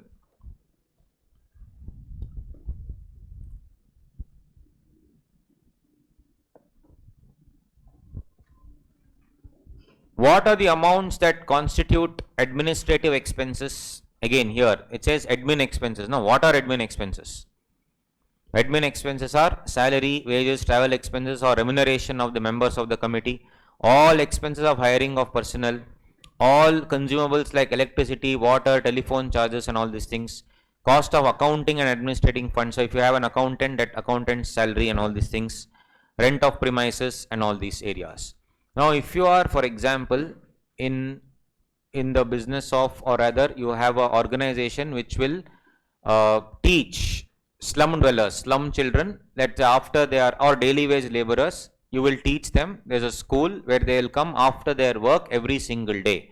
You have hired teachers for that organization. Teacher salary, is it administrative cost? Second example, your hospital, you will employ doctors and nurses, obviously, and it's only for the poor people, it's for free. Now, the hospital staff salary, is it administrative expense? Technically it may be, but they have given in the rule, no. Amount not to be, this they can give you in, as a sum, right? Expenditure incurred on salary or remuneration of personnel engaged in training or for collection of analysis of field data, or salaries to doctors of hospital, salaries to teachers of school, is not to be counted as admin expense. That is to be taken as actual utilization of the funds for the purpose. Power of the central government to prohibit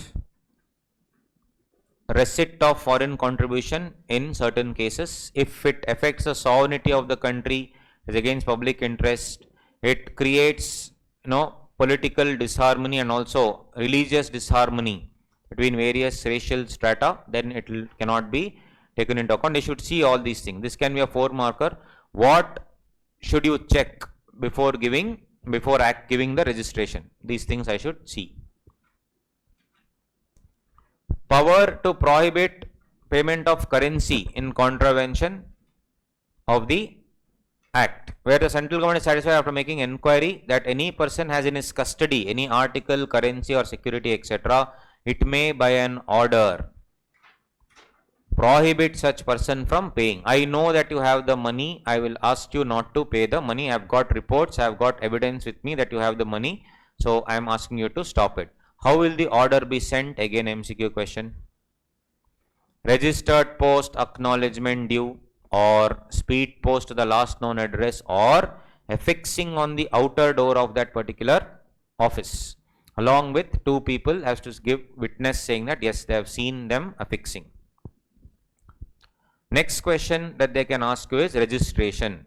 How will you register? One, you either get registration, or if it's a one-time money that you are getting, just one time, then better take prior permission rather than registration. So that is in form number FC3A along with the proforma affidavit in AA. For prior permission it is FC3B with again proforma AA. If I come to know on the basis of any information or an inquiry that you have been granted permission, but then whatever you are doing there, you have contravened the provisions of the Act, then what can I do? Pending further inquiry, I am not going to suspend. I'll just immediately, I'm not going to sort of take away your registration certificate. I'm going to suspend it temporarily, and pending the inquiry, I'll say there is an allegation against you that the amount that you have received from abroad, you are using it for illegal activities. So I don't know about it. I am going to now put a stop to it. So I'm going to restrict you from spending money first of all. Second, investigation will go on. Until such time, what happens to your registration certificate? Suspended. So if you see here, direct that such person shall not utilize the unutilized foreign contribution or receive the remaining portion of foreign contribution without prior approval of CG. 1 rupee also if you have to spend, you need to ask me now. If some money is coming from abroad, again you need to wait for it, ask me. And these are various examples given, you can check it out. Grant of certificate, this also they keep asking, section 12, important, 4 marks. What are the conditions that the central government should check? This comes from the previous part only, as I told you, in order to give registration. You are not a fictitious person or a benami person, should not be convicted for conversion activities, should not be prosecuted for creating communal tension, should not have contravened any provisions of the law, and many things like this are there. Again, it should not affect the sovereignty and integrity, as I told you, public interest, all these points. How will I grant the registration? You will be required to open one account called FCRA account. I will grant the certificate within 90 days. Certificate validity is 5 years. It is 5 years. If the value of foreign contribution on the date of the final disposal of the application for obtaining prior permission is over rupees 1 crore, central government may permit receipt of foreign contribution in installments. So application is still pending, your money is coming, 2 crores is supposed to come. So can I allow pending the registration? Yes. Every 5 years you have to renew also, by the way. So even a renewal is like a fresh registration. Money is waiting there. So can I allow? Yes. In tranches, in installments. Second and subsequent installment shall be released after submission of proof of utilization of 75% of the foreign contribution received in the previous installment. First installment money you received, you have to spend minimum 75%. Only then I'll allow second and third. Section 12A was also inserted to check the authentication. For citizens it is the Aadhaar number. For foreigners it is the passport or the OCI card. Suspension, cancellation, surrender and renewal of certificate. Cancellation and suspension, I told you, these are the grounds for cancellation. Already discussed. During the application or renewal, you have given some false statement. You have violated the terms and conditions. It is against public interest. You said that their organization is only for certain purposes, but since the last 2 years, you have not done any of the businesses, any of the activities that you told. So pending an inquiry, I am going to do what? Suspend. Pending inquiry. These are the grounds. If it is proven, then I'll cancel. But I have to give an opportunity of being heard. So till then, what will I do? Suspend. How many days suspension? Maximum 180 days. With a further period of 180 days. FCRA Amendment Act 2020. And after that, what will I do? Cancel the certificate. There is a cooling period of 3 years. Cooling period of 3 years. And obviously, if you have been suspended, you cannot apply for renewal and all those things. Last 6 months of expiry, you can apply for renewal. Means 5 years if it's granted, 4.5 years, you can ask for renewal. But if these things are pending, obviously no renewal. Now, if you are suspended, if it is suspended as I told you, new foreign contribution will not be allowed unless prior approval of CG is taken. Can I utilize the existing one? They say 25% you can utilize only after approval. Let's say 1 crore rupees is already there and I have suspended it, suspended your registration. Can I spend full 1 crore? No, I can only spend 25 lakhs, that too after approval of CG. Remaining 75% only after revocation of suspension. Revocation of suspension. You feel on your own that you cannot carry on the business anymore or cannot carry on the organization. Can you surrender voluntarily? Yes. As per the amendment, you have to file FC7 and you can surrender it voluntarily. Central government will check all the documents and then finally accept the surrender. And whatever is, if it is unspent portion, it will go to a special fund. That is what they say. Renewal, as I told you, last 6 months before the expiry of the 5 years. And again, that section 12 conditions government has to see. Only then you will get the certificate, is what they say. As far as accounts, intimation, audit of assets, etc., one deadly amendment is the FCRA amount should only come in one account, and that is a special FCRA account maintained by SBI only at New Delhi. This was the deadliest amendment. They were receiving from all banks across India. They said no, centralized. If you want to receive $1 also, it should only come to which one? SBI. SBI, that too at New Delhi branch. From there you disperse it to various things. I don't care. I want a centralized control. 1 rupee also, if it's coming from outside, it should come there. From there you distribute to various accounts. I don't have a problem if you have 100 accounts. I don't care. But the main source should only be one. SBI. This was the biggest amendment, and that too it happened in 2020 during COVID. SBI account normal opening only 1 month, right? Because lunch break and all will be there. During this COVID, gone. So many people, practically, I also worked on it. Many people, when they wanted money from abroad, like one of my friends, school friends, is on big shot in US. He wanted to send money to open a hospital here. Hospital means there was a dilapidated Kalyana Mandapa. He wanted to convert it into hospital during COVID. Money is stuck there. SBI not opening account, right? So a lot of practical difficulties that were faced during 2020, right? Because of this stupid provision. But anyway, the intention was good. Intention was I want to catch the source of the same. May also open one or more accounts in one or more scheduled banks of his choice, in which he may transfer foreign contribution received by him in the FCRA account. No other funds other than foreign contribution shall be received or deposited in any such account. Apart from that, SBI New Delhi shall report to such authority as may be specified within 48 hours of transaction prescribed amount of foreign remittance. This will exclude lunch break. Then source and manner in which the foreign remittance was received and other particulars in such form and such manner as may be prescribed. So this is the other reporting requirement.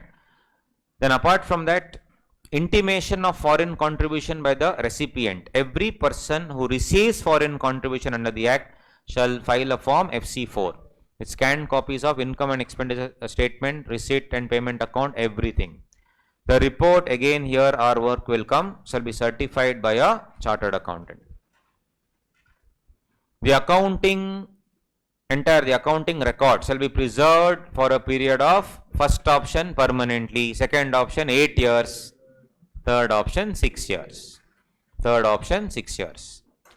A nil report also shall be furnished if no foreign contribution is received.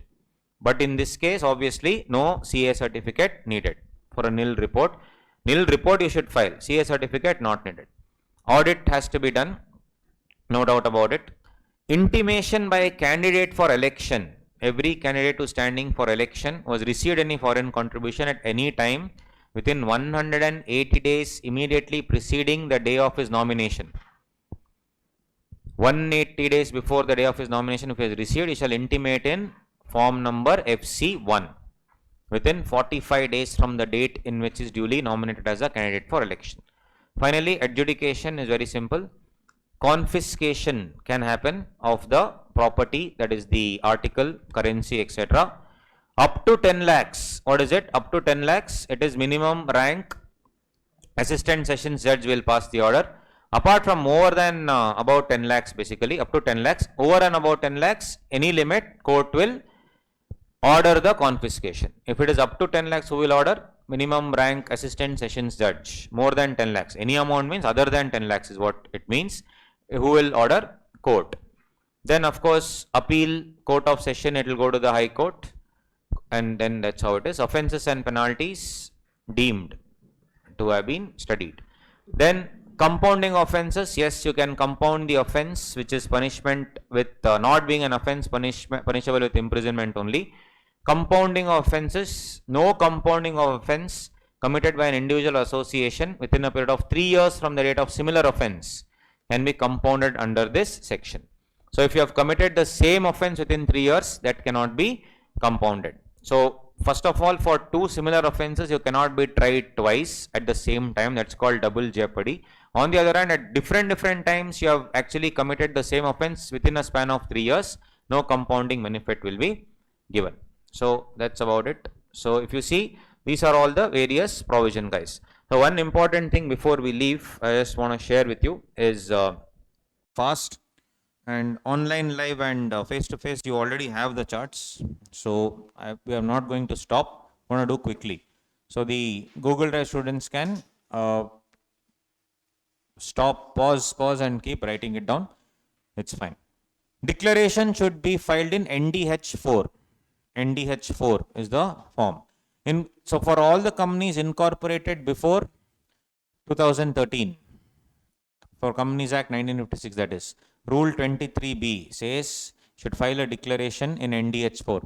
Nidhi Company will be either in integrated MCQ or in normal MCQ. Right?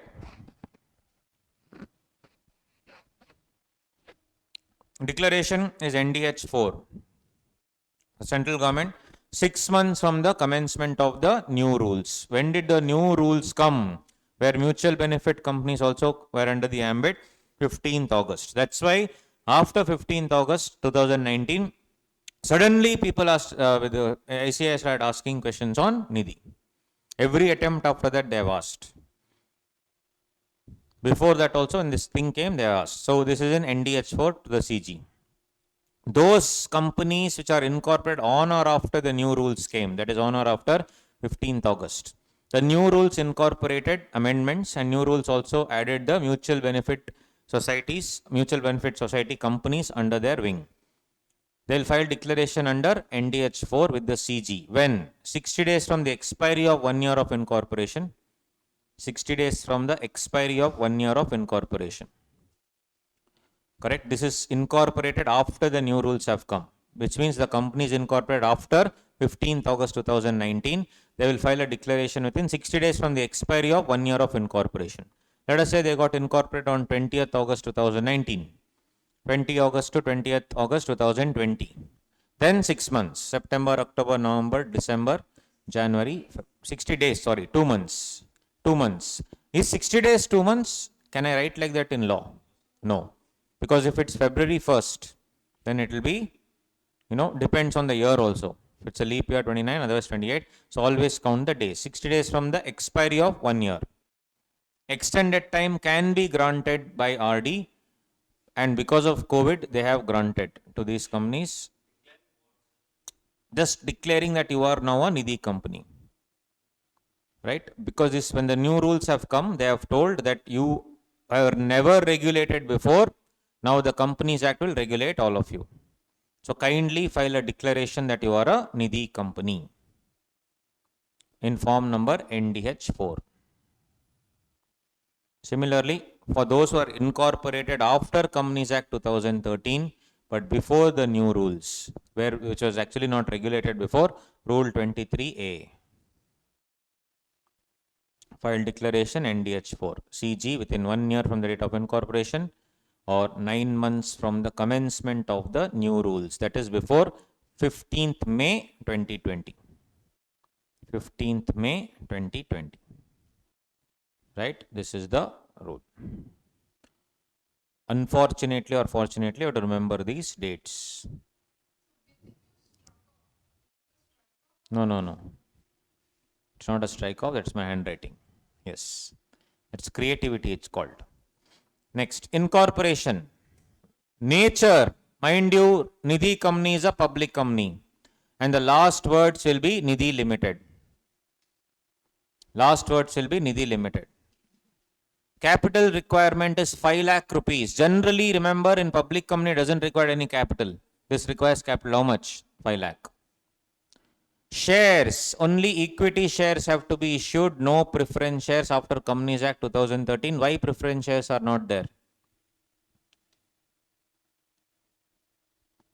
Why? Nidhi Company is again a company where deposits are,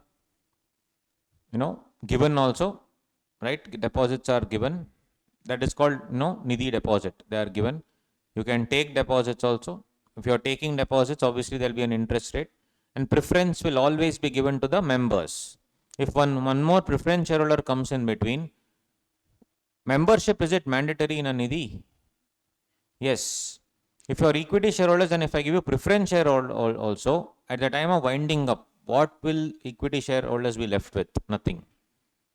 So you will never ever give preference shares. In the old law, this was not there. So what happens to those companies where preference shares were given in the old law? To be redeemed as per the terms of the issue. To be redeemed as per the terms of the issue. What are the objects of Nidhi? These are the objects. First one, to cultivate the habit of thrift. Means what? Savings. I can receive deposits. I can lend to members also.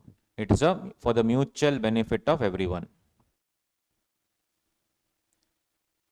So when I am lending and giving deposit, etc., you should repay. I should repay it to you.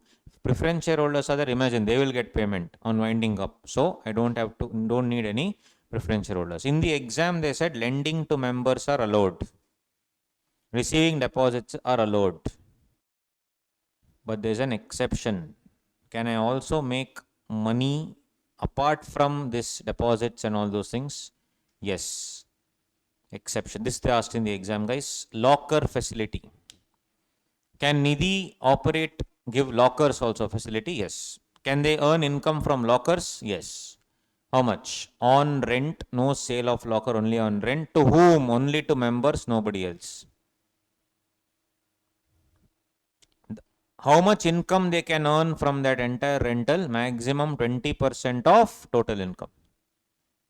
20% of total income. One of the RTPs has a question on Nidhi integrated case study. Or MTPs. When should I check 20% capital? Any time during the financial year. It's not beginning of the year, end of the year and all that. At the entire year, even one day, if my income is 100 and 20 is Nidhi, income from locker, more than 20, not possible. Maximum cap is 20%. Otherwise, the penal provisions will come. So this is regarding what the Nidhi rules with respect to what type of company it is, what is the capital required, what is the shares, what are the objectives of Nidhi. Next comes the minimum number of members. All these can be MCQ questions. Minimum number of members are 200. Minimum number of members are 200. It's a public company. How can public company, how many people can be there? 7. But here it is 200. Can I start a Nidhi with 10 members? No, 200. But then there was an exception. They said, but what is this? It's not possible, boss, to start with 200. You have to also think that some companies will start with 7. It's a public company. That's why they relaxed the provision. They can start with 7, but it has to reach 200 within 1 year of incorporation. This was a relaxation granted later. Start with 7, but reach 200 within 1 year of incorporation.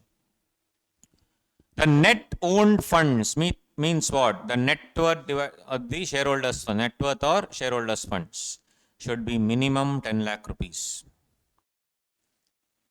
Can a Nidhi company give loan to director? You already studied.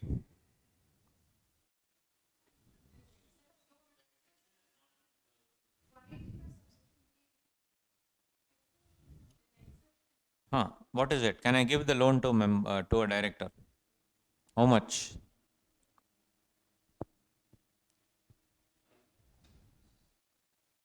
So search and tell me.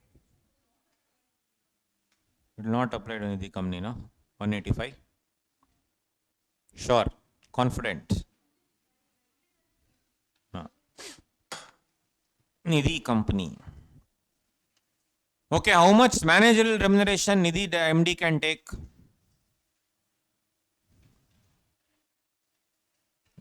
These feelings will come. Oh, correct. Yes, I remember, but I forgot.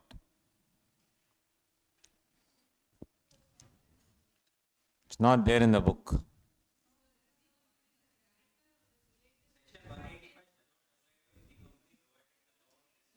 Director in the capacity of a member. Page number 134, it's there. Page number, board report. Then MD, Nidhi company MD, how much he can earn? 10 lakhs, 15 lakhs? Managerial remuneration, Nidhi company, 197.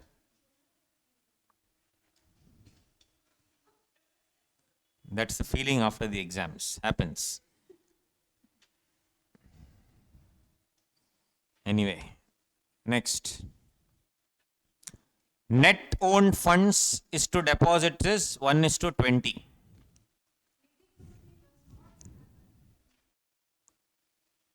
What happened? Started and it ended. Engine. Yes. Yes. 10, 15 lakh. Whichever. See, all these they'll ask in the exam. Page number 210. Perfect. Net owned funds is to deposits is how much? 1:20. What is net owned funds? Same, net worth is to deposits. This they asked in MTP. Check out the MTP question they have asked. I have solved MTP question. That YouTube video is there. One is how to solve. In that only is there actually. MTP questions. The MTP of October 20, November 20. Please, in that Nidhi question is there. Solve. It's already there. Yes.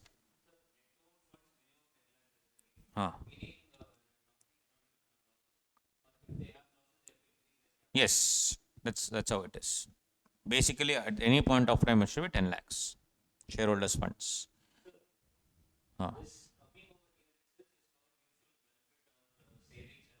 Correct. Correct. What if I take loan and don't pay you? Loss only, no? That's what. That can happen. I'll default.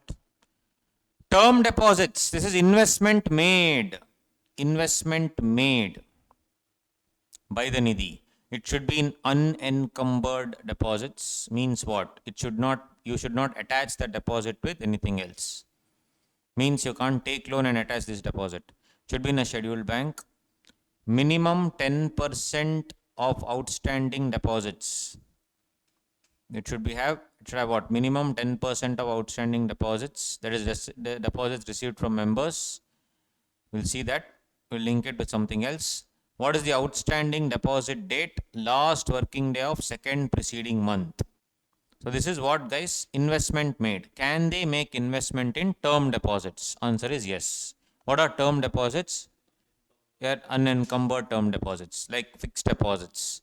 Can they make, for that extra money, can you make investment? Yes. Can they invest in shares and all that? No. Can they invest in term deposits? Yes. Should be unencumbered. Second one is scheduled bank. How much they can make? Minimum 10% of the outstanding deposits. What is this deposits? Deposits received. So if they receive deposits of 10 crore, assume, what is the minimum number of this thing they can make? 1 crore. Where you should make? Only in scheduled bank. No. And the outstanding deposit date, it says outstanding deposit here. What is the date of that outstanding deposit? Last working day of second preceding month. If I am making it on 19th February, outstanding deposit should be seen as on which date?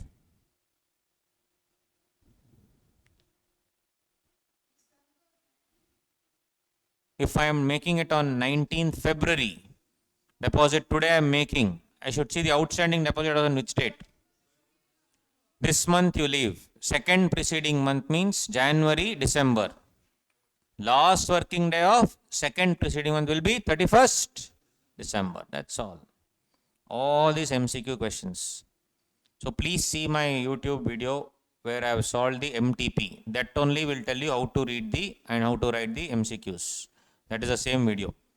Withdrawal. Temporary withdrawal is possible, but for unforeseen commitments, I want to withdraw that investment made with the permission of RD. RD is Regional Director.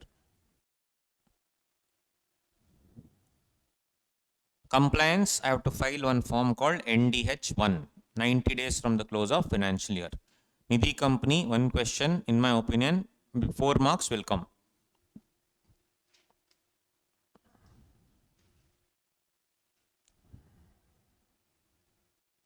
If it doesn't come, assume you have increased your knowledge. That's it.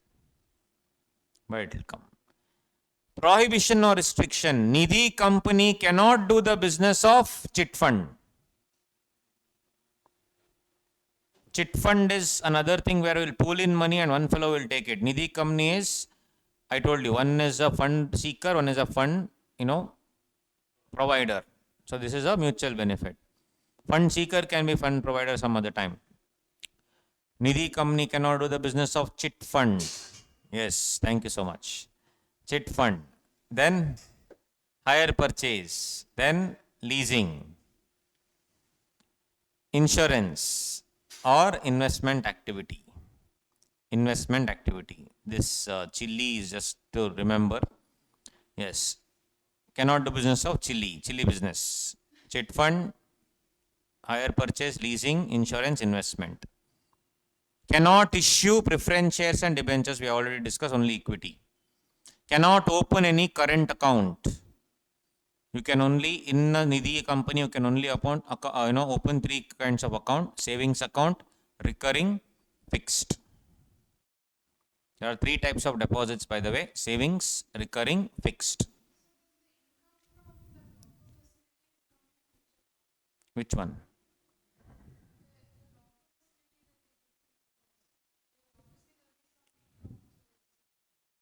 No. This is I can open a deposit account three types in a Nidhi company. Yeah. So this is what? I cannot open a current account. These two are what? Nidhi company cannot do business of chit fund. Nidhi company cannot issue preference. I, as a normal depositor, cannot open current account and all in Nidhi. There are only three types of account: savings account, recurring deposit account, fixed deposit account. But all the three of them have different rates.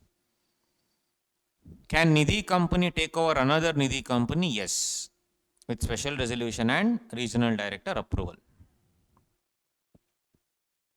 Nidhi company cannot do any other business other than borrowing or lending. Exception we have seen, locker. Locker is obviously neither borrowing nor lending.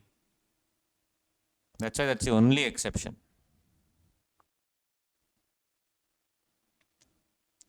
And the borrowing lending also can only be done with members, cannot be done with any other body corporate. This is all, condensed version of the rules. This much only is more than enough. Can you pledge that with security given by members? No. Mutual benefit society, I've given some loan, I've taken some security. That security, can I give it to somebody? No. It's like a pledge. Cannot pledge security given by members elsewhere. Security, members have pledged with me, I can't, pledge it somewhere else. I cannot enter into partnership with somebody else. I cannot advertise my deposits, because otherwise what will happen? One normal bank will be there. Beside that, one Nidhi company will open and start giving extra deposits. So everyone will go and do there also. No soliciting any customer. No hiring agents. No paying brokerage. It's just a mutual benefit society.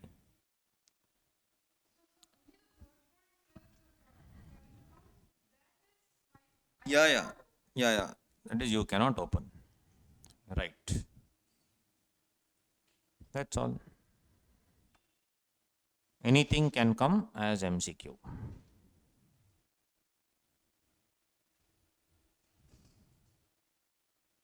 We did what? Prohibition and restrictions. Now, share capital and members. Equity shares only. Fully paid only. Partly paid can never be issued. Face value should be minimum 10 only. Can I have a company with one share of 1 crore each? Normal company.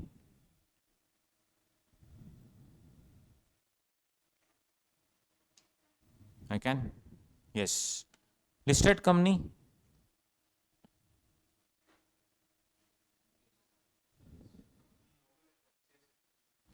I don't want anybody to purchase. Okay, forget and 1 crore. Can I have one share of 100 each? Nominal value 100. What do you think? That is why we should have had ICDR guidelines. Listed company cannot have more than 10 rupees. Maximum listed company, maximum is 10 rupees. Face value. Maximum is 10. Actually, earlier there was a regulation which said a listed company's, forget about maximum, face value should be 10 rupees. Face value should be 10 rupees. Satyam's market value became 6,000 rupees per share. Market value became 6,000 rupees per share. And that time you only had to buy in lot of 100. In lot of 100. 6 lakhs. They issued further public offer, and how much? 6 lakhs. Where will I get 6 lakhs? Unfortunately, this I cannot touch. So Ramlinga Raju got pissed off and he went to SEBI and said, what nonsense is this? You have told 10 rupees. Nominal value. Change it. In the next 2 weeks, regulations were changed. They added one line, one word. Maximum 10. Maximum 10 means you can go from 1 to 10. What did Ramalinga Raju do? Alteration of share capital under section 61. Nominal value was changed to 1 rupee. So 6,000 shares of 10 each or 10 shares of 10 each now became 100 shares of 1 each. When your denominator increases, what happens to the market value per share? You had 1 share of 6,000, 10 each selling at 6,000. Now you could buy 10 shares of 1 each. Market value remains the same, no? But market value per share will reduces. So this became 600 rupees market value. Now if I have 100 shares, can I afford 60,000? Yes. Maximum word was added because of Ramalinga Raju. Right? A listed company cannot have more than 10 rupees. 1 to 10 possible. Clear? 100 rupees and all only in your question paper they'll ask. That's all. 100, 1000. Second PUC, 12th standard question paper. 100 each. Here it is though minimum 10. Ulta.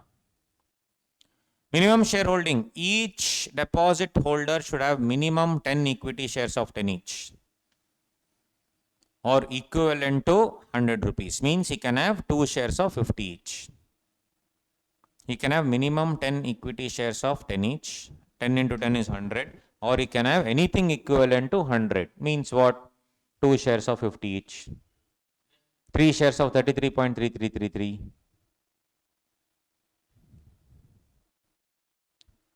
But if you are a savings and recurring holder, then you should have at least 1 share of 10 each. This was asked in the October MTP. I have solved it. You can check it out. Membership. A trust or body corporate cannot be a member. Minor cannot be a member. But a Nidhi company can accept deposit in minor's name if natural guardian or legal guardian is also member of Nidhi. Similar to partnership. Can minor be a partner? No. But minor can be admitted to the benefits of partnership. Same, it should be a guardian. And the guardian should be a member of the Nidhi. 2 minutes before the exam, just read this and go. In this only they can ask you questions. Loans to members. Who can avail loan? Only members. Can be given to director also in the capacity of member. Section 185 link. We have already done. The limits of the loan is as under. Total deposit should be seen as per the latest audited balance sheet. Loan limit maximum per member is this much. If the Nidhi has not made any profits, loan will be maximum this much. Yeah. I will not take, kidney will take. Yes. Which one? You have already made. She's already made, man. That will be 1,000 times better. You take that only and send. It's already made. Who can avail? Only members. Right? Only members. Then send all whatever you have made only, no? I'll also use that from next class. We'll show my dirty handwriting. Yes. So if you see, who can avail? Only members. Can be given to director also in the capacity of member. Section 185. Loan limits. You have to remember this. They have not asked any question in this regard. It can be an MCQ question. Total deposits as per the latest audited balance sheet, less than 2 crore, more than 2 crore, less than 20 crore, more than 20 crore, less than 50 crore, more than 50 crore. This is the deposit that the company has taken at the latest audited balance sheet date.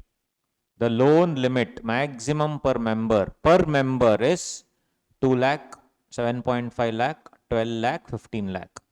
If the Nidhi has not made any profit in the last 3 previous financial years continuous, the loan will be 50%. 2 lakh, 3.75 lakh, 6 lakh and 7.5 lakh. You have to remember this table. Loan against security.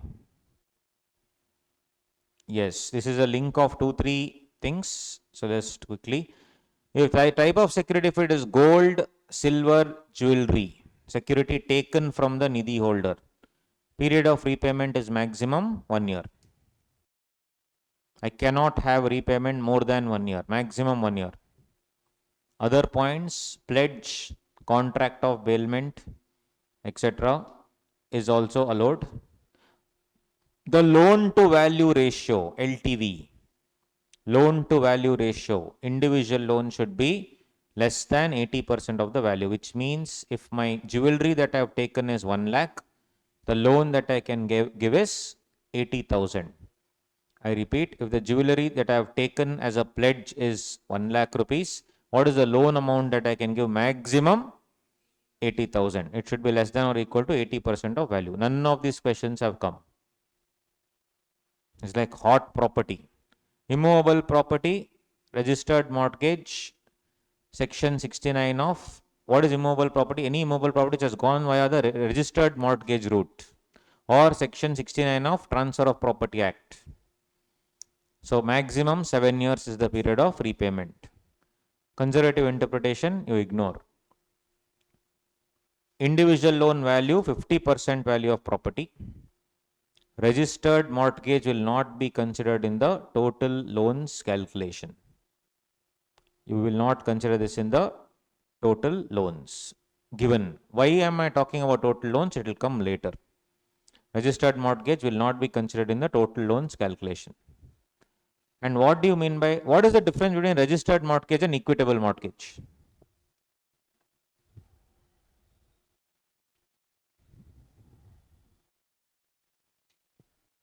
Usufructuary mortgage we have discussed. Where?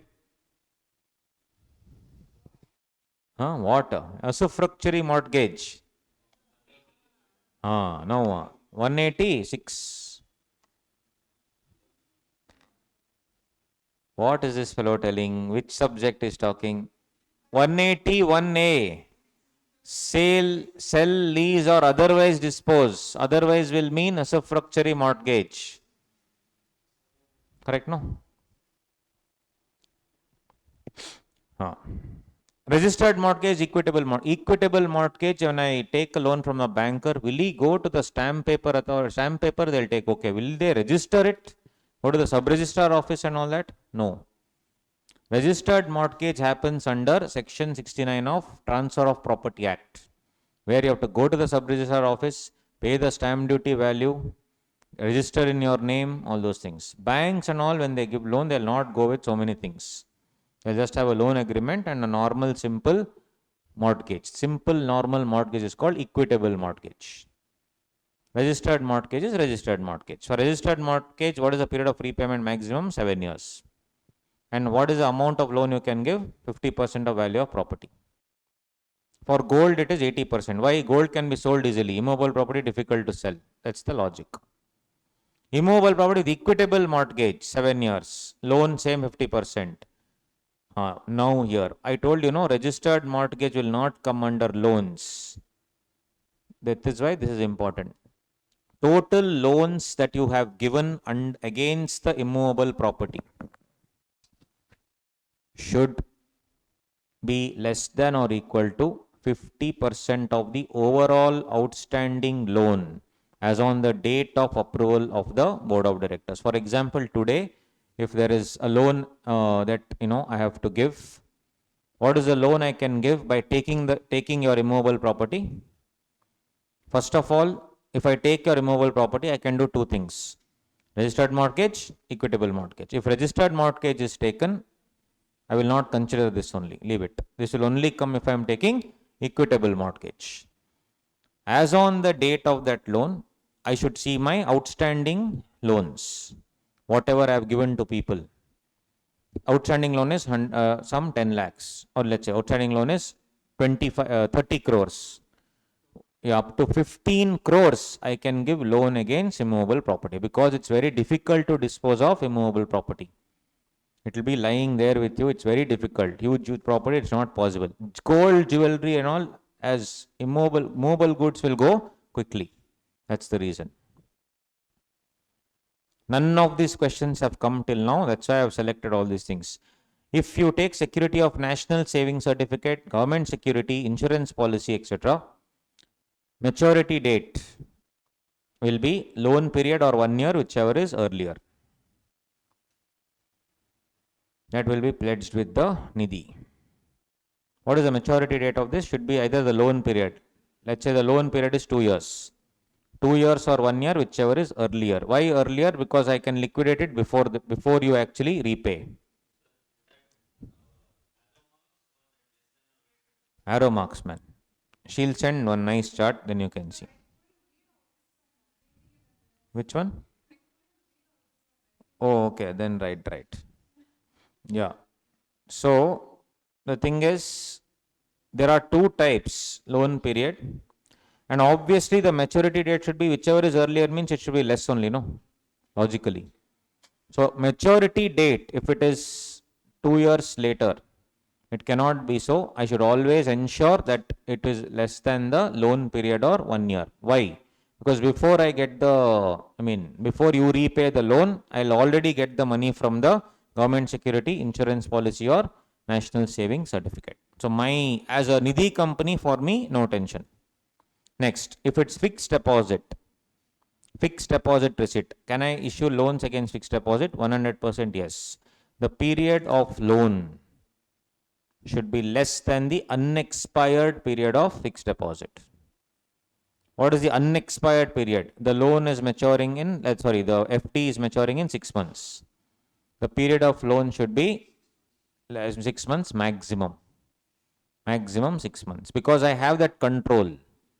Because tomorrow, if it's less than, like for example, if I've given the loan for 6 months and the unexpired period is 3 months, FD will release and it will go to your bank account.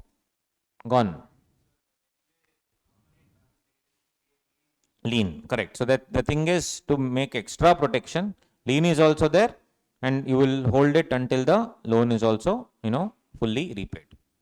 Pledge with the Nidhi. Yes, lien they create, definitely yes. This is the entire thing. Interest rate also they can ask separately.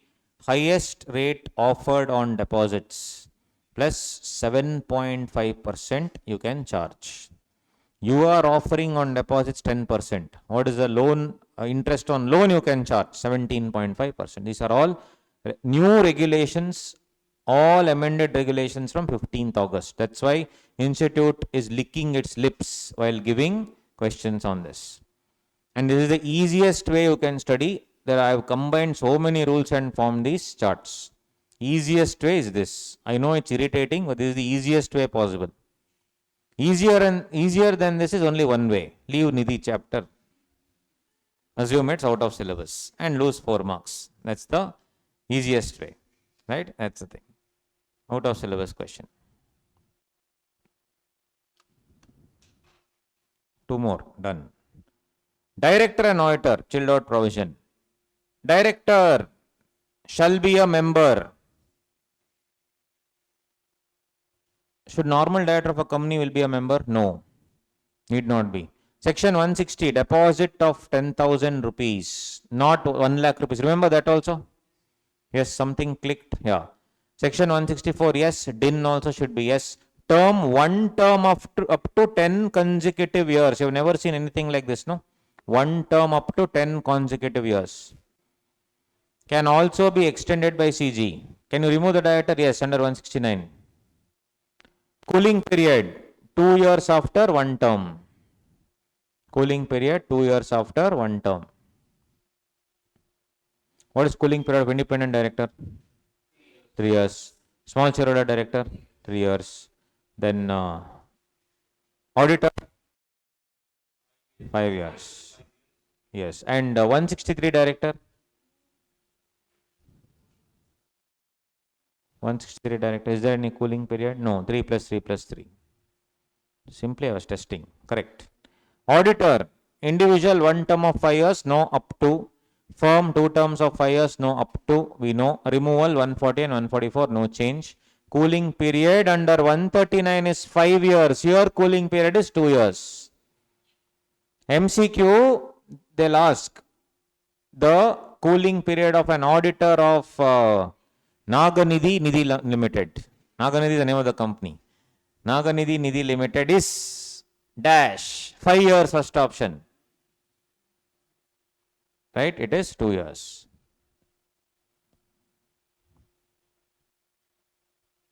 Period before this, all this change in 15th August 2019. Hot topic.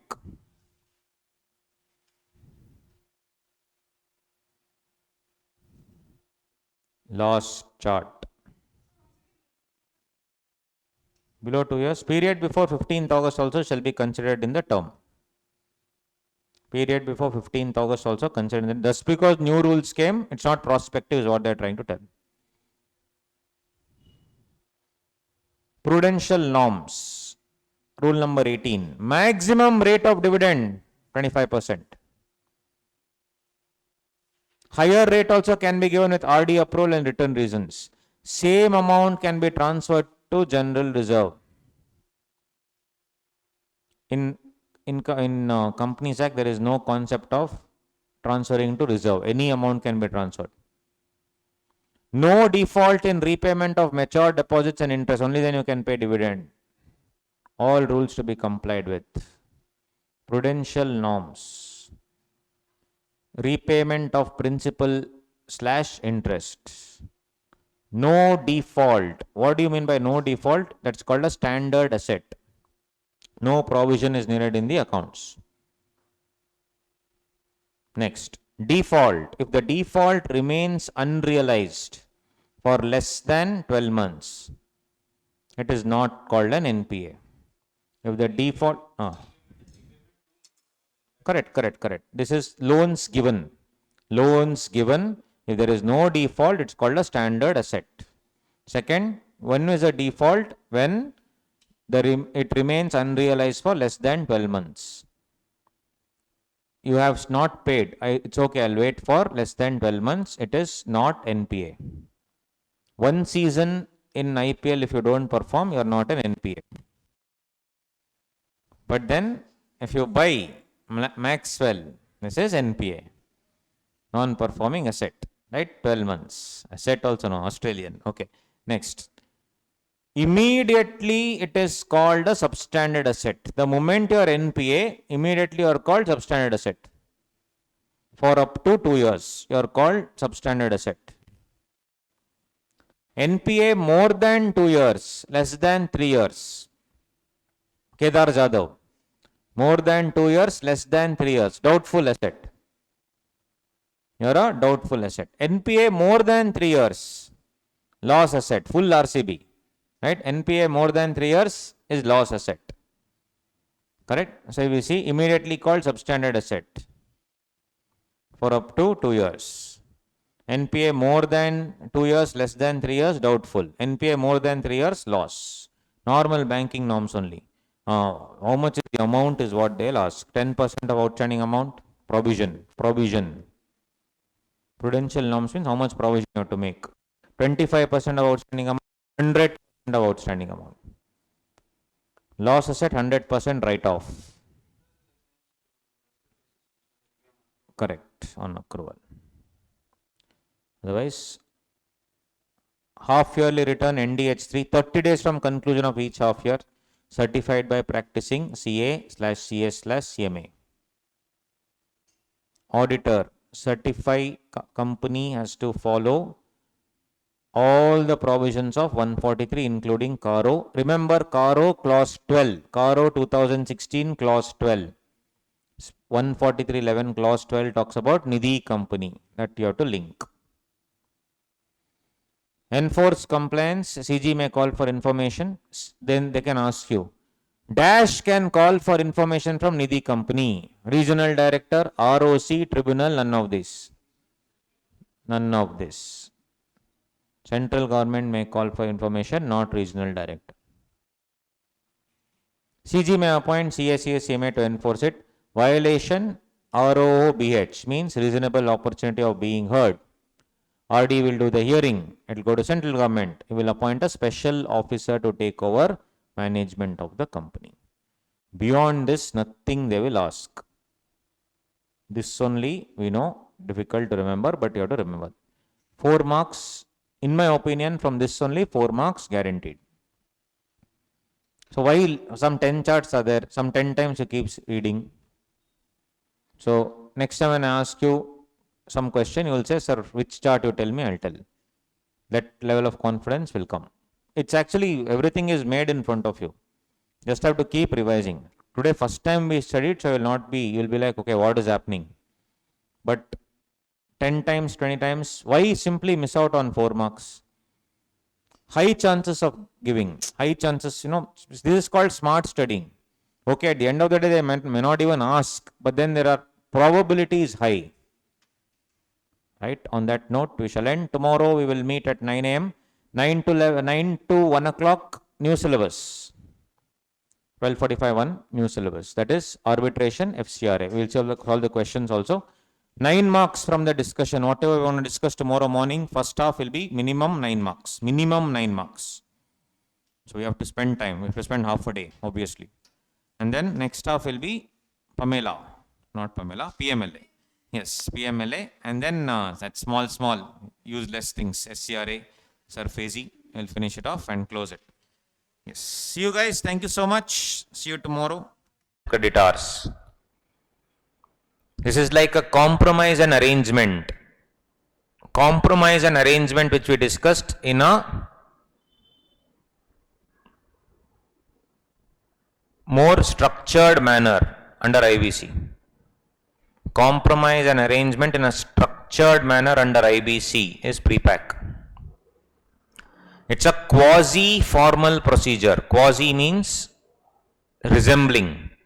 It resembles a procedure where the resolution plan is finalized before the actual initiation of the proceedings only. Imagine. Compromise. Sir, things are not working well, sir. If I go for IBC, nobody will come, sir. Let's keep that as a last resort. Let's try this route. If this also nobody comes, then I'll go there. Then it's my fate, my destiny. But at least let me try it under this law, is what this law is all about. Quasi-formal procedure. So where we decide the entire package before we even initiate any proceedings. The entire framework of pre-pack revolves around the corporate debtor having control of its entity, control to manage the FSO. Unlike IBC, where the possession will be transferred to the creditors, here possession will remain with the debtors. Motivation for a debt-burdened, stressed-out corporate debtor in pre-pack is to figure out an agreeable way for its own corporate revival and save itself from its death. For the creditors, pre-pack would be a faster route. Even though section 12 of the code maximum is 330 days, process does not end within 180 days, etc. So here there is something different, time limit and all that we will see. Benefits, of course, cost effectiveness, guys, because the corporate debtor continues with the existing management during pre-pack. It avoids the cost of disruption. In MSME, 1 day disrupted activity gone. It does not shift the management to the resolution professional at all. And then it does not shift to the resolution applicant initially. Later it does. It also saves cost of the resolution professional to manage the business. See, resolution professional in IBC has to figure out everything and start managing the business. That will take time. Here nothing. And the process remains away from the limelight till the commencement of the formal process. So until the process begins, it is away from the limelight. Nobody knows about it. You are still talking behind closed doors within 4 walls with the creditors and arriving at a compromise or arrangement in a structured format. So compromise arrangement is under 230, 231 of Companies Act, but under pre-packaged, it has been structured into that 54 ABCD series. Proceedings are usually outside the court, costs are reduced. Speedy resolution process, it is difficult to keep the company alive in a stressful state. That's why it enables a faster resolution, preserves the value of stressed assets, thereby increasing the possibility of resolution. Value maximization, any distress asset has a life cycle, and the longer it stays in a state of stress, greater depletion it suffers. So here it preserves the value by cutting down these elements of the formal process. Less burden on courts also. The courts are overburdened with cases, do not have the capacity to deal with cases. A pre-pack has the potential to reduce litigation due to its informal and consensual nature. Consensual means 2 people are agreeing. I say yes, I agree, let's do it. Does not require at any cost any involvement of court during the informal part of the process and requires a minimum role of court as well. There is a need to have a functional out of court restructuring process since the vast majority of cases are restructured out of bankruptcy. So this is an out of court settlement sort of a thing, guys, and most importantly the entire structure is semi-formal. More they go into mediation and conciliation. So arbitration is where there is already a dispute but there is still this ill will or bad will between me and you in arbitration. In conciliation, I try to empathize. In mediation, there will be a mediator who will try to settle the dispute. So this is more like conciliation and mediation.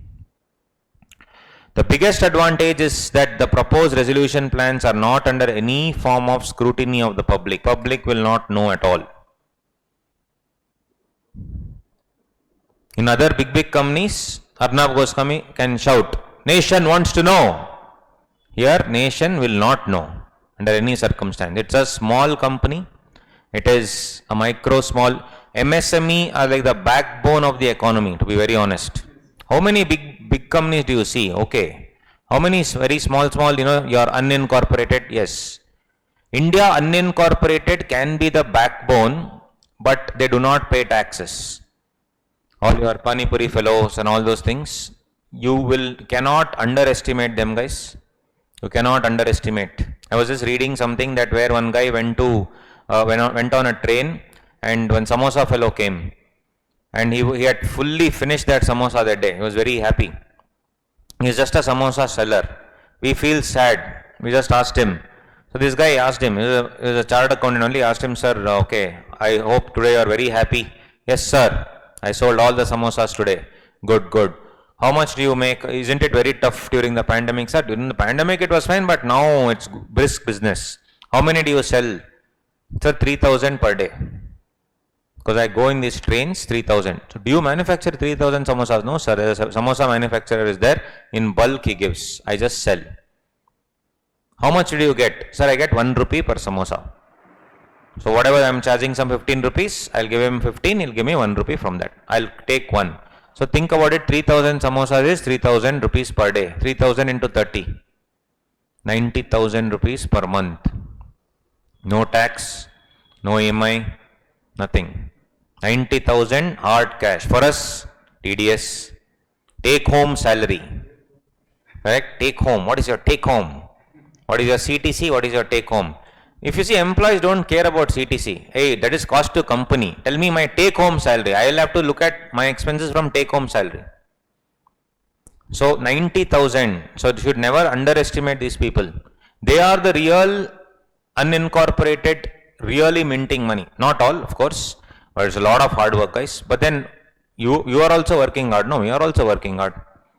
After following all the laws, we are working hard. They are also slogging, no doubt.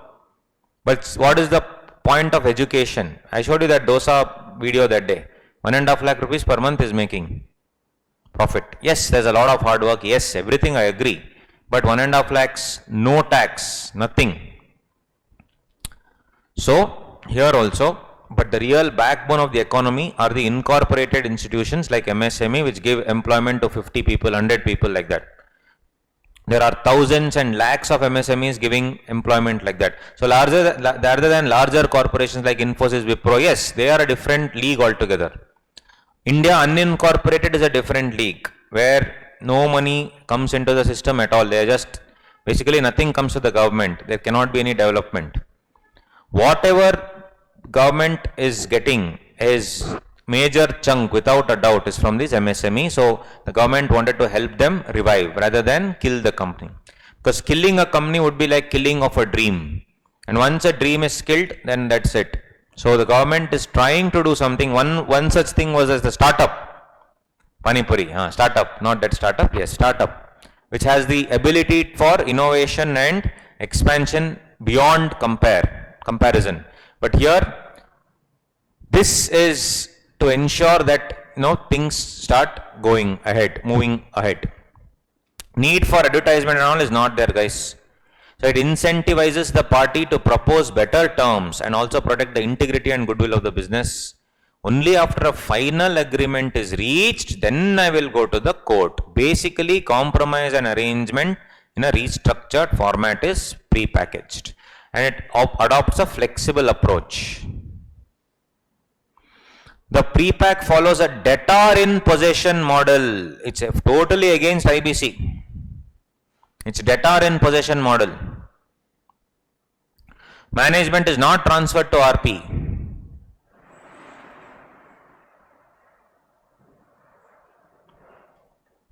So these fellows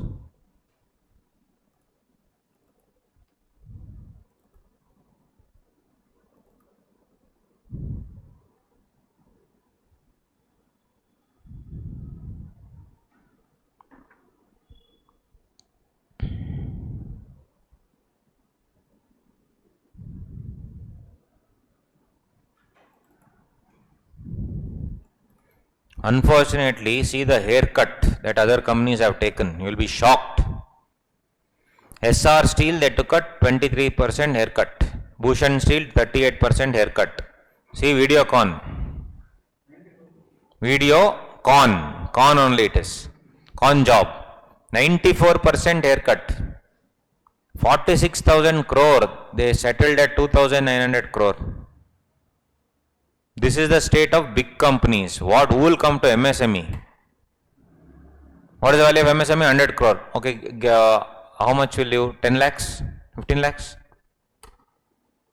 So when these big companies only are dying with this haircut. This is shave only. Where haircut? Correct? When you go, sir, full shave. Little bit you leave here, sir, for style. That's it. At 94%. Full shave this is. No haircut there. So, that's the problem, guys. And delay also due to COVID. More than 270 days, 738 cases. 738 cases. Till now, I mean, this January, March of 2020, some total admitted cases, 3,774 cases. So many cases, guys. Loads of cases.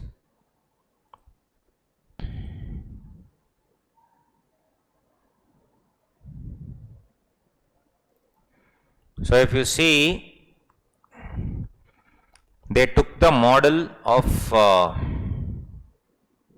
US and SICA, Sikh Industry Companies Act, which spoke about debtors in possession. US also debtors in possession.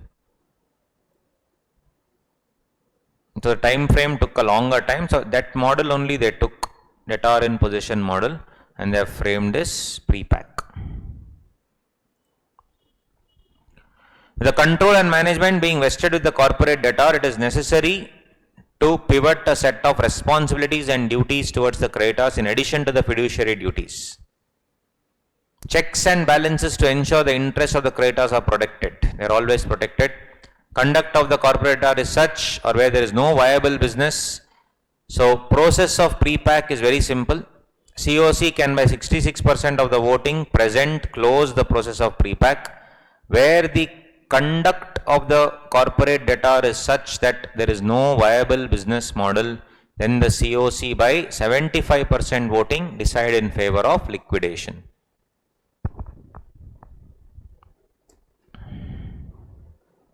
Role of the RP, there is no shift in management, mind you, but he has to ensure that all the dealings are fair and transparent. And the entire pre-packaged insolvency he should take care. But he doesn't take control of the business. That's the best part. He is more of a advisory role, supervisory role than a managerial role. Costs are also involved. Access to interim finance I need to get.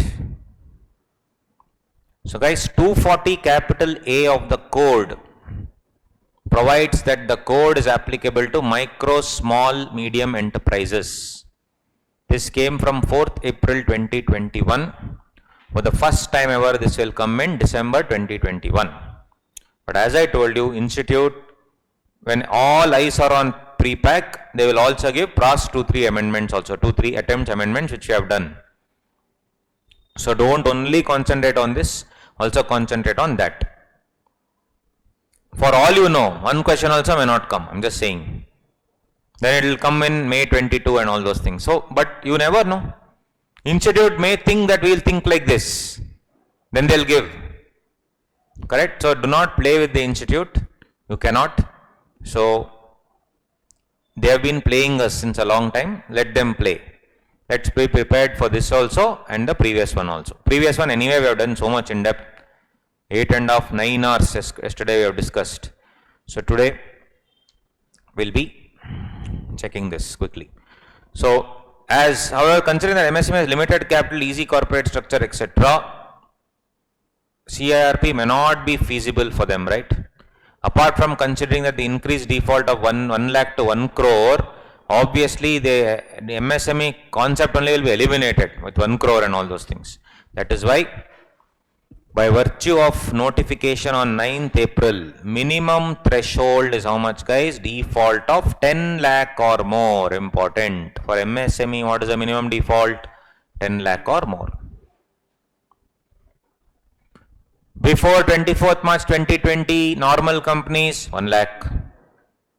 Right? So 24th March onwards 1 crore. But for MSME, whatever it is, from 9th April 2021, 10 lakh or more. It's a very recent change.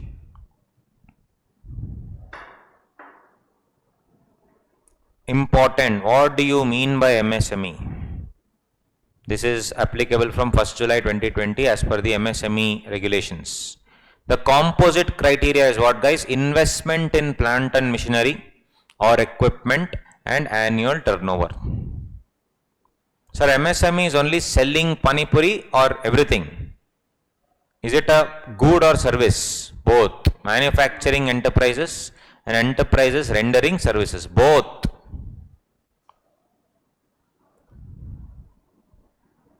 Micro means what? Investment in plant and machinery or equipment not more than 1 CR.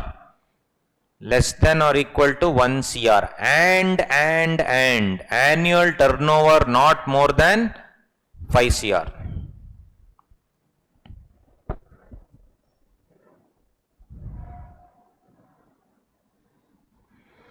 Micro into 10 is small. How much? Less than or equal to 10 CR. What? Investment in plant and machinery. Then turnover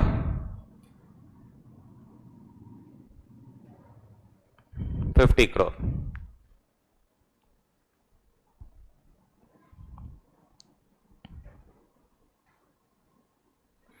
Small into 5 is medium.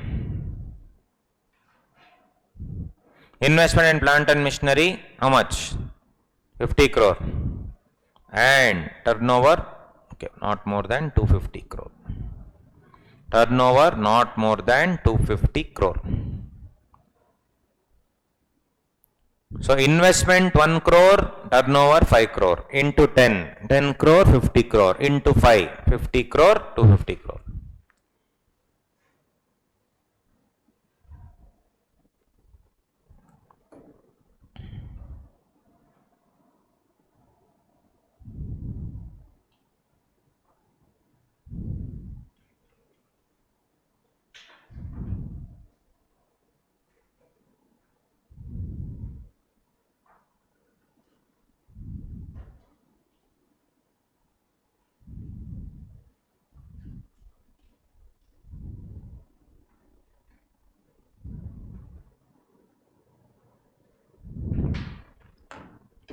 Clear? So, first of all, guys, it should be 9th April 2021 onwards. What is the default? 10 lakhs or more. Then, which companies? Micro, small, medium enterprises are registered as an MSME.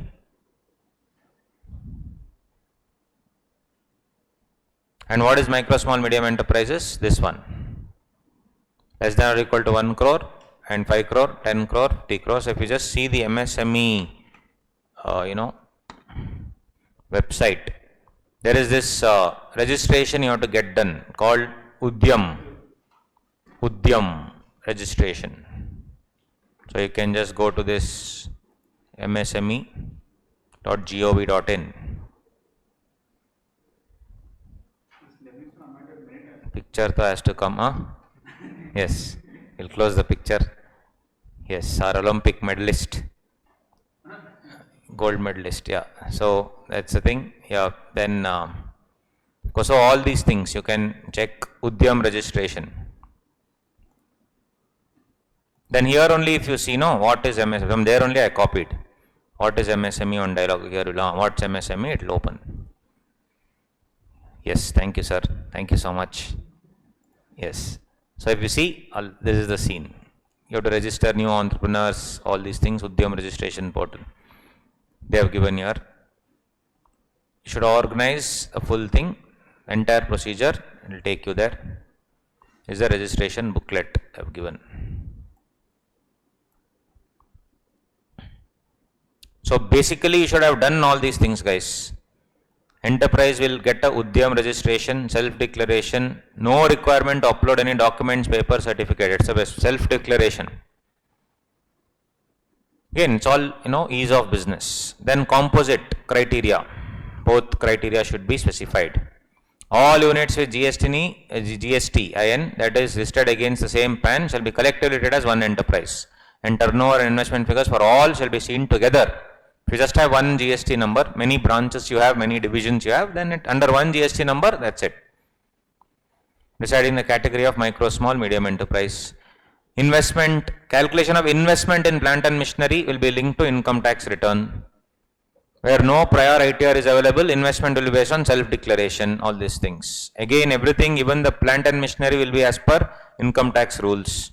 You have to have an invoice, obviously. Turnover, export of goods, services, both shall be excluded, because here I am not talking about exports, I am talking about in India.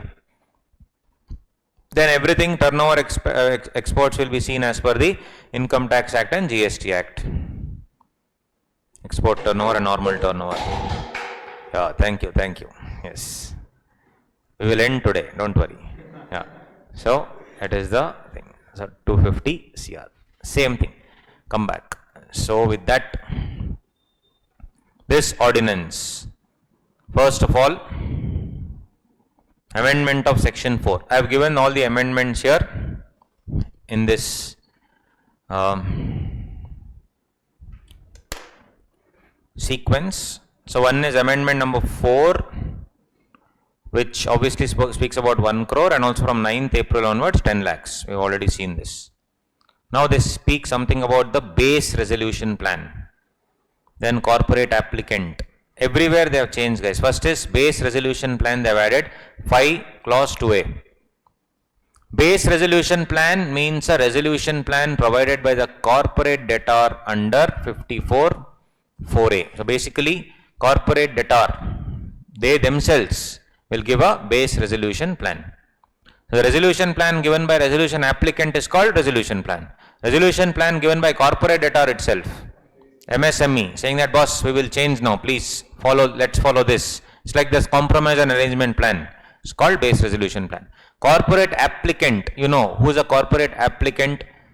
In section number 10 of IBC, we have seen corporate applicant will be a person from the corporate, person who either the CEO, CFO, manager who is authorized. But here in this definition, they have also added member or partner of the corporate debtor who is authorized to make an application for corporate insolvency resolution process, or this is the addition, pre-packaged insolvency resolution process.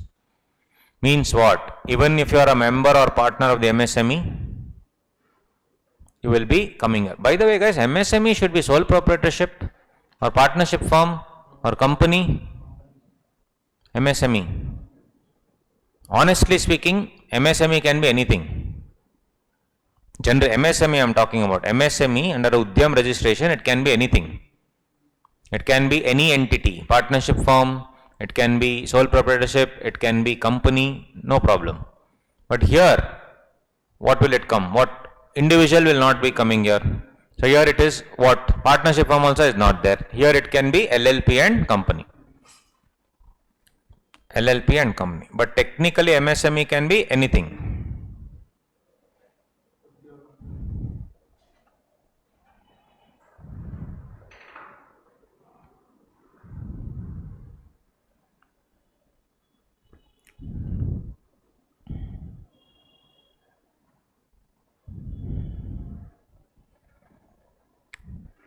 So we have to wait and see that in the future they may also allow individuals, firms, everybody, because it's a separate category of sections only, no? So 54 years, MSME, so please come. Everything can be allowed. It just came now, so we need to wait and watch. Still cases are slowly building up. Those cases that are now pending are only with respect to companies and all that. Tomorrow anybody registered as an MSME can go through this actually. So in that sense of the term, it is an entire addition to the concept of IBC. So IBC has CIRP different, bankruptcy different, then MSME different. Got it? So, and the best part is, concept only is reverse. But keeping the preamble in mind, maximization of value and also maximization of assets and promoting entrepreneurship, if you see in the preamble. But rather than a creditor's possession, we still have the debtor's possession. So that concept is different here. That we need to understand.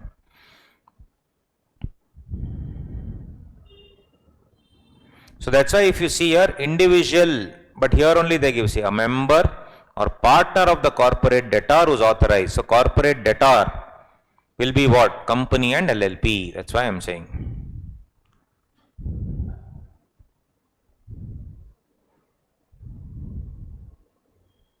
Initiation date is when I make an application. Who will make an application? Financial creditor, operational creditor, or here in this case corporate applicant will make a application under pre-packaged insolvency resolution process.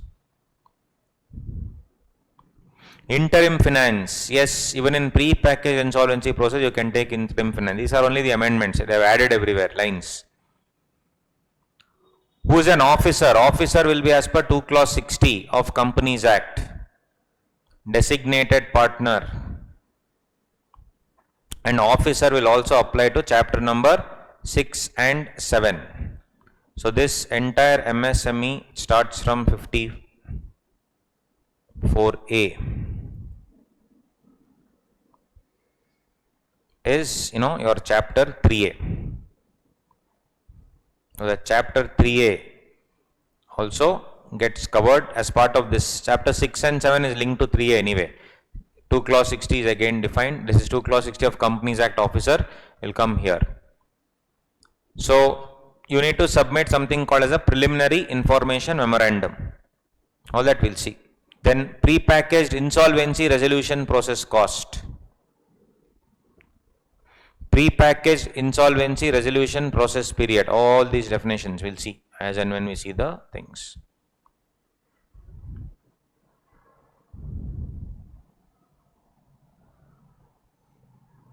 Amendment to section 11. Persons who are not entitled to make application. Remember who all? Corporate debtor undergoing a CIRP cannot make, or now also they have added what? Pre-packaged insolvency resolution process. A corporate debtor remember section 11?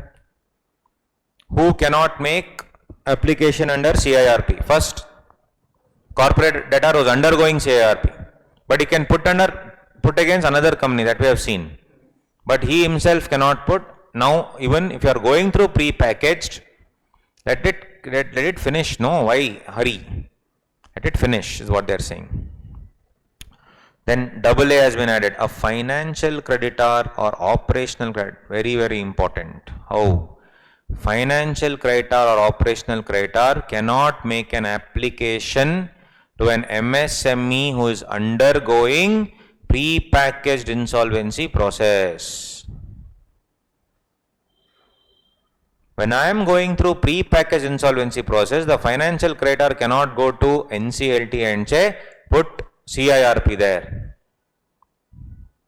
NCLT will say, wait bro, let it go, let them do, they are finishing it, no, let them finish. First of all, corporate debtor itself cannot go and go to NCLT when pre-package is going on. Second, when the pre-package is going on, I am trying to revive, I am trying to really genuinely trying to help, and you are going there and sabotaging my entire operation by applying to NCLT under CIRP. Right? That's why. That time I didn't do all this when doing normal IBC because you would not have understood. Now you are understanding. This is a separate process, guys. Please understand, separate process. Corporate debtor having, this is fine. B is in BA. Corporate debtor in respect of whom a resolution plan has been approved under chapter 3A. 12 months. So basically, if your base resolution plan or any resolution plan under chapter number 3A, that is pre-packaged insolvency resolution plan, is already approved, wait for 12 months, no?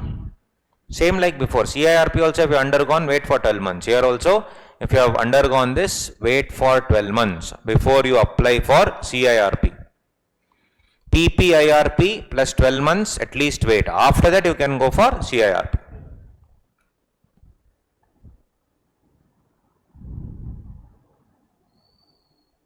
These yellow things are the changes. And AA becomes very important because when PPIRP is going on, financial creditor, operational creditor cannot come into the picture. Who puts the entire thing, gives the plan, etc.? Corporate debtor puts the entire thing. Applicant is the corporate debtor.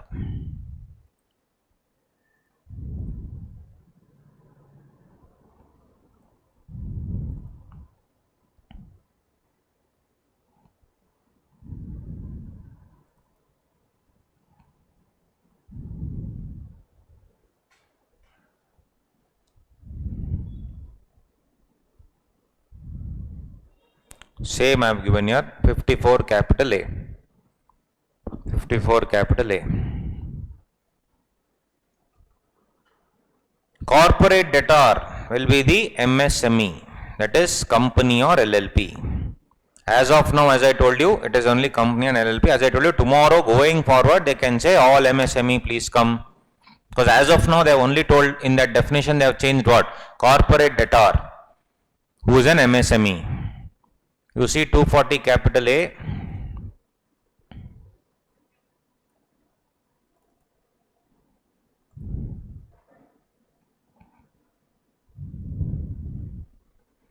See, I told you, no?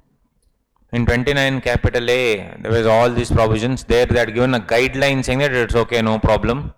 Then you see 240 capital A, notwithstanding anything to the contrary contained in this code, provisions of 29 capital A, that to C and H, those two deadly sections are there, shall not apply to resolution applicant in case of CIRP or pre-packaged of any micro, small, medium enterprise. Means if you are a promoter, you can still take over the MSME, provided you are not a willful defaulter. Subject to subsection 1, the central government may in public interest by notification that happened on 9th April only direct any of the provisions shall not apply to MSME or shall apply to MSME. So given it applies to MSME. This will be laid before the parliament. Same thing happened. All this is fine. For the purpose of this section, expression MSME means any classes of enterprises classified as MSME that we have seen. So 54 capital A, corporate debtor, who is an MSME, means company or LLP. You know, micro, small, medium, 1 to 5 into 10 into 5. Default how much? Section number 4 greater than or equal to 10 lakhs. Default greater than or equal to 10 lakhs.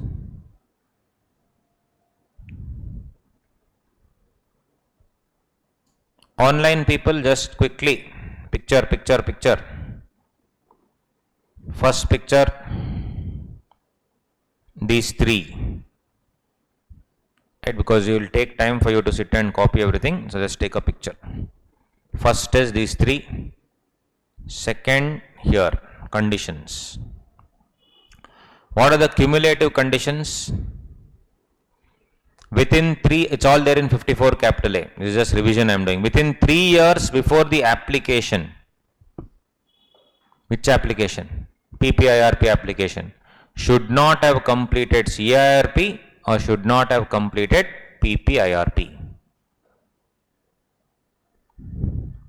This is before which application? Application of PPIRP. If you are making an application of PPIRP, you should not have completed PPIRP or CIRP within how much? 3 years. 3 years, minimum 3 years you should not have. Give breathing space. Mind you, section 11, don't get confused, section 11 is for CIRP. 12 months, that is for CIRP, don't get confused. This is PPIRP application.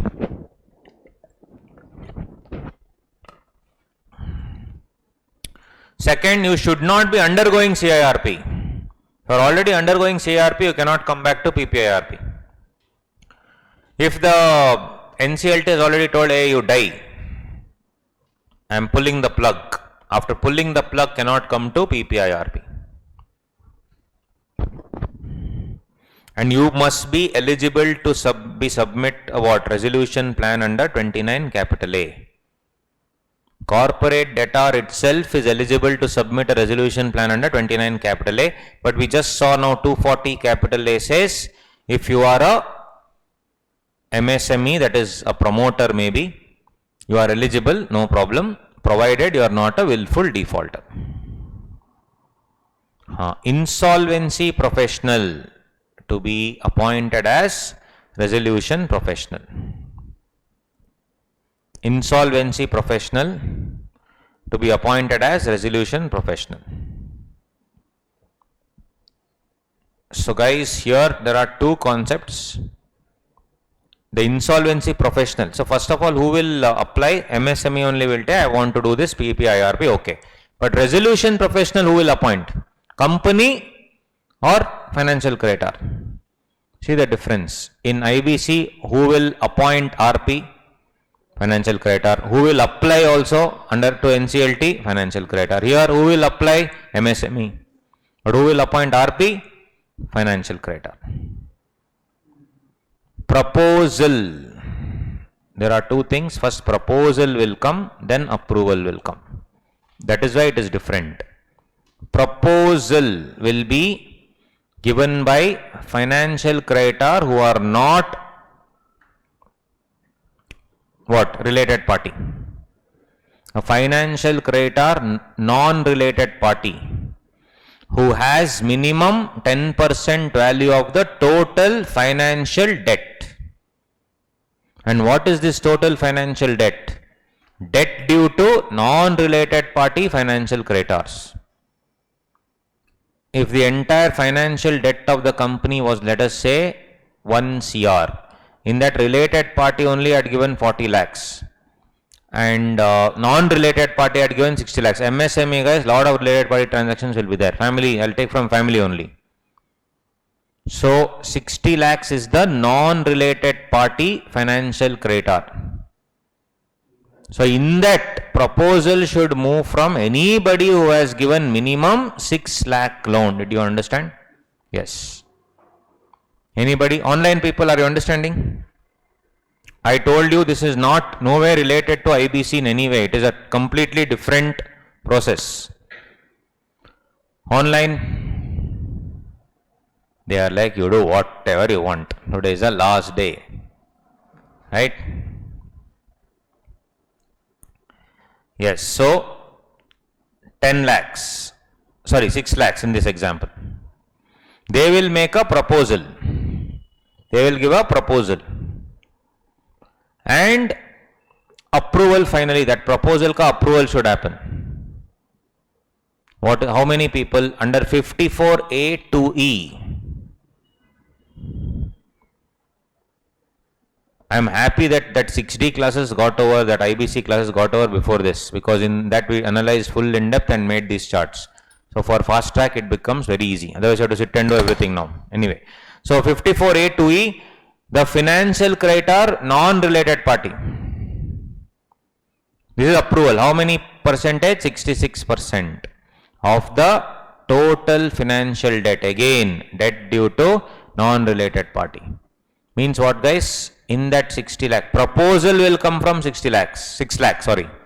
But approval will be 6 into 66%. 60 lakh, sorry, 60 lakh into 66%. Approval will be 60 lakh into 66%.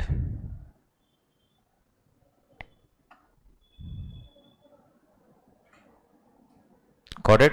So these are all, only this you study and go, more than enough. I have taken, honestly, in the regulation is not part of the syllabus, by the way, but institute always expect the unexpected. Institute's tagline only should be like that. ICAI, always expect the unexpected. Regulations are not there, still I have given the regulations, it's given in the addendum also.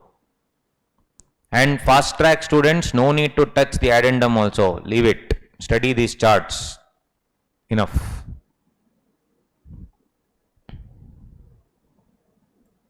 Then declaration. What declaration? If from fourth point, okay, quickly. Fourth point is eligible to submit resolution plan. And fifth point is insolvency professional to be appointed as a resolution. So for you, if you are an insolvency professional, see the opportunities. You can be interim resolution professional, liquidator. Then now under this also, PPIRP, you can be. You can be authorized representative, home buyers, correct? Superb opportunities. And to pass the exam, yeah, that is there, but you need to pass that, but you pass, apart from CA, you will have that also, right? Declaration, majority, what declaration you should give? We'll see. How many should give, guys? Majority of the directors if corporate debtor is a company, and majority of the partners if corporate debtor is a LLP. So these provisions of MSME as of now are only applicable, as I told you, to company and LLP. Tomorrow they can add anything also. As of now, this many things. And regulation 16, you should do it in form number P6. Regulation number and all not needed, but form number P6 is the regulation. So application of PPIRP should happen within, 90 days. Of what we'll see, and of this declaration. So you'll make a declaration saying that everything is okay, absolutely no problem. We are not doing to cheat anybody. We are genuinely trying to revive, and within that 90 days of declaration, what will you do? That's what. I am not doing it not to defraud anybody, and I swear that I'll make an application within 90 days. In the declaration, you should tell that I am making a declaration now, declaring that within 90 days I will definitely apply under PPIRP. And then also name of the IP decided. Before that I will go to the financial creditor. See, that's what, pre-packaged. First step, go and put one dive to financial creditor. Sir, no money, please help. So we can either do compromise and arrangement in company, or sir, we can do this new thing called PPIRP. So first what we will do, sir, first you propose one IP. So that non-related party, sir, in this 1 crore loan that I have taken, 40 lakhs my family members only I have given. So that you leave, I will handle them. They are my family members, no tension. They know that I am on waste body, they have already invested that money, gone now. So you leave. You 60 lakhs you have paid. In that you propose, sir. Propose. Majority is always simple majority. There is no percentage, more than half. When I say majority, it's always more than half, unless otherwise specified. So then approval. So among 60 lakhs, sir, you only make one meeting. This is not called COC and all that. Don't use those words. It's not COC. It's just one meeting of all the creditors and you approve this. 66%. After that, sir, I will give a declaration. Majority of the directors will sign saying that I will make an application within 90 days. I will not defraud anyone. And also, you have suggested at IP, that fellow's name I am writing in the declaration. Not just that, guys. Apart from that, if corporate debtor is a company, I also need to attach a special resolution. And if a corporate debtor is a LLP, 3/4 of the partners should agree. Doing what? Approving the application for PPIRP. If they ask you what are the conditions under which PPIRP can be granted, 6 marks. Copy paste these points, full 6 marks you will get. First of all, condition within 3 years before application should not have completed PPIRP or CIRP. This is a combined reading of the Act and the regulation. Nothing is missed out. Second, you are not undergoing any CIRP. Third one, no liquidation order. Fourth, you should be eligible to submit resolution plan under 29 capital A. Fifth one, insolvency professional to be appointed as per a proposal by financial creditors who are non-related party, minimum 10% value, and then approval as per 54A 2E. 66% value of the total financial debt, non-related party financial debt. Then declaration should be taken by the majority saying that I will apply within 90 days, not to defraud anybody, name of the IP as above, and along with that I need to attach what? Special resolution. And the financial creditor who is a non-related party with a 66% will approve the filing. Guys, 2 approvals are needed, mind you, important 2 approvals are needed by this fellow, FC. First approval is this, approval of IP. So first only I will go and beg him, no? First I will put one dive. In that dive I will tell, sir, please propose somebody and approve. Then after that dive I will go and finish all this process. Then one more dive. Sir, all the documents are near your legs. Please bless me. One more approval, 66%. Where is court here? Where is NCLT? Nothing. Pre-packaged insolvency resolution process.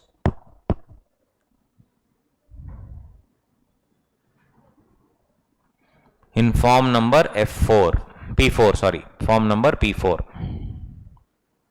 This is approve filing of the application. First I have to approve the IP, then approve filing of the application. Then in 5 and 8, where there is no FC or all FC related parties, then what to do? For all the relatives are asking me, when are you doing CA? What are you doing? CA every year. For all that revenge, I took money from them only, and MSME went down. All financial creditors are my related parties. What to do then? Then decision to be taken by OC, operational creditor who are non-related party.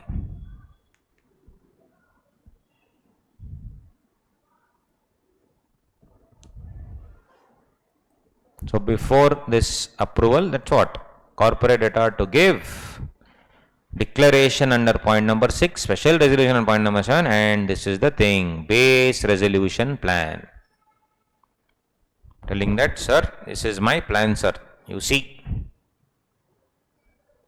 Legal begging. Instead of compromise arrangement, sir, as I told you, business always operates in a very dynamic environment. Things keep changing. During COVID times, people who were supplying sanitizers, then gloves, tubes, then injections, all these people minted money, still minting money. But others like food industry, etc., wiped out. Many such good restaurants, many such good ice cream places, to my sadness, closed down. Right? So the thing is, you need to give this particular, again approval, declaration, everything, this 66% majority. You give a base resolution plan telling how you are going to change things. That is this part. How am I going to change things? This is the full chart with respect to 54A. Now tell me guys, one interesting point.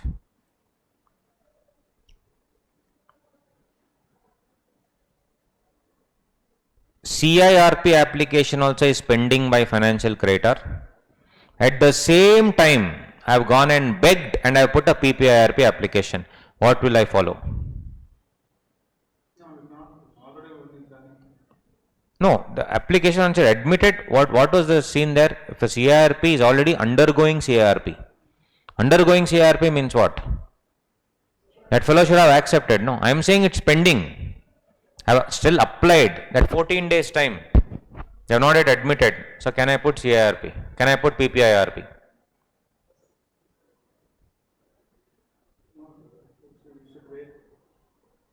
That's why it's not given. What does it say? You should not be undergoing CIRP. Okay.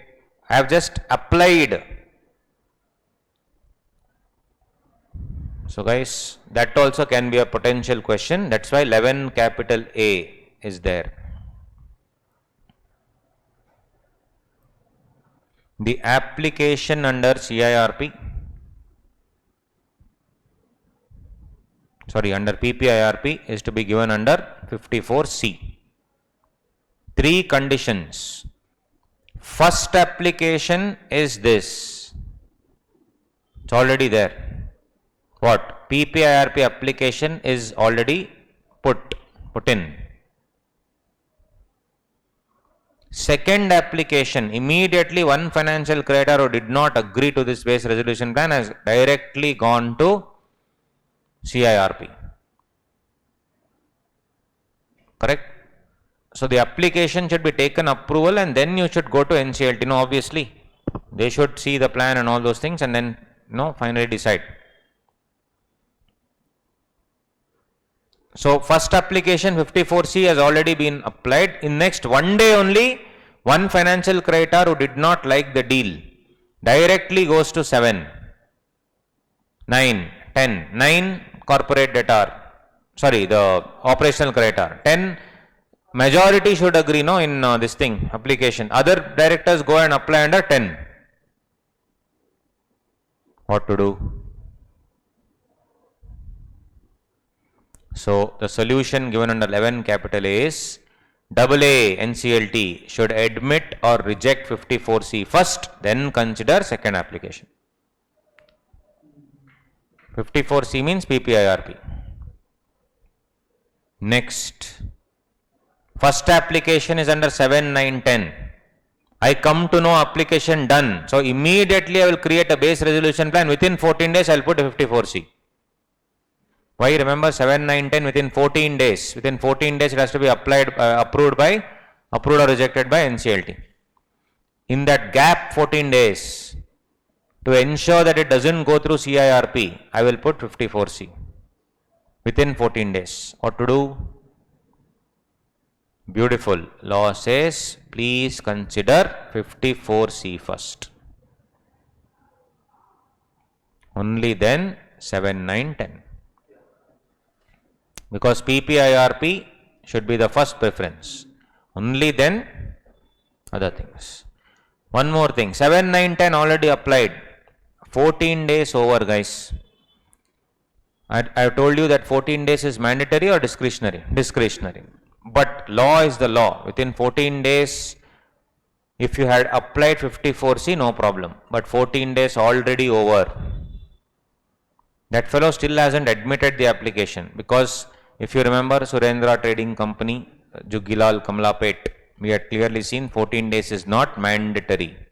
14 days accepting or rejecting is discretionary. So that case is still taken up by NCLT. They are still seeing whether to admit or reject. But you have delayed. You have filed beyond 14 days.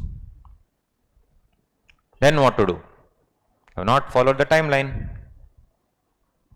7, 9, 10 to be disposed of. Means first here 7, 9, 10, whether you accept or reject. If you happen to reject it, only then 54C. Did you get this, guys? Yes or no? So this is the other thing.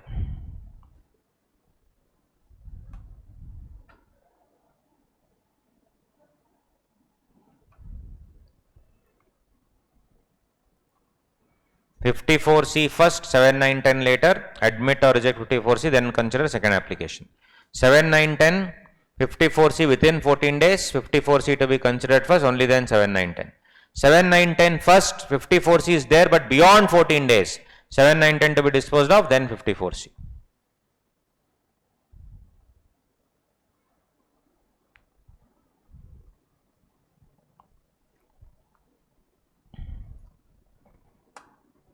Done.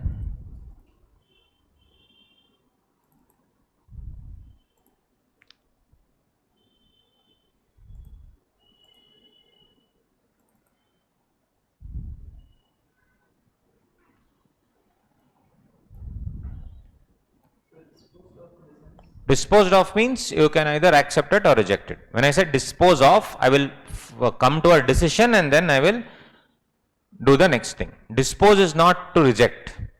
Dispose of means you make a decision and then end it. Dispose is to end it.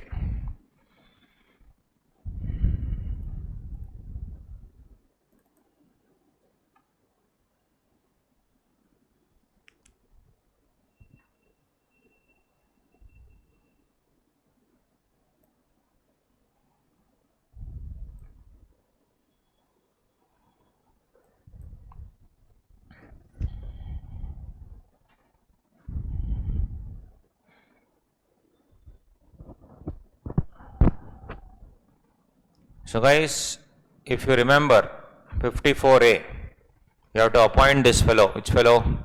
Insolvency professional. What is his duty? What will he do?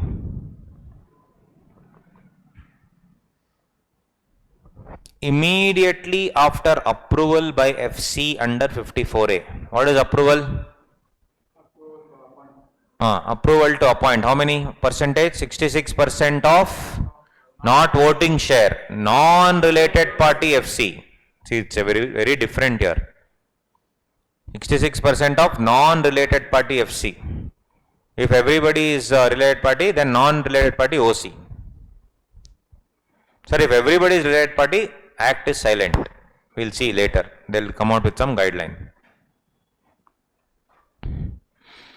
IP, insolvency professional, will give a report under form number P8, and he should check the base resolution plan. The base resolution plan should actually conform. Conform means FORM, not FIRM. Conform means it should follow all the provisions of 54K. We still haven't done 54K, we'll see. And his fee, superb, his fee will be part of the PPIRP cost if the application is admitted. You see here PPIRP cost, first only. Fee is payable to any person acting as resolution professional. That fee payable. If the application is admitted, directly it will be part of the PPIRP cost. What if NCLT rejects the application? First I'll put dive, then give all the declaration, one more dive, then I'll go to NCLT, big dive. Right? The small dive is all your gods in your house. Then go to temple, NCLT, big dive. There they say get out, gone, rejected. Then what to do? If not admitted or corporate debtor only best part, he fails to go to temple, it will be borne by the corporate debtor from a separate bank account. So guys, the moment this PPIRP happens, you should open a separate bank account for all the expenses, income, whatever that goes into, it goes into PPIRP. From that account you should give. Anyway, plus you should take a consent from him in form number P1. Regulation 7. Eligibility norms. Remember, he should be independent director, All the provisions of 149 should come same provisions, no change. Eligibility norms are similar to IRP/RP under CIRP. Should not be working in a legal firm or a auditor firm. Legal firm, if the amount transaction is 5% the turnover, remember? Sorry, yesterday's you don't, out of syllabus things don't discuss. Yesterday's is yesterday's. Today is today. The duties of this fellow will cease. Duties of IRP will cease, or this IP, when CD fails to file the application within 90 days. I told you within 90 days you have to make an application. 90 days from which day? Declaration. Or NCLT accepts the application, NCLT rejects the application. You do whatever you want, I don't care. Because if the NCLT accepts the application, who will be appointed? RP. Remember in IBC, you have a IRP. IRP will go till the COC, and then the COC will appoint an RP. In that PPIRP, COC only is not there. First only I put a dive to possible potential COC who are non-related party. They have already approved the insolvency professional. So the insolvency professional will end which day? The day NCLT accepts, NCLT rejects. Or if you fail to make an application. Basically, he will definitely, the duty will end when anything next happens. Next what happens? NCLT accepts, NCLT rejects, or CD doesn't even go reach the temple. This is with respect to the insolvency professional 54B. 54A, all that dive. 54B, what is the duty of the IP? Now 54C is the continuation of 54A. This is the IP part. Now the other part. 54C, what happens to that application? What will I do? 54C is the application of PPIRP. 54.1 and 54.2. Form number 1. This is where I have to apply, guys. Form number 1 NCLT. This is rule number 4 of insolvency and bankruptcy PPIRP rules given by MCA, not given by IBBI. IBBI gives regulation. Previously when I told regulation 16, regulation 18, that is given by IBBI. These rules are given by MCA. Government gives the rules. Regulator gives regulation.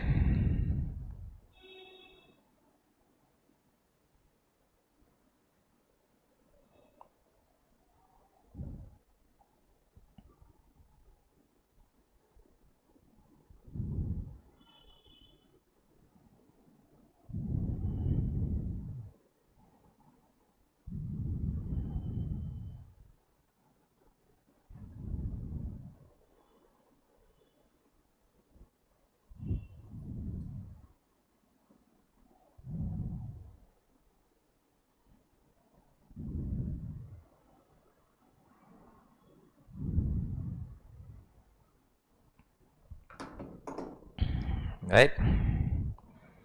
Form number 1 done. Next, filing.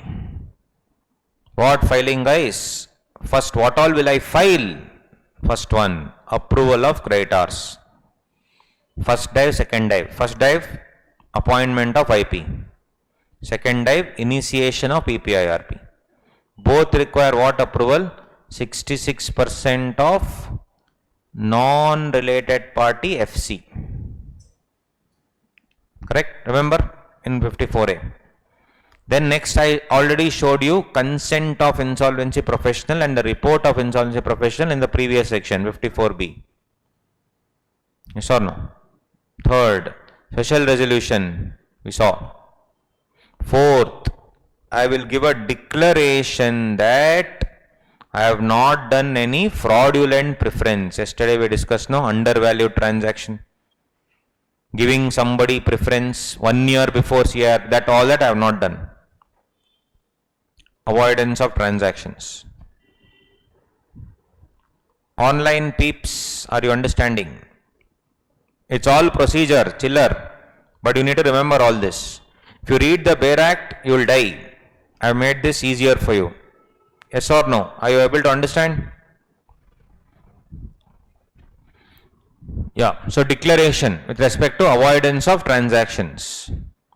Then books of accounts when last two financial years audited. Then provisional financial statements in the current financial year, which is updated up to 14 days before the application. If application is made 20th August, 14 days before, at least till 6th August, it should be updated.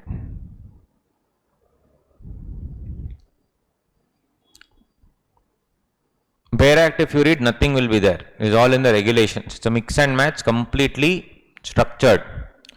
Last two financial years audited, provisional current financial up to 14 days before application you have to do. Then if there are any, 21(6)A consortium, 21(6) consortium or syndicate, that will not be there for MSME. But your other fellows will be there, no? 6AA, 6AB, 6AC. 6AB also won't be there, homeowners. But there may be debentures, there may be deposits, there may be other small loans, there may be executors, administrators, guardians, and there will be other people under 24 subsection 5 that we discussed, other financial creditors. If I want, I can appoint an authorized representative. And also I will file a declaration that the corporate debtor is eligible under 29 capital A. Even if you are a related party, if you are not a willful defaulter, you can definitely come under this section. 240 capital A.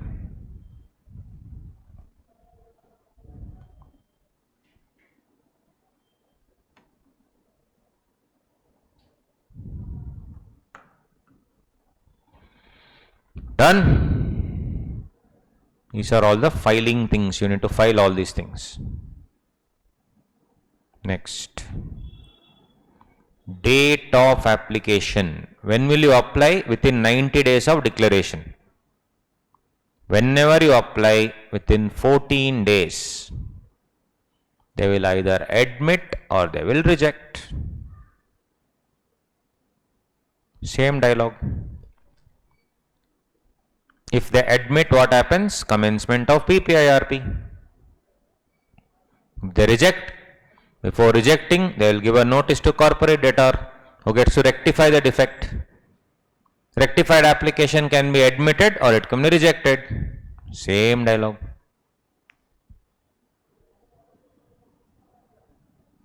Then I linked it with one more section, 77 capital A. What if you give some false information here? False declaration. So that is one more link that I have done in this chart, 77 capital A. If the corporate debtor or person authorized by corporate debtor gives false information, omits a material fact, knowingly or willfully, gives false information or omits a material fact knowingly or willfully, see here, deadly. 3 years to 5 years imprisonment or fine 1 lakh to 1 crore or both. Yes, it is a compoundable offence, but still deadly. 3 years imprisonment. Minimum 3 years. Minimum 3 up to 5. Fine minimum 1 lakh up to 1 crore or both. So this is the important section of 54C.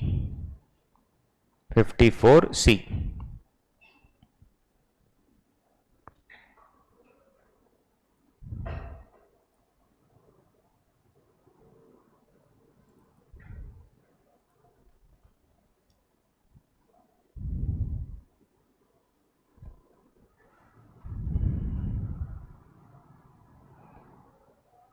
So generally, when they admit the application, when you commence the PPIRP, then what happens, guys? Then you need to see whether the entire plan is okay, whether the base resolution plan can be worked, or do I need to call other resolution applicants who are ready to take over the, what do you say, MSME under PPIRP. So the debtor still remains in possession. That's the best part. Sir, if other resolution applicants can come, I can go to CIRP also, no? Yeah, you can, but there what is the problem? Creditor will take possession. Here debtor only will be in remaining possession. He will coordinate with the new people. That's the wonderful part. This entire process should get over not in 180 days, 120 days. And whether it's the base resolution plan or if it is some other resolution plan, everything should be submitted within 90 days from the commencement of PPIRP. Submission of the plan 90 days. Completion of the entire thing 120 days. After 120 days, if things don't work out, liquidation. Or you can ask one more question. If it doesn't work out, can I go to CIRP? One more, this doctor has told you will never live. Can I take one more opinion? Can I go to CIRP? We'll see that. So before that, what will I give? The base resolution plan. And after that, information memorandum will be given. And within 2 days, all that claims, etc. will be computed. Within 7 days from the information memorandum, form the COC. COC will come here also, but after the commencement of PPIRP. Same provision. Within 7 days from the first COC, form the first COC meeting. From the first COC meeting. So commencement of PPIRP, 90 days submit the resolution plan, 120 days complete the entire thing. Once you commence PPIRP, within 2 days, all those things should happen. Information memorandum, collation of claims. And within 7 days of information memorandum, COC. 7 days from COC, first COC meeting. Mind you, while you commence the PPIRP, you should always give a base resolution plan. Later the COC will see, okay, this is okay, not okay, let's see. Then I am not liking it, maybe I'll call somebody else. But the beauty is, the debtor will remain in possession, he knows his stuff, he'll be running the show. No need to call RP. RP will only be in a supervisory role. So it's a combination of debtor who's in possession and who's controlling the business. RP will oversee everything. Supervisory role, that's it. And then I can call other resolution applicants also. Then we'll discuss. I will be present very much there because it's my baby. And then I will give it off to somebody. Right? With my consent. Of course, with the creditor should agree. Different concept, guys. Next.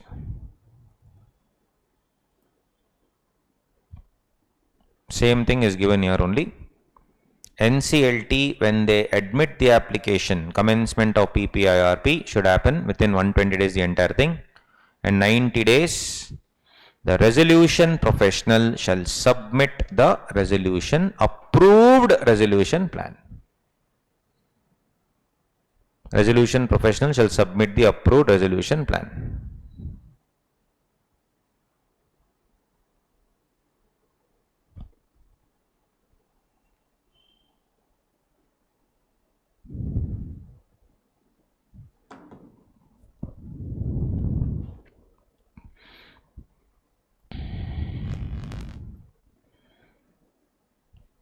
Approved resolution plan, COC has to approve under 54K. So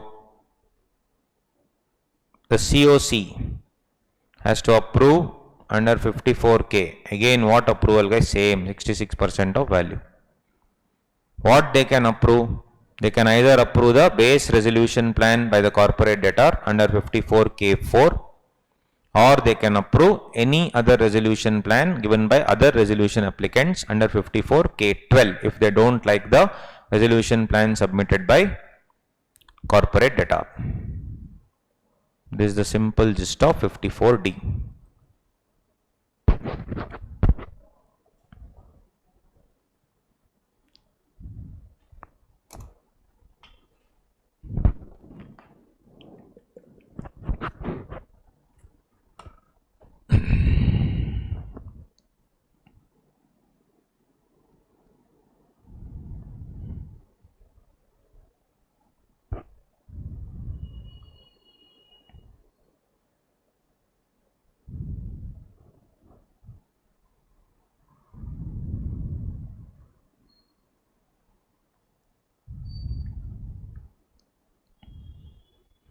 Approved resolution plan, COC, 54K, then other plans.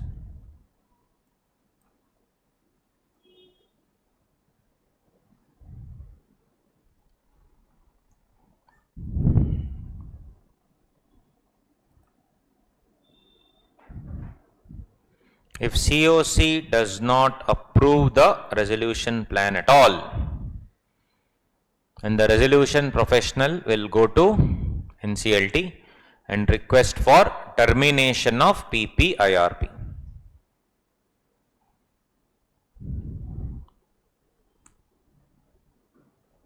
No problem, Alisha.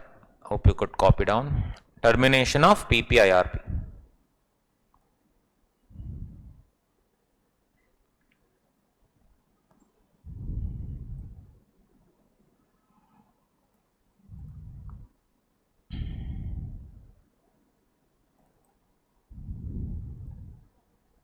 This was D. 54 ABCD done. E.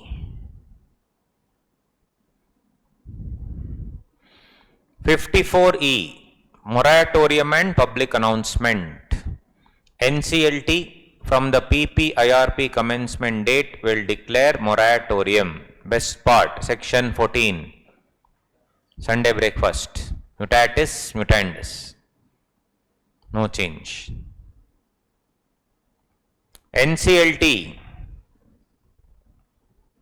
correct, disciplinary proceedings are pending against insolvency professional in the application. Same guys, if it is a no, the insolvency professional to be appointed as the RP. Same fellow, insolvency professional will be appointed as the RP. If it is a yes, then same, IBBI will go to IBBI and IBBI will appoint RP.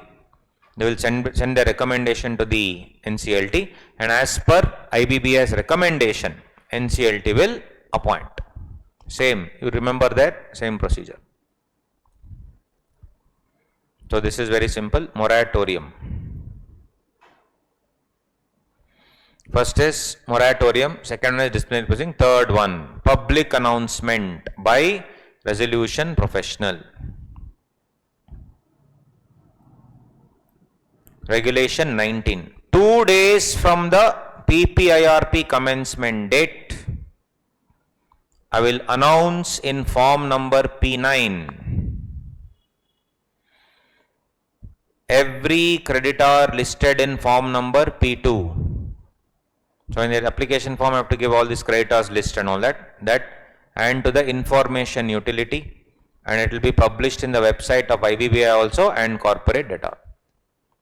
The beauty is, before in other laws, first I will admit and then the other process starts. Here I have already spoken to all those people. Then I will announce. Correct? Then I will announce. That's the thing.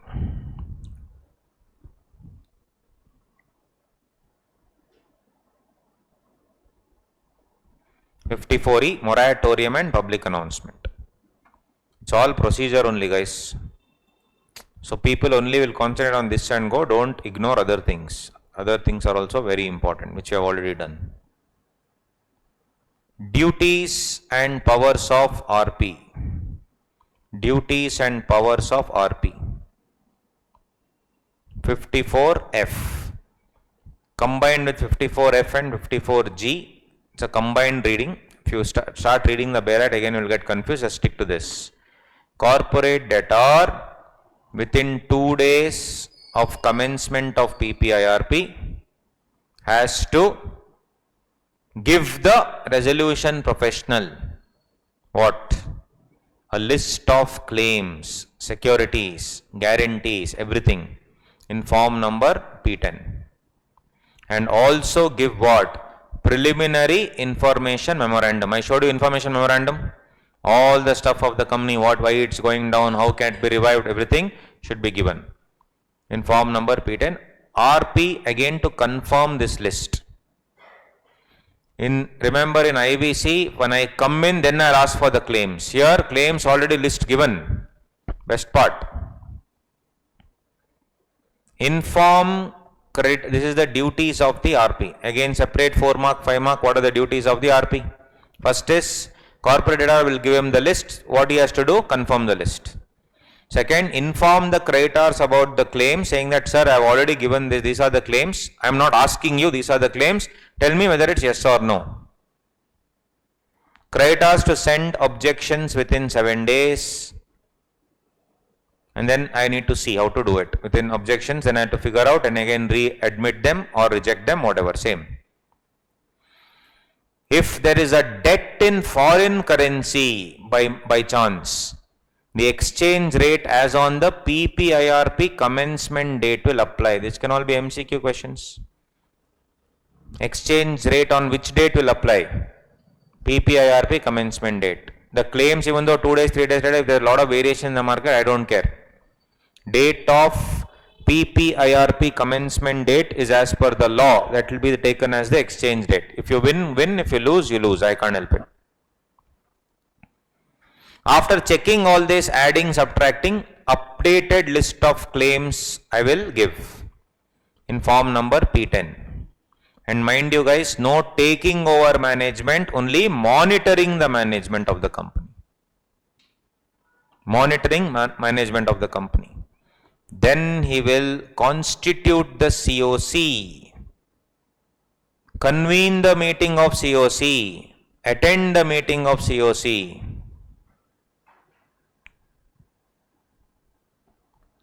He may convene on its own, but if 33% voting share demand a meeting, he shall convene it. This is in Regulation 27. If 33% voting share demand that, yes boss, I need a meeting today, then you shall convene the COC meeting. Inform the COC if the board of directors or partners contravene the chapter. So this is like a monitoring. Your class monitor was there, no, an irritating fellow in school. If you opened your mouth, you used to write your name, that fellow. This RP is that fellow only. Correct? So he is the class monitor. Teacher's pet. Class monitor. Bucket in Kannada they call. Yes. Right? So that is monitoring the management. So he is like that. Anything that you don't do, he will go and complain to COC. Then also file application for avoidance of transactions, that undervalued transactions, preferential transactions. These are all the duties. Then the powers. See, they can ask you duties. If they ask you duties, it is 54. These, see guys, section numbers and all you leave. Just remember these points. In this regulation number also you leave. Amendments, they will not expect you to remember all this in depth. You just need to write the points. Regulation number, leave it. Section number, leave it. You can simply say as per the provisions of IBC. Enough.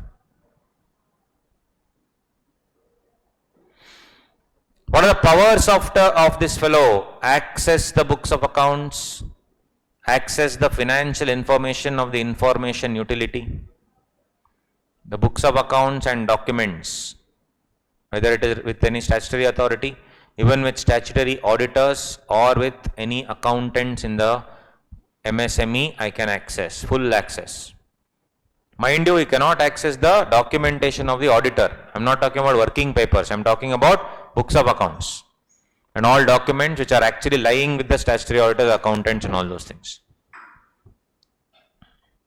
Attend the meeting also of all the meetings. What meetings he can attend, guys? If you are a corporate or is a LLP, he can attend the partners meeting. He is the uninvited guest, forced guest, no choice. Or if it's a company meeting, he can attend AGM, EGM, he can attend board meetings, he can attend audit committee, risk management committee, all committee meetings he can attend, no problem. Next, he can himself appoint accountants, legal professionals and other professionals. Similar power was there in IBC also. He can collect information from everybody as regards avoidance of transactions. Remember, avoidance of transaction, the relevant period was what? 1 year before for non-related party, 2 years before for related party. Like that he can collect all the transactions. Yesterday I told you, new value, no new value, all that we discussed. Then he can collect the business operations, financial payments, operational payments made 2 previous financial years from the PPIRP commencement date. Show me all the transactions that you have done, everything, business transactions, financial transaction, operational payments, and list of all assets and liabilities as on PPIRP date.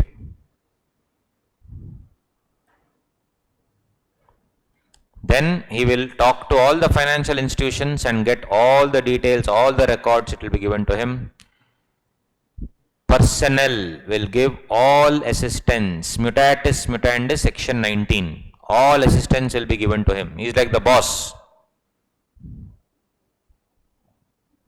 This is 54F, duties and powers of the resolution professional.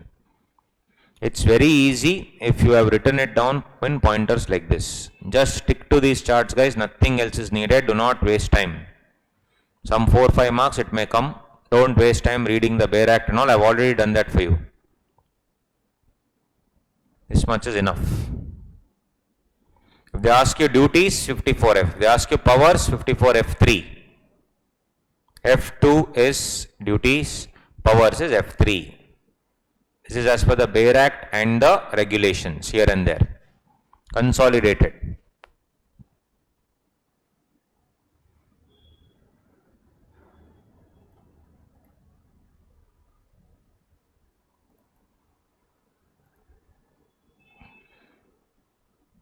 Claims part already discussed before. What claims? That same thing. He will ask for the claims, then submit the revised claims and all that. G2. If a person has suffered a loss, a person who has suffered the loss because of this, company's, bad operational problems, he can move the court, and if there is any breach of contract, he can move the court to seek compensation for loss or damages. Why? Because of omission of material information or inclusion of misleading information in any of the documentation. Then who is liable? 54G2 talks about liability. So if you see 54G2, it squarely talks about the liability. Who is liable if there is any misleading information in the documentation arising out of the breach of contract?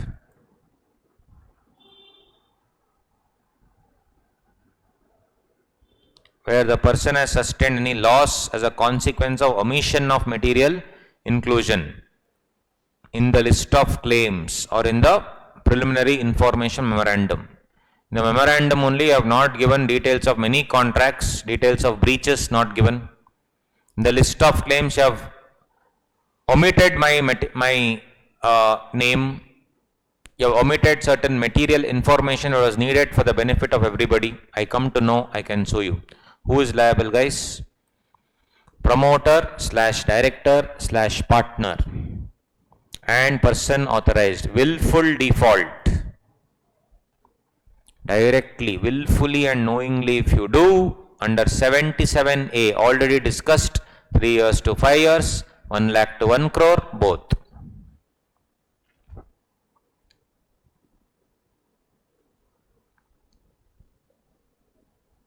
and 54G2 damages.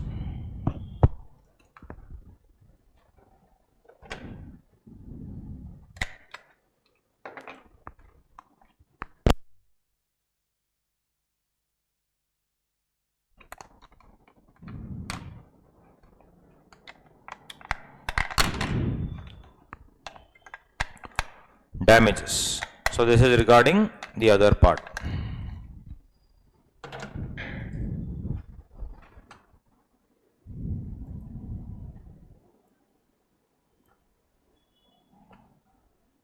Claims part.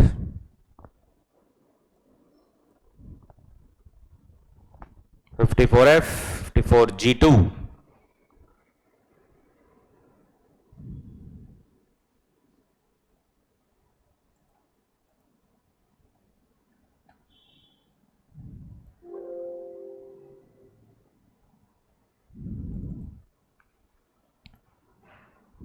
H. Very simple. Management of the affairs will continue to vest in the board of directors or partners. Definitely different from IBC. Continue to vest with whom? Board of directors or partners. You should protect and preserve the value of property always. He shall exercise all the contractual or statutory rights and obligations. MSME will run as per MSME. This fellow will not put his hand everywhere. Who? RP. This is definitely different from what we have read. That's all. 3 points. Very simple. Management affairs will continue to vest in the board of partners. The MSME should work towards protecting and preserving the value of property, and so will the RP. And RP shall exercise all the contractual and statutory rights and obligation and ensure that MSME also follows the same.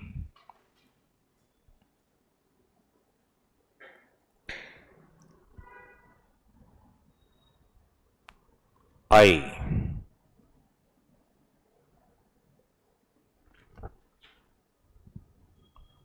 Guys, section 21, full COC, mutatis mutandis, is 54I.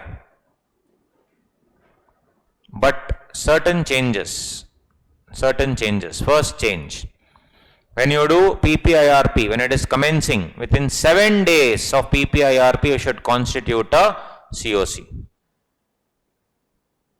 And interesting to know, in 7 days, claims etc. will keep on changing, right? So the COC also will change based on the updates. Today new fellow will add, tomorrow new fellow will come and say I also have a claim. The company has some 142 creditors. I have only details of 70 people now. Others are still filing the claims, but I cannot wait only 120 days, so I can start off the COC. Will the COC keep on changing every meeting as new additions come? Yes. What happens to the past decisions taken? New fellow comes and says past decisions are invalid. No, where were you? When you had already announced here, you should have come. So, past decisions will not be affected. In IBC, generally the COC is formed after almost 30 days of commencement. Here it is 7 days. That's why they are saying it will change based on the updates. And within here also 7, here also 7. There it is within 30 days roughly, and then 7 days. First COC meeting. Here it is 7 and 7. First meeting of COC. This we have already seen. If the corporate debtor has no FC who is a non-related party, or financial debt only is not there, then operational creditor, non-related party will form COC. Tell me in IBC, if there is no FC, who will be the COC? Operational creditors. But who? 18 operational creditors by value, highest. Then one represented by workmen, one represented by employees. Here you see, instead of 18 we have 10. 10 largest operational creditors by value, one representative of the workman and one representative of the employees.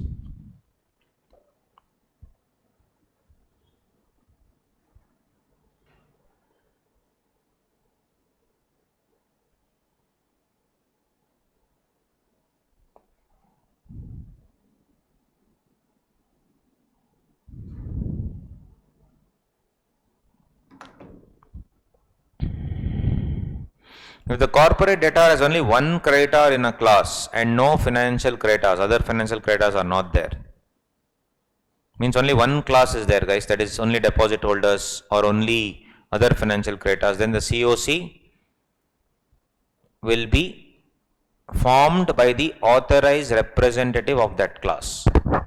Means it has only 21(6)(a), 21(6)(b), 21(6)(c), those creditors, or 24 subsection 5 creditors. Then COC will be formed by authorized representative of that class. Authorized representative will be chosen just like IBC, 1 out of 3. Home buyers, remember, 3 RPs will be given, they will choose 1 out of 3. How? By the highest number of creditors in that class as per the regulation. Highest number of creditors in that class.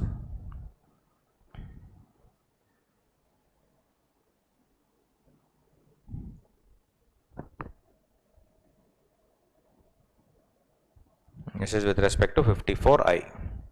These are all the changes.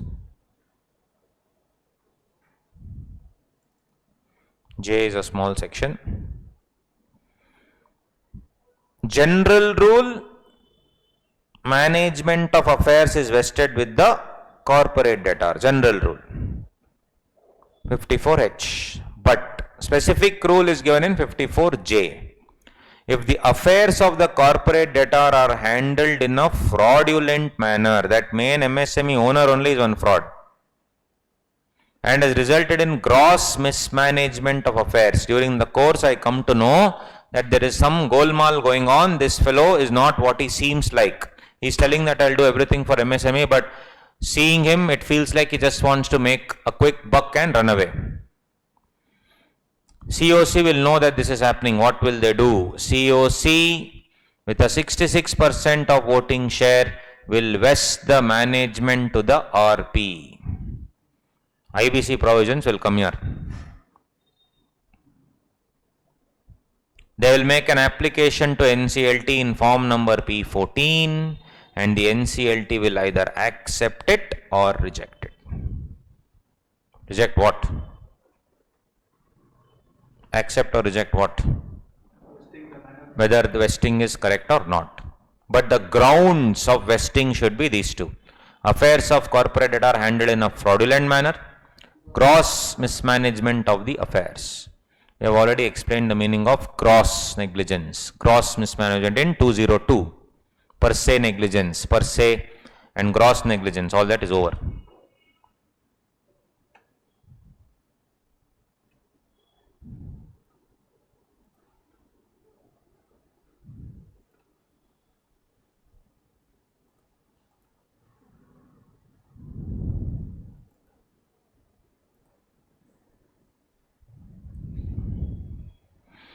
Commencement of PPIRP within 2 days, corporate debtor to send RP what? Base resolution plan. That RP will then send it to COC. COC will discuss if the base resolution plan or if any new resolution plan is given complies with full provisions of section 30, mutatis mutandis. Section 30 is what, guys? It provides for payment of the resolution cost. Second, it provides for financial creditor payment, operational creditor payment, and then SR Steel decision. Higher of the liquidation value and the resolution value, and also if you arrange that resolution value in the liquidation waterfall mechanism, whatever you would have got there, at least that you need to match. Same.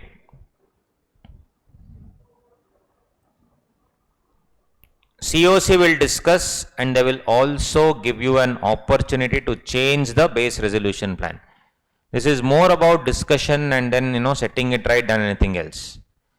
Final approval will be given under 54K4, and if it is not there, guys, then I will invite new prospective resolution applicants. First preference will be given to base resolution plan, first only. Within 2 days only, corporate debtor will send it to base resolution plan, and within 7 days, what happens, guys? Within 7 days of PPIRP, COC will be formed, no? So then I will immediately send it to COC. They will discuss. They'll say, sir, please change. Do some extra masala you add and give me. Once you take the opportunity, yes, final approval will be done. But again, you see, taking Satish Kumar Gupta, that versus SR Steel case law, ArcelorMittal. The base resolution plan does not impair the claims owed to operational creditor. Means you cannot create a resolution plan only to favor the financial creditor. You should also help the operational creditor. Good point. If the base resolution plan does not impair claims owed to operational creditor, then I can give a final approval. Otherwise, I am going to invite prospective resolution applicants in Form P11 within 21 days from the commencement of the PPIRP. They shall fulfill all the criteria laid down in all the regulations, act approved by COC, and they should also prepare the information memorandum, and the resolution applicants also should not be ineligible as per 29 capital A.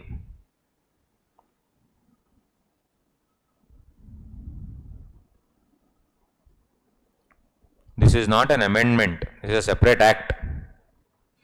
Right? Where is this amendment? Right? Crazy it is.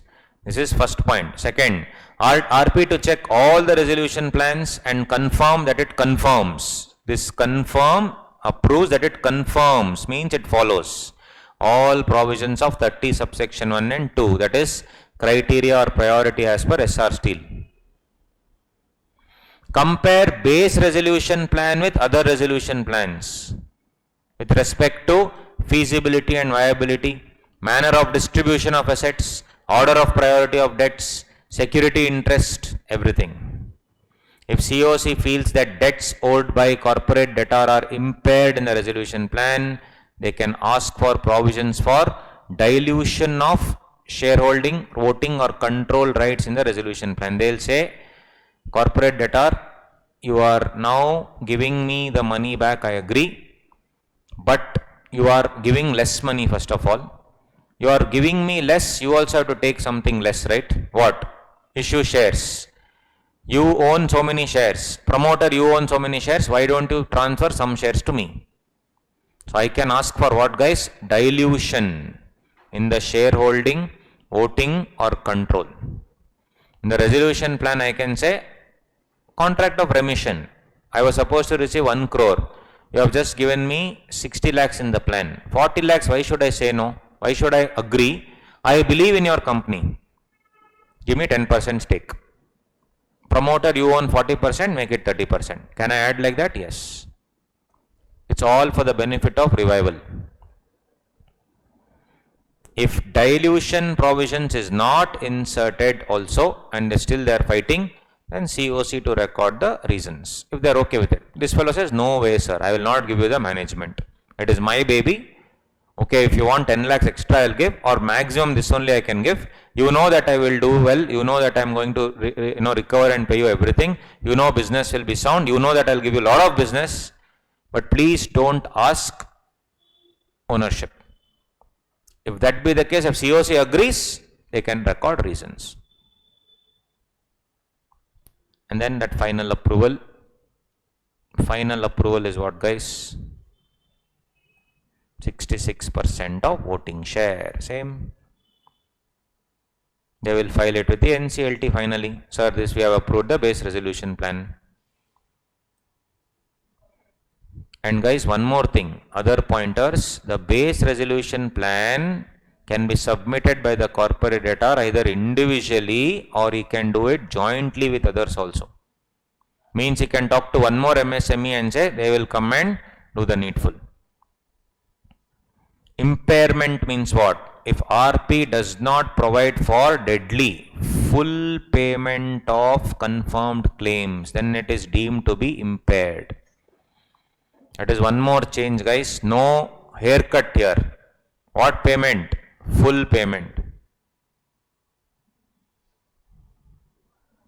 If there is a haircut, then dilution of control.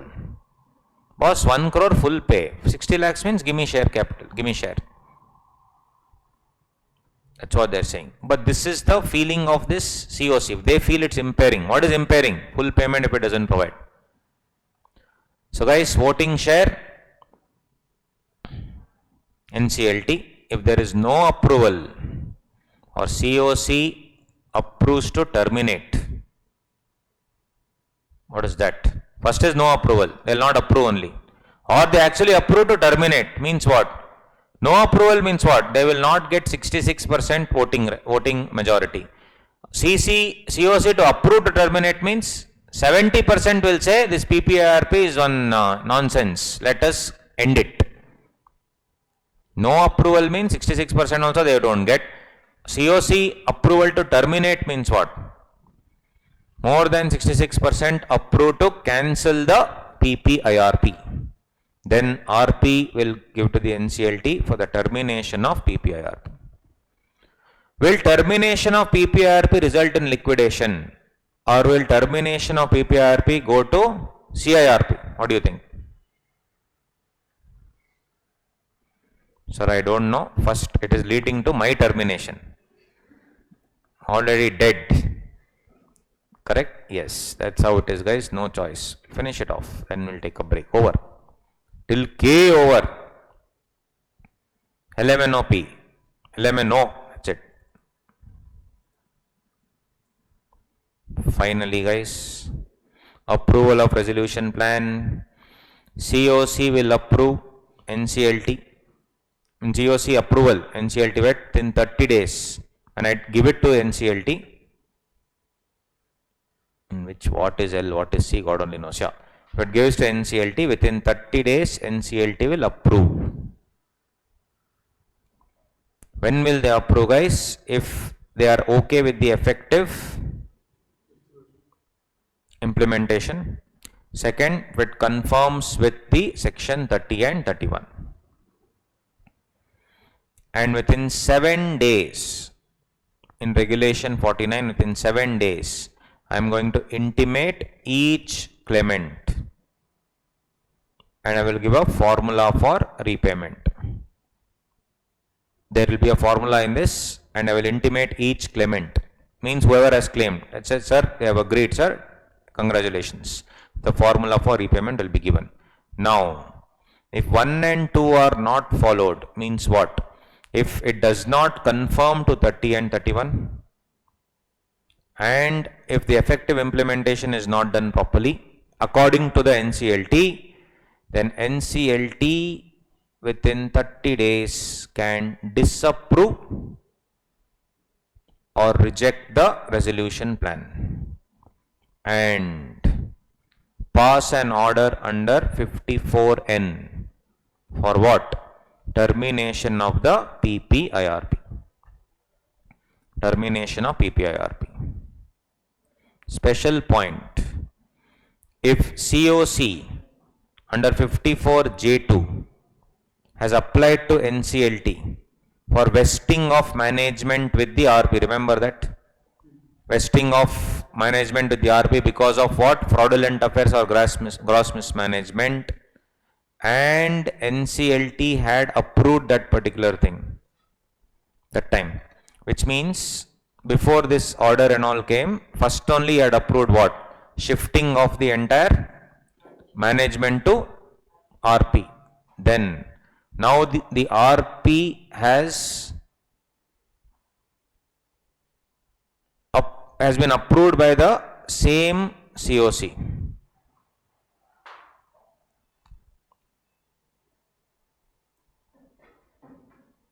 And because of collusion, correct? Because of collusion, what is happening? This entire resolution plan is such that First of all, I had applied there. Where?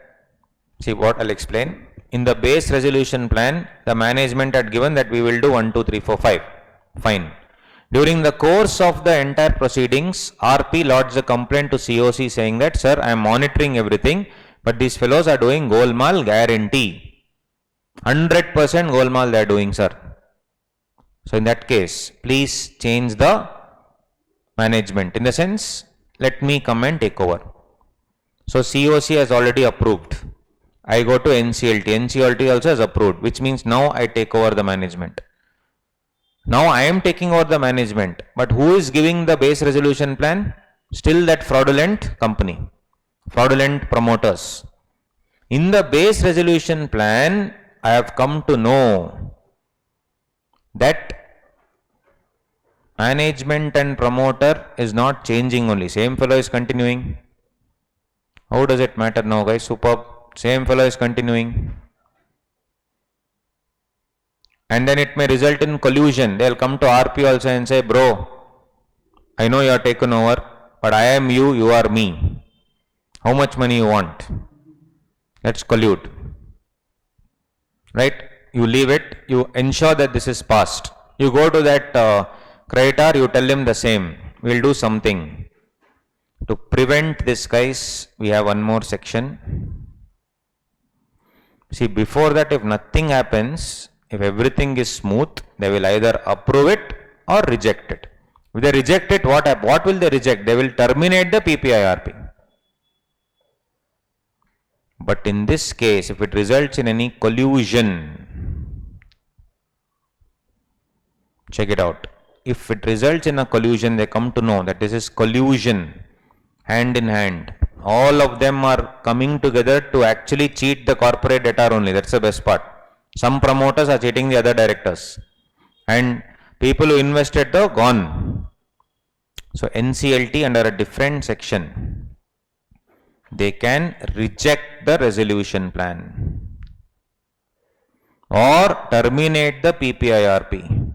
These two are already there before also.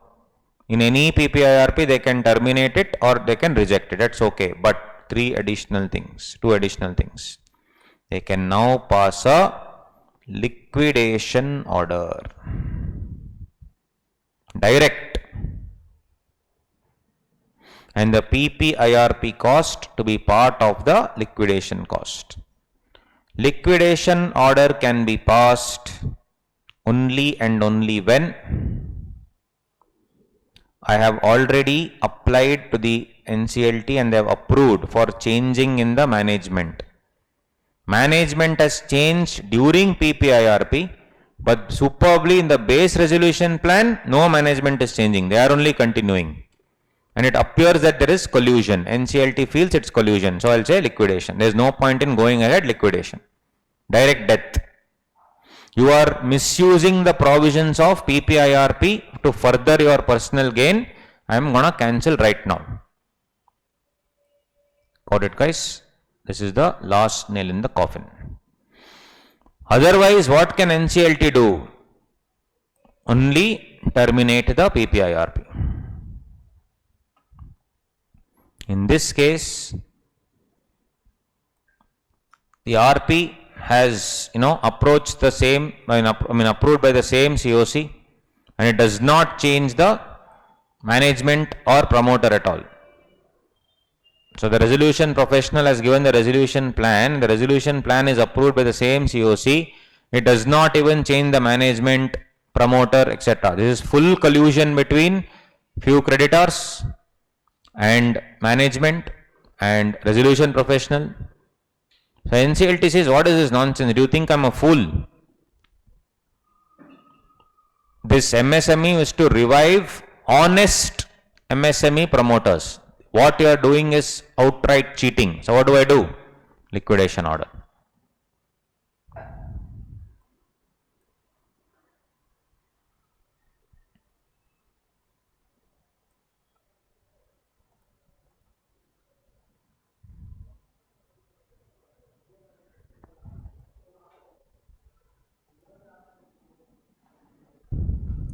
Termination of PPIRP.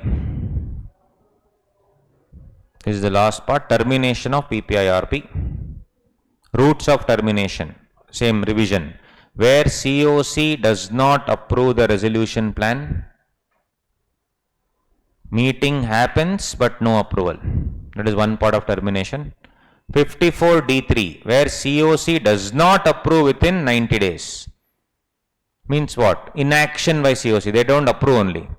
Third one, COC by a 66% voting resolves to terminate the PPIRP. That is after commencement of PPIRP and before approval of resolution plan. Where COC does not approve, meeting happens but no approval. Second one, they do not approve within 90 days. Inaction, indifference. Third one, by 66% majority, by voting share, resolves to terminate the entire PPIRP process. RP to apply to NCLT in form number P13. There they will terminate the PPIRP. This we have already seen all these things as a quick revision. But these provisions will continue. Avoidance of transaction, fraudulent trading, fraudulent management during PPIRP. These proceedings, I can sue them for avoidance of transactions. I can sue them for fraudulent trading. I can sue them for fraudulent trading during PPIRP. That will not take away. Just because I have terminated the PPIRP doesn't mean I can take away avoidance of transaction provisions. If CD, this we have already seen, if corporate debtor is in a fraudulent manner, gross mismanagement, NCLT will also liquidate.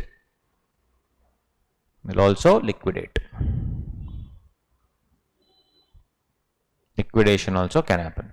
These are the three modes of termination. One, where COC does not approve. Second, COC does not approve within 90 days, inaction. Third one, by 66% resolution, they decide to terminate. Positive action.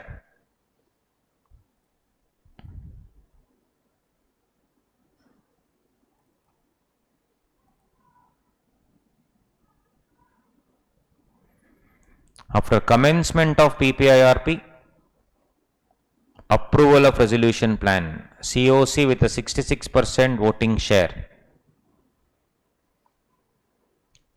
After the commencement of PPIRP or before the approval of resolution plan, the COC through a 66% voting share, if they feel like going to CIRP, they can do so. So guys, COC has two options. One, either go to CIRP or approve the plan, reject the plan, don't do anything, terminate the PPIRP. But if any fraud happens, direct liquidation order. RP to intimate the NCLT within 30 days and they will do what? They will terminate the PPIRP. Resolution professional under PPIRP will now be the interim resolution professional under CIRP. This is transfer of PPIRP to CIRP. What is the effect? Order of transfer is order of admission of application under section 7. Means if I pass an order to transfer PPIRP to CIRP, that is the order of admission. The moment you admit, what happens? CIRP begins 180 plus 90. CIRP will commence from that date. For all the proceedings shall continue. This will also add now. 43 preferential transactions, 46 relevant time, extortionate credit transactions. The PPIRP date will be the insolvency commencement date for these three sections. For 43, 46 and 50, PPIRP date will be the insolvency commencement date. PPIRP period is also included in the relevant time. Only for this. For other cases, order of transfer from PPIRP to CIRP will be the insolvency commencement date. Only for 43, 46, 50, PPIRP date will be the insolvency commencement date.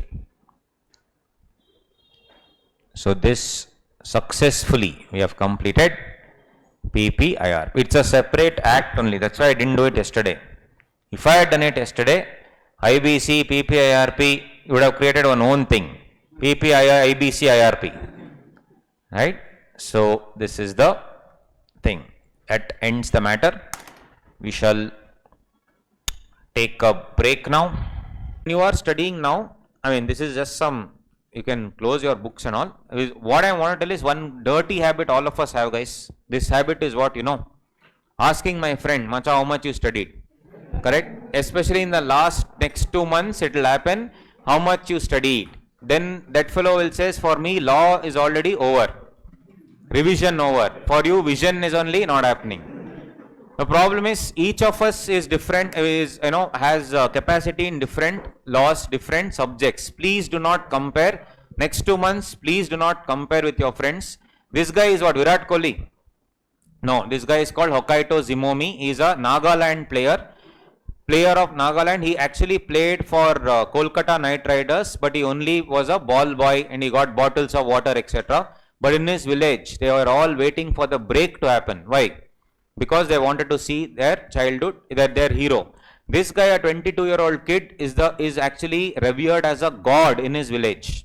Honestly speaking, nobody knows about Virat Kohli. Virat Kohli once had posted a picture. He had gone trekking with Anushka Sharma. No one knew him there. He had gone to northeast of India. Nobody recognized him.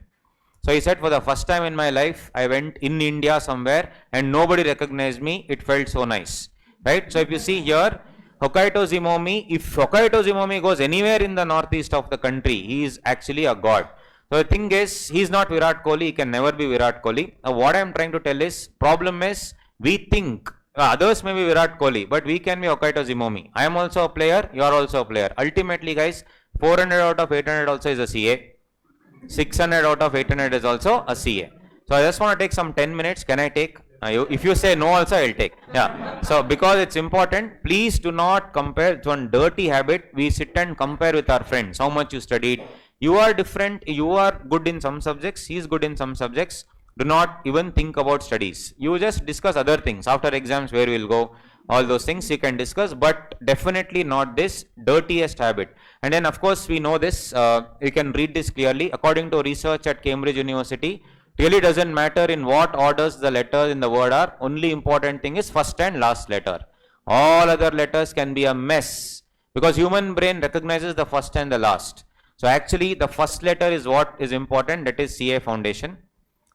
Last letter is CA, clearing CA and getting those two letters before our name. Beginning and the end is what matters. In between, no one gives a damn.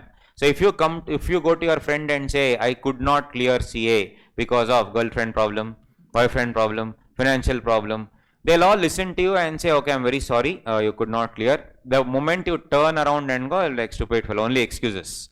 On the other hand, if you say that in spite of all the problems, still I have cleared today, then of course Jayakumar will come and make a movie on you. Alright? So if you see, that's what it is. So beginning and end, you've already died, you have been dying for so many years. You're already dead, nothing left actually. So remaining that two letters, just that guys. After that, your life is settled, to be very honest. I'm not saying your life is settled in the sense that you will be chilling, no way. Till today I work 16 hours a day, it's awesome.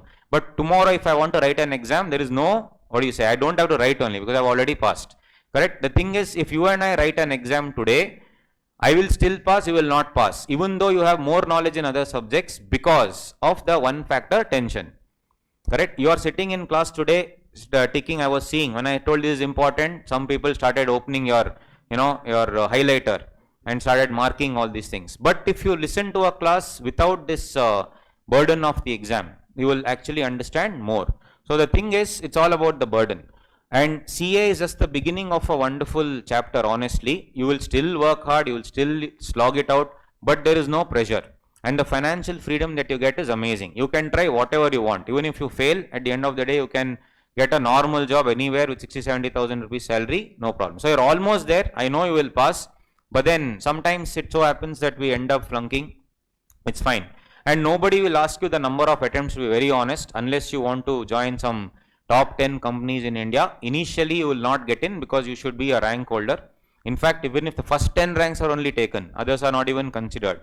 There are some companies which do like that. Apart from that, what really matters is the knowledge. So you've already begun, you've already ended. Nobody will ask your number of attempts. Till today, nobody has asked me my marks. Nobody has asked me the number of attempts. It is just that once you clear that, get that 2 letters before your name, that's it. Life is settled, and of course, all your parents, your loved ones will be extremely happy, because till that day only they are all dying. We always, learn. Actually, they are not doing CA, but it feels like they are also doing CA. We just have to write exam. They have to do CA. Your entire life revolves around, their entire life revolves around you. You told this fellow is in Bangalore, I will go to Bangalore. Like those of you have come from other places also, I have come. Thank you so much. You would have told this fellow is taking in Bangalore, I'll go. Your parents have completely changed their entire timetable and everything for you. Today morning, if you have come at 8:30, I changed the timings to 8:30. So probably your loved ones probably would have gotten up by 6. Now because of me, they have got up at 6, right? So basically what I'm trying to tell is, it's all about, giving back to them. So I am a nature enthusiast, and definitely we can learn from Mother Nature. So quick pointers quickly. So at the beginning of studies, when I am doing now, there is apprehension, anxiety, curiosity, especially before the classes, maybe before the revision session. There will be a new dawn, a new beginning, and you're all, bubbling with energy initially, first day. Now I am seeing your face. Yeah. But now you are ready to fly. But thankfully, I'll have one coffee, headache is there, I'll go home. You'll be thinking, we are determined to make a mark like this tiger, and determined to shine as well in our life. But of course, all we need to do is be vibrant like this peacock always. Be pleasing like this bunch of trees, but firmly grounded, because ultimately we should be humble, guys. However we fly, our feet should always be on the ground. Like this joke falls, even if we fall down, we will fall down many times. We have already fallen down. We should do it with grace, because ultimately we should obviously get back up. So I am a nature enthusiast, and also dabble in a little bit of photography. That's why all these pictures I've taken, and along with my dad. My dad is obviously 1,000 times better than me in photography. Yes, so if you see, and keep our ideas afloat like this. And obviously we have to take that giant leap wherever we go. And it's not about being serious. As CA final students, please don't be serious. But of course, we need to take some time off, right? And also soak up the sun whenever, playfully fight with our friends, which I'm sure we do. Toss up all our inhibitions and glide through gleefully. But obviously, we should always need to make sure that after all the tossing, after all the fighting, all the dancing that we do, like these flamingos, we need to shake ourselves up, because 2 months are there to go for the exam. And remind ourselves of our goal, those 2 letters before our name. That's just a simple goal, exactly. If I want to climb Mount Everest, what do I need? Do I need oxygen? Yes. Do I need proper gear? Yes. Do I need to climb properly? Yes. Do I need strength? Yes. But first we don't understand, we need the mountain.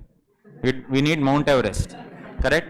So that we don't know. So we don't know what is our goal. Is our goal CA, or is our goal something else, right? Don't know. It's easy to tell for me. I also didn't have a goal. Even after clearing CA, I had no clue what to do. I swear. I had no clue what to do. I had no idea what to do. But one thing I always enjoyed was teaching. So I thought, okay, good. I'll let the torture continue. So and remind ourselves of our goal. And so that we can spread our wings and chase our goals like this wild ass from Run of Kutch, to majestically triumph like this elephant. But of course, you all know, there's nothing to tell. Our path will definitely not be easy. Though it appears to be very colorful, it is laden with what? Webs of deceit. You won't even know where you will get caught. See, movie script. Because though we carefully pick up the nesting material for all our ideas, right? Startup you want to do in Bangalore. Though we fly down to ensnare our prey. But if you see, after skimming through in the presence of all these other people around, who are all predators, like that crocodile there, waiting, with the hope of catching success and sharing it with our loved ones, when we finally think that we have got whatever we want, caresults.nic.in, when you hit that submit button, predators who rest, ICI, who rest while we work hard, suddenly attack us and take it all away.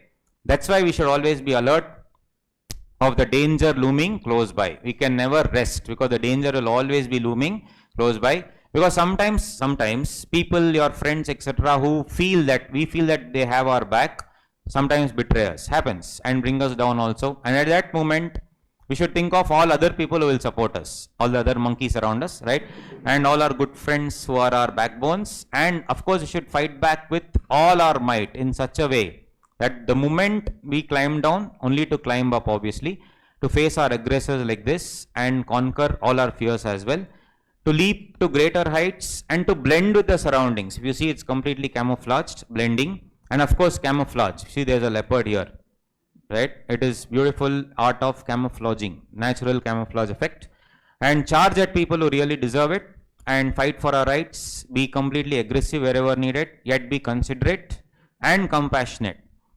Let's base our lives on the canon of integrity. Only then definitely we can walk with pride and confidence. And of course, at the end of the day, guys, we can be our own boss. Even if you are working for somebody else, we will work on our terms, is what I'm trying to tell. I'm not saying when I say be our own boss, start a business. No, I'm just saying that wherever we are working, it's based on our terms. Like day before yesterday, I met a guy who was in Deloitte. He's already reached his age 34 and has already reached the director level. So he said, I slogged for almost 10 years till 3 a.m., 4 a.m. And then I decided when I became director that I will not work one day also. I will get things done. Brilliant statement. Yesterday I had gone to the match. Correct? Yesterday I had gone to the match. Evening I met him. I made a friend first time. I had never met him before. He told, I came to the match on a Monday. I said, Monday morning, how come you are in a match? So he said, I came because I decided I have slogged enough. Now I will get things done. And my bosses have a problem with me. But I had to bring 2 crores business, I bought 4 crores. So they shut their mouth. So very good thing. That is the concept of being your own boss, right? So be strong and yet be different. Correct? Don't show this picture to Salman Khan. Gone.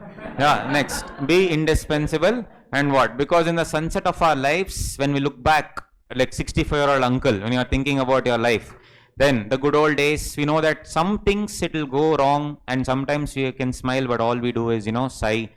Rest if we must, guys, but the next 2 months we should never ever quit, even not 2 months, even later also. Because life will teach us to be audacious and survive against all odds. It will teach us to find the strength to flow. And at least for the sake of our loved ones, we should walk with caution and with pride. Because someday we will mushroom ourselves. Actually, there is nothing there. It's actually shit. From shit, we will mushroom, for sure. And definitely end up being a masterpiece of our own life. So we should never fear, because as much as life will, reprimand us, it will teach us also to face the world with our heads held high. And wherever we go now, we'll be the center of attraction. Like this Ranthambore, this tiger, everywhere it goes, some 30 jeeps will be following. And this was one poem which I had read many times. You also know this. The woods are dark and deep, and there are many promises to keep. Sir, enough, sir, I want to sleep. No, that's what. But there is a long way to go before we sleep. Correct? But along the way, follow the heart, and ultimately in your own way, you can rule the world. Now, are you, first of all, emotionally numb? Yes, we are all numb now, 3 days. Romantically starved? Yes. Creatively challenged? 100%. Artistically void? Yes. My drawings look like amoeba, even mine. Socially outcast? Yes. We don't have any world. We are definitely what? CA students. Correct? And life of a CA quickly, 5 minutes. CPT, we are like this. CA students qualified, only 1 person will come out. Governing bodies are very happy. IPCC books, do you remember, guys? Dwayne Johnson going to ICI and getting the books like that. Correct? Once I went for CPT, I went there in my scooter. IPCC, I couldn't fit only. I had to get an auto. CA final, now they are sending. Earlier we had to go. Mini truck. Yes. Then in accounting class, question will be solved like this by the faculty. In exam, they'll ask like that. We know that obviously. After account, this is the pakka. Well, everybody is arguing whether profit is 2,50,000 or 2,65,000. I am the only person getting loss 5,35,000. Alright? 5,35,000 loss I'll get. Always. And I'll only be right actually. During registration, CA institutes, please come join wonderful course. During exams, Brock Lesnar. Costing, where are the working notes in the problem in costing and all? If they ask, I'll tell, sir, in the calculator. I will not write all those things. Exemption in costing and all, if you get, yes. 4 kinds of people in that dirty subject called ISCA earlier. Only 4. There is no other way. IPC inter student, accounts group 1, full Josh. By the time ITSM comes, AISSM. This is how it happens. ITSM, first 160 minutes, don't know what to write. I hate that subject, that's why I troll it. Last 20 minutes, chumma write, whatever. Then, who's a CA student who updates writing my CA inter exams in May, again shares the memory 2 years later, because he'll be writing the same thing. After inter, what starts? After inter, this is this picture itself. Article check. You all know, you all faced it, nothing to explain. Pictures speak louder than words, right? So client will get so much money, he will throw trainee, we will get this much only. These are bank statement, 2000, next day 2000. 24 entries. Now 2 has become 3, 4, 5, but ultimately it's the same. So will they increase the stipend? What tense is it in English? Future impossible tense. Holidays. The only holiday we know is what?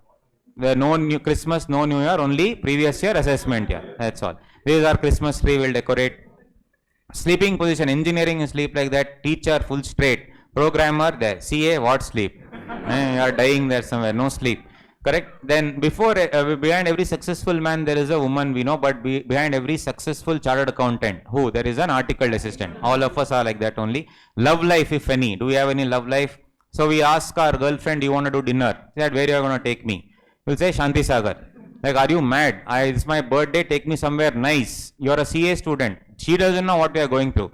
So take me somewhere nice. So Shanti Sagar is not there. So where will I take? New Shanti Sagar. That's all we can afford. No, that's it. Next, obviously, slap, all that happened. Today, my GF said, tell me about your relatives. Now, I should see the Income Tax Act, Companies Act, relatives where? 2 clause 77. That is the problem. Now, what is one, this you leave. Then next, student proposes a girl. So, the girl says, no, how can you love me? I am 1 year elder to you. So, what will you say? Especially if she is doing CA, no problem. I am your assessment year and you are my previous year. Simple. Right, you will take your girlfriend to watch Interstellar movie. Have you watched the movie Interstellar? There the hero is telling that 1 month on this planet is 6 years on earth. You will feel, okay, I should have done my CA here. Anyway, it will take 6 years, 1 month I would have finished. The only GF I know is what? Gratuity fund. That's what it is. Then your girlfriend wants to just test you if you are actually husband material and just ask you a simple question. Osama has 5 wives and 20 children. Lalu Prasad Yadav has 1 wife but 9 children. Who is better? You are a CA. What will you say? Osama's NPV is good, but Lalu's NRR is better. Correct? That's the problem. Next, she also says, I read in the newspaper that a widower with 9 kids married a widower with 7 kids. What do you think about it? Is it good to marry after having so many kids, finding love again? You said that is not marriage, that is amalgamation in the nature of merger. Right? That's how it is. Then CA final comes, syllabus is like that. Law syllabus, we are like this. Right? Other course students are all enjoying, we are dying there. So some people will ask, what are you studying? CA. First question, which college? Appa, one more question deadly. Which year? What which year? Every year. Every year you are studying. So 3 years later also you will be studying the same thing. Current situation, 2 months to go for the exam. This is how we are. During CA final, last 3 days I am seeing. I am dying, you are laughing. Exam, ulta will happen. Yes. But nothing will happen. You will also smile, don't worry. So this is the best part. In law exam, everybody is using calculator. You have no clue why. Question also they have not given, nothing they have given. Then you will ask why you are using. Yesterday I was calculating whether I will get 39, 42, that's all. So if you ask a CA student, that is you guys, what is happiness? First is of course when the balance sheet tallies. Second is of course sitting on the chair. When no one is, go to the partner's chair. Have you done it? Go to the partner's chair and sat on it. Yes, you should do it if you have not done. When no one is in office. So heated gold is called ornament, beaten copper is called wire, compressed carbon is called diamond, but all mixed, heated, beaten and compressed person is called what? Chartered accountant. That is what we want to become. How to pass the exam? Search in Google. They say we are also searching. Sundar Pichai also doesn't know. CA final. See, CPT final, obviously we will lose hair, we will put on weight, all that will happen. It's fine, no problem. And then some people, obviously after marriage, after children, the children are like, dear ICA, please pass my daddy. Correct? Then this is actual picture of the CA books. This is actually old syllabus. New syllabus will not even fit that entire picture there. That's how it is. It is definitely not easy. If you see the actual thing, chartered accountants are rich, leaders, best. CA course is very tough, difficult.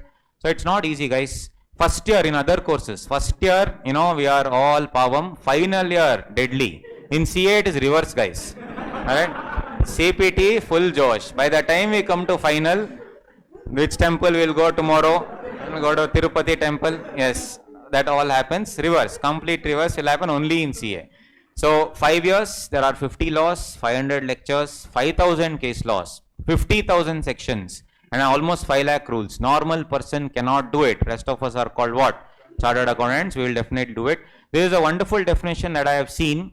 Definition of a CA student: living a few years of your life like most people won't live, like whatever we've been living now, so that we can spend the rest of our lives like most people can't. Correct? Very simple. So the money is one thing, guys. Money will come, money will go.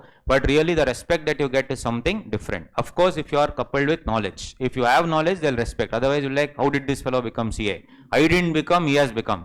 That is what happens. But if you have knowledge, people would respect you. And with respect, of course, money will come. Money and all is nothing.